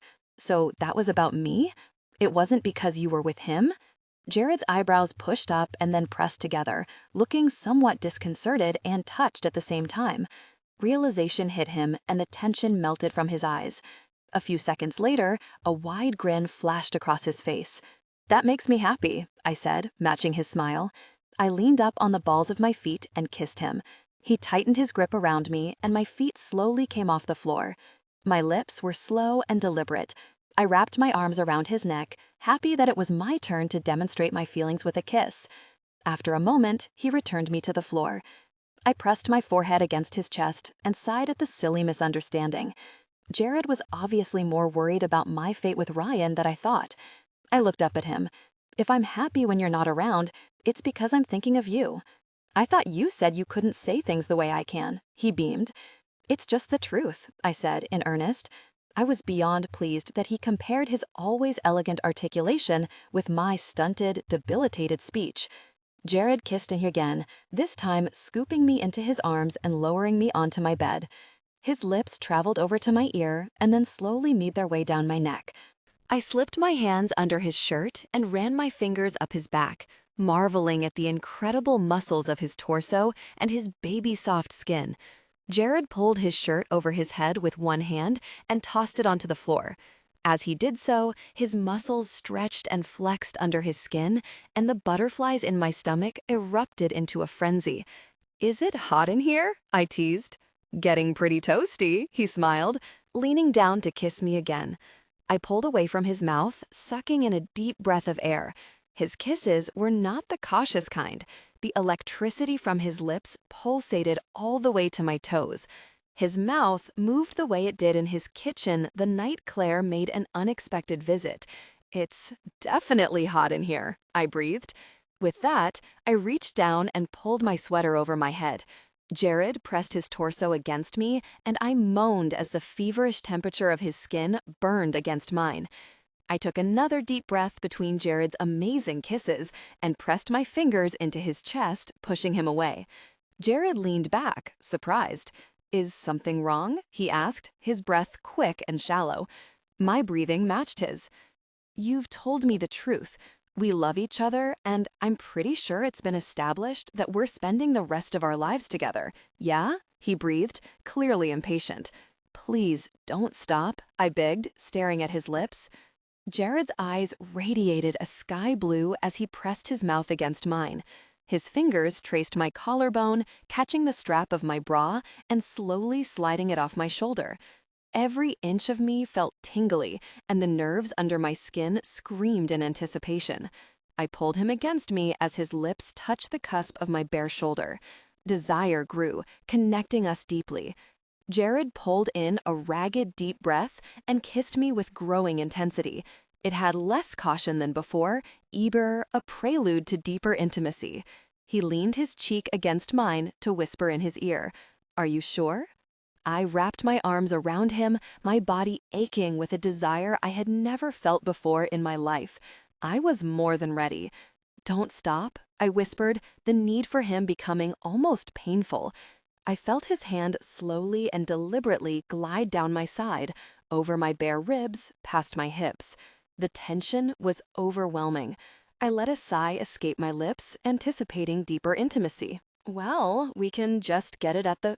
Beth said, pulling her key out of the door as she walked through with Chad. Oh, she squealed as Jared quickly covered me. I cowered behind Jared's body, covering my face with one hand. Hey, Beth, I said, still trying to catch my breath and peeking at her through my fingers. Hey, what's up? I mean, how are you guys? We're... Beth looked at Chad, mortified. We were just leaving, Chad said, pulling Beth's arm with one hand and shutting the door with the other. Jared playfully collapsed on top of me and groaned with frustration. I kept my hand over my eyes, too embarrassed and frustrated to speak. Jared eased onto his side and pulled my hand from my face.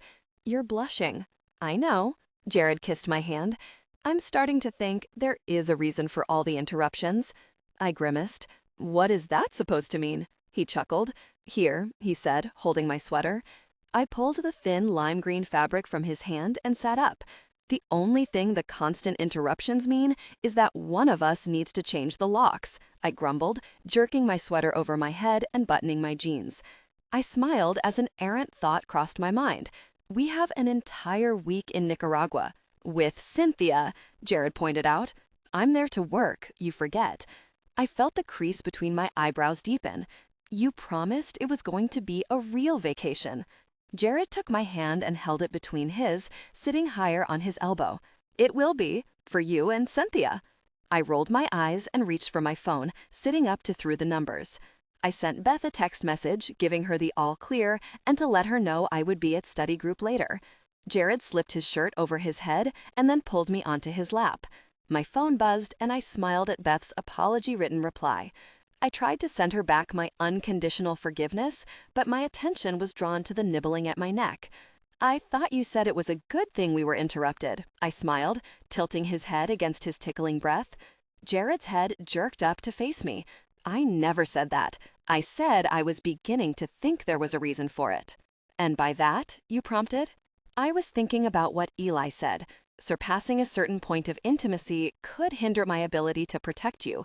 He also said they weren't sure because we're different. I'm not sure we should chance it, he frowned. What are you saying? That we can never? He pressed his forehead to my cheek. I'm saying that it might not be a good idea to test Eli's theory while we're in the middle of a war. War? I grumbled. Nina. I stood up and walked to the other side of the room, crossing my arms. No, I get it. Abstinence it is then. I don't want you upset that I'm not taking things seriously, again. Nina, he said, patient, I'm not happy about it either, but I have to put your safety first. You sound like a Planned Parenthood commercial, I snapped. Jared burst into laughter. That's not the safe I was referring to. I know, I said, narrowing my eyes at his infuriating amusement. I've never seen a woman so beautiful when angry, especially when you're angry about this. It's very endearing. I'm glad this is so entertaining for you, I said with thick sarcasm. Jared shook his head, trying not to smile. He held out his arms. Come here. I stood there a moment, arms crossed, eyeing him suspiciously. The plan that he would change his mind from my protesting had backfired. He was maddeningly resolved. I didn't want to give in, but his arms looked so inviting, I couldn't help myself. Before I knew what I was doing, I curled up in his lap. You're making me crazy, you know? I don't know why you're being so stubborn, I grumbled. Jared's shoulders shrugged around me. I'm being cautious. Beth and Chad walked in on us. I looked up at him with a dubious expression. Since when do you care what other people think? I didn't hear them. They caught me off guard, he said in a low voice. I felt one corner of my mouth turn up. Obviously, that's never happened before. I should have been able to hear them exit the elevator. I should have heard her pull out her keys. I heard nothing until they walked through the door. If that had been one of Shock's men, you would have been dead. My grin faded quickly, and I struggled to push away any worry. What does that mean? That means Eli was right. When I'm with you like that, I can't focus. I'm not only fighting my feelings, Nina. When we're alone and things get intense, I struggle with your desires as well. Can you imagine what you were feeling doubled? It's impossible to think about anything else. Doubled? I don't think that's possible. As soon as the words stumbled from my mouth, I felt my face flush with crimson. I just meant that I wouldn't complain about it. I'm not complaining, he said, kissing my forehead. I'm saying we're going to have to wait until I can afford to be distracted. If anything happened to you, I've already put you in danger from my selfishness, Nina. I have to keep my priorities straight. I grudgingly nodded. By keeping me safe, he was safe. I couldn't argue with that. Jared stood up, taking me with him. Let's get out of here. Get some fresh air, he said. I smiled. We'd better. Jared chuckled and held the door open for me. He had the quilt his father had bought me when I received my acceptance letter from Brown. It had the school colors in different scraps of fabric that somehow formed the Brown University crest. What is that for? I asked, stopping in the doorway. Jared shrugged, the blanket folded tightly under his arm. I thought we could hang out in the sunshine for a few hours. I fingered the blanket with sentiment. I haven't used that blanket yet. I've been sort of saving it as a keepsake. Jared's mouth turned up into a half smile. Why? I shrugged.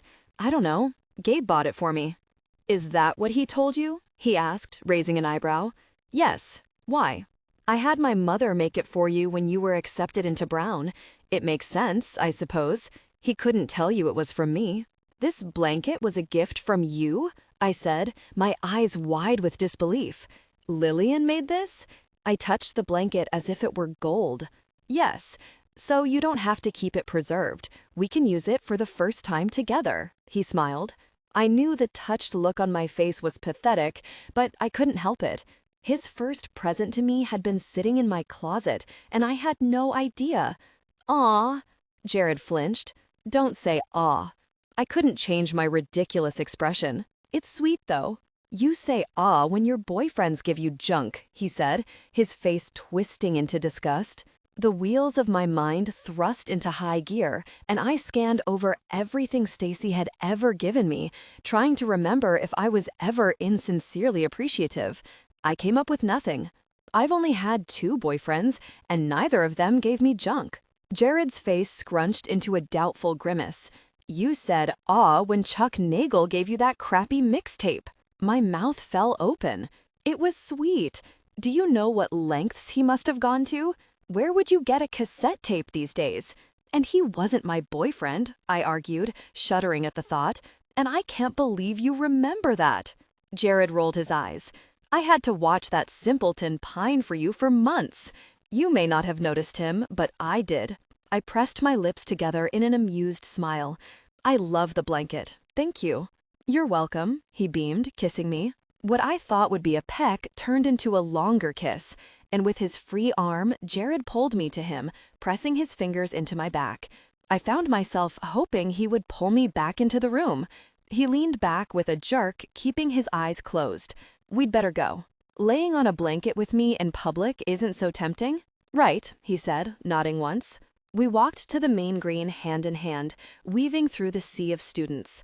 On the few warm days during the school year, the campus lawn went from being desolate to bustling with movement in every direction.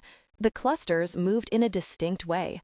A game of touch football was in full swing, guitars were being lazily strummed under the shade trees, and the more studious co-eds were hunched over a book. Blankets peppered the grass in vivid colors, creating a patchwork of chatter and laughter. It was a celebration without anything to celebrate, which made it more innocent, more enjoyable. We settled on a spot by a tree near the center. With a flick of his wrists, the blanket under his arm unrolled and slowly fell to the ground, perfectly flat. I shook my head in disbelief. What? Jared asked, smiling cautiously. He sat on the edge of the blanket with his back against the trunk of a budding tulip tree. Nothing, I said, standing in place while he clenched his jaw at my impertinence. You're going to have to quit doing that. I'd gotten used to knowing how you were feeling without the narrative, but now that I can ask you, when you don't tell me, it nearly drives me insane. I smiled at that. Then we're even. Jared rolled his eyes as I sat on the blanket. After a moment, he smiled and pulled me to his chest. I leaned back against him to rest my elbows on his thighs, letting the sunshine drape over me. I remembered what Jared had said about feeling happy with him, so I let the bliss I was feeling swell into unbridled ecstasy. I opened all of my senses, The warmth of the sunshine above me, the heat of Jared's skin below me, his amazing scent floating around us, the laughter in the background, and the convivial atmosphere. It didn't take long for Jared to react. "This is amazing, isn't it?" I took the chance to make up for the rejection he'd felt earlier. "It's a beautiful day, and I'm lying in the sunshine with the man I love. This is better than amazing. This is heaven," I smiled, closing my eyes to the sun. Jared took a deep, satisfied breath and intertwined his fingers with mine. We remained that way for a long time, listening to the laughter and babbling voices, their words blurring to me, at least, around us. Jared jostled me a bit when his arm darted out and jerked. He had caught a football inches from my face. "Whoa, nice catch. You want to play?" A winded male voice said from the foot of our blanket. I lifted my hand to block out the sun in order to see the person standing above me. I didn't recognize him. He was tall and slender, had shoulder-length brown hair, and was wearing only a pair of long khaki cargo shorts and running shoes. His hand was outstretched for the football Jared had caught. "He looks pretty busy to me, Zach." I recognized the voice right away. It was Ryan. His chest heaved as he struggled for breath, and his bare chest revealed the scar from where he'd been stabbed. I felt a twinge in the pit of my stomach. "I can't say I blame him," Zach said, smiling down at me. "Did you throw that at me?" I asked Ryan, knowing I wouldn't be surprised either way. It was his idea to come to the main green with a blanket, and I turned him down only to come here with Jared. "No, I can't believe you'd think that," Ryan scoffed. "That was me. Sorry about that," Zach said to Jared, breathless, resting his hands on his hips. "Can we have our ball back?" Jared showed no signs of surrendering the ball. "I think you owe her the apology, not me." Ryan rolled his eyes and looked at me, and then to Jared. "It was an accident, Jared. Give him the ball." Jared waited. "You're right," Zach said. "I'm sorry. I should have been more careful." "It's okay," I said, uncomfortable that Jared had forced him to apologize. Zach eyed the football in Jared's hand. "Did you want to play? We're short one player." "He's not going to play. He doesn't want Nina to see him trip over his feet," Ryan snorted. Jared stood up, towering over me and both of the other boys. He looked past Zach to the other team. Tucker and Josh stood among them, waiting on the opposite side of their mini field. Jared reared back his arm and launched the football across the greens like a missile. It soared through the various tree branches, straight into Josh's chest. Josh caught the ball, but it still made an audible thud that caused him to double over. He immediately stood up, although looking somewhat like a hunchback, trying to mask the fact that the wind had been knocked out of him. Zach and Ryan had matching shocked expressions. I smiled at their surprise. "I am busy. My feet have nothing to do with it," Jared said, reaching for my hand to pull me up to stand beside him. He leaned over to kiss my forehead. Ryan reacted with disgust. My heart fluttered in my chest at the testosterone in the air, and Jared looked down at me. "Unless you don't mind."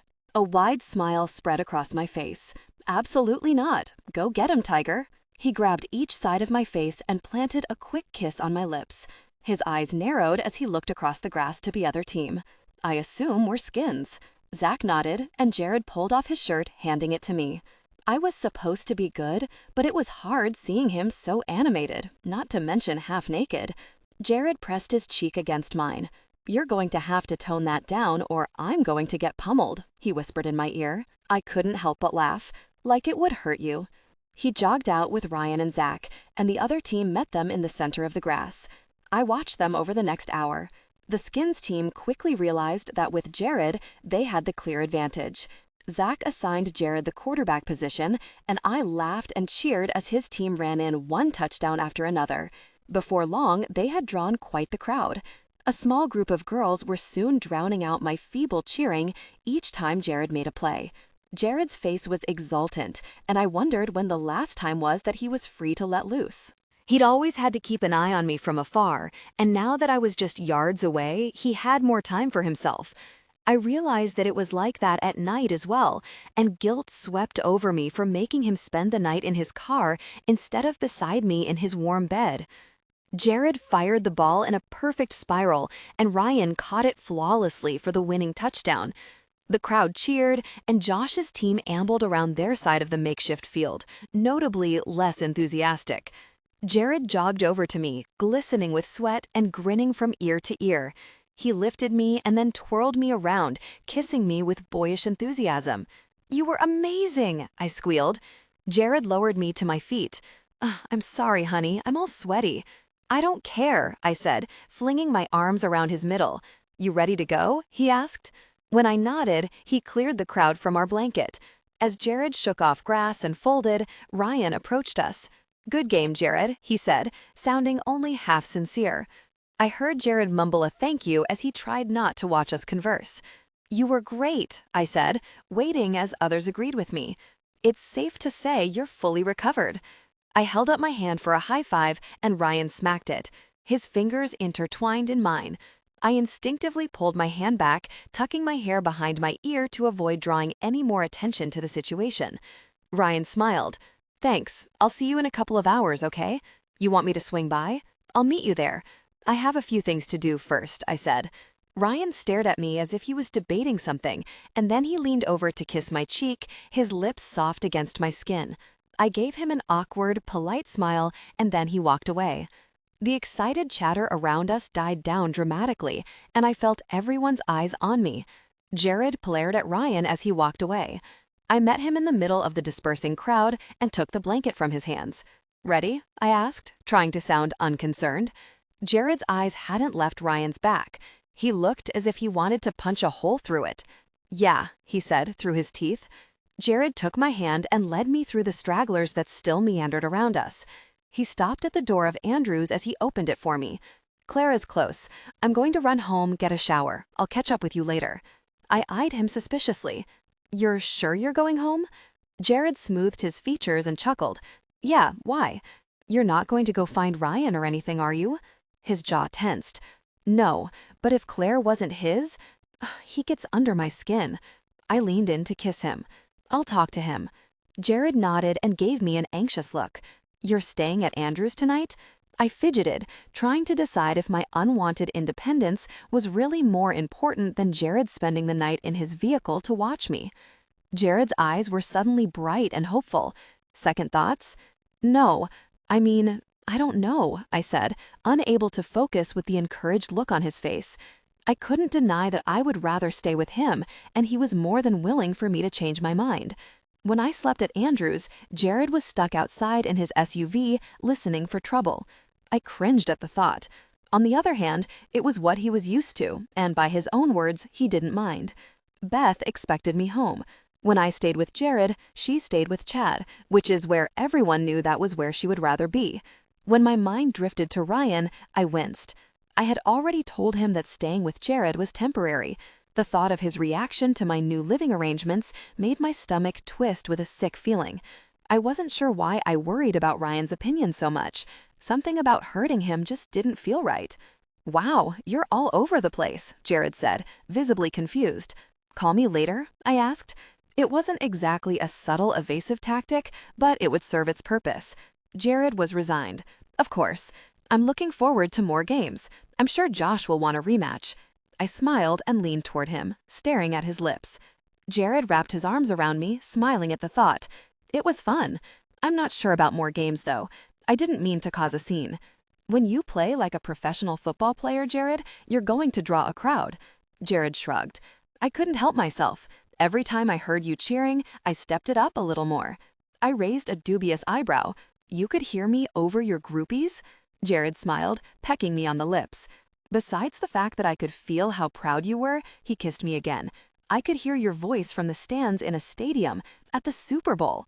He kissed me again, and the intimacy deepened. I tasted the combination of sweet and salty on his mouth, and when he pulled back, I licked my lips before pressing them together. "Please don't do that," he pleaded, staring at my lips. "How do you expect us to live together if you can't handle me licking my lips?" I teased, watching him scan my face with the same hunger in his eyes from before. "I'll find a way. I'll sleep on the floor if I have to." "If you sleep on the floor, I'm sleeping on the floor with you. I want to wake up where you are." Jared smiled. "I wish that were true." My mouth fell open. "It is true. You think me staying here during the week means I don't want to stay with you at all?" Jared grimaced, shaking his head. "No, I don't think that. I shouldn't have said that. That's not what I meant." "What did you mean?" I said, bracing myself for what he might say. It's going to be hard getting used to the way things used to be, that's all. You meant more than that. Jared looked straight into my eyes. Let me move your things then. I'll have you moved in by the time you finish up at the Rock. I looked down at my feet. I don't know, Jared. I need some more time to think. The answer should have been simple. I wanted to be there, he wanted me there, and we loved each other. But Normal was here. I wasn't ready to give that up yet. Jared smiled half-heartedly. That's what I meant. I narrowed my eyes, irritated that he had proved his point in that way. That's not fair. He leaned his forehead against mine. I'd better go. I'll see you soon. Sooner than I'll see you, I grimaced. You could change that if you weren't so worried about what everyone else thinks, he said, trying to keep the disappointment from his eyes. I told you that isn't the case. Well, not entirely. I know. I understand, he said. He kissed my forehead again before he left me to walk to my room alone. I felt wretched. We'd had a horrible morning, a heated afternoon, and then I'd ruined it with my stupid, selfish, stubborn theories on Normal.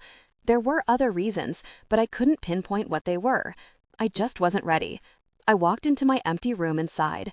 I had a few hours yet before study group. Both Jared's and Ryan's sweat were on me, a scent mixed between Ryan's salty boy smell and Jared's salty angel smell. It only confused me more, so I made a beeline for the showers. Under the steaming water, I couldn't help but think of Jared's shower. The water pressure was better, the smell was certainly better, and I didn't have to wear flip-flops to walk around in it. I sighed again, knowing nothing would make me happier than to call Jared and give him the green light to move my things. I couldn't help but smile at the sound of his voice when I broke the news to him, and how I would feel walking into the loft, knowing I was home. As I walked down the hallway in my robe, I tried to come up with more pros than cons for staying at Andrew's. I focused on what my father would want. At first, I reasoned that he would want me to stay, but then my thoughts drifted to the fact that Jack would want me to be where I was the safest, and I was definitely safer in Jared's arms. Loft, I meant the loft. I closed the door behind me and pulled off my robe. There was a knock on the door, and I automatically tightened my towel around me, anticipating Jared's smiling face at the other side of the door. When I pulled on the knob, Ryan stood before me, clean and dressed. He gave me an once-over as I stood in front of him, shocked and still dripping. "Well, hello," Ryan said, his eyebrows shooting up in surprise. I slammed the door in his face. I pulled on a pair of jeans and slipped on a random pink t-shirt before hearing a knock on the door once again. "Nina?" he said in a muffled voice. "Just a minute," I called, feeling the blood rush to my cheeks. I opened the door once again. "Sorry," I breathed. "I wasn't expecting you." "I see that. Can I come in? I needed to talk to you anyway," I said, stepping to the side. "Uh-oh, hubby's jealous?" He smiled, strolling past me with his hands in his pockets. I closed the door behind him and picked up a brush, raking it through my hair. "This isn't about him. It's about me. You can't kiss me like that, especially with Jared right there. Did you honestly think that was okay?" "No, I just wanted to do it." I threw my brush onto my desk and glared at him. "But you can't just do it. It makes things more difficult." "For Jared?" "For us," I sighed. "It makes it more difficult for us to be friends. I said I wasn't going to fight with you about Jared anymore. I never said I wasn't going to fight for you." "What?" Ryan rolled his eyes and then smiled. "I love you." I heard the words, but I was still processing what he'd said before. I shook my head. "What?" Ryan took a few steps closer to me and cinched his hands around my hips. "You heard me. I'm not stupid. I can see what's going on with you and Jared. But I also see the way you look at me. And don't give me that crap about how you care about me because we're friends either. It's something else, and you know it." I felt my cheeks flush. "I know you're delusional." Ryan shook his head. "No, I've waited. I've watched. Today, I'm sure. For whatever reasons you're refusing to acknowledge it, but you know it's there, same as I do. The only reason we're not together right now is because you met Jared first. That's not a good enough reason for me to walk away." My stomach felt sick. I hadn't prepared for this conversation, and the fact that my boyfriend was listening didn't help. Jared was waiting for me to deny it. As much as I wanted to scream at Ryan to get out, I also knew that I couldn't eject him for the truth. That, and I wanted him to stay. I couldn't tell him he was wrong when we both knew he was right. Ryan took a step closer and grabbed the crests of my hips gently with each hand, grasping them a bit tighter as he inched closer. He closed his eyes, and I pressed my lips together, praying he wouldn't try to kiss me. I wouldn't kiss him back, but I couldn't tell him no. Either way, I would hurt him. He leaned in for a moment, waiting patiently. I breathed out from my nose, letting my chest cave in. Something kept me where I stood, so it was the most I could move. Tears glossed over my eyes and I felt them burn, unable to close them or look away. Ryan released my hips and took a few steps back, sitting on Beth's bed. "Don't worry, Nye.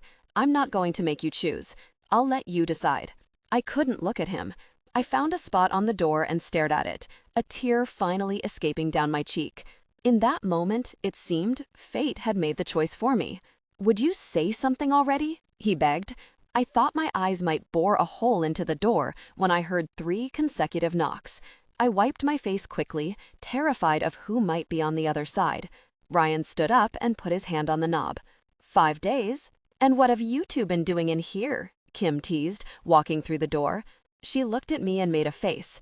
"Have you been crying?" She glared at Ryan then. "Are you being a jerk?" "She's okay, I think," he said, staring at me with a blank expression. "I'm fine," I said. I turned to the sink and splashed water over my reddened face. I twisted around to face them, drying my cheeks with a towel. "You didn't," she said, turning to Ryan. Ryan nodded and shrugged. "I had to tell her sometime." Kim looked at me. "And?"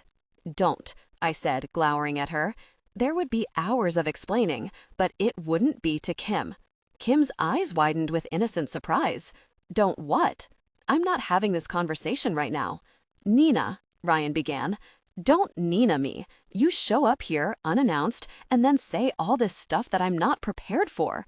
Gosh, Ryan, you're making this impossible." I was so grateful for the anger that I didn't stop to think if my words were making sense. "I didn't say anything you don't already know," he said, standing up. I stomped over to the door and yanked it open. "I want both of you to leave." Kim tried not to laugh at my temper tantrum, and Ryan shoved his hands in his pockets. "I'll see you at study group," he murmured. I slammed the door behind them and stood in place, trying to slow my pulse. Adrenaline pumped through me like I'd been in a physical altercation. I breathed in and out slowly and covered my face. That was it. Any chance we might have had to be friends was over. My phone buzzed and I jumped. I hesitated before picking it up and then peered at the lighted display. It was Jared. With each ring, I willed myself to answer it but couldn't. The only explanation was the truth, and the truth would devastate him. The phone buzzed again and I pressed the button, knowing if I didn't answer, he would end up outside my door. I wiped my face and tucked my hair behind my ear. "Hello?" I waited for a moment and my heart pounded through the silence. "Are you okay?" he finally asked, the pain evident in his voice. I pressed my lips together and clenched my eyes shut, trying not to cry. "I'm ready." There was a pause, and then Jared's strained voice came across the receiver. "You're ready for what?" "I'm ready to move my stuff. I'm not going to study group, so I can help you. We can have my things moved by 10, and we can go to bed and forget this ever happened. I won't talk to him. I won't go near him. I swear I won't." I tried to sound optimistic, but my voice broke over and over. I heard a frustrated sigh. "Nina, you can't do that. He's your friend." "Yes, I can. I will," I promised. I waited for him to tell me that he didn't want a weak, faithless coward like me living with him, but he kept silent. "You don't want me now, do you?" I asked, struggling to keep calm. He sighed. "I want you. I'll always want you. I want you here because you want to be, not because you want to prove something, to me or to yourself. I don't want you to come here because you don't trust yourself there." I dropped the phone, covering my face with my hands. Why would he want me after what I had done? It was pathetic at best, and at worst, it was dangerously close to being unfaithful. I sat on my bed and rested my head on the pillow, trying to cry quietly. I didn't want Jared to hear and feel worse than he already did. 10 minutes later, I heard a knock at the door. When I didn't answer, it slowly opened. Jared stood at the door, looking as devastated as I felt. "I love you," he said. I sat up and wiped my face, trying to look him in the eyes. He walked over to me and pulled me to my feet, wrapping his arms around me. "I want you to come home with me," he said against my hair. I nodded. It was the only thing I was capable of. We kept pace with one another in silence down the hall. Jared didn't reach for my hand. He simply walked beside me, opening the various doors for me as we walked to the escalade. When he pulled away from the curb, I struggled to keep the tears at bay. Jared reached over and gently placed his hand on mine. "Don't cry," he whispered. I shut my eyes, praying he wouldn't offer further comfort. He drove to the loft and parked. Neither of us moved after he switched off the ignition. "I can have Claire grab some of your things if you decide to stay," he said, looking ahead. "Do you want me to stay?" I looked down at our hands, afraid of his answer. Jared's eyes darted over to me. "Do you even have to ask? You shouldn't want me. I'm a horrible person. You must be so angry." "I'm not angry. You feel bad enough for the both of us." He paused for a moment and then continued. "This isn't your fault." I pressed my face, covering my hands with my hands. Why would he want me after what I had done? It was pathetic at best, and at worst, it was dangerously close to being unfaithful. I sat on my bed and rested my head on the pillow, trying to cry quietly. I didn't want Jared to hear and feel worse than he already did. 10 minutes later, I heard a knock at the door. When I didn't answer, it slowly opened. Jared stood at the door, looking as devastated as I felt. "I love you," he said. I sat up and wiped my face, trying to look him in the eyes. He walked over to me and pulled me to my feet, wrapping his arms around me. "I want you to come home with me," he said against my hair. I nodded. It was the only thing I was capable of. We kept pace with one another in silence down the hall. Jared didn't reach for my hand. He simply walked beside me, opening the various doors for me as we walked to the escalade. When he pulled away from the curb, I struggled to keep the tears at bay. Jared reached over and gently placed his hand on mine. "Don't cry," he whispered. I shut my eyes, praying he wouldn't offer further comfort. He drove to the loft and parked. Neither of us moved after he switched off the ignition. "I can have Claire grab some of your things if you decide to stay," he said, looking ahead. "Do you want me to stay?" I looked down at our hands, afraid of his answer. Jared's eyes darted over to me. "Do you even have to ask? You shouldn't want me. I'm a horrible person. You must be so angry." "I'm not angry. You feel bad enough for the both of us." He paused for a moment and then continued. "This isn't your fault." "It's not even his fault I did this. You're supposed to be with him," he said, his voice breaking at the end. "Don't I have a say in who I want? Don't I have a choice? I don't feel that I do. Even you act as if I don't. No matter what I do, I lose. You don't know that, Nina. I could just be in the way." I shook my head, refusing to even consider that. Jared gently pulled my chin to face him. He said he wouldn't make you choose. "But if you don't have a choice, I'm the one that loses. So I'm going to make you choose, Nina. Choose me. Please, choose me." He shook his head. "I can't live without you." I held his face and kissed him tenderly, pulling back to look into his eyes. "I've already made my choice, Jared. I'll make it 1,000 times if I have to." Jared buried his face into my chest, and I held him to me, knowing he was as close to despair as I was. He had promised to fight fate for me, but I could see he was terrified that the fight wasn't his at all. It was mine. The next morning, I felt marginally better. The fact that Jared's arms were around me made the world seem right again. "How did you sleep?" he whispered. I turned over and pressed my cheek into his chest. "Like a rock. I don't remember falling asleep. How about you?" Jared shrugged. "All right, I guess. For me. Did you get more than an hour?" "No, not really. You didn't sleep at all, did you?" I grimaced. "I had a lot to think about," he justified. When he noted my expression, he leaned down to kiss the top of my head and hugged me to him. "There are a lot of things for me to think about right now." "Like what?" "How about you get in the shower and I'll get us breakfast. Waffles sound good?" "Waffles sound great." "Don't change the subject," he chuckled. "I don't want to start out the morning rehashing the chaos. Let's just have a normal morning, okay? You have a test in a couple of hours, and I'm just about ready for little corn. Once we get those out of the way, we can talk the whole thing to death to your heart's content." I ignored his dig. "Little corn. Hammocks, sun, beach, ocean. That sounds even better than waffles." I left the bed, pulling off his shirt on the way to the bathroom. I tossed the crumpled fabric into the hamper as I passed. Jared's footsteps stopped abruptly, and I smiled as I heard him continue down the stairs with a loud, flustered sigh. The next days passed quickly. Before I knew it, the tests were over, the papers were turned in, and school had been dismissed for spring break. I spent Friday night with Jared, but even in his warm arms, I was too excited to sleep. Saturday was spent packing, and I teased Jared with the dozens of bikinis I'd purchased for the trip. Sunday finally arrived. I could barely contain my enthusiasm when I stepped out onto the tarmac. Cynthia had chartered a jet for our trip, as my father had always done. I had never understood before, but seeing the crates being wheeled in and loaded, I knew that flying commercially wouldn't be possible. I tried to remember earlier vacations, scanning my mind for similar memories of Jared or Gabe directing traffic and giving orders as I boarded the plane. There was none.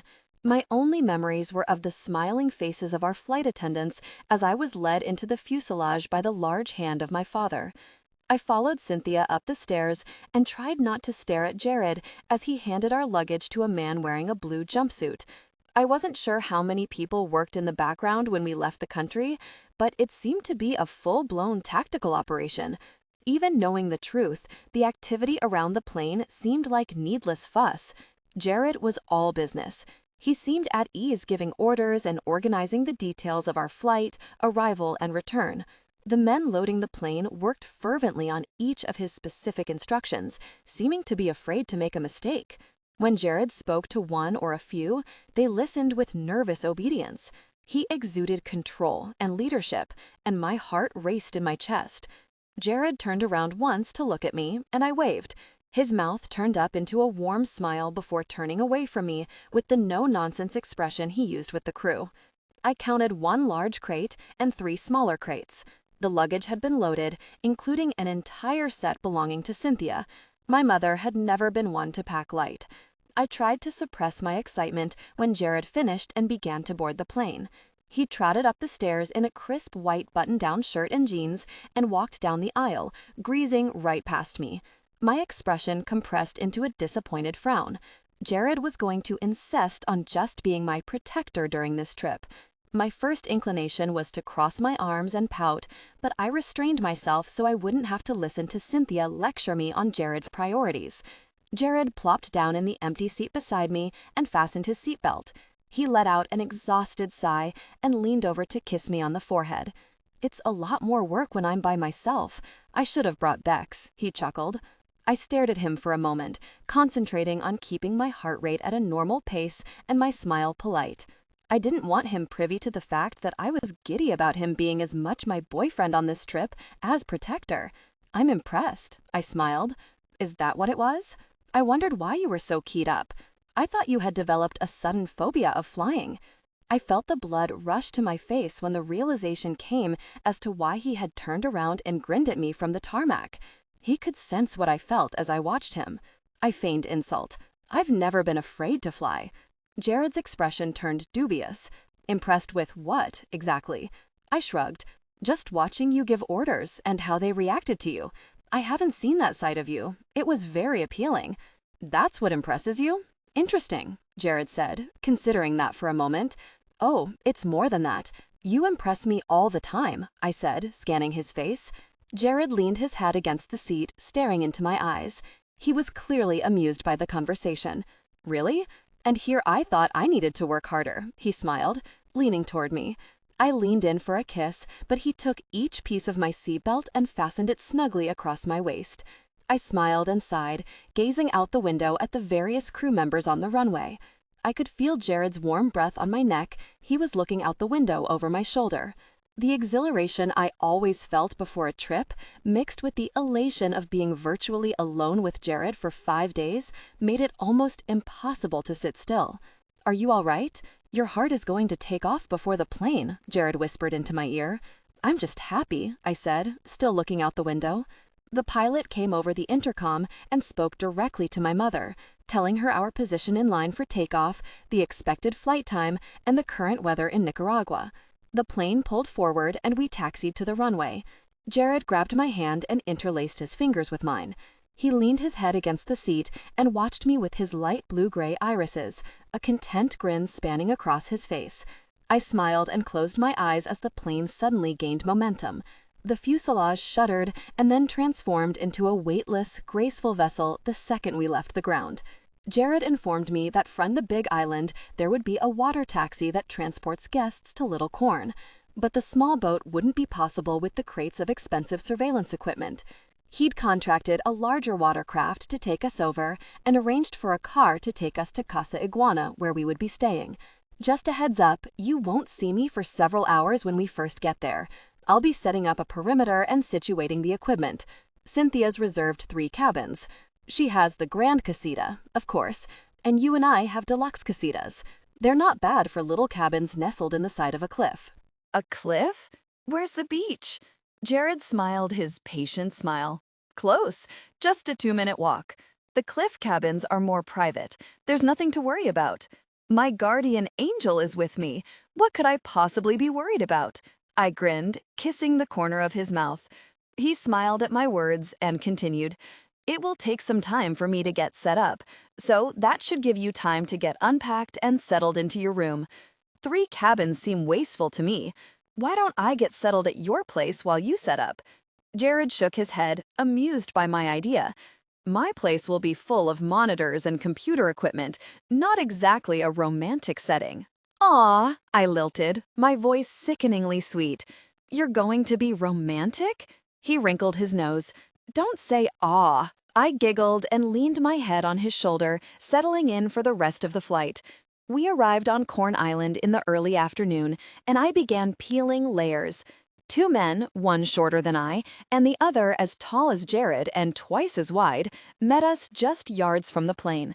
Several other locals stood behind them, ready to work and a bit intimidated. I looked at Jared and couldn't fathom why they would regard him in such a way. I had seen him look far more menacing than he did now. I quickly discerned that the 2 men standing in the front of the others were our drivers, and beyond them and the small workforce were their 2 waiting vehicles. A car that might have doubled as a taxicab sat with open doors, and a rusty white moving truck waited for the crates. I waited for Jared to demonstrate his fluent Spanish, but to my surprise, he and the driver conversed in the only language I understood. Once again, Jared took charge, issuing orders and getting the crates and our things secured in the vehicles. I stood next to him this time, and I was more than pleased when he took my hand. "We're ready, Mr. Rael," the short man said with a thick Spanish accent and a discolored smile. "The boat is waiting, correct?" Jared asked in a commanding, dispassionate tone he'd never used with me. "Yes, yes, the boat crew will take you to the little island and has been given instruction. You will be quite satisfied, Mr. Rael. You and the wife will have a happy time." I felt the blood rush to my cheeks as the small man nodded to both of us with a grin so wide it made his eyes close. Jared squeezed my hand, pulled it up to his mouth, and pressed his lips to my fingers, keeping my hand against his chest. His eyes turned a bit softer as he thanked the man and handed him several American bills. When we went on holiday during my formative years, I loved to pretend. I felt I could be whoever I wanted when we left Providence, and of course Jack encouraged my fantasies. Mostly I was a princess. A few times I posed as a famous ice skater, and once I was even an up-and-coming young actress. With my father keeping drivers and assistants, it was easy to appear as someone important. Letting the locals think I was Mrs. Jared Ryle was by far the best role I'd ever played on vacation. I righted my posture. I was flattered by what was being assumed and wanted to portray my part to perfection. 45 minutes after we left the wharf, our boat pulled next to another dock, and the fresh hands of the boat crew went into action. Instead of pacing back and forth, they walked down the sand-covered pier to a trail, continuing around a corner past the thick, lazily bent trunks of native palm trees. We followed the same path the crew had taken to another set of aging vehicles. Jared informed me these were 2 of just a handful of automobiles on the island. That fact came to light when I noticed some of the inhabitants straddling their bicycles and staring at our caravan with minor curiosity. The morning had disappeared and evening quickly approached by the time I had settled into my room. At first glance, I was wary of what I would find inside, but once I climbed up the steps of my whimsically painted bungalow, the inside was spacious and clean. Palm trees surrounded my temporary residence, and I noticed Cynthia's casita peeking out of the trees to one side of me and Jared's on the other. I splashed my face with water and changed into the turquoise maxi dress I had bought a week before just for the trip. I tied the halter around my neck and chose a pair of sandals from my newly organized closet. I plodded over the dirt trail to Cynthia's cabin and found her already on her spacious veranda reading one of the many books she'd packed. She wore a large-brimmed hat and square-shaped sunglasses. Her legs stretched across an adjacent chair, properly crossed. Even in her remote casita, she remained a lady. "Hello, dear," she said, laying her book pages down in her lap. "Hi, Mom. How's your cabin?" I asked, taking a seat beside her. She leaned toward me and smiled. "It's beautiful. And yours? What do you think about the island?" "My room is great. I'm not sure about the island yet, but I'm sure it's going to be interesting." No cars, no jet skis, no phones, no Wi-Fi, collected rain for water. Not exactly what I imagined when you said you wanted to vacation in the Caribbean. "I'm sure you and Jared will find something entertaining to do. There's snorkeling, fishing, and so on. Take care not to burn," she said, returning to her book. I took that as my cue to let her be. I strolled back to my cabin and decided to continue my walk, following a trail that led me to the beach in minutes. I gasped at the sight of it.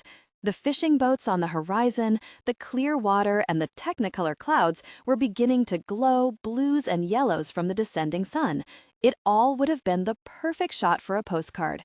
"Incredible, isn't it?" Jared said from behind me, folding his arms around my waist. I leaned my head against his chest and stared out onto the ocean. "I think it's the company more than anything," I said, relaxing into his arms. He pressed his lips against the bare skin of my shoulder, and I smiled at the warmth left behind. "You are absolutely beautiful."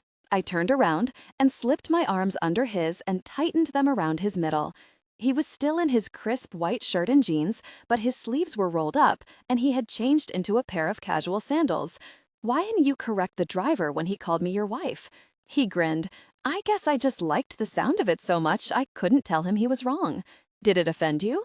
I shook my head. "Not at all. I've always liked to pretend on vacation." Jared raised one eyebrow, amused. "Are you royalty this time, or an award-winning actress?" "Neither," I laughed. "Apparently this trip, I'm Mrs. Jared Ryle." The words rolled off my tongue like I had spoken a beautiful foreign language. It felt strange to say the words together, yet it was familiar somehow. Jared's eyes brightened. "Well, pretend if you like. There's only so much longer you can do that." I frowned. "Don't remind me. Only 5 days left, and we haven't even started yet." "I didn't mean for the remainder of our trip, sweetheart. You can't pretend to be Mrs. Jared Ryle when you are Mrs. Jared Ryle." "Oh," I said, processing his last sentence. He looked down at me with the softness in his eyes that he reserved only for our sweetest moments. I took in a deep breath and let a broad grin spread across my face.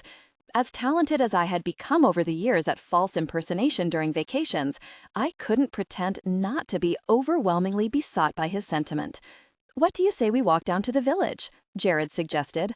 Sliding his hands down my arms, he took a few steps backward and pulled me along with him. "I say yes," I chirped, still high from the euphoria I had felt just moments before. At a leisurely pace, Jared and I walked hand in hand down a dirt road. It wasn't even a road, really, more like a double path that had been worn by bicycles, scooters, and the occasional vehicle. We approached a fork in the path that bore a sign directing us to the nearby village. It wasn't long before the small huts and aluminum buildings of the village came into view.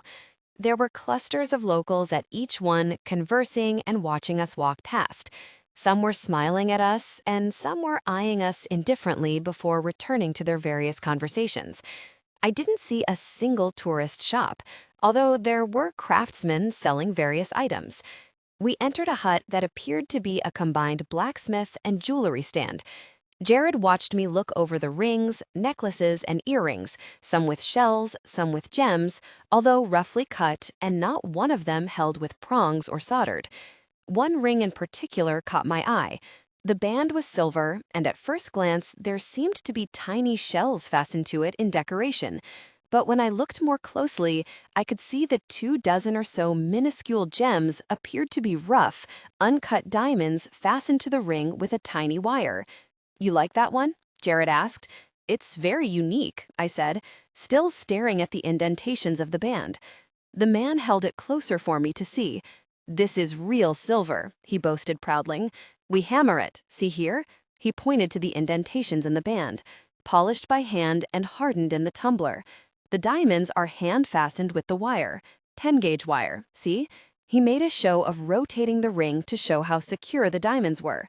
"Made right here," he beamed. "Very beautiful. You try on?" Jared smiled patiently to the vendor and held out his hand. The man placed the ring into Jared's palm, and he lifted my hand, sliding it on my left ring finger. "It's a little big, but it fits," he approved, looking up at me from under his brow. "It's beautiful," I trailed off, eyeing it for a brief moment before taking it off. "Thank you. Have a nice day," I said, nodding.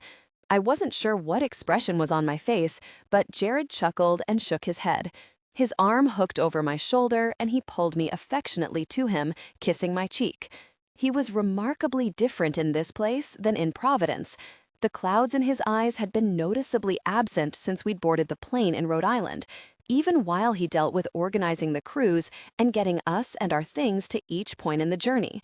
It was a nice change from the turmoil and angst he usually dealt with concerning our relationship. If it were even possible, I had fallen in love with him all over again. We meandered to the end of the road, which consisted of 4 more brightly colored sheet metal huts, 2 on each side. Some of the locals had congregated on one side, playing their various instruments. The music was a lively blend of Latin and Caribbean, and it seemed to float in the air perfectly with the heat and humidity. Jared led me to where they were gathered, and we watched them clap and play. They smiled at us as we approached, and then the man strumming the guitar gestured with a nod behind us. We turned to see an older couple from the other side of the street march to the beat until they were in the middle, and then they danced together. Another couple joined them, and then the guitar player cleared his throat to draw our attention. He nodded again to the street and spoke again, this time to Jared. "You dance? Take your wife to dance," he urged with a smile, gesturing again with a nod out to the other couples. Jared smiled and looked down at me. "Would you like to dance?" A sudden feeling of nervousness came over me, but the eager expression on Jared's face made it impossible to say no. He pulled me to the center of the dirt street and twirled me around to the beat of the music. We danced for several songs, laughing as the people around us clapped and cheered. Jared effortlessly spun me around the improvised dance floor. My dress fanned out with every turn, and my sandals kicked dirt against my legs. Soon, I was breathless, but Jared didn't seem to be remotely tired. As the sun set, the music slowed, and Jared pulled me close. My mind flashed back to the first time we danced at the pub, and I remembered what it felt like to be that close to him when he was all but a stranger to me. Just a couple of months later, we were in a foreign country, on a tiny island in the Caribbean Sea, dancing together in the middle of a dirt-laden street among strangers, posing as husband and wife. Although both instances would be moments I would forever regard as precious, Corn Island was magical. Once the song was over and the beat picked up again, Jared pulled away from me with an apologetic smile. "It's going to be dark soon, and you've had a long day. We should head back." I heaved a resigned sigh, pulling my mouth to the side in disappointment. "We'll come back," he assured me, lacing his fingers in mine as we waved goodbye to our new friends. "Yes, you come back. We'll play more music for you," the guitarist said. Jared walked over to him, shook his hand, and pressed a 20 in his palm. "Thank you. We had a wonderful time." "No problem. You come back anytime." The man smiled, even more animated than before. We waved again before returning the way we came. Once we passed the fork in the road, Jared scooped me up in his arms. "You don't have to carry me," I said. "New shoes?" he asked. "How did you know?" "They're rubbing against your toes. You don't want to get blisters your first day here. We have a lot to see yet." I shook my head. "You sense my feelings, and you can pinpoint exactly where I'm uncomfortable?" "I've told you that already, but it is getting stronger." "I know, but I still haven't gotten used to the feelings thing. It's I wrinkled my nose, trying to think of an adequate word. Weird, he finished for me. You've mentioned that. I kissed his cheek enthusiastically. It's already been an incredible vacation, and we've only been here a few hours. I want this to be the best vacation you've had so far. Mission accomplished, I whispered, running my nose along his cheek. I'm going to trip over something if you don't stay away from my ear, he chuckled. I doubt that, I said, teasing him playfully. I'd only meant to tease him, but he reacted with a soft sigh. Nina, please don't. Am I getting to you? I taunted. He abruptly set me on my feet. I pressed my lips together and tried not to burst out in laughter. Well, that's something you didn't tell me on our first date, I giggled. Jared tried his best to be annoyed with my teasing, but his face twitched until a grin broke out across his face. That's probably because I didn't know then. I grimaced, knowing he would add this to the list of rules. One more thing I'm not allowed to do. He scooped me up into his arms. I'm already fighting with myself every second I'm alone with you, Nina. You in this dress, as beautiful as you are. Not to mention feeling how happy you are with me, in this place. He sat me on my feet again, and I realized we were already at my casita. I looked over to see Cynthia note our return. Satisfied, she blew me a kiss and retreated inside for the night. It was only then that I realized my mistake. You're going to make me sleep alone, aren't you? Jared tenderly touched my face. If I had my way, you'd sleep in my arms every night for the rest of our lives. Be careful what you wish for, I said, unable to hide my relief at his answer. I'm going to take a quick shower. I'll see you in 10 minutes. I had to work to keep the bounce out of my step as I pranced up the stairs into my room. Jared watched me until I turned to wave at him from the inside of my screen door, and then he disappeared behind the foliage. The next morning, I woke up with a thin sheath of perspiration covering my body. Jared was lying next to me, but, much to my chagrin, his arms were nowhere near me. What's wrong? He immediately asked, handing me a large glass of ice water. Why are you over there? I pouted, taking a large gulp. Jared smiled. No air conditioning. I had to track down a fan, he said, nodding to the corner. A fan sat beside the futon, oscillating slowly. I frowned. You left? I keep it cool in the loft to compensate for you having to sleep with an electric blanket. Even on the particularly cold nights, I kept the heater off until morning so you wouldn't overheat. With the heat and humidity here, he trailed off, frowning. You were worried I'd get too hot, I finished for him, trying to say it in the most diplomatic way possible. You did get too hot, so I had to improvise. And you're still sweating, he said, clearly dismayed at the situation. I looked around to see that all the windows were open. You didn't sleep last night. Jared sighed, frustrated. You could have suffered heat stroke from sleeping beside your boyfriend, and you're worried if I got my hour in? You need more than an hour, I pointed out. I slept. Good, I said, gulping more water down before setting the glass on the bedside table. I'm going to take another shower. I'm sticky. Jared nodded with a guilty expression and then retreated to his hut.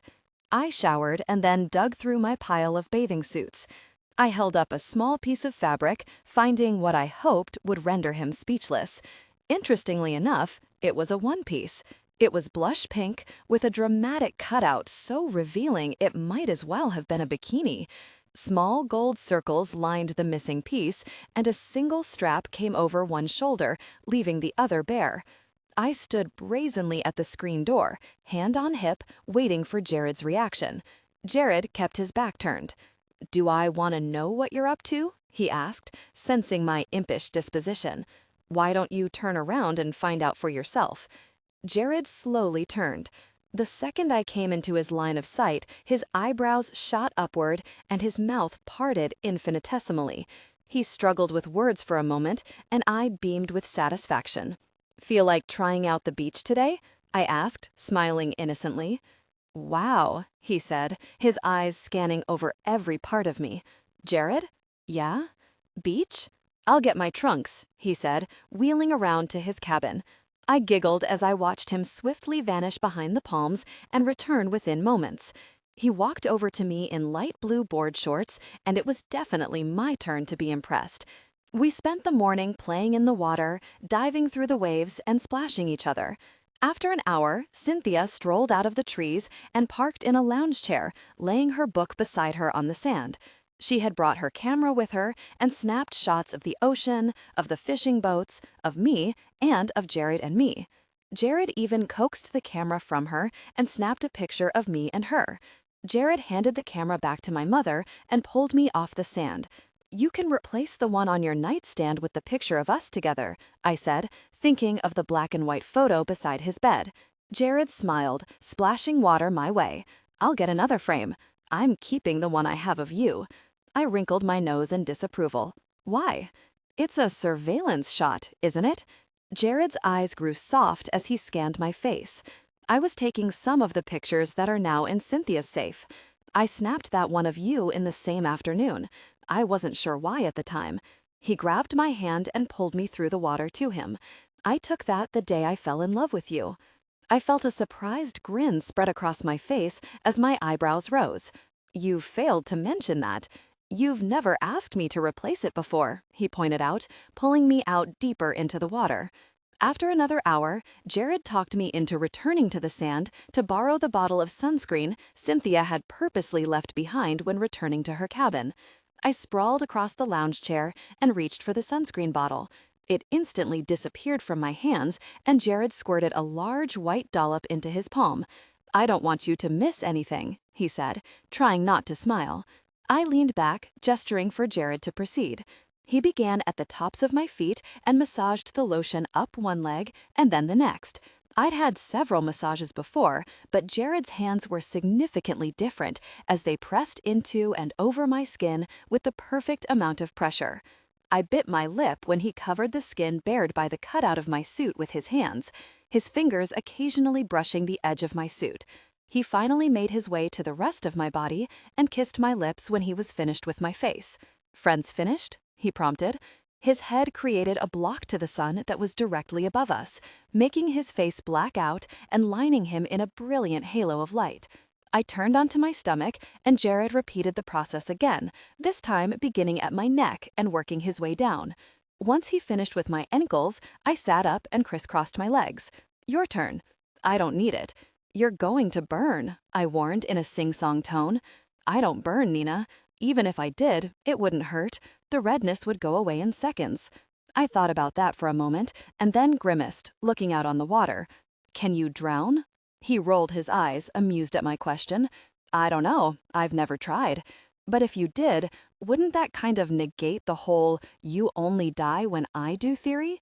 I'm an excellent swimmer, Nina, and I seem to float easier than humans, so I'm going to say no." "How on earth would you know that?" He grinned proudly. "The Coast Guard guys hated me. I could outtread any one of them by twice the time and come out of the water as fresh as when I'd gone in." "When did you train with the Coast Guard?" "When I was 14, he answered matter-of-factly. I shook my head, thinking about him blowing away every trainee at every training facility he'd ever been at, making the recruits crazy with frustration at being outdone by a recent junior high graduate. They didn't object to a 14-year-old joining the ranks.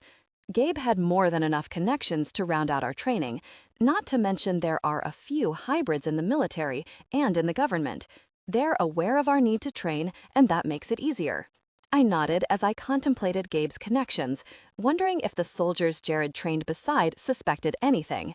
Jared rolled his eyes again, this time in real frustration. "Why do you ask me things if it bothers you to hear the answer?" "It doesn't bother me. It's just surreal," I said, watching the sun glistening off the lotion on my skin. "Don't you think about your life and who you are and just shake your head at how incredible it is? The only thing that's surreal to me is that you're sitting here speaking to me, that I can reach over and touch you," he said, touching my face, "and that you love me. Sometimes I still can't believe it's real," he said, pulling me off the chair and carrying me to an empty hammock. Once we were situated inside, swinging lazily back and forth in the shade, I kissed the skin just behind his earlobe. "I'm not the one who has friends mentioned in the Bible. I'm not the one who heals amazingly fast, that can do anything and do it better than everyone else in the world. I'm not the one that's practically perfection. You're my perfection. I'm all of those things for you," he said, shaking his head at what he considered a serious misapprehension.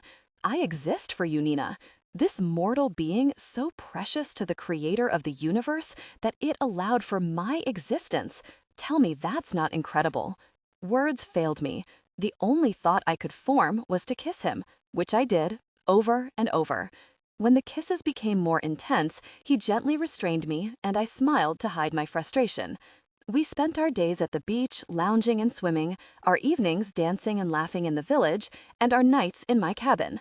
While Jared and I swam in the clear water on Wednesday afternoon, the clouds rolled in. The waves were soon the largest we'd seen since our arrival, and when we had to dive into the water regularly to keep from getting pummeled, Jared carried me back to the shore. As soon as he stepped onto the sand, the rain began to fall. I looked up to the sky and smiled. The light, warm rain was a welcome change from the sharp, icy downpours of Providence.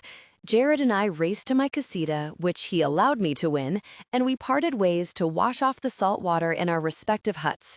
Jared hadn't returned when I slipped on a pair of white canvas pants and a pink tank top, so I walked to his cabin in my bare feet. I could hear his music as I approached. I thought that he might still be in the shower, so I knocked on the wooden border of his screen door. "Come in, Nina," Jared chuckled. "You don't have to knock." Jared relaxed with his back against the wall, lying on top of his perfectly made bed. He was scribbling in a thick brown book. The screen door whined as I stepped inside, and several small lights caught my attention. Monitors and electrical equipment lined one side of the room. I raised an eyebrow. "You brought a stereo?" He shrugged. "I take it everywhere." "You couldn't have brought an MP3 player?" "I can't have music blaring in my ears while I'm working." I crawled in bed beside him and he pulled me closer. "I thought you could hear me over a stadium full of people?"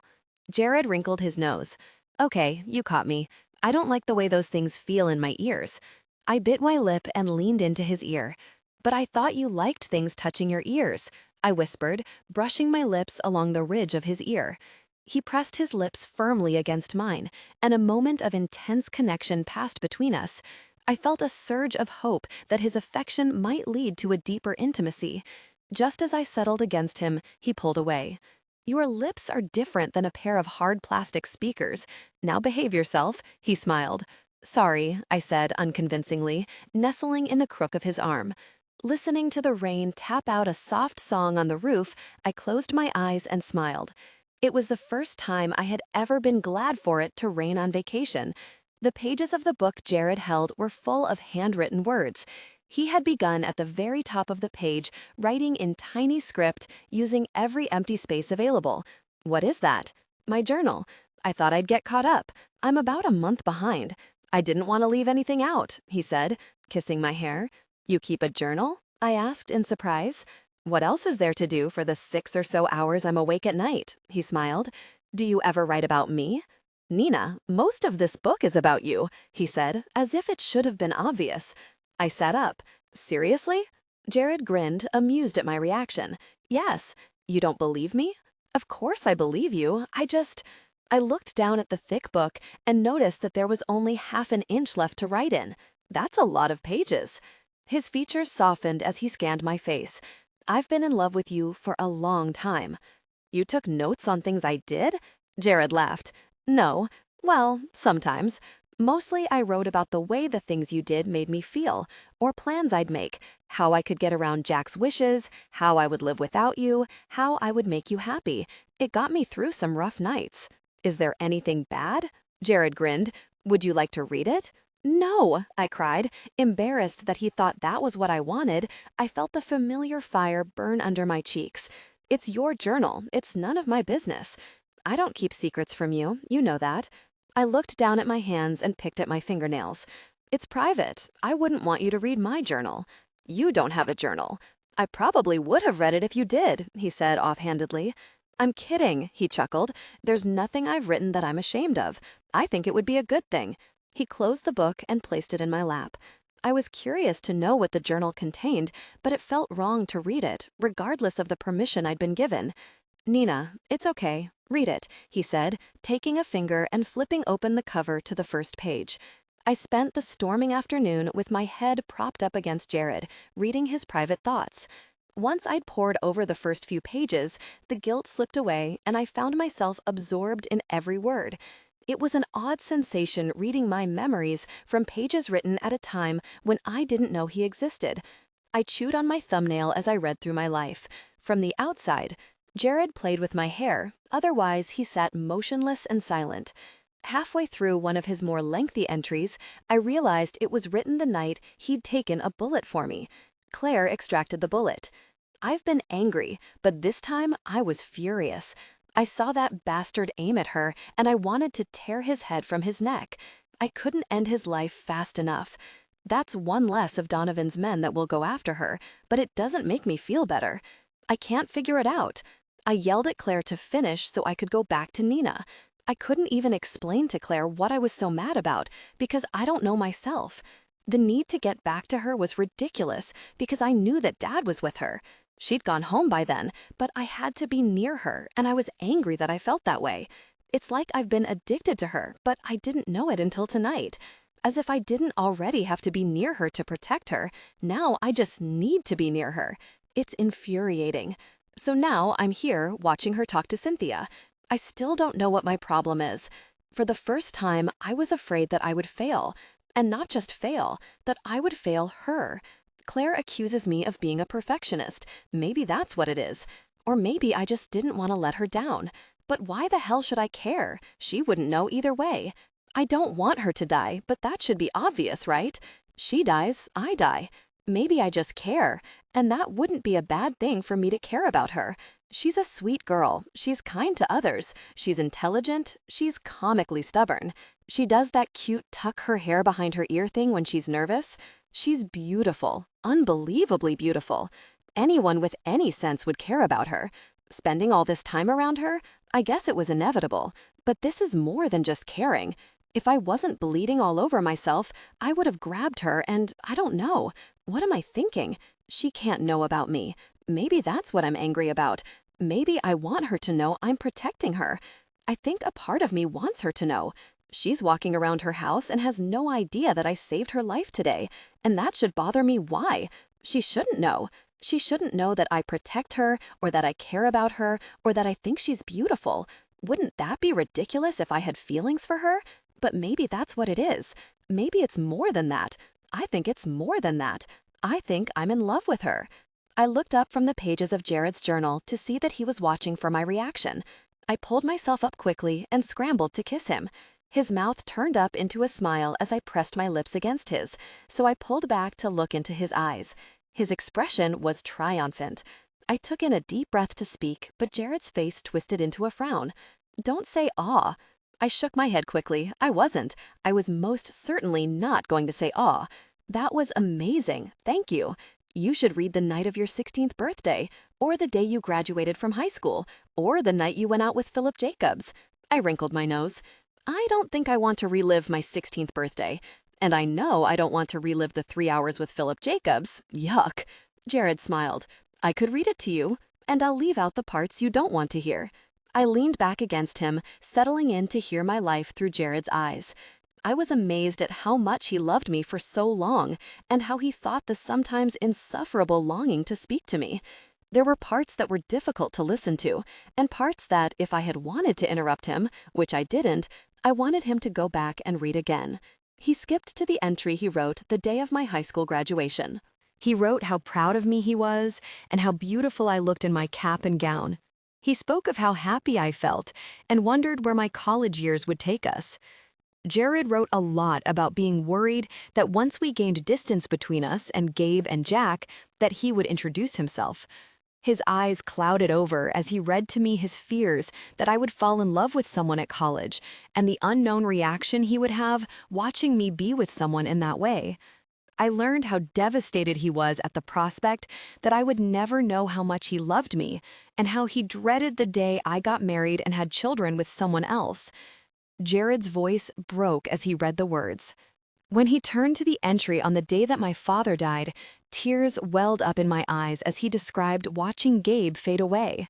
Jared's hand tangled in mine as he spoke of the moment he stood a few feet away from me, watching me sob on the bench. When the bus left the curb, the fight in him to stay away from me was gone. The tone of the pages changed significantly after that. Jared smiled as he cited the joy he felt every time he ran into me, the expressions and feelings I would have, and how it felt the first time I'd said his name. "Read what you wrote today," I smiled. "I will later." "The rain stopped," he said, shutting the book. I looked up as I listened for the rain, but the only sounds were the intermittent dripping from the roof and the fronds of the palm trees, and the birds singing brightly just outside the cabin. "What's the plan?" I asked, sitting up and stretching. "Why don't you show Cynthia around the village?"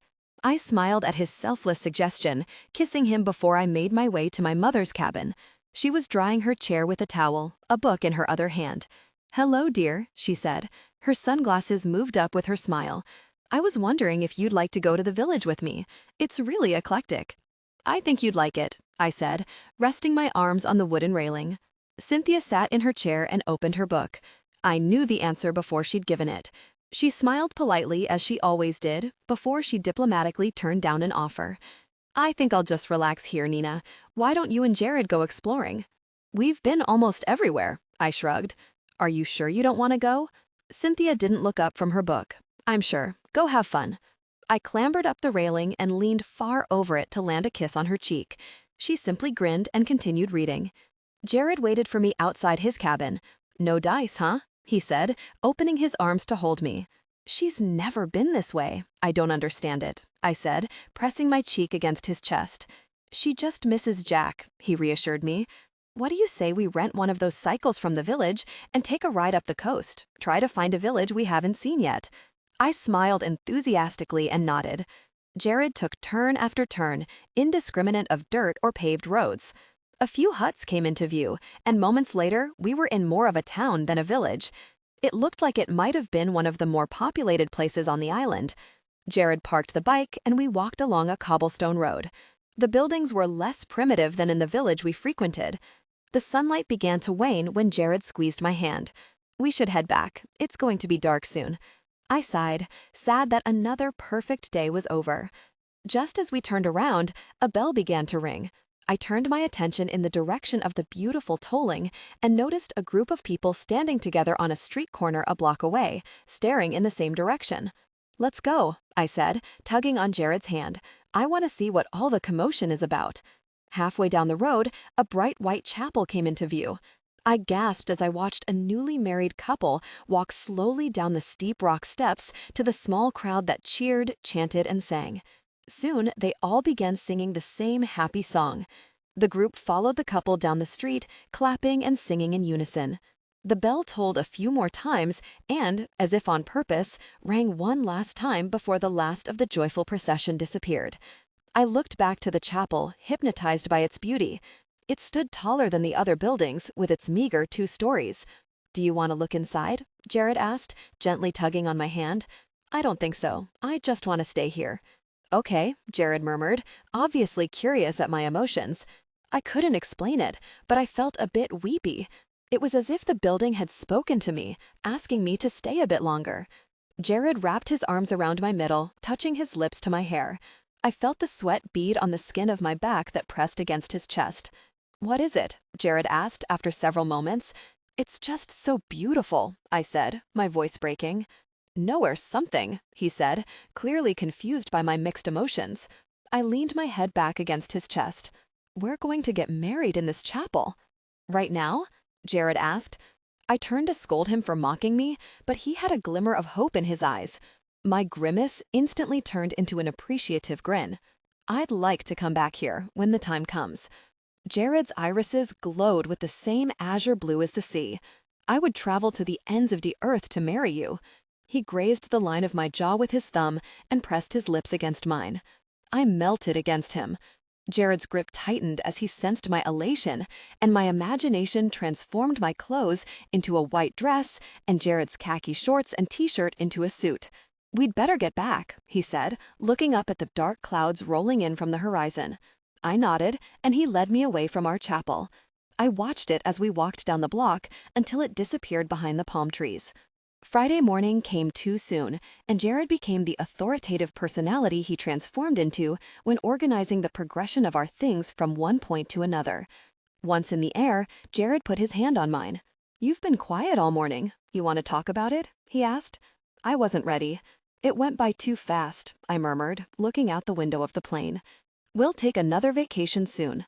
The moment you finish your last final, I'll have Robert take us to the airport and we'll get on a plane, just you and me. Somewhere with air conditioning," Jared promised, kissing my hand. I sighed and nodded. Even though the prospect was infinitely appealing, I couldn't rise above the morose I felt. Jared lifted my chin to look into my eyes, appraising my mood for a moment. He seemed to deliberate something, finally pressing his lips together. "I was going to wait, but I think I should give this to you now," he said, standing up to dig inside his duffel bag. He sat down beside me and placed a small woven box in my lap. "Open it," he smiled. I pulled at the lid. Sitting on tiny shreds of palm fronds sat the ring I'd tried on in the village. A smile broke across my face. "You liked that one, right?" "I loved that one," I said. The sadness from our departure intertwined with how touched I was that he somehow went back to the village and bought the ring without my knowledge. Tears formed rapidly in my eyes. Jared lifted the ring and held it between his fingers. My eyes darted from his hand to his eyes. He seemed nervous about something. "I have a request," Jared said, smiling sheepishly. I raised an eyebrow. "A condition?" No, just a request. Once I put this on your finger, I'd like for you not to take it off until I replace it." My pessimism all but forgotten, I didn't hesitate. "I promise." "You don't have to promise. It's just a request," he said, heartened by my reaction. "I promise," I insisted. Jared beamed as he slipped the silver band on my left ring finger. "It fit perfectly?" I asked. His smile widened. I wanted it to be perfect. He laughed at me each time he caught me lifting up my fingers to stare at my left hand. I was still sad to say goodbye to our island, but knowing I had brought a piece of it with me made the trip home a bit easier. Once we landed, I stepped onto the wet tarmac and pulled my coat tightly around me. The bitter, cold wind swirled around me, and I was glad when Jared offered his warm arms as insulation. "Why don't you go ahead with Cynthia? You don't have to stand in the cold with me," Jared said. I began to argue, but I saw the clouds in his eyes. "What is it?" Jared's brow fell inward, and I could see he didn't want to tell me. Beyond Jared's shoulder, a tall, dark figure caught my eye. "Samuel?" I asked. "Yeah," he said through his teeth. "It must be pressing, or he wouldn't have come. I'll meet you in the car." I choked back the tears. We had barely touched the ground, and already the harsh reality of our lives in Providence insisted we pay it attention like a spoiled child. "If you love him, you'll have to accept that this is the way it will be," Cynthia said apathetically. I watched Jared from inside the car. His expression was grave.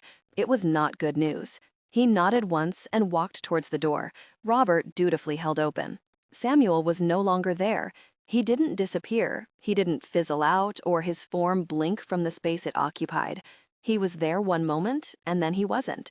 Jared slid into the seat beside me. "You can go now, Robert." "Yes, sir," Robert said, nodding in the mirror and then looking ahead. I watched Jared work to keep the tension from his face.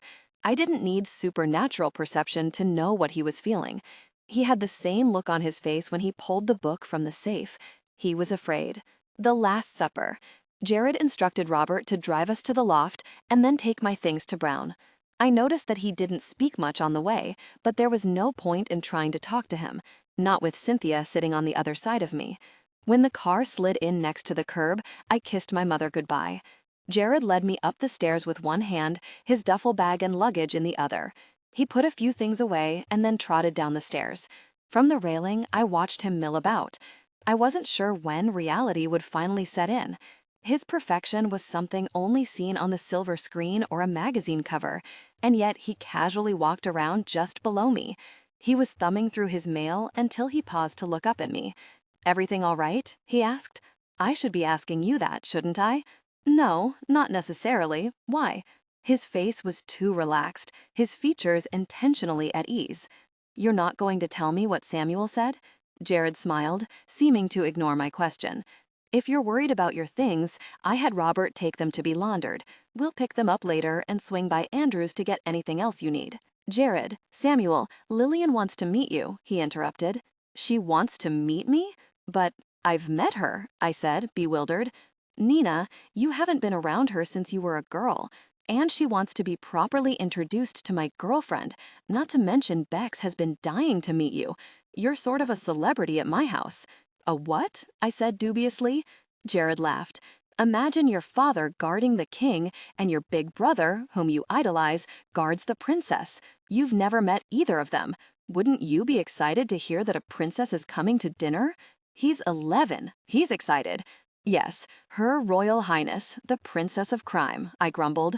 "Tomorrow night. She's making pot roast." "Ugh, you're not fighting fair." His face contorted from playful to concern. "You don't want to meet my family?" "Of course I want to meet your family.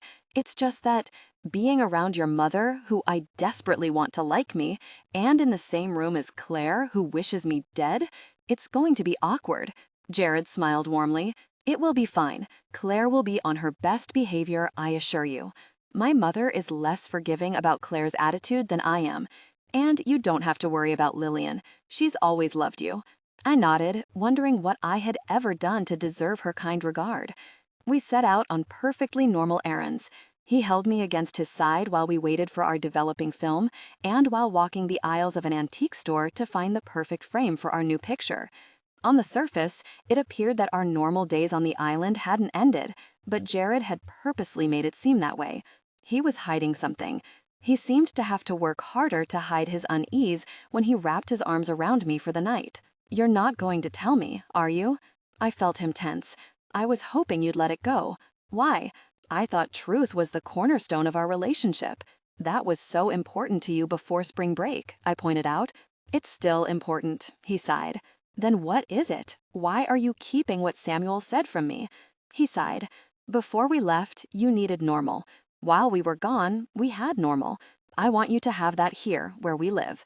If that's what you want, then you should have it.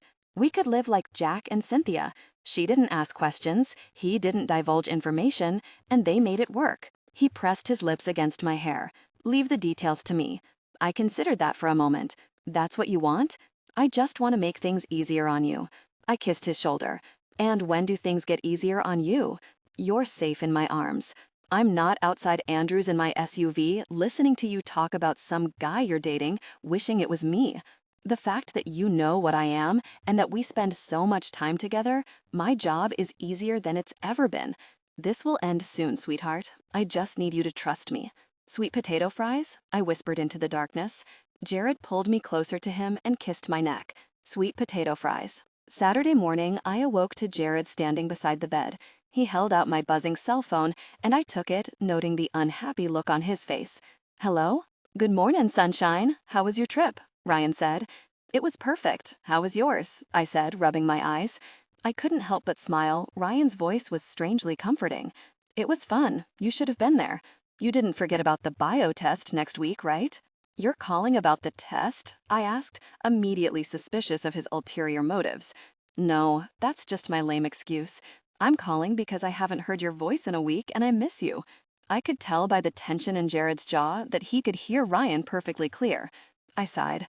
"Thank you. I didn't forget." Ryan chuckled. "Good. I'll see you Sunday night?" "What's Sunday night?" "You're coming back to Brown Sunday night.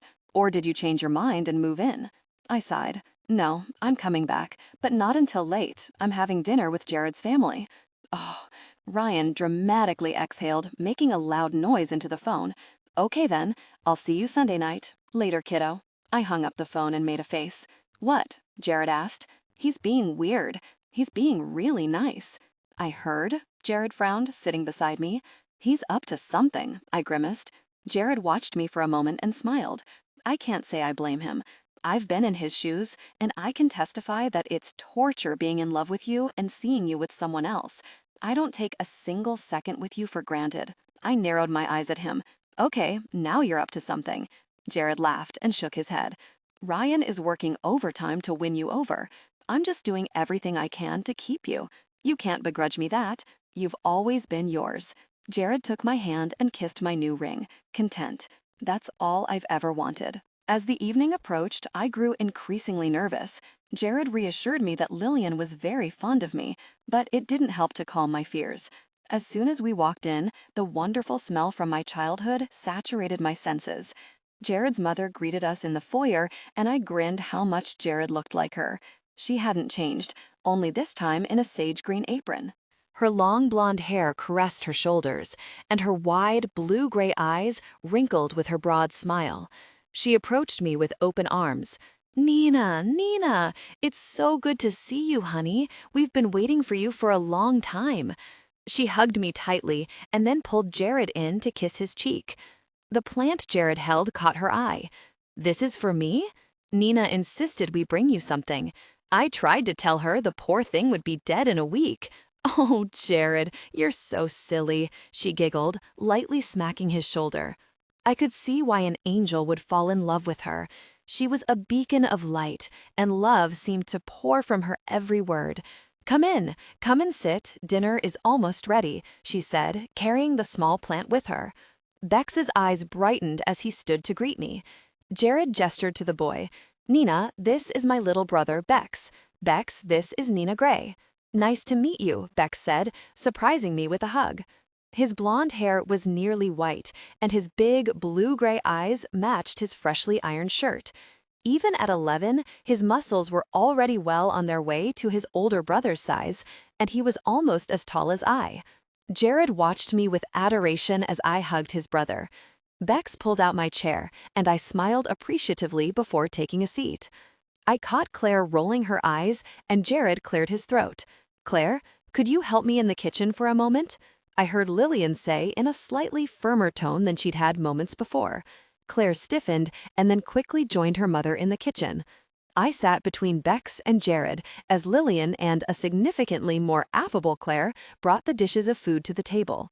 I felt 7 years old again as Lillian circled the table, scooping out side dishes to each plate.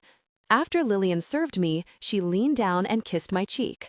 "I have missed you, sweet Nina," she crooned. When she retreated to the kitchen, Jared pulled me to him and kissed me affectionately. "I told you, she loves you."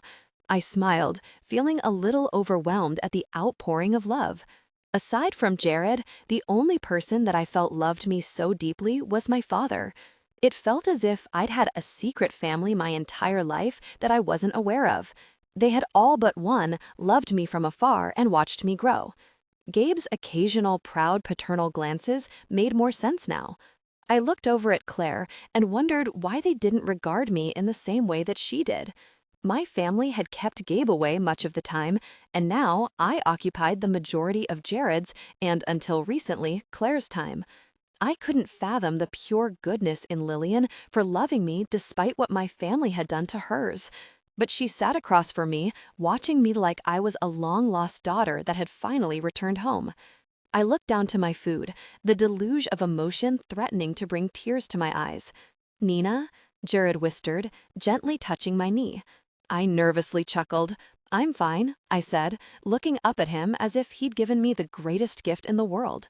He was confused at first, but my overwhelming happiness prompted a wide grin across his face. We ate and laughed as Lillian and Bex told funny stories about Jared. Even Claire allowed herself to laugh a few times. Jared and I shared our time in Little Corn, and Lillian rushed over to look at my ring, kissing her son on the head in approval. Lillian looked at her watch and smiled at her youngest son. "I'm afraid it's bedtime, Bex," she smiled. Bex fought a look of disappointment and nodded, stopping to hug me before he retreated upstairs. "Wow, what a great kid," I mused, watching him leave. "He is. All of my children are exceptional," she said, watching Bex as he climbed towards the second floor. "Yes, they are," I enthusiastically agreed. We all shared a laugh at that, and Claire cleared the table of our pie plates. Jared leaned over to kiss my forehead, and Lillian beamed with joy. "You make my son the happiest I have ever seen him. You don't know how wonderful it is to finally see him smile that way." I looked at Jared, who scanned my face with deep adoration. He touched my cheek, and I tore my eyes away from his affectionate stare, embarrassed by the intimate way we were behaving in front of his mother. I struggled to deflect the 3 pairs of eyes staring at me. "So, how does that work? Bex having a bedtime, I mean. Isn't he awake by midnight?" I asked. Lillian's musical laugh filled the air. "He really has told you everything, hasn't he?" she said, winking at her son. "The younger they are, the more they sleep. They slept almost as much as other infants when they were newborns. By their first birthdays, they no longer need naps, but they still slept nearly through the night. My goodness, you and I would have our work cut out for us if we had babies that only slept 2 hours a day. She laughed again, and I felt the blood rush to my cheeks. Jared shifted in his seat. We haven't really discussed that yet, Mom. Oh, I'm sorry, she smiled sweetly. I'm notorious for wishful thinking. I felt Jared's warm hand gently encompass mine. Let's just take one thing at a time. We don't want to scare Nina off. I smiled at Jared. It would take a lot more than that to scare me off, as if that could ever happen. Claire stiffened in her seat, and almost simultaneously, Jared did the same. Lillian watched her son. She was waiting for something, but didn't seem afraid. Jared turned his head, listening intently. He reminded me of a wild animal sensing danger, on alert, ears scanning the air for movement. Suddenly, Claire stood up and kicked her chair against the wall. I jumped at the noise, and then it was dark. Bex, Claire whispered. Jared grabbed my arm and whisked me up the stairs, with Lillian just behind us. We rushed down a long hall and then entered the last door to our right. He backed me into a corner and gently put his finger to my mouth. It was then that I realized something was very wrong. I could barely make out Jared's form in the darkness as I saw him lean over Bex's bed and whisper in his brother's ear before disappearing silently from the room. It was quiet for a long time, and I jerked when I felt Lillian's hand on my arm. My eyes darted back and forth between the door and Bex, who was lying as still as a statue in his bed. Suddenly, a loud crash echoed from downstairs, and I closed my eyes. My heart threatened to punch through my chest with every beat. Another crash came from a different area of the lower level, and then 2 gunshots rang out. I heard scuffling, and then a male voice cried out, abruptly cutting off. Bex remained in his bed. The room became clear as my vision adjusted to the darkness. Unable to discern who was in the house, how many, and who was winning, I told myself that Jared was alive as long as I was. In the next moment, a stranger dressed in black burst through the door. The bed lit up with the beam of a flashlight, and in the next moment, the man charged, yanking Bex from his bed. I lunged forward when the man pressed cold metal against the boy's temple.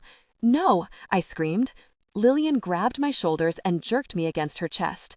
Claire appeared in the doorway, targeting the intruder with her handgun. She jerked her head up once, breathing heavily. "It's been a while, Crenshaw." Even in the darkness, I could see a smug smile on Claire's face, as if she had the upper hand. Crenshaw pressed the barrel of his gun against Bex's head. "Claire?" Bex said, sounding as terrified as I felt. "It's okay. Everything's going to be all right," Claire assured him. "Just let me take her, and I'll go quietly." "I'll leave the boy down the street," the man growled, true fear underlying his demand. "You know that's not going to happen, Crenshaw. Just take your life and go," Claire said, looking down the sights of her firearm. Crenshaw tightened his grip on his gun. "I can't go back without her. You know that." "Hand Jack's kid over and I'll leave the boy," he rasped. Bex's head tilted from the pressure of the barrel, pressing harder against his skin. Claire's expression was frightening, even in the darkness. "Do you know what I'll do to you if you leave a mark on him? Ease up on that barrel, Harry." "I'll go," I said, desperate to end the standoff. Crenshaw's attention jerked toward me then. "Nina, I'll go with you.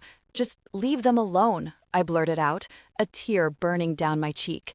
Claire sighed in exasperation, keeping her eyes on Crenshaw. "I'm not going to trade one brother for another, Nina. Stay where you are."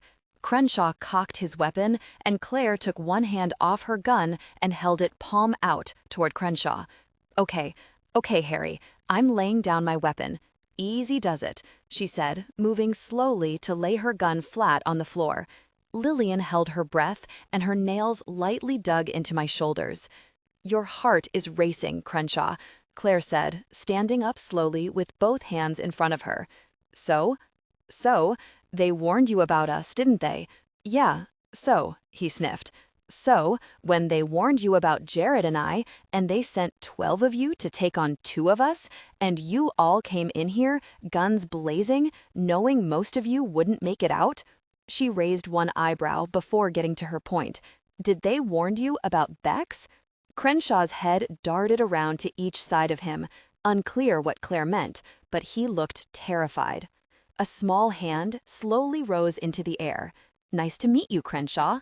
I'm Bex." In the same second, Bex's body blurred in movement, and Crenshaw's dark form bent unnaturally as he cried out. I heard bones snap as the intruder's gun fell to the floor. In the next moment, Bex stood over his assailant.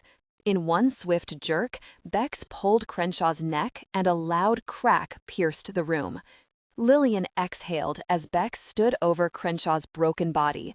Claire walked over to her slightly taller, younger brother and hugged him. "I underestimated you," Claire said, smiling at the overgrown boy in her arms. "And you said I wouldn't be able to act scared enough," he taunted. "I admit it, I was totally wrong. There for a second, I thought you were going to cry like a little girl." "He didn't see you coming for a second," she said, pressing her fist against his jaw. Bex playfully punched her in the arm, and she ruffled his hair. "Are you okay, Nina?" Bex asked, turning to me with a concerned expression. I could only lift the corners of my mouth for a second, grateful when Claire motioned for him to follow her downstairs. I recoiled as I watched Bex step over Harry Crenshaw's body like he was a piece of furniture. Jared came through the door moments later, and after surveying the scene, walked straight to me. "You okay, sweetheart?" he asked, pulling me tightly into his arms. I nodded. "Where were you?" "I had to take care of a few things downstairs." "Are you sure you're okay?" he asked again, holding my cheeks in his hands and scanning my face.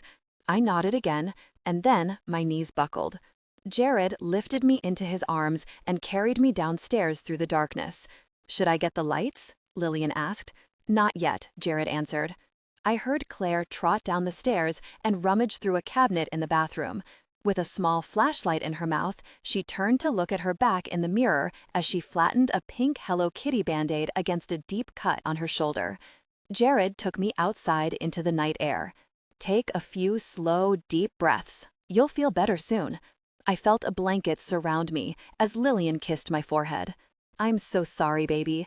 We'll try again another night." I couldn't reply.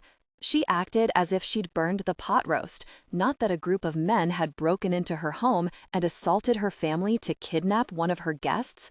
"I need to take Nina home. Claire and Bex can clean up. Call me if there is a problem," Jared said. Lillian nodded and kissed her son. "I am so sorry," I choked, the guilt crushing me. Jared's mother cupped my cheek in her palm and stared at me with deep sympathy. "This is not your fault, Nina. It's no one's fault. It is what it is." She shrugged with a smile, and I tried to return her expression, but I was afraid if I let the numbness escape me for even a moment, I would break down in front of everyone. Once in the SUV, I asked Jared to take me to Andrew's. "Why?" he asked, genuinely surprised. "I just want to go home," I said, looking out the window. Jared traced my fingers with his. "I'd feel better if you stayed with me tonight. I think I just want to sleep in my bed," I said, stumbling over my words. I had made the decision before I got in the car. "If that's what you want," he sighed in resignation, and then turned down a road that led to Brown. Jared slowly pulled beside the curb and switched off the ignition. Without a word, I pulled on the handle to let myself out. "Nina?" Jared called as he caught up with me. "I don't think this is a good idea. You're not in any condition to be alone." "Beth is there," I said as I continued walking. He stopped me just as I reached for the door. "You don't want to be around me tonight, do you?" I didn't want to say it. I begged myself not to, but I had to say the words. The tears threatened to fall, but I forced them back. "I can't do this, Jared." He shifted uncomfortably from one foot to the other, shoving his hands in his pockets. "You can't what?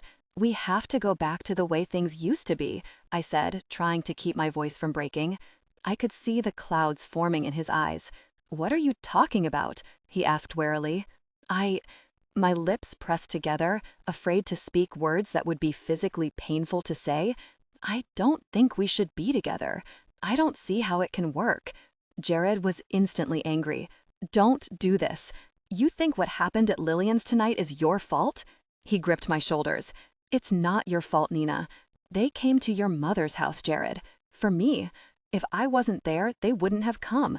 Quit saying it's not my fault. It is." Jared's eyes narrowed. "How do you think this is going to help, exactly?" This isn't the first time someone has been in our home. It's not the first time Lillian has been in danger. She was married to Jack Gray's guardian angel, Nina. It sort of comes with the territory. He relaxed a bit and pulled me to him. We can take care of ourselves, okay? I pulled away from him, surprised at his casual demeanor. You brought me to meet your family and you expect me not to care what happens to them? Jared grabbed my hands and sighed in frustration. I could see that he was desperate for me to see reason. Nothing happened to them. I realize you were scared, but it was completely under control. You don't think Bex has seen worse? In his home? In his room? Your 11-year-old brother broke a man's neck in his bedroom, Jared. That's not normal. We're not normal. He took a deep breath to keep his voice calm. Bex just got home from training with the Marines, Nina. You're not saving him by doing this. It's who we are. What do you think you'll accomplish by pushing me away? He shook his head and looked at me as if I'd lost my mind. But I was resolved. It's going to keep them focused on me and out of your mother's house. Jared's eyes darkened and a grave expression shadowed his face. So, we won't go back there. If that's what you want, we'll stay away from her house. Jared reached for me, but I moved away. I shook my head. They already know who you are. They know where your mother lives. They know about Bex now. The damage is done, Jared. You're being unreasonable, he said in a strangled tone. I looked to the sidewalk. Don't make this harder than it already is? Original, he snapped. How are we supposed to go about this, Nina? I'm no longer allowed to speak to you or touch you? You expect me to go through that again? His pointed question sent a new bolt of guilt shooting through me, and I struggled to keep his pain from overriding the guilt that I felt at Lillian's. I don't know what I expect. I just know this is too hard. It's too... I'm going to get your family killed. Don't you care about that? He rolled his eyes. You're not going to get them killed. 3 out of 4 of us are half-breeds, Nina 12. Well-trained humans couldn't make it out of our house alive tonight. You don't have to do this. Hybrids, I insisted. Don't fight me on this. You know I'm right. They know they can get at one of us with the other, so we'll solve the problem, not run from it. I can't believe you're saying this, he seethed. You of all people who stood in the freezing rain for 15 minutes because you didn't want to wait a few more days for me to appease your mother? Who sliced open your hand and nearly broke your arm because you had to talk to me? 2 days ago, we decided where our wedding will be, Nina. You're just going to walk away from everything we've been fighting for? I couldn't argue, so I simply nodded my head. Jared grabbed my shoulders. I don't believe you. You said I needed normal. I hesitated. My next words would cut him. I can't have a normal life with you. Jared's eyes turned a midnight blue. Don't lie to me, Nina. You want out because you're afraid something will happen to my family if we stay together. I'm telling you, nothing's going to happen. I'm asking you to trust me. I reached my hand up to touch his cheek, his jaws tensed under his skin. Something will happen. I don't know what else to do, Jared. We both have to have some sort of a life. I can't have a life without you. I don't want a life without you. He swallowed hard. His face was locked in an agonizing expression. I pressed my lips together, determined to make him believe the lie. This isn't how I want to live. The fear, the guilt, the looking over my shoulder, we can't even be intimate. Jared took my hand and pressed his lips against my knuckles, closing his eyes tight. Please, please don't do this. I can't go back to that. I almost gave in. I wanted to, but I stayed focused on the guilt I felt as I told Lillian goodbye. You have to go. I placed the loft key in his palm. Nina, he choked, looking down at his hand as if I had placed a hot coal there. I reached down to pull his ring from my finger, and he grabbed both of my hands. His face crumpled as if he had taken all he could stand. Don't break your promise. I relaxed my hands down to my sides. He was right. I had promised. Jared pulled me into him by my shoulders and kissed me deeply, and I let him. I returned his kiss with the same sadness and fear. He held me so tightly I found it hard to breathe, but I didn't care. I let him hold me and kiss me however he wanted. It would be our last night together. He abruptly pulled back just a few inches, but kept me tightly in his arms. I'll do what I have to do, Mina. If you want to go away, we'll go. If you need intimacy, I'll be there for you. I'll give you whatever you want. I'll give up everything I have. I'll give up my family. We can get in the car right now and just drive. I won't even look back. Just don't ask me to do this. I can't do it. I can't, he choked. I pulled away from his grip and opened the door.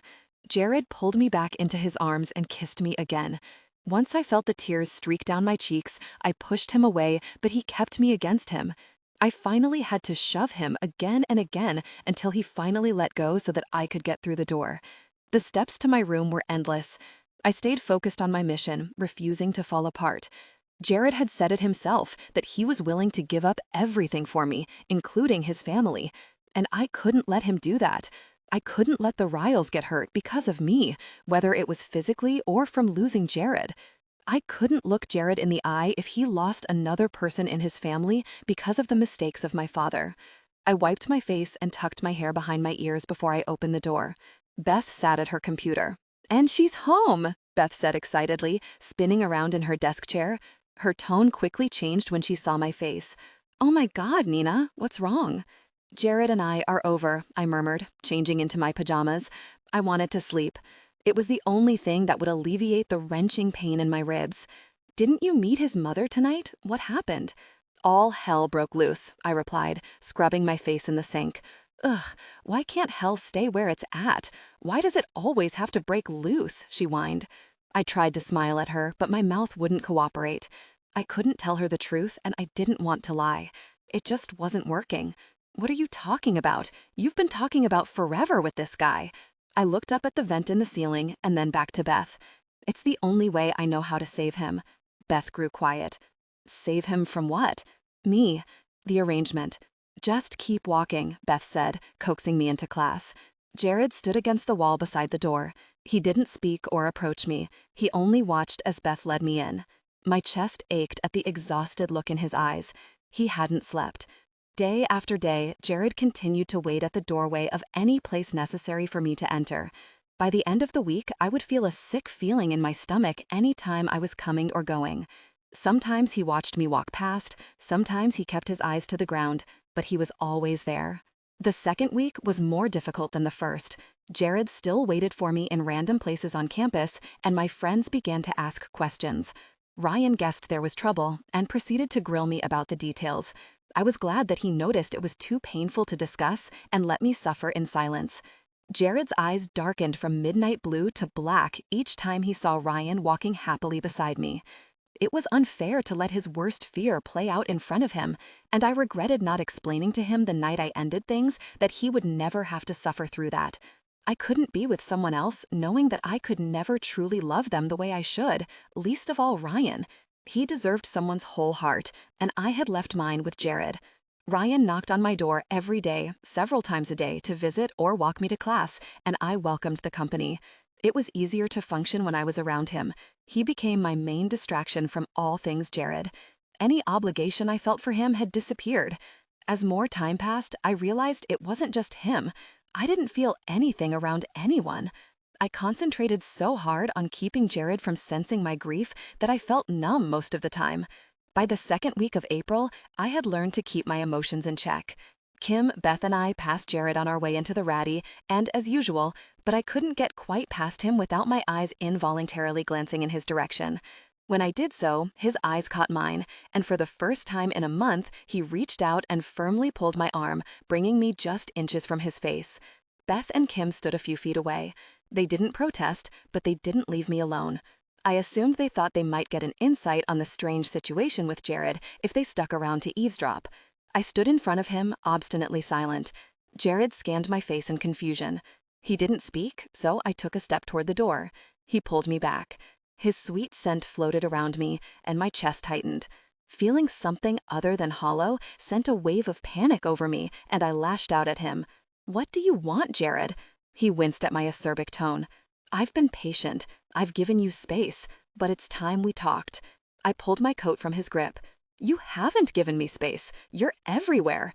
I thought maybe you'd break down and talk to me." "This has to stop, Nina," he said, working to stay calm. "You're right. This has to stop. You can do your job without being in my life. You've done it before." Jared pulled up my hand, viewing his ring still firmly in place.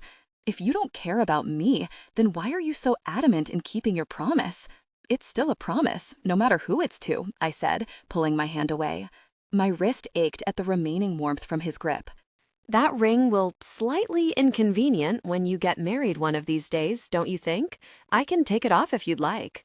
I shrugged Jared's shoulders, and the exhaustion set in. Don't act like you're not hurting over this. I should have lied to him and told him I was fine, but I couldn't. The grief in his eyes was unbearable, so I retreated to the ratty. Jared's hand shot out and grabbed the sleeve of my coat again, but this time I turned and jerked my arm down and away, and then yanked the door open. Beth and Kim quickly followed. I sat between Ryan and Tucker, quietly picking at my food.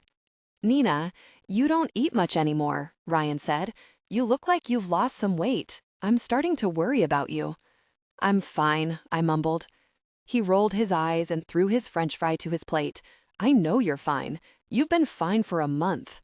"I'm fine." All eyes in the room seemed to dart in my direction, looking for the source of the commotion. I stood and walked out, leaving my tray on the table.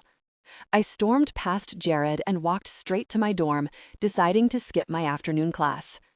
Concentrating so hard on being void of any emotion took up so much of my energy that I tended to take naps more often than not. I rolled into a ball under my blanket and cleared my mind. Before long, I drifted off. I woke to a knock at the door.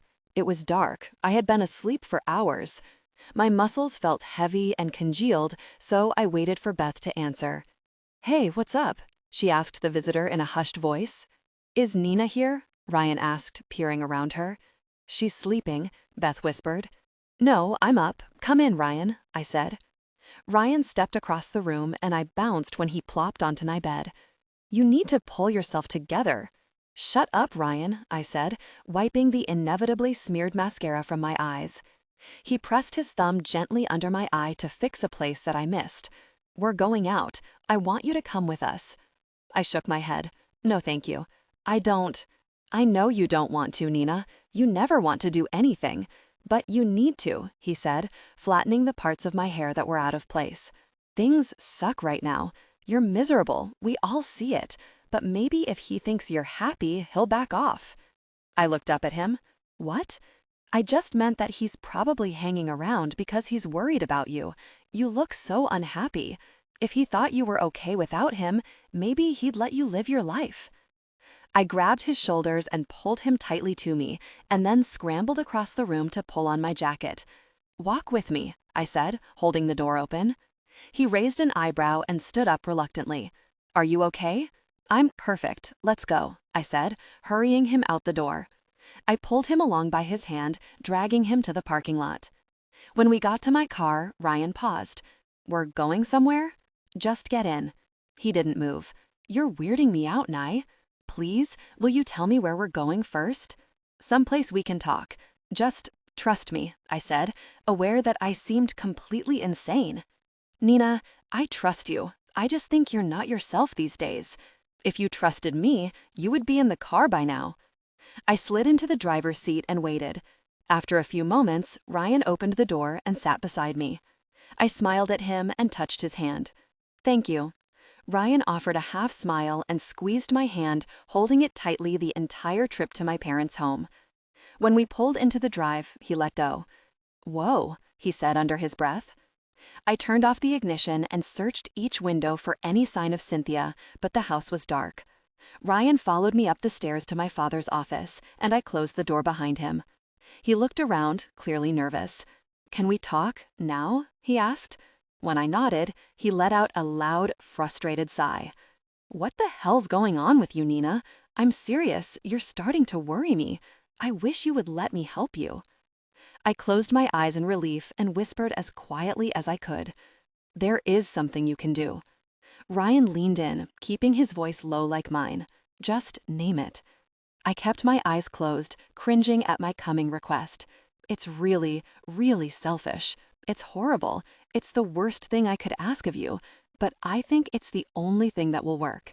It's the only way he'll move on. I peeked up at him, already fearful of his response. "This is about Jared?" he said. I nodded. "Okay, let's hear it." Ryan's hopeful expression made me hesitate. I wasn't sure I could go through with it, even if he agreed. "Nye, don't be a pain in the ass. Just say it," he said. "I need you to date me," I breathed, barely above a whisper. Ryan's face instantly compressed. "What? Why are you whispering?" I ignored his last question. "I need you to date me. You know, take me on dates, to the movies, eat lunch with me, walk me to class, and hang out with me in the evenings." I forced a contrived smile. "I'll pay." "You need me to date you?" he repeated in monotone. "Jared has it in his head that you and I belong together," I said. Ryan's face morphed into suspicion. "Just trust me. That's what he thinks, and the only way he would ever accept that I was moving on is with you. He said once that he would step aside if I chose you. It's just for a few months, just until he gives up, and then you don't have to do it anymore," I begged. Ryan chuckled, taking in my ludicrous idea. "I won't have to do it anymore? You know this is better than anything I could have ever hoped for, right?" "Ryan." Afraid he would be offended and decide not to help me, I hesitated. "I have to be honest with you. We will always be friends. I care about you, but I can't let you go into this thinking it's going to end up being something more. We'll just be pretending. I don't see myself being with anyone else. Ever," I exhaled, glad that part of the conversation was over. Why go through the charade? Why not just get a protective order? I looked down to my hands. He's just following me around because he knows I still love him. Ryan didn't expect my answer, and his nose wrinkled in response. "If you still love him, then why aren't you with him?" I crossed my arms. "Are you going to help me or not?" "Josh is going to think I'm crazy." I shook my head. "You can't tell anyone. Not Kim, not Tucker or Josh, not your mom. If you tell anyone, even just one person, he'll find out." "Is he FBI or something?" Ryan said, looking a bit creeped out. "What did you get yourself mixed up in, Nye? Will you do it for me? I know it sounds crazy, and I know it's a lot to ask, but you're the only one that can help me," I said, tugging desperately at his shirt. "Pretend to be your boyfriend, lie to all my friends, let you break my heart when it's all said and done?" I nodded sheepishly. "Sure," he said, smiling. I wasn't sure if the tears came from the fact that Ryan had agreed to help me or that my plan would work, but I grabbed him and hugged him to me as if I needed him to breathe. He hugged me back and then pulled away, looking into my eyes.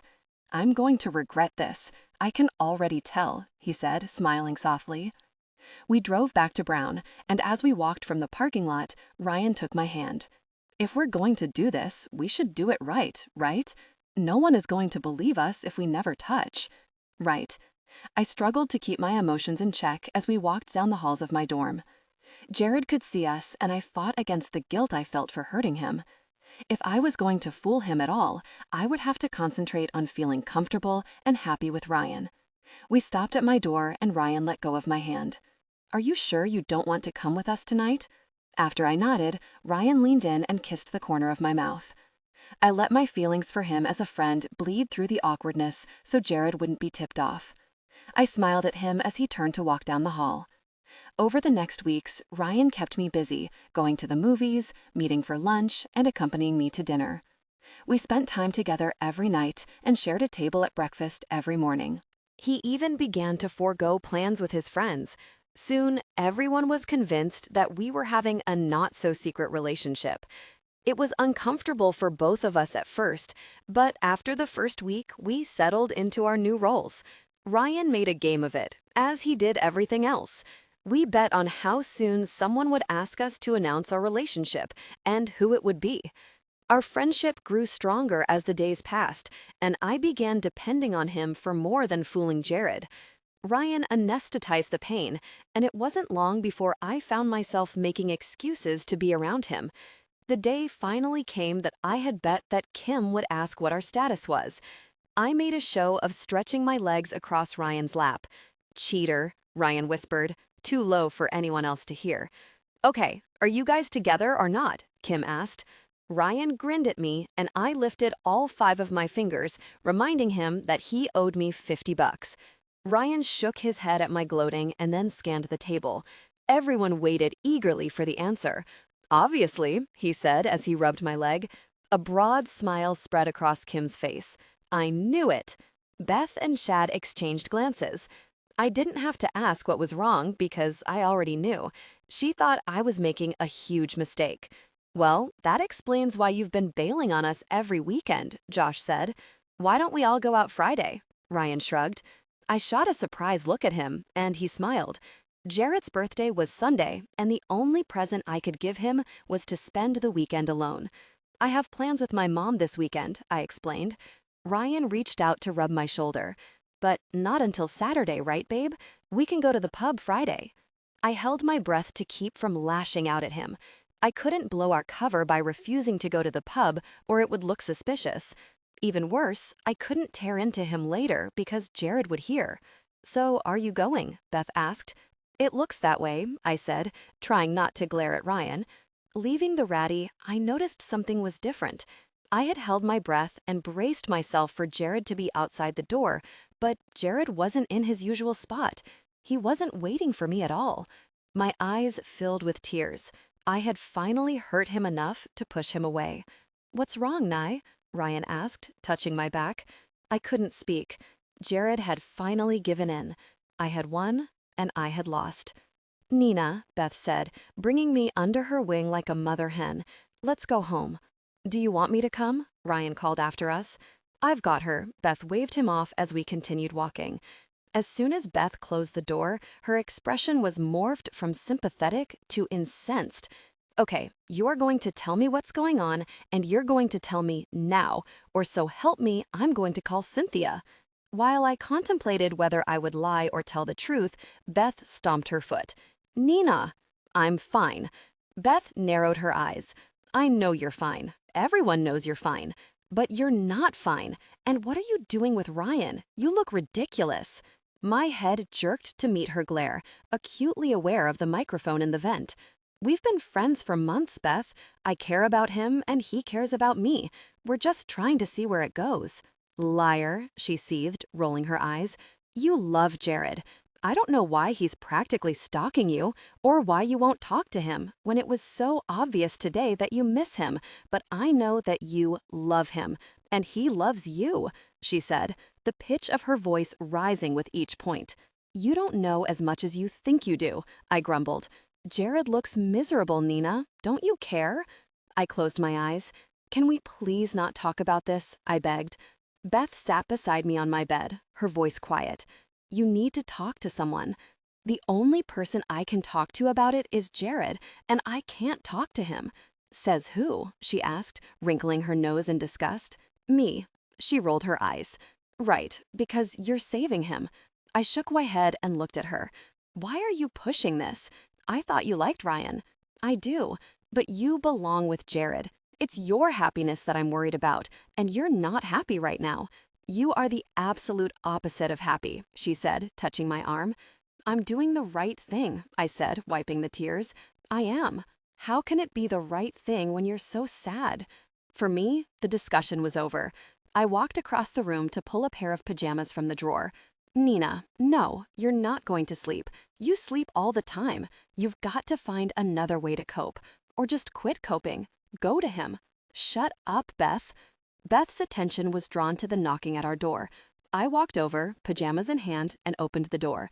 Ryan's hat was pulled low over his eyes so that all I could see was his perfect white smile and his deep dimple.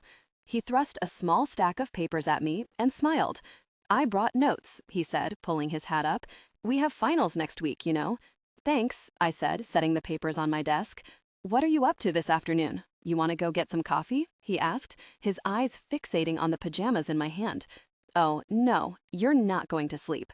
With that, Ryan grabbed my pajamas from my hands and tossed them across the room. "I'm tired. I didn't sleep well last night," I whined. "You're always tired. You need to get out in the sun. It's a nice day. We could go hang out on the greens." I shook my head, trying to push away any memories that thought created. Ryan's eyes narrowed, and then his mouth broke into a smile. "That's it. You and I are going downtown, waste time driving around, and then I'm taking you to dinner, I don't think. And then we're going to the pub and getting smashed. You've had that kind of day, he said, still grinning. Beth looked up at us from her book. She's had that kind of month. I'll call Chad. We'll meet you there. It's a date, Ryan said, wiping the mascara from under my eyes with both thumbs. I'll be back in an hour. I want you dressed for a night out on the town. I raised an eyebrow. Is that a demand?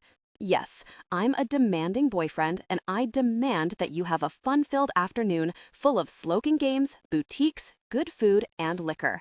I'll even make you to get a manicure. Girls like that crap, right?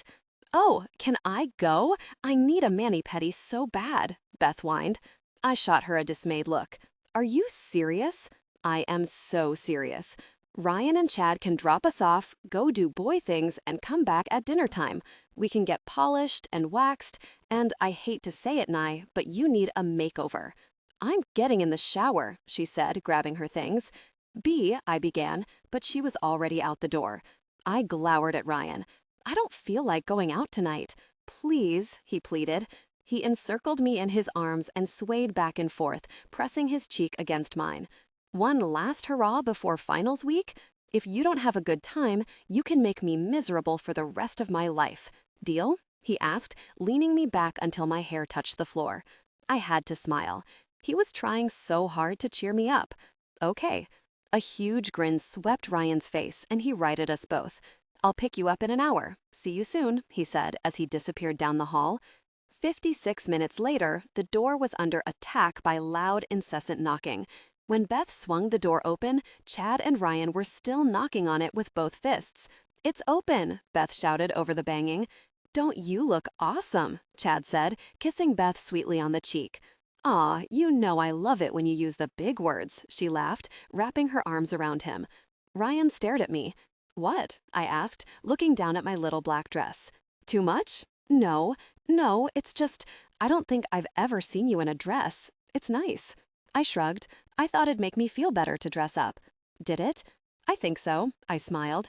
Ryan rolled down the windows of his black Toyota Tundra and cranked the radio to the first rock song he turned to. The boys sang along, but I still couldn't understand the words. Beth and I giggled at the funny faces they made as they serenaded amused and sometimes bewildered pedestrians as we passed. At the salon, Beth and I stepped out onto the sidewalk and waved as the Tundra disappeared around the corner. Those boys. Beth shook her head before turning to me. Come on, she said, yanking me inside. I sunk into my seat as my hands and feet were brushed, scrubbed, filed, decuticled, polished, and lotioned. Beth prattled on to the nail techs about our plans for the night, how wonderful her boyfriend was, and her upcoming apartment hunt. You're staying in Providence? I asked, my eyebrows shooting upward. She smiled. Chad wants to get an apartment together. I didn't want to say anything before, with everything going on. You didn't want to upset me. Beth bit her lip and nodded. You could have told me, Beth. I think it's fantastic, I said, grabbing her hand. You do? You two are amazing together. You don't need to worry about me. I'll be fine, I said, squeezing her hand. Yeah, you being fine is exactly what I'm worried about, she grumbled. 2 hours later, Ryan's Tundra hunked from the curb. Ryan opened the door for us and then hopped back in, turning the music down. Did you have a good time, babe? He asked, kissing my cheek. Yeah, it was fun, I answered. Well, you look gorgeous. I'm afraid to take you anywhere looking like that. I might have to fight somebody, he said, winking. Quit it, I smiled, rolling my eyes. We arrived at the pub and I could hear the music thumping from the street. I knew Kim had beaten us there because it was her crazy music filtering through the door. When we walked in, our friends were already on the dance floor, arms up, bouncing around. Ryan grabbed my hand and led me to the middle of the floor, twirling me around. In that moment, I was just like them. I was a normal college student with my entire normal life ahead of me. I smiled, and it felt natural. I drank shots, toasted to the big brown bear, and hugged my friends. It was bittersweet freedom. The music slowed, and Ryan pulled me to him. We were both sticky from dancing, and I pulled the wet strands of my bangs away from my face. Holding my hand up to the dim light, he smiled. Those are some pretty nails you have there. My boyfriend forced me to go to the spa today. He made me spend the afternoon with one of my girlfriends, I teased. Really? He sounds like a great guy. If I were you, I'd hang on to him. Sounds like a keeper. I watched his face for a moment and then rested my cheek on his shoulder. Ryan wrapped his arms tighter around me and pressed his face into my hair. It wouldn't be so bad, would it? He whispered in my ear.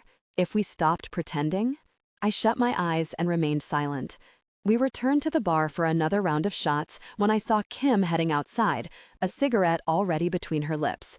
I stumbled out behind her and raked my matted hair from my forehead as she flicked her lighter. "Can I have one?" I asked, breathless and weaving. "You want a cigarette?" she asked in disbelief. I nodded, and Kim shrugged, pulling a stubby white stick from the small box she was holding. I put the cigarette between my lips, flicked the lighter. Just as it sparked, Jared appeared in front of me with a disgusted look on his face. "What are you doing?" He pulled the cigarette from my mouth, broke it in half, and threw it to the ground. "You don't smoke." He frowned in disapproval, and I shrunk back into Kim. "You're drunk, Ryan's drunk, I'm taking you home," he said in a father-like tone. I turned to open the door to the pub, but Jared grabbed my wrist. "Then let me call you a cab." His voice lost its authority, and I winced at the pain in his voice. Jared's hand was the same warm blanket I remembered. After the number of drinks I'd had, I couldn't hide my feelings. Jared's eyes became animated in reaction. He looked down to my hand and caressed my skin with his thumb. He had sensed the pensive feeling I'd had at his touch. I pulled away. "You need to go. I can't let you go with him when he's been drinking. Ryan already," I began. "Jared," Ryan said, bursting out of the bar. He nodded once at Jared and then looked at me and smiled. "Hey, babe," he said, jerking me against him and kissing me. My eyes widened, and then I clenched them shut, trying to cover the fact that I was taken off guard. After a few seconds, he pulled away, looked into my eyes, and then cupped my cheeks, kissing me again. I could tell by the way he held me that it was no longer for show. He had forgotten about our audience as they shared a passionate kiss. I pulled away and immediately watched for Jared's reaction. His expression frightened me. I slowly moved to stand in front of Ryan. "Jared," I warned. Jared's breathing was uneven, and his eyes were raging storms. "Move out of the way, Nina. She's made her choice, Jared. It's time you found someone else too." Jared lunged forward and then jerked back, held by two small hands. "It's time to go," Claire said, as her brother froze under her touch. "Hey, Claire." Ryan smiled, unaware of how close he was to another trip to the hospital. Claire glanced at him with an uncomfortable expression, keeping firm hands on her brother. She seemed surprised that Ryan had acknowledged her. The cab slowed to a stop beside us and honked. I backed up against Ryan, turning to push him to safety. Jared walked toward me, and for the first time, I felt safer knowing Claire was near. "Nina," Ryan called from inside the cab. Jared stood just a few inches from me. "Don't go home with him," he begged, his face compressing inward. "You don't have to do this. I'll stay away. You won't even know I exist. Don't do something we'll all regret just to push me away." Ryan poked his head out of the open door. "Who says she hasn't already?" he asked with a challenging look. Jared didn't get far when he charged Ryan for the second time. Claire had kept her grip on him. I wanted to tell Jared the truth, that he was the only one I'd ever wanted in that way, and he would always be the only one. But I couldn't. He had just told me he would move on, and I had to let him. "Come on, Jared. She's not worth it," Claire said, tugging on him. Jared puffed as if the wind had been knocked out of him. "She's worth it. She's worth this 1,000 times." His eyes glossed over then, and he finally tore his stare away from mine to follow his sister. I slid in next to Ryan, and he reached across me to shut the door. The cab ride seemed to take an eternity. I could hear Ryan chattering, but the look on Jared's face had me spiraling into devastation so deep that it grew difficult for me to breathe. I rolled down the window and rested my head against the door, letting the icy wind burn my face. "Hey, you okay?" Ryan asked. I couldn't answer. My heart was breaking. A real physical pain radiated from my chest and throughout my entire body. Ryan put a gentle hand on my shoulder and pulled me against him. I expected to feel the comfort I always felt with him, but it only made me worse. When we pulled into Brown, Ryan reached up to pay the driver and then stumbled from the cab. He twirled me a few times as we walked to Andrew's, and when we reached the door, he pulled me to him. "Good night," he said, kissing my cheek. His lips brushed against my skin as he tightened his grip around me and took a few steps, prompting a slow, silent dance in the middle of the sidewalk. I should go in, I whispered. Ryan's lips grazed my cheek and skimmed across my mouth. He sighed as he made his way to my other cheek and then kissed me again. He took a few steps backward and grinned. I'll call you tomorrow, he said, turning to disappear into the darkness. With each step to my room, I tried to figure out where everything had gone so horribly wrong. I hadn't set out to hurt anyone, yet every decision I made seemed to cause others pain. I pushed open the door and collapsed onto my bed. Through the whiskey fog, I searched my past, trying to remember the exact moment that I'd made a mistake, where I could have made a better choice. If I had chosen to stay with Jared, no matter how sure he was, his family would be in danger. My choice to end things had left both of us in agony that didn't seem to be subsiding.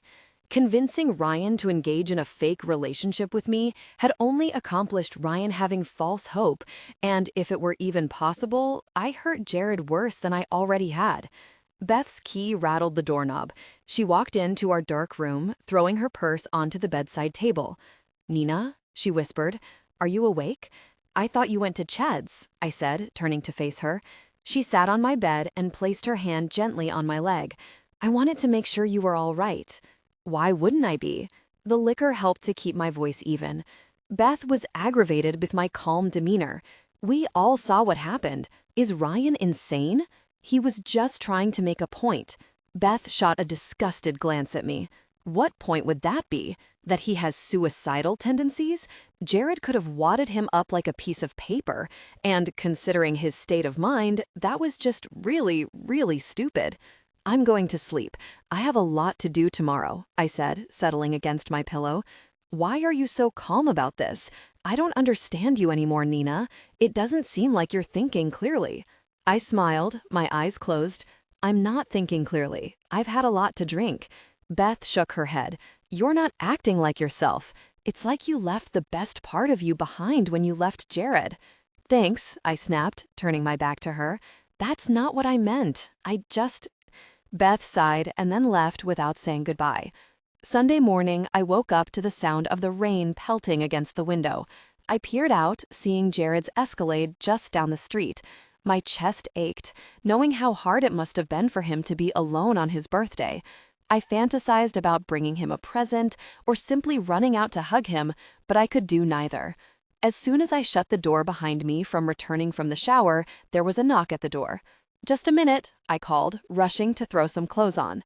I opened a door to Ryan's smiling face, his hair dripping wet. "I was wondering if you wanted to take a drive. Your truck is at the pub, Ryan." He smiled, wiping away the water that ran down his forehead from his hairline. "Josh took me to get it earlier. You want to go?" I shook my head. "It's pouring outside." "So?" He stalled, shoving his hands in his pockets. "You want to hang out here?" I smiled apologetically. "I have a huge test tomorrow. First thing in the morning. I need to cram." Ryan shrugged again. "I can help you." "I have to do it by myself. You know how I am," I said dismissively. "Yeah, He sighed. "I can't quit thinking about that kiss." "Oh." Ryan walked past me into my room. "I know what you said, but don't you have any feelings for me at all? Can't we stop pretending long enough to find out if I could make you happy? I could, make you happy." Ryan's mention of our arrangement caused me to glance up at the vent, but it didn't matter. Jared saw right through me from the very beginning. "You do make me happy. I just don't have anything left to—" I shook my head. "I can't talk about this right now. I have to study," I said, opening the door. "Do you have plans for dinner?" he asked. I hugged him. "No, I'll talk to you tomorrow." It would be the beginning of the end for us. Jared had agreed to stay away, and Ryan knew that our time was limited. He nodded and left my room, disappointed. Studying was nothing less than impossible, knowing Jared was outside. I peered out the rain-streaked window again to see that Jared hadn't moved. The urge to go to him became unmanageable, so I grabbed my keys and set out to take a coffee break off campus. I drove just a few blocks to the nearest coffee shop and went in, ordering my usual. I took my time, lingering in the booth, watching different faces come and go. Fantasies of surprising Jared with a gift kept creeping into my thoughts, and I finally resorted to returning to my dorm. As soon as I walked outside, I noticed Jared in my peripheral. His shirt was wet from standing in the rain, and I held my breath as I passed him. The circles under his eyes were dark, and his face appeared paler than his natural golden tone. My feet refused to take another step. No matter what I had said, I still loved him. I couldn't make him feel like a ghost on his birthday. I closed my eyes, knowing I would go against everything I had worked for in the last 6 weeks. I was at a crossroad, and I was about to deliberately take the wrong turn. I turned on my heels and walked straight up to him. Jared watched me with wary eyes, obviously unsure of what to expect. Although I had made strangers of us over the last weeks, it felt right to be close to him again. I felt no awkwardness or tension, and I could see beyond his cautious expression that he felt the same. I took a deep breath. Happy? Before I could finish, Jared grabbed my shoulders and pulled me against him into a deep kiss. My lips melted against the familiar heat of his mouth, and as I breathed in his amazing scent, I felt a bit lightheaded. When Jared realized I wouldn't pull away, he wrapped his arms around me and held me tightly against him, shamelessly taking advantage of the moment. Minutes passed, and I could hear the giggling of children and teenage girls as they walked by. When his lips finally left mine, he hugged me tightly and buried his face in my neck, taking in a deep breath through his nose. He caressed his cheek against mine for a few moments more, and then finally released me. He scanned my face for some sort of reaction. I wasn't sure what expression was on my face, but Jared looked cautiously pleased. "Day," I finished, breathlessly. His eyes were a few shades lighter than I'd seen them in weeks. I waited for a moment and allowed my lips to form a tiny smile before returning to my car. "Nina?" Jared called. I turned around and a tired smile touched his face. "That's all I wanted today." My heart sank at his words, and I wished the world would leave us alone so I could stay with him. The memory of Harry Crenshaw pressing a gun to Bex's temple flashed in my mind, and I stiffened. Goodbye, Jared. Absolution finals week arrived. The little sleep I'd gotten before became non-existent with the amount of studying and cramming I had to do. I studied with the group at the Rock every night, only to return to my room to read and memorize in solitude. Ryan continued to pretend, walking me to lunch, to classes, and back and forth from my room. He was the perfect boyfriend. He opened doors, brought late-night brain food, and he even rubbed my shoulders while quizzing me on study guides. A part of me wondered if he was trying so hard because he knew the end of the week meant the end of pretending, and he hoped I would change my mind. Beth and Chad found an apartment, and some of her things were already packed in boxes. A sad air befell the room when we were both in it, surrounded by cardboard. The walls looked empty and clinical without her teddy bears and tiaras displayed on the walls and ribbons dripping from the shelves. Thursday night, occasional cracks of thunder rattled the windows. The rain beat against the window in a heavy gust, and Beth sighed at her carefully highlighted textbook. I slammed my book shut and put a CD in the stereo, twisting the volume knob as high as it would go. "What are you doing?" Beth yelled over the music. I jumped up and down, holding my hands out to her. "It's our last night as roomies, Roomie. We're sending you out in style." Beth giggled and stood up, grabbing my hands and shaking her hair to the beat as we bounced together. After a few songs, a loud banging resounded from the door. I shimmied over to open it, laughing when I saw Kim's smiling face. "Sounds like a party," she yelled, holding up 2 six-packs of cheap beer. "I come bearing gifts. Woo!" Beth squealed. Her hair flapped about as she danced in her bare feet.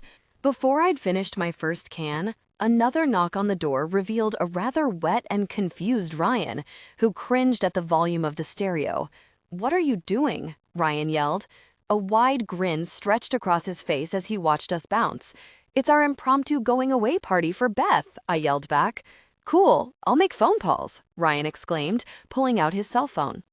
Within 20 minutes, our room was shoulder to shoulder with our entire study group, plus a few girls from down the hall that had wandered in out of curiosity.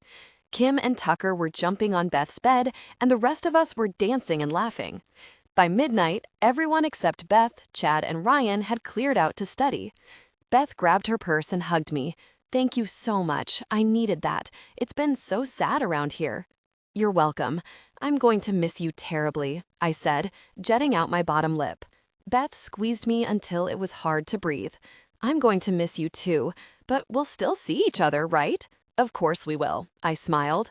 I waved goodbye to her and Chad, and then sat on my bed, exhausted.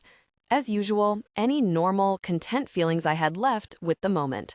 Ryan turned to see the look on my face. "What is it, babe?" I smiled. "No one's here, Ryan.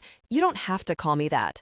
I don't do it for other people," he said, an amused grin spanning his face. "Ryan," I began. Knocking at the door provided a perfect excuse to postpone the inevitable. Beth must have forgotten her keys. I opened the door and gasped. She wouldn't have come unless something was horribly wrong. The adrenaline exploded through my bloodstream as I braced myself for what she might say. "I need to talk to you," she said. "What are you doing here, Claire? Is it Jared?" I asked. She looked at Ryan and then back at me, and for the first time, she didn't have a murderous expression on her face. "Alone." "I'm not leaving," Ryan said, standing in front of me. She rolled her eyes. "If I wanted to hurt her, Ryan, you standing there with your hands in your pockets wouldn't do much in the way of a deterrent," she said, looking back to me. "It's important, Nina." I could feel my heart thudding against my chest wall. "What? He's okay, right? He's at home. He finally agreed to get some sleep." "Oh." The numbness came like second nature, and automatically an emotional wall surrounded me. Claire frowned at my generic answer. "Oh?" "I can't stand to see him like this anymore, and you're the only one that can fix it. He's been a mess since his birthday. He's been a mess for weeks, but he's been really bad since Sunday." She looked to the floor, clearly disturbed by whatever image was in her head. "I think it's finally hit him that you're not going to change your mind." I found my focus again, grateful to Claire for the reminder. "He's right." Claire looked at Ryan and then at me in disgust. "You two aren't fooling anyone. Jared knows exactly what's going on. It was a stupid idea, Nina. You're putting him through hell for nothing. I could understand if you didn't feel the same, but I know you do." I shook my head, the consequences to his family coming to the forefront of my mind. I can't. Claire's face twisted into a heartbreaking expression, and I was taken aback when I saw her eyes gloss over. "I've never seen him like this, Nina, not even when Dad died. I was hoping he would snap out of it, that after a while he would get over it, but he hasn't. He won't sleep, he can't eat, he's forced to watch you ignore him every day. It's torture," she said, stubbornly wiping a rogue tear from her cheek.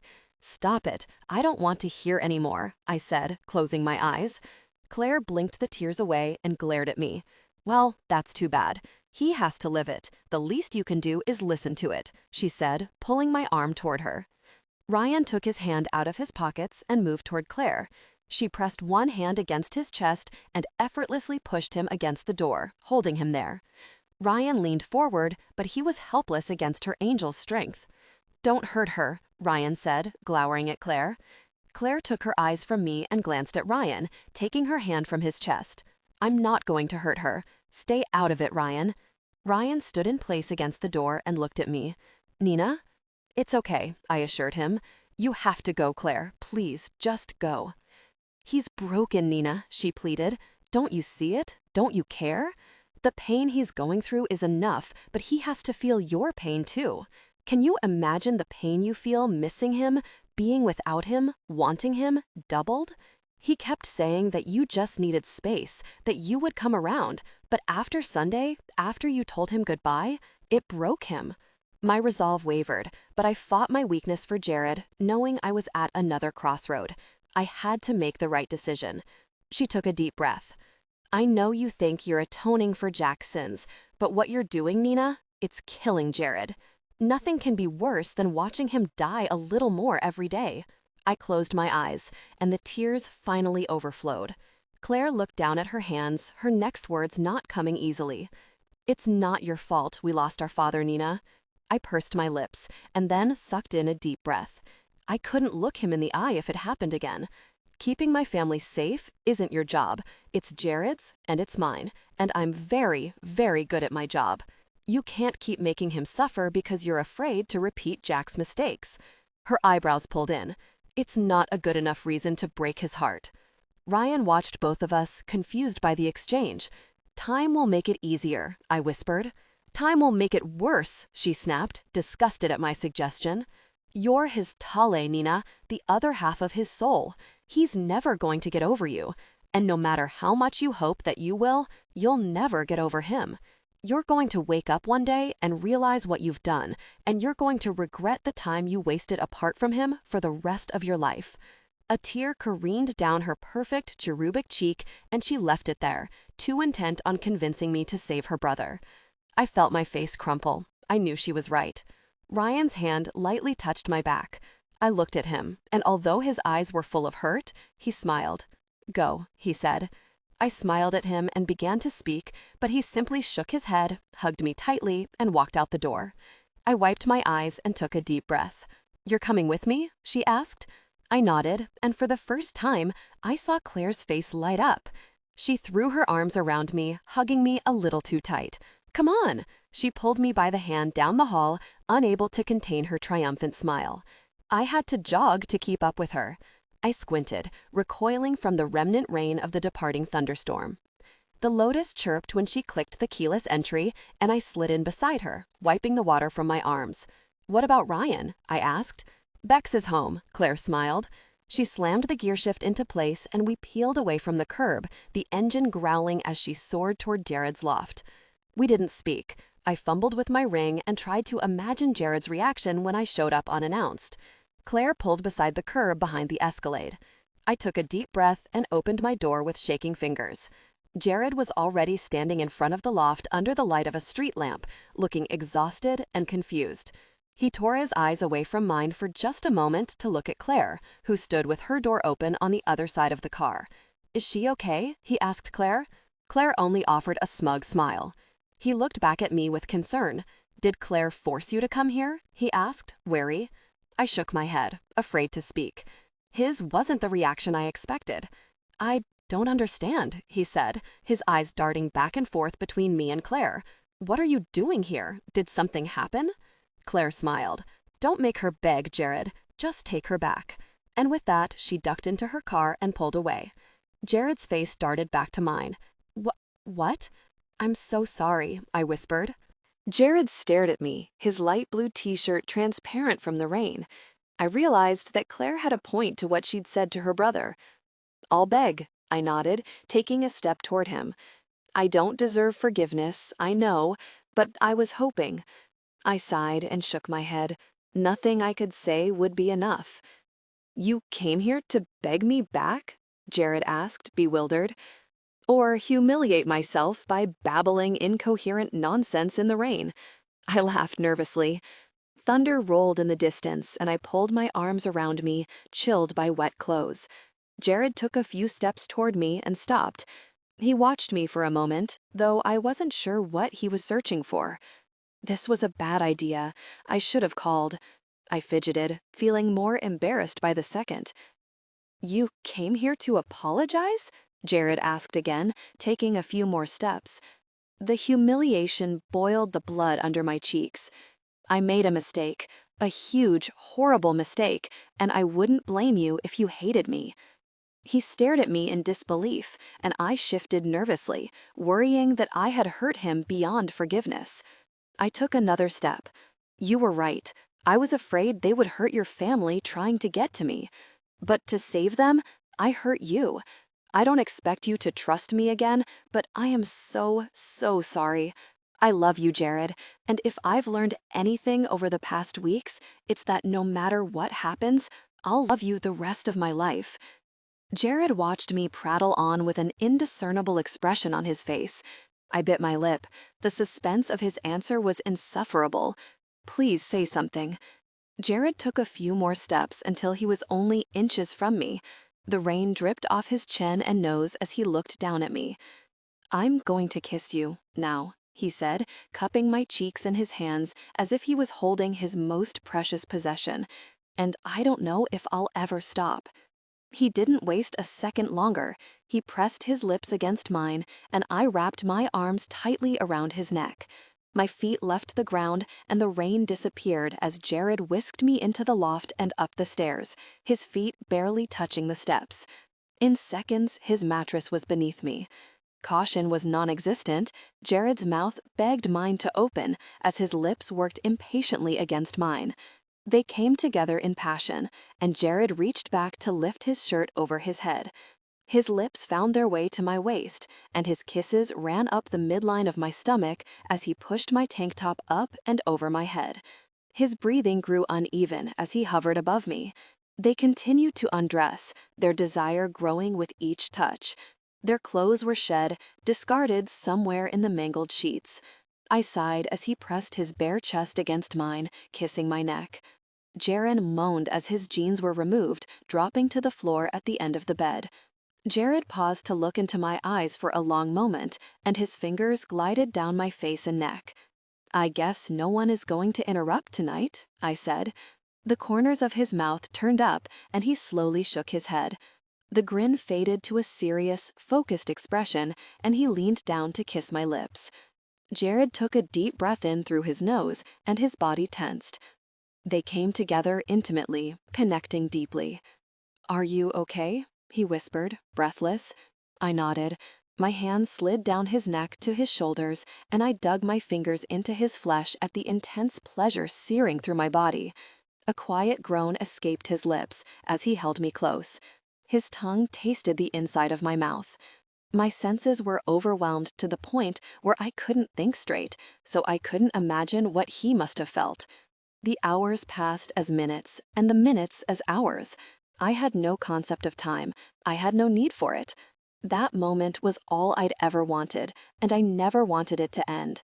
I awoke on my stomach, sprawled across Jared's bed. I peeked over at Jared, who was on his side, watching me with a sweet expression. "Good morning," he crooned. "Did you get any sleep?" I asked. Jared chuckled. 5 hours, the longest I've slept since I was a kid." I smiled and leaned over to kiss his lips. My body felt stiff and relaxed at the same time. He touched my face. "You were sleeping so soundly, I didn't want to wake you, but your last final is in 90 minutes.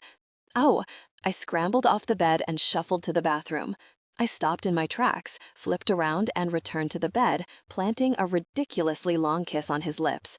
"I love you," I called back as I ran to the bathroom to get in the shower. Everything felt different. The water, the soap, my skin. I couldn't stop smiling as I recalled the events of the night before. My fingers were starting to prune when I heard a soft knock on the door. "Better get a move on, sweetheart." I shut off the water and rushed through my morning routine. "Claire brought my clothes this morning?" I guessed, trotting down the stairs. Jared smiled, standing by the door with my coffee. "She dropped them off at the door." I kissed his lips as I passed, and he followed me to the Escalade. I made it to my desk just as the professor began passing out tests. It was difficult to concentrate.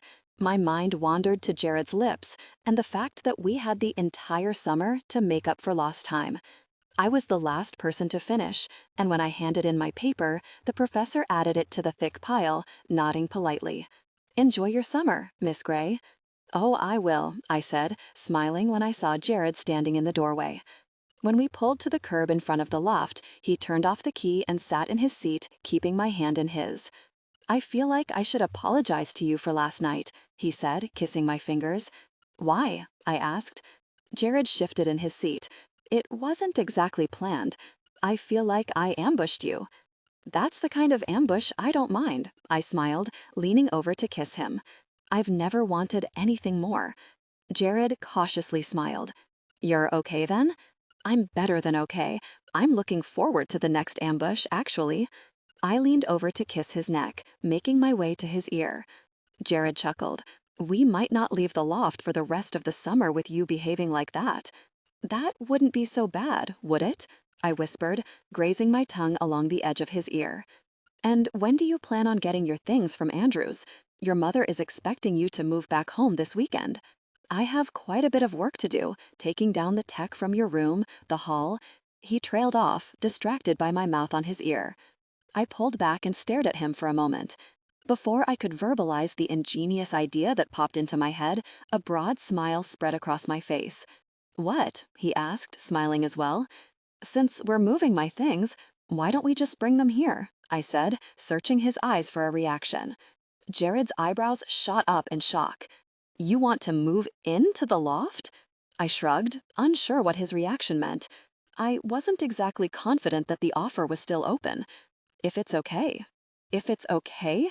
"Do you know how happy you just made me?" he said, scanning my face with unconditional devotion in his eyes. "So that's a yes?" Jared laughed out loud, shook his head, and then kissed me enthusiastically. "That is a definite, without a doubt, absolutely yes." I giggled with excitement as Jared pulled me over to his lap, kissing me with every bit the joy that I felt. In the course of just 12 hours, the last 6 weeks dissolved as if they'd never happened. Before the nightmare had ended, we'd gotten our miracle. It had turned out that it was up to us all along. We spent the rest of the weekend moving boxes and small pieces of furniture. Jared insisted on doing most of the lifting, and I hummed along with the stereo as I unpacked my things. We seemed to only get a few boxes unpacked at a time before we were enjoying our time together upstairs, only to come downstairs, unpack a few boxes, and start the process over again. After a wonderful weekend inside, Jared decided that we should get some fresh air. Monday morning, I walked outside to perfect weather. The air smelled of freshly cut grass and sunshine.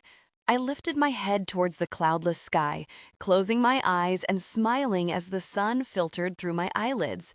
Jared climbed onto his Vulcan and smiled. "Lillian wanted me to ask you to dinner.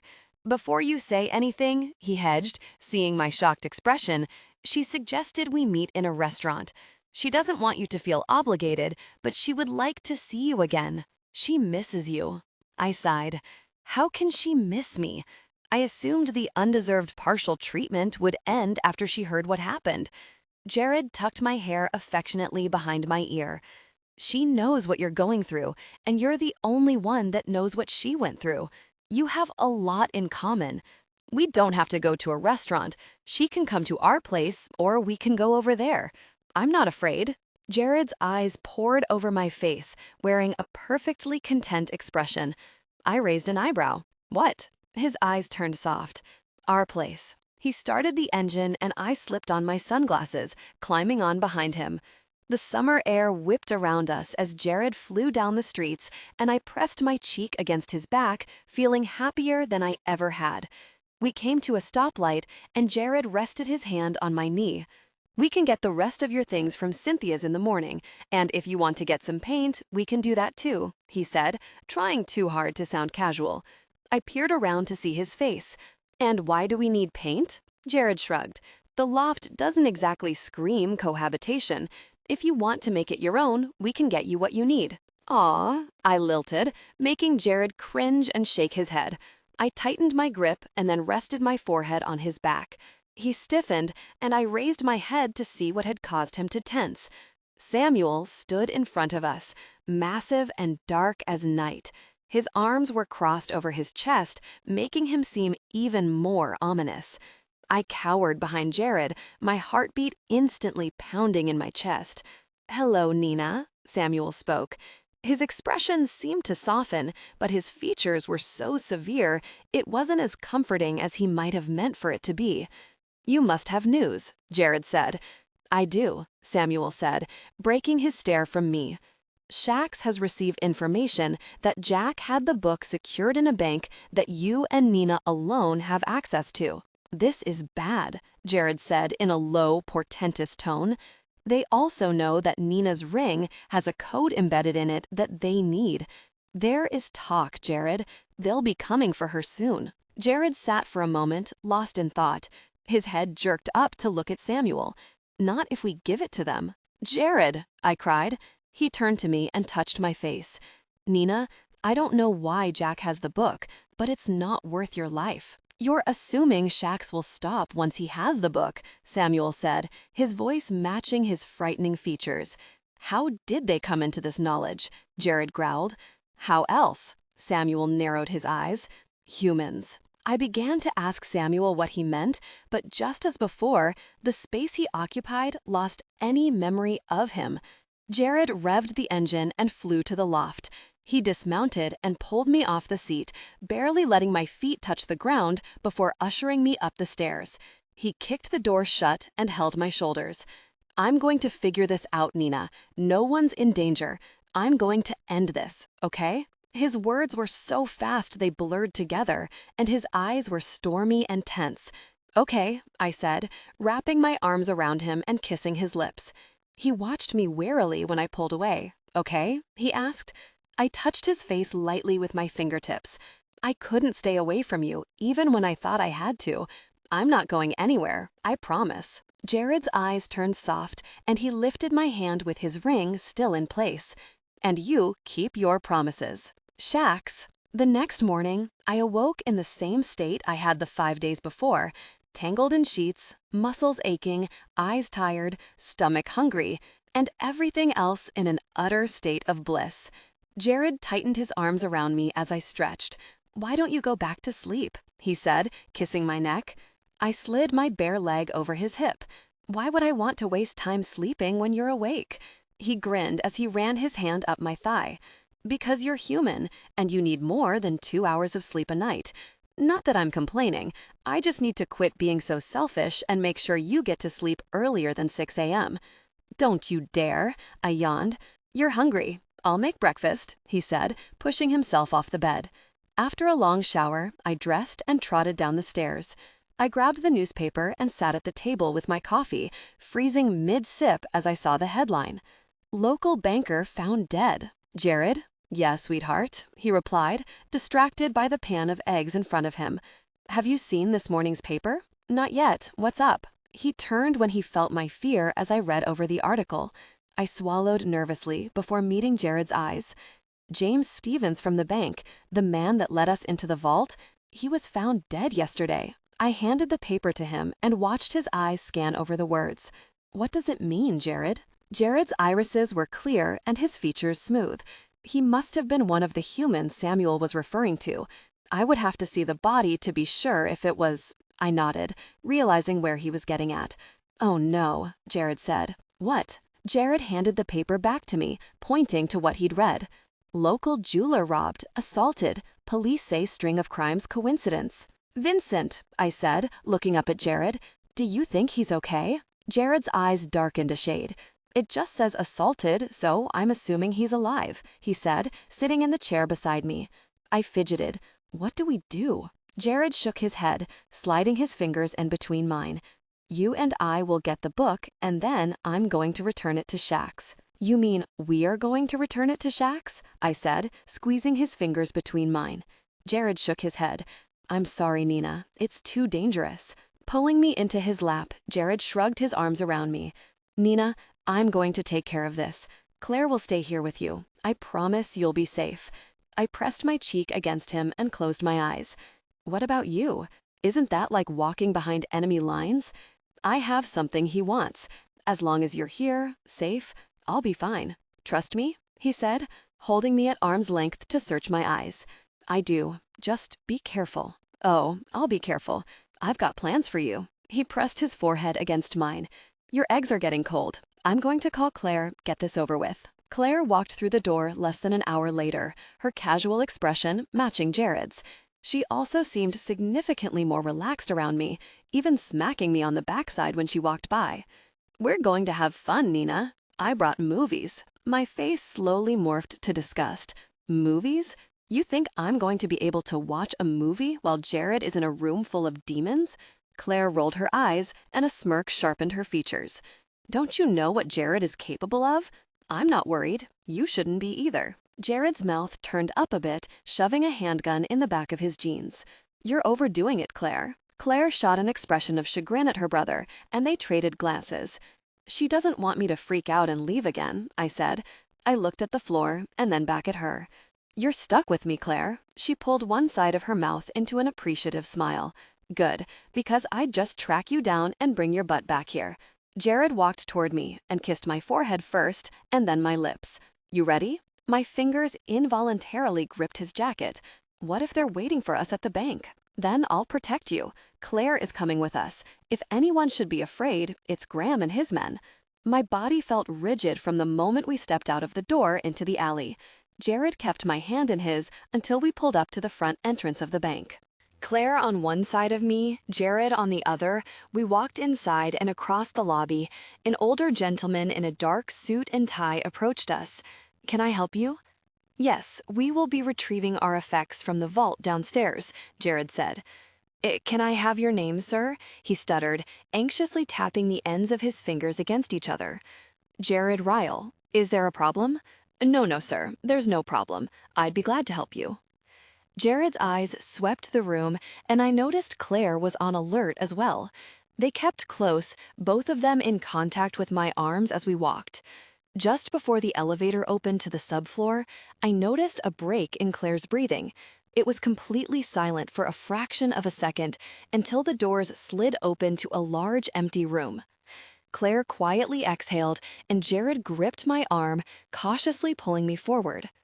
We went through the tedious procedure to gain access to the vault, while Claire nonchalantly glanced around the perimeter. Her ice blue eyes would miss nothing. "You put the paper in the safe, Jared," I whispered. "We don't know the combination." "I know it," he said, shoving the key into the lock. I looked over at Claire, whose eyes focused on the closing vault. Once it closed, she looked up and slowly scanned the ceiling. "What is it, Claire?" I asked. "I don't know," she murmured. "Something." Jared kept the book under his arm on the return trip to the loft. He escorted me to the end of the alley and then leaned down to kiss me goodbye. Before our lips touched, he looked up as if he sensed something around us. "I should go. It's already attracting them." I clenched his jacket. "I don't want you to go alone. Claire needs to stay here with you. I can't leave you unprotected." "What about Bex? Can't he stay here with me?" I asked, searching his face as my mind raced to find an alternative. "Bex is with Lillian," he said. I immediately understood his indicative reply. He was covering all the bases. "Jared," I said, tightening my grip. He pulled me to him. "If we wait much longer, they'll come to us, and we don't want that. This is our only option." I leaned back and closed my eyes, shaking my head. There has to be another way. There has to be. Jared cupped my jaw, and his thumb brushed my cheek. "As long as your heart is beating, so is mine." I tried to forge a brave expression on my face. "I love you." Jared's eyes grew soft, and the corners of his mouth moved upward.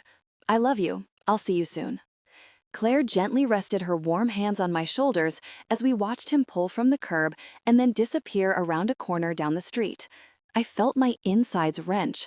Tell me he's going to be all right? Claire turned me to face her and grinned. "I wasn't overdoing it earlier. He will come back, and if they piss him off, he'll come back with a few demon notches in his belt. Jared doesn't know how to fail." We walked upstairs and I sat on the couch, trying to relax so Jared wouldn't be distracted by my fear. Claire sat beside me, fidgeting. "You want to watch a movie?" she asked. I slowly turned my head toward her in disbelief. "You want to watch TV?" she asked, leaning over to grab the remote from the coffee table. "No," I snapped. Claire blew her bangs from her face and sat quietly beside me for a while. After a long, awkward silence, she took in a deep breath of air. "I was a daddy's girl," she mused. "When we used to go on vacations, tagging along with your family, of course, I'd get so jealous when my dad would compliment you or even mention your name. When he would be away, with Jack, I would get so angry that you were spending time with him instead of me. My mom would try to explain, but to a little girl that would rather be with her dad than at an amusement park, I refused to even try to understand." Claire's eyes darkened. "When Jack died, I hated him," she swallowed. "When my father started feeling weak just an hour later, I hated you. My dad was an archangel. I never thought I would lose him. He was lying there, fading away, and all I could think about was that I had all of this strength, this speed, the intelligence. I was built to be a savior, and I couldn't save my own father. As hard as it was for me, Jared took it harder. When Dad took his last breath, I thought Jared was going to die with him." She closed her eyes and a tear fell down her cheek. "I was angry with him at first. I felt betrayed that he went to you. But now I see that he didn't have a choice. You were the only hope he had left. You were the only one that could make sense of his purpose for existing, and he needed you. He needed to know that our lives were worth something. I can see that now, and I'm glad you have each other." I didn't realize my mouth was open until she looked at me with wet eyes and chuckled. She scooted closer. "I shouldn't have hated you. My father loved you like family, and it was just as important to him to keep you safe as it was any of us. It didn't mean he loved me any less. I know that now. I'm sorry for the way I've treated you." I wanted to hug her, but thought better of it. To my surprise, she clasped my hand between hers. I shook my head. I owe you for so much, for the time away from your father, for my life, for Jared. You don't owe me anything." A warm smile spread across Claire's face, and she squeezed my hand. "So, we'll start over." I started to speak, but her eyes widened, and in the same second, she stood with her back to me. I peeked around her to see the door slowly open, and for one fleeting moment, I expected Jared to walk in. But it wasn't Jared. A man in a charcoal gray suit and tie strolled in through the door, looking around as if he were appraising the loft.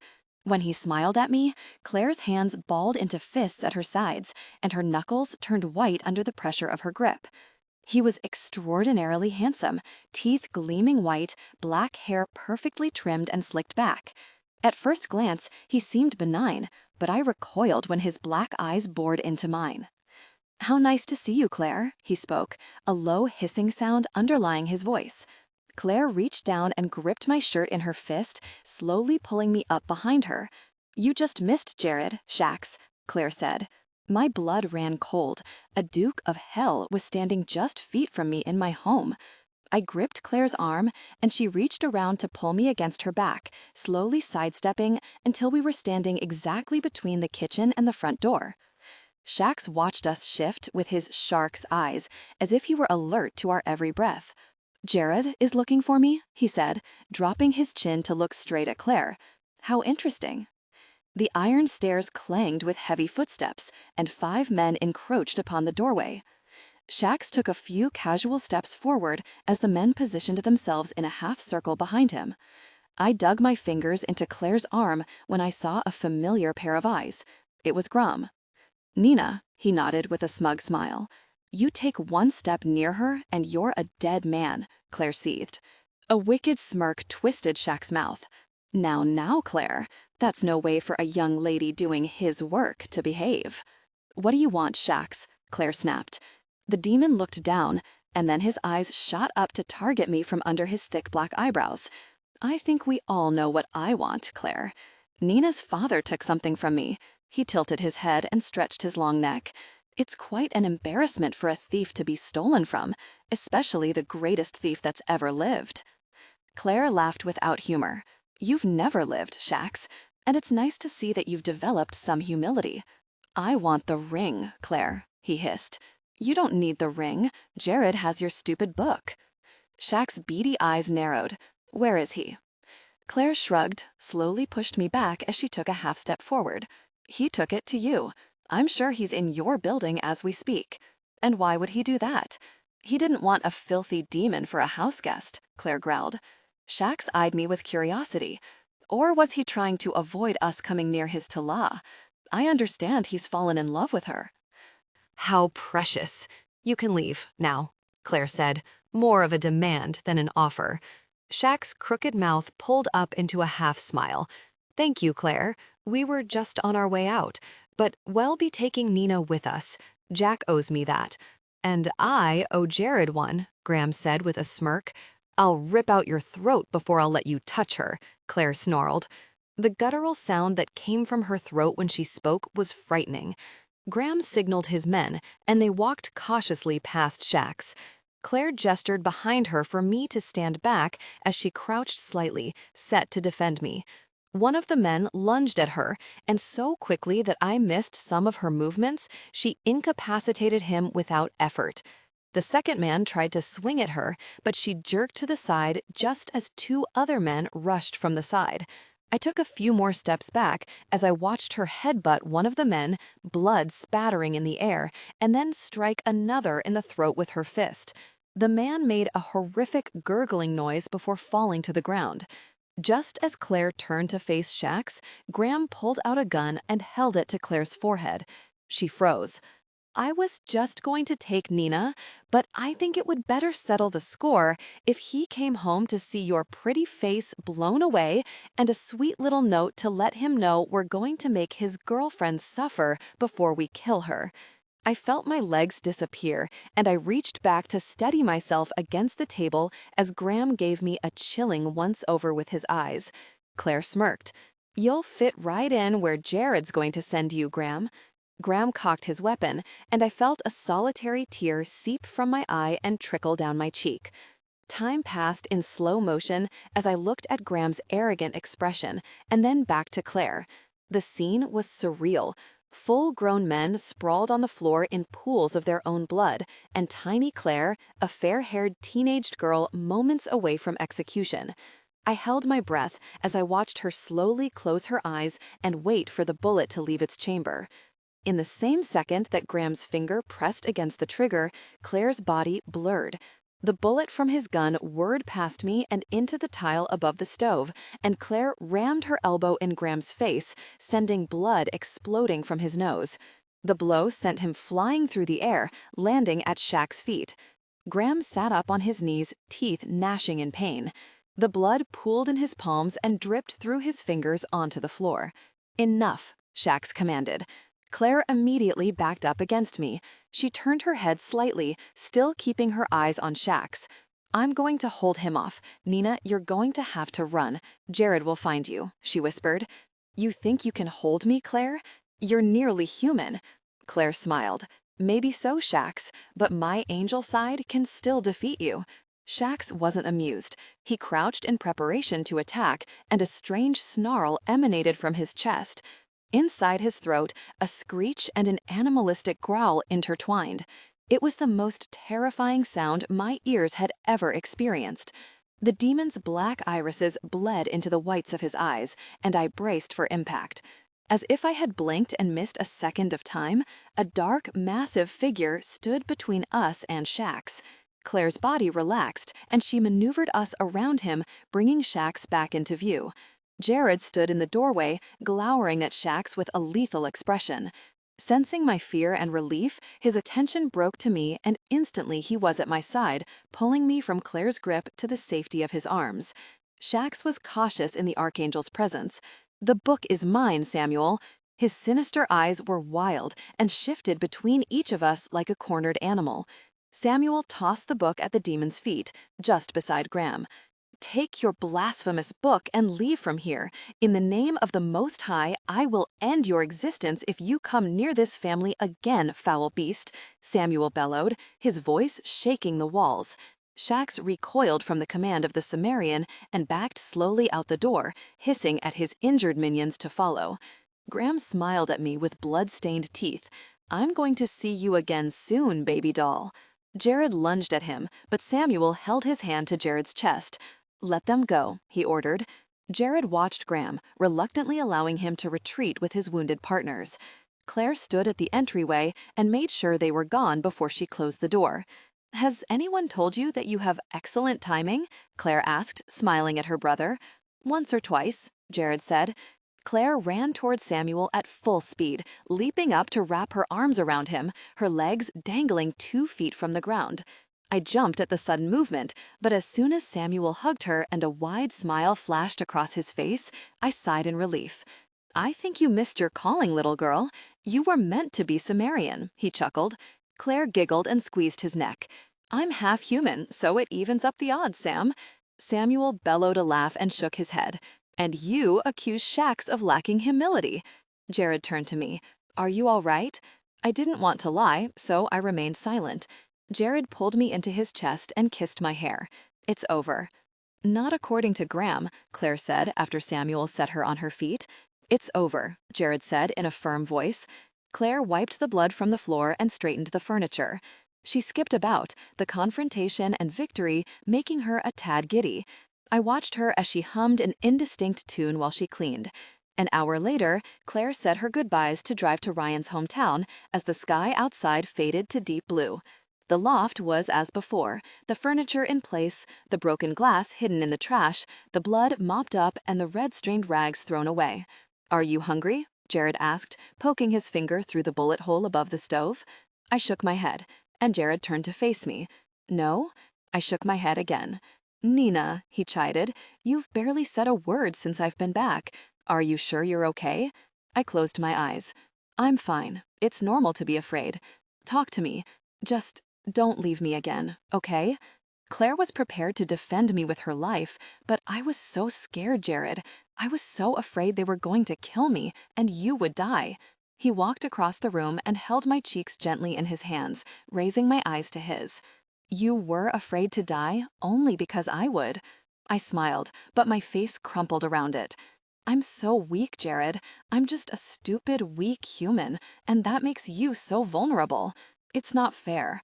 Jared chuckled in amazement and shook his head. Nina, he breathed out a small laugh, rendered speechless. He leaned down and kissed my lips, his mouth conveying what he couldn't say. Saving grace. Over the next weeks, life had returned to normal. Jared and I spent our time painting and rearranging the furniture, and the space metamorphosed from Jared's dark loft to our bright and cheerful home. I wouldn't have thought to change a thing, but Jared insisted I add a feminine touch. I hung up self-portraits we'd taken of ourselves, bought a new floral comforter, and even picked out new china. Jared regarded the transformation with wholehearted gratitude.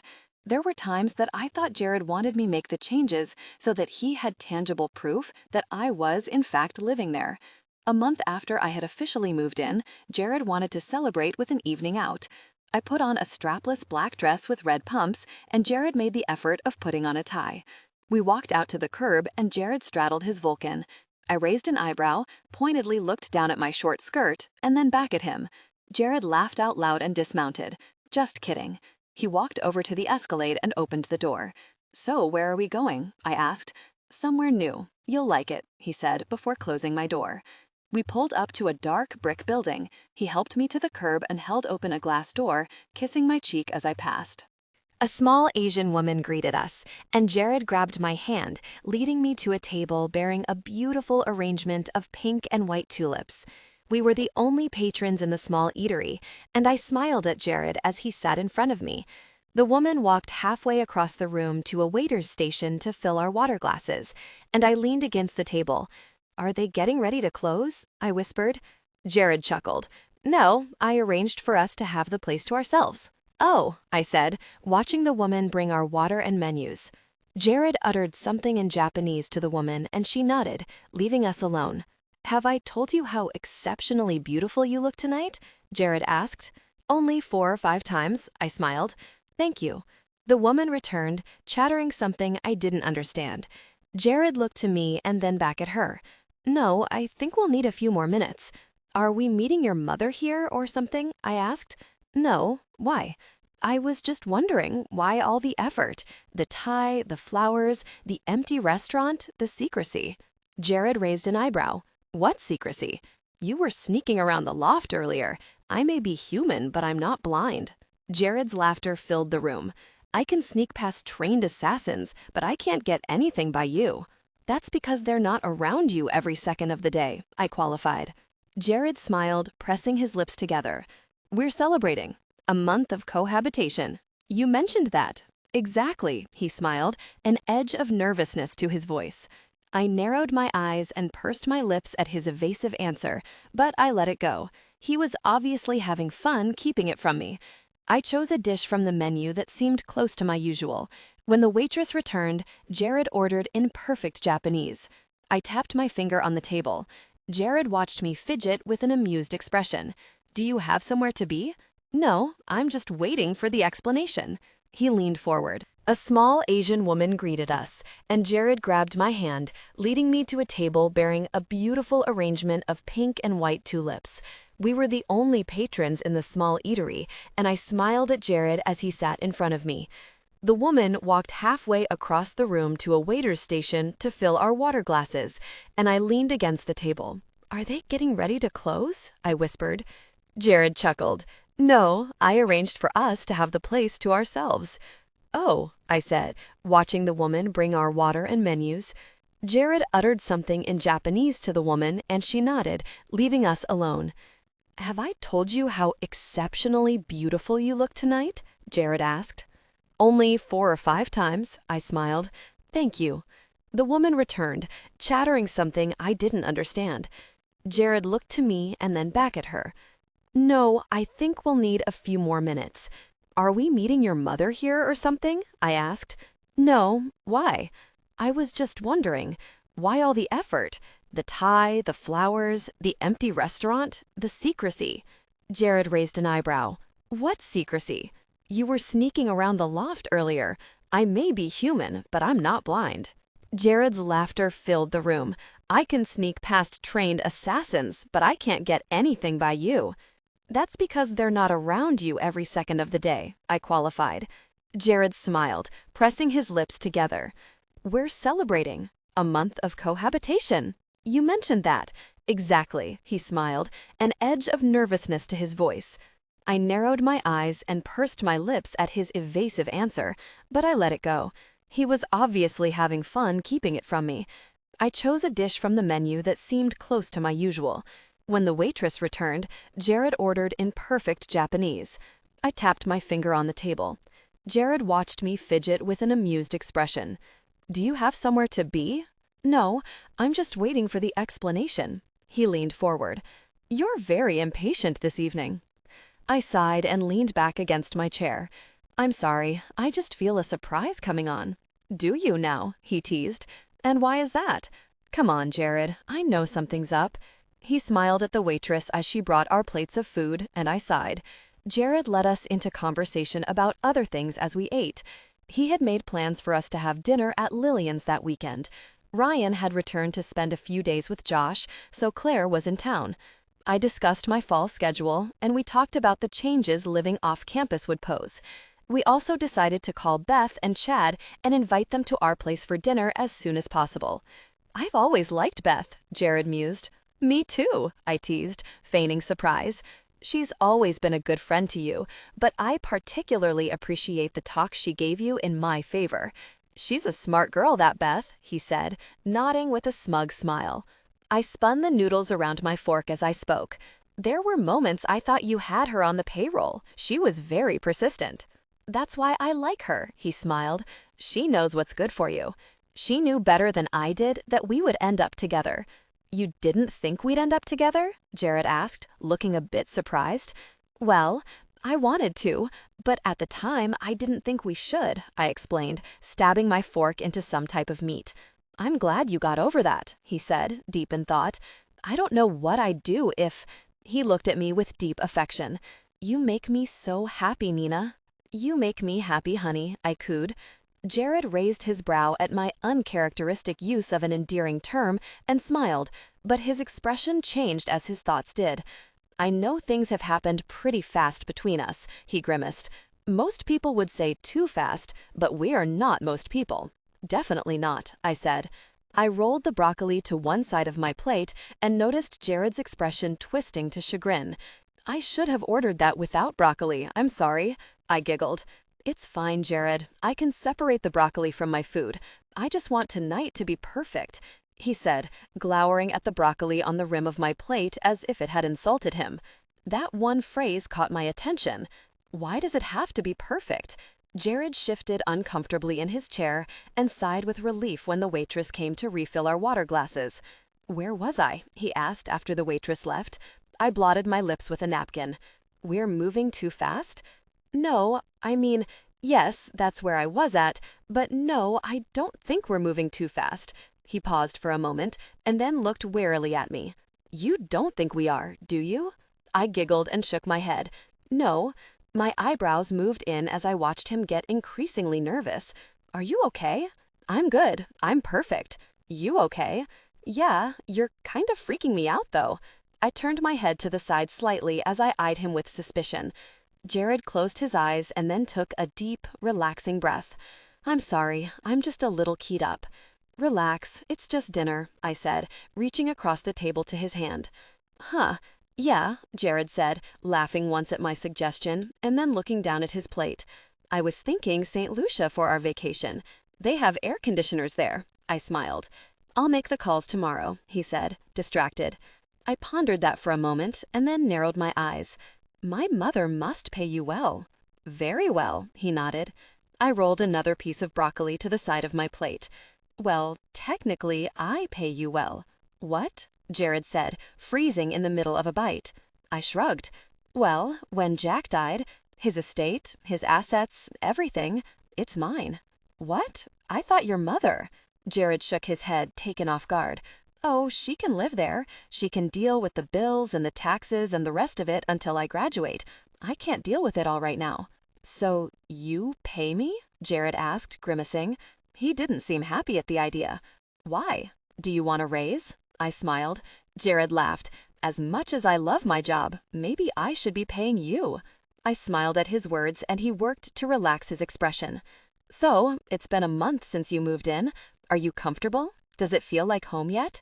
I sighed, looking into his breathtaking blue-gray eyes. It felt like home before I moved in. You're my home, Jared. He beamed at my words and reached down into the inside pocket of his jacket. Nina, there's something The waitress approached the table and Jared slumped against his chair, looking slightly disappointed. She took our plates and left us alone with the dessert menu. Angel food cake is on the menu, he smiled. I'm definitely going to have a slice of that. I watched Jared scroll over the list of pies, cakes, and ice cream. While he searched, I noticed a small, glowing red dot appear over his shoulder and then slowly make its way across the table.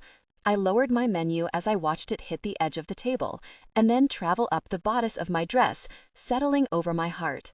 Huh, I said in a higher, bewildered pitch. What, sweetheart? Jared asked, still looking over the menu. There must be someone else in here. They're playing with one of those laser pointer thingies, I said, still watching it quiver on my chest. My body jerked, and I felt the world spin in slow motion. The sounds of war impeded the air around me, and I struggled to gain my bearings. Glass crashed to the floor, and high-pitched buzzing noises accompanied the staccato of gunfire. My arms and legs felt constricted and heavy, but at the same time weightless, flying through the air, higher and higher. I closed my eyes and tried to sift through the confusion. Jared's voice called to me from far away, and as his voice grew closer, so did the buzzing and tapping noises. "Nina!" Jared yelled. Sitting on the ground with my back to the inside of the waiter's station, time sped up and the noises blurred together. Jared reached above me, and I heard a ripping noise. With one hand, he placed a large board behind my back, leaning me against it. He ducked once and called my name again. "Nina!" My mind abruptly caught up with the present. Jared had reached across the table the second he'd noticed the red dot, and we flew together under a slew of gunfire to the middle of the room. He quickly righted me and ripped the marble countertop off above us, placing it behind me as a shield. A hail of bullets soared around us again, and I could hear the waitress screaming from the back in Japanese. Jared yelled something back to her and then turned to me. The red tablecloth had made the journey with us, and I was tangled in it. I covered my head as the next barrage of bullets surged through the restaurant. When I looked up, I noticed a red stain on Jared's shirt that grew larger with every passing second. "Jared!" He looked at me with confusion and then followed my line of sight to his shoulder. "It's fine," he said, shaking his head dismissively. "Are you okay?" he yelled over the breaking glass and gunfire, ducking as he spoke. I nodded, watching Jared's confused expression turn to concern. He looked down at his thigh and touched his pants. "Did you get hit in the leg too?" I asked, ducking with another onslaught of gunfire. "No," he said, looking back at me. Suddenly, his eyes widened and he looked down to my lap, pulling at the tablecloth twisted around me. Finally freeing me from the fabric, he yanked up the skirt of my dress, seeing a bloody mess on my thigh. "Oh my God, Nina, you're hit!" We exchanged fearful expressions just as the next barrage of bullets ricocheted through the room. My brain registered the pain the moment I saw the wound, and a searing sensation immediately radiated from the bullet hole in all directions. "You're going to be okay," Jared yelled over the breaking glass, his face tightening. The restaurant was being torn apart by bullets. The walls and tables were splintered, the floor covered in glass shards. He pulled the tie from his neck and looped it around my upper thigh, yanking it tight, and then he wadded up the tablecloth and pressed it against my leg. The sting intensified as it shot throughout my body, and I cried out in pain. Jared's face tensed, and he lifted his hand from the tablecloth, both dark red with my blood. He put more pressure on it, and I cried out again. He shook his head. "I've got to get you out of here." He kept his hand on my leg as he backed up to the station beside me, and then slowly leaned his head out. He immediately jerked back, narrowly dodging dozens of shots aimed directly at him. Whoever was outside only had to keep us pinned down until I bled to death, and they would succeed in killing us both. Jared's eyes searched the room in desperation. He scanned the ceiling and walls and attempted to see what was in the back, ducking at another set of bullets. When more firing resounded, I noticed that those shots sounded different, closer. I pulled his hand from my leg and pressed my hand on the tablecloth, wincing. "Go, Jared, find a way out." "I won't leave you," he said, desperate. I took in a deep breath, trying to focus beyond the pain. "If you don't, we're both going to die." Jared clinched his eyes shut and pressed his lips together, the clash of priorities sending him into anguish.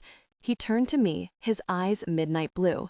"I'm going to go straight down the hall to see if there's another way out, and then I'm coming back, okay? I'm going to get us out of here," he promised. I smiled and nodded, my eyes glossing over. "I know." He grabbed each side of my face and kissed me on the lips first and then on the forehead. More bullets cascaded through the building, and the different pitch of gunfire was just behind us. Jared pulled me close, and I flinched at our impending end. Jared laughed, and I looked up, seeing Claire 10 feet away, her back against a concrete pillar. "Thought I'd come join the party," Claire called to us, throwing a gun to Jared and then situating herself with her rifle. "I love you, baby sister," Jared cried. Claire winked at him. "I told you that you'd figure that out one of these days."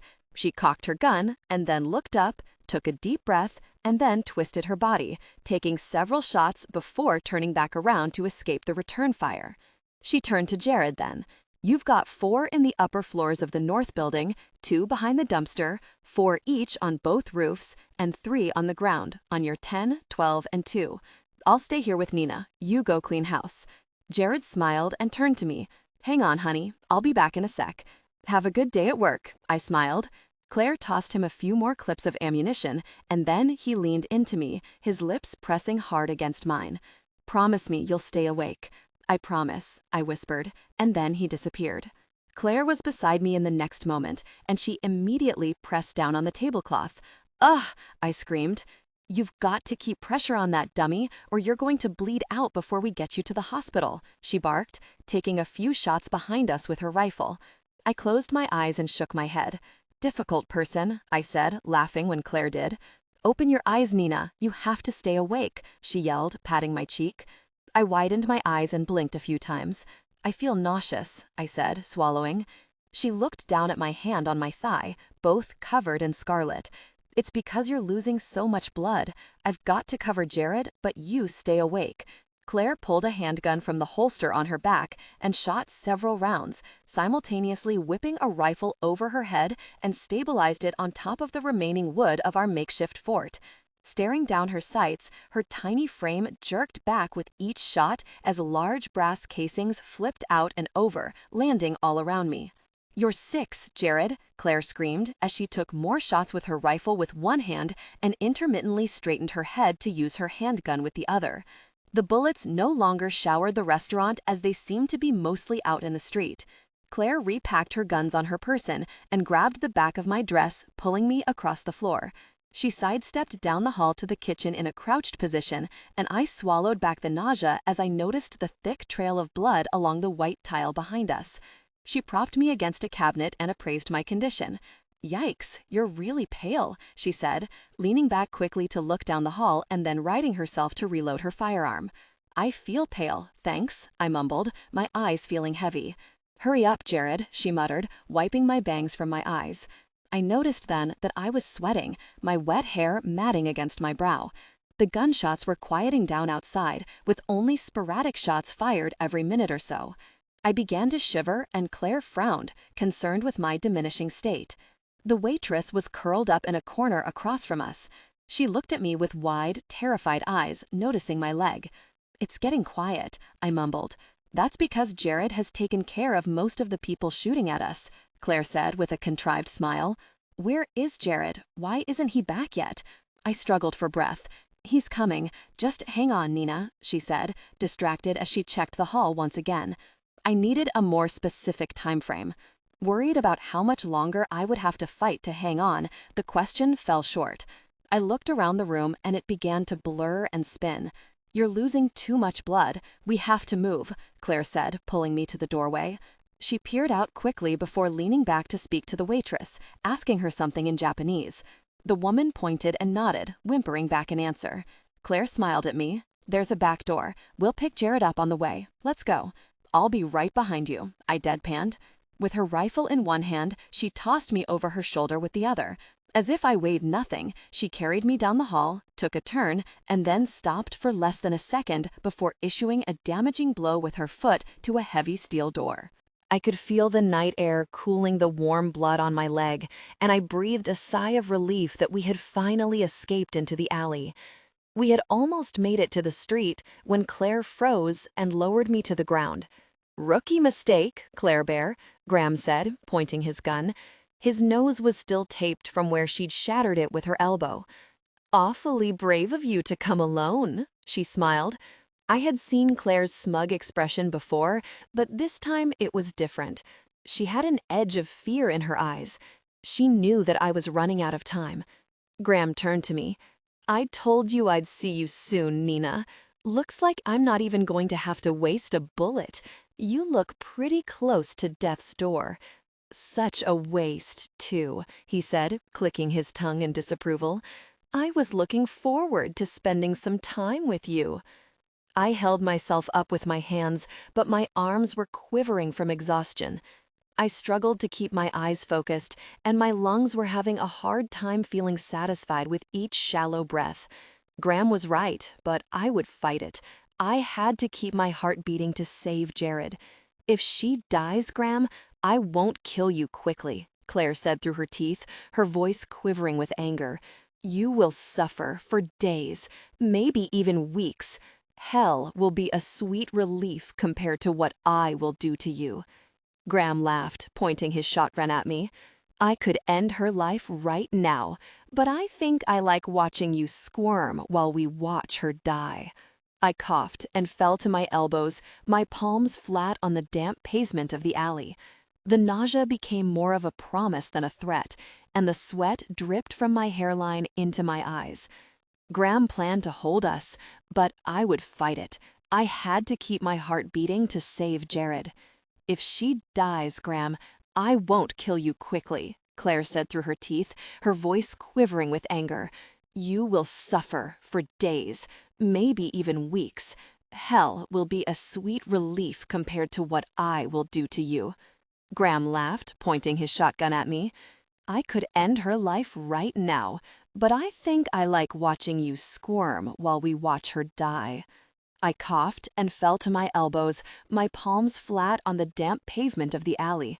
The nausea became more of a promise than a threat, and the sweat dripped from my hairline into my eyes.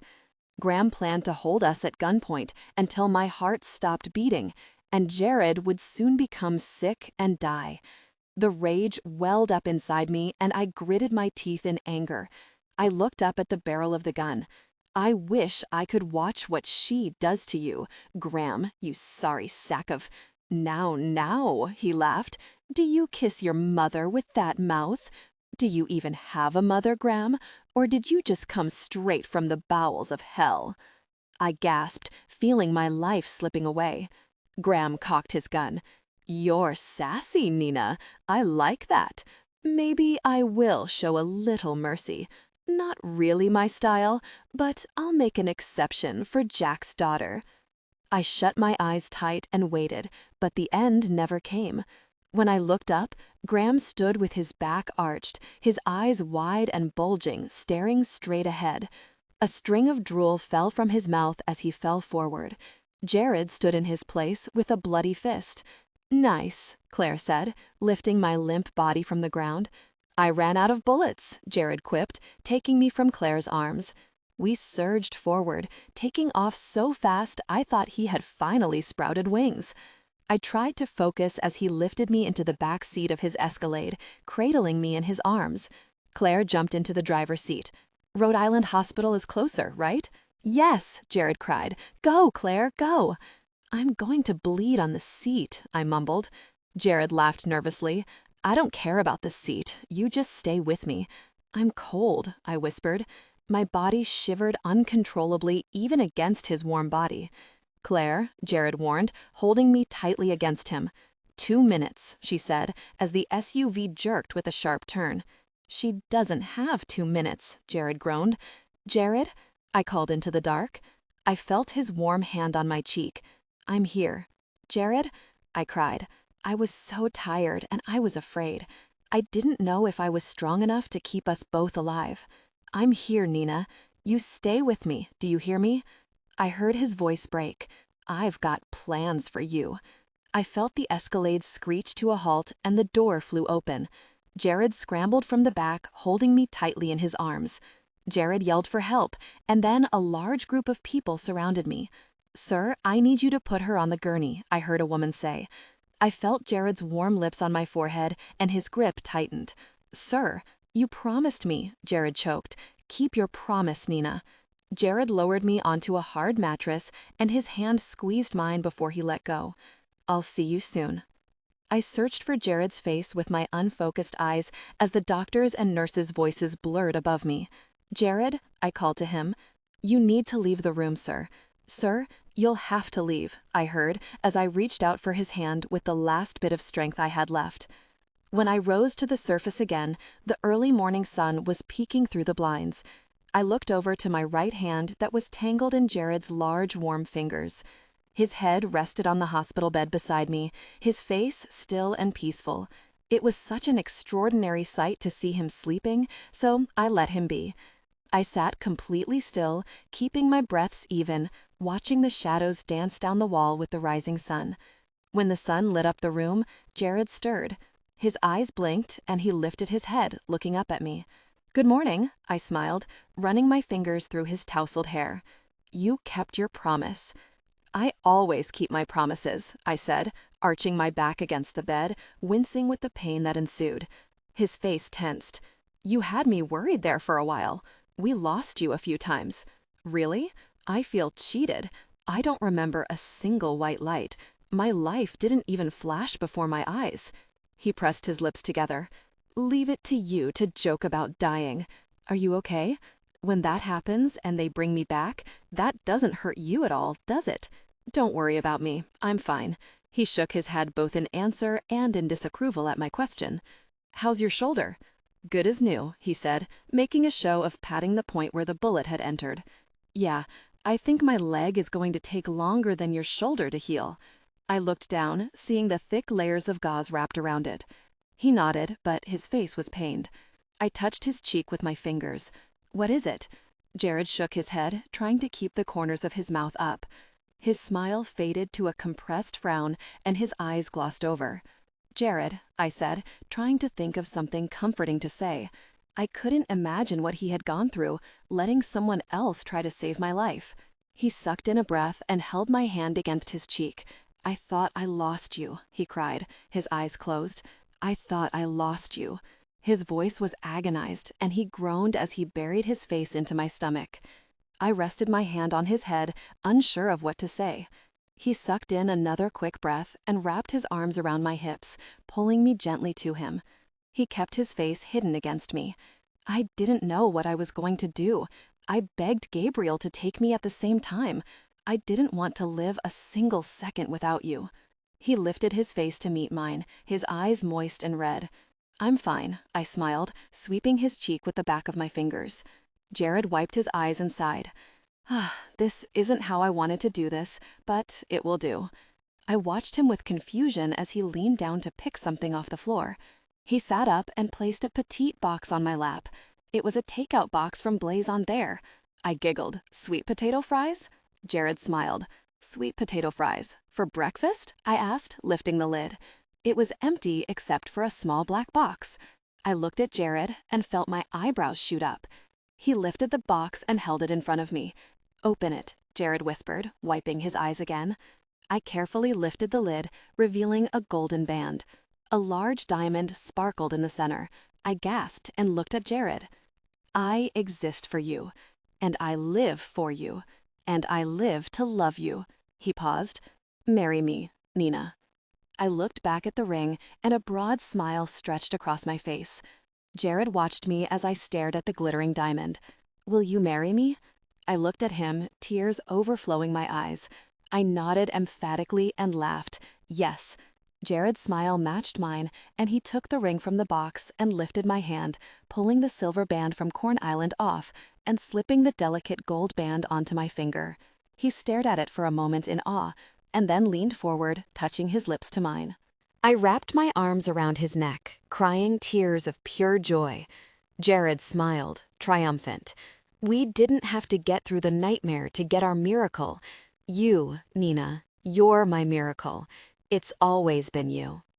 Epilogue.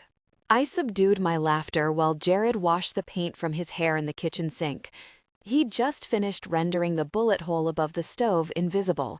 It was the last item on his list of things to remove, replace, or repair, since Shock's visit just 2 months before. Jared was covered in ivory specks, and I found it amusing that he was so graceful and agile, yet he couldn't seem to pick up a paintbrush without half the bucket inexplicably appearing all over him. "What?" he asked, smiling as he scrubbed his hair with a towel. "You look good in honeysuckle beige. I think it's your color," I giggled. Jared tossed the towel onto the counter and walked to the couch where I rested. "How's the leg? Need anything for the pain?" he asked, crouching beside me. "It's okay. How's the shoulder?" Jared grinned at me for a moment and then intertwined his fingers in mine. "Did something happen to my shoulder? Is that like the tree falling in the woods making a sound question?" I asked, watching the large diamond glitter on my finger. Jared's bellowing laughter filled the room. "Yeah, something like that. Claire will be here soon with Mom. They're bringing over some magazines, catalogs, things like that." I smiled and ran my fingers through his wet hair. "You keep me fairly entertained. They're bringing wedding stuff.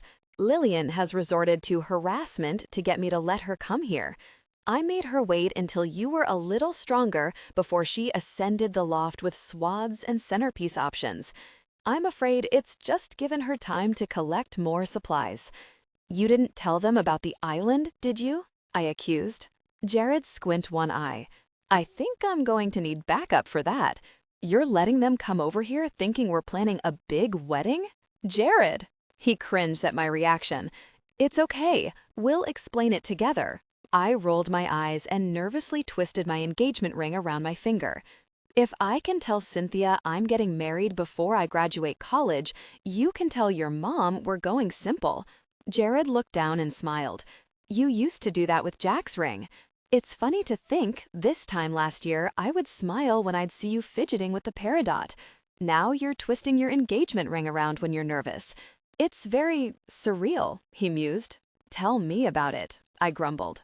Jared nodded once. "Cranky when planning weddings. Check." I pressed my lips together, trying not to smile. Jared pulled my hand to his lips and kissed my fingers tenderly. "It will be fine, I promise." The sheer white curtains swayed lazily back and forth with the summer breeze. The walls of the loft were now in beiges and whites, and when the sun filtered through the windows, everything seemed to glow. Light seemed to engulf Jared, and I smiled at the halo it created around him. His eyes were a soft blue-gray, cloud-free since he'd brought me home from the hospital. Seconds later, there was a knock at the door. Claire, Lillian, and Bex walked through, arms full of sacks and thick catalogs.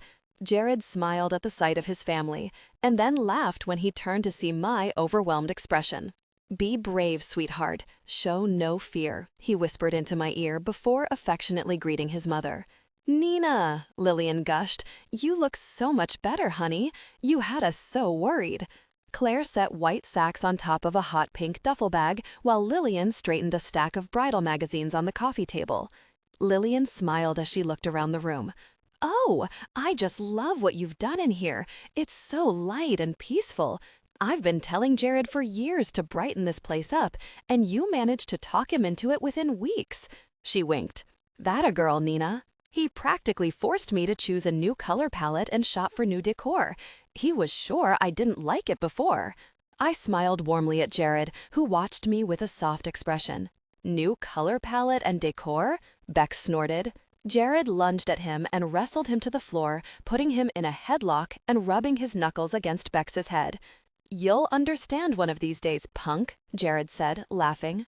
Laughter filled the loft as we watched them wrestle on the floor. Bex made an impressive effort, but he was unsuccessful in escaping Jared's grip. Jared finally stood up, bringing Bex with him by the collar. Jared hooked Bex's neck with the crook of his arm and squeezed, and Bex threw his arm up and over his big brother's shoulder. "Have you seen this one, Nina?" Lillian asked, grabbing a magazine from the top of the stack. She licked her thumb and flipped to an earmarked page. The picture was of a woman standing on a beach, the bright blue sky and azure waters behind her, looking quite bored and desperately in need of a meal. She wore a bright white V-neck dress, clinging to the edges of her shoulders. The bodice was gathered from shoulder to the silver-beaded empire waist. The chiffon and silk dropped straight down into a flowing A-line skirt. "It's perfect," I said, sighing over its beauty. Jared peered over from the end of the couch, and Claire covered his eyes with her hand. "You can't look." "Well, you're going to be easy to shop for," Lillian giggled. "Does your mother have any favorites?" "Cynthia doesn't do weddings," I said with a smirk. Jared pulled his sister's hand from his eyes and smiled at me. "You like that one?" "Well, I'd have to try it on." "Oh my, you will look so beautiful in that dress, Nina," Lillian said as she hugged me to her, kissing the top of my head. "Does it go with a small white chapel on a tiny island off Nicaragua?" Jared asked. I looked up at him, trying to keep the corners of my mouth from turning up. "I think so."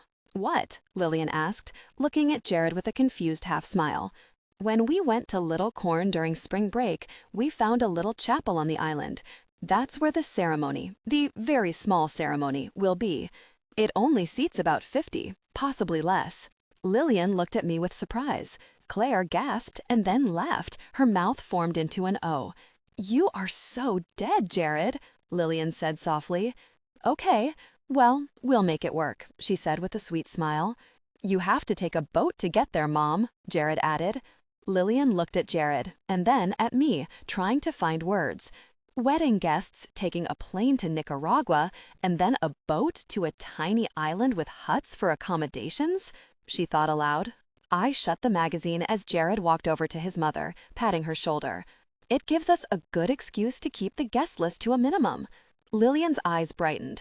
"There's always the reception," she chirped, thumbing through another magazine. Jared laughed at his mother's unfailing optimism. Lillian hugged me again and stood up, hooking her arm around the shoulders of her youngest son. "Bex has an early training session in the morning. Let me know if you need anything, Nina. I love you both," she smiled. Claire shook her head at her mother with amused affection, and then looked at me. "She lives for this stuff.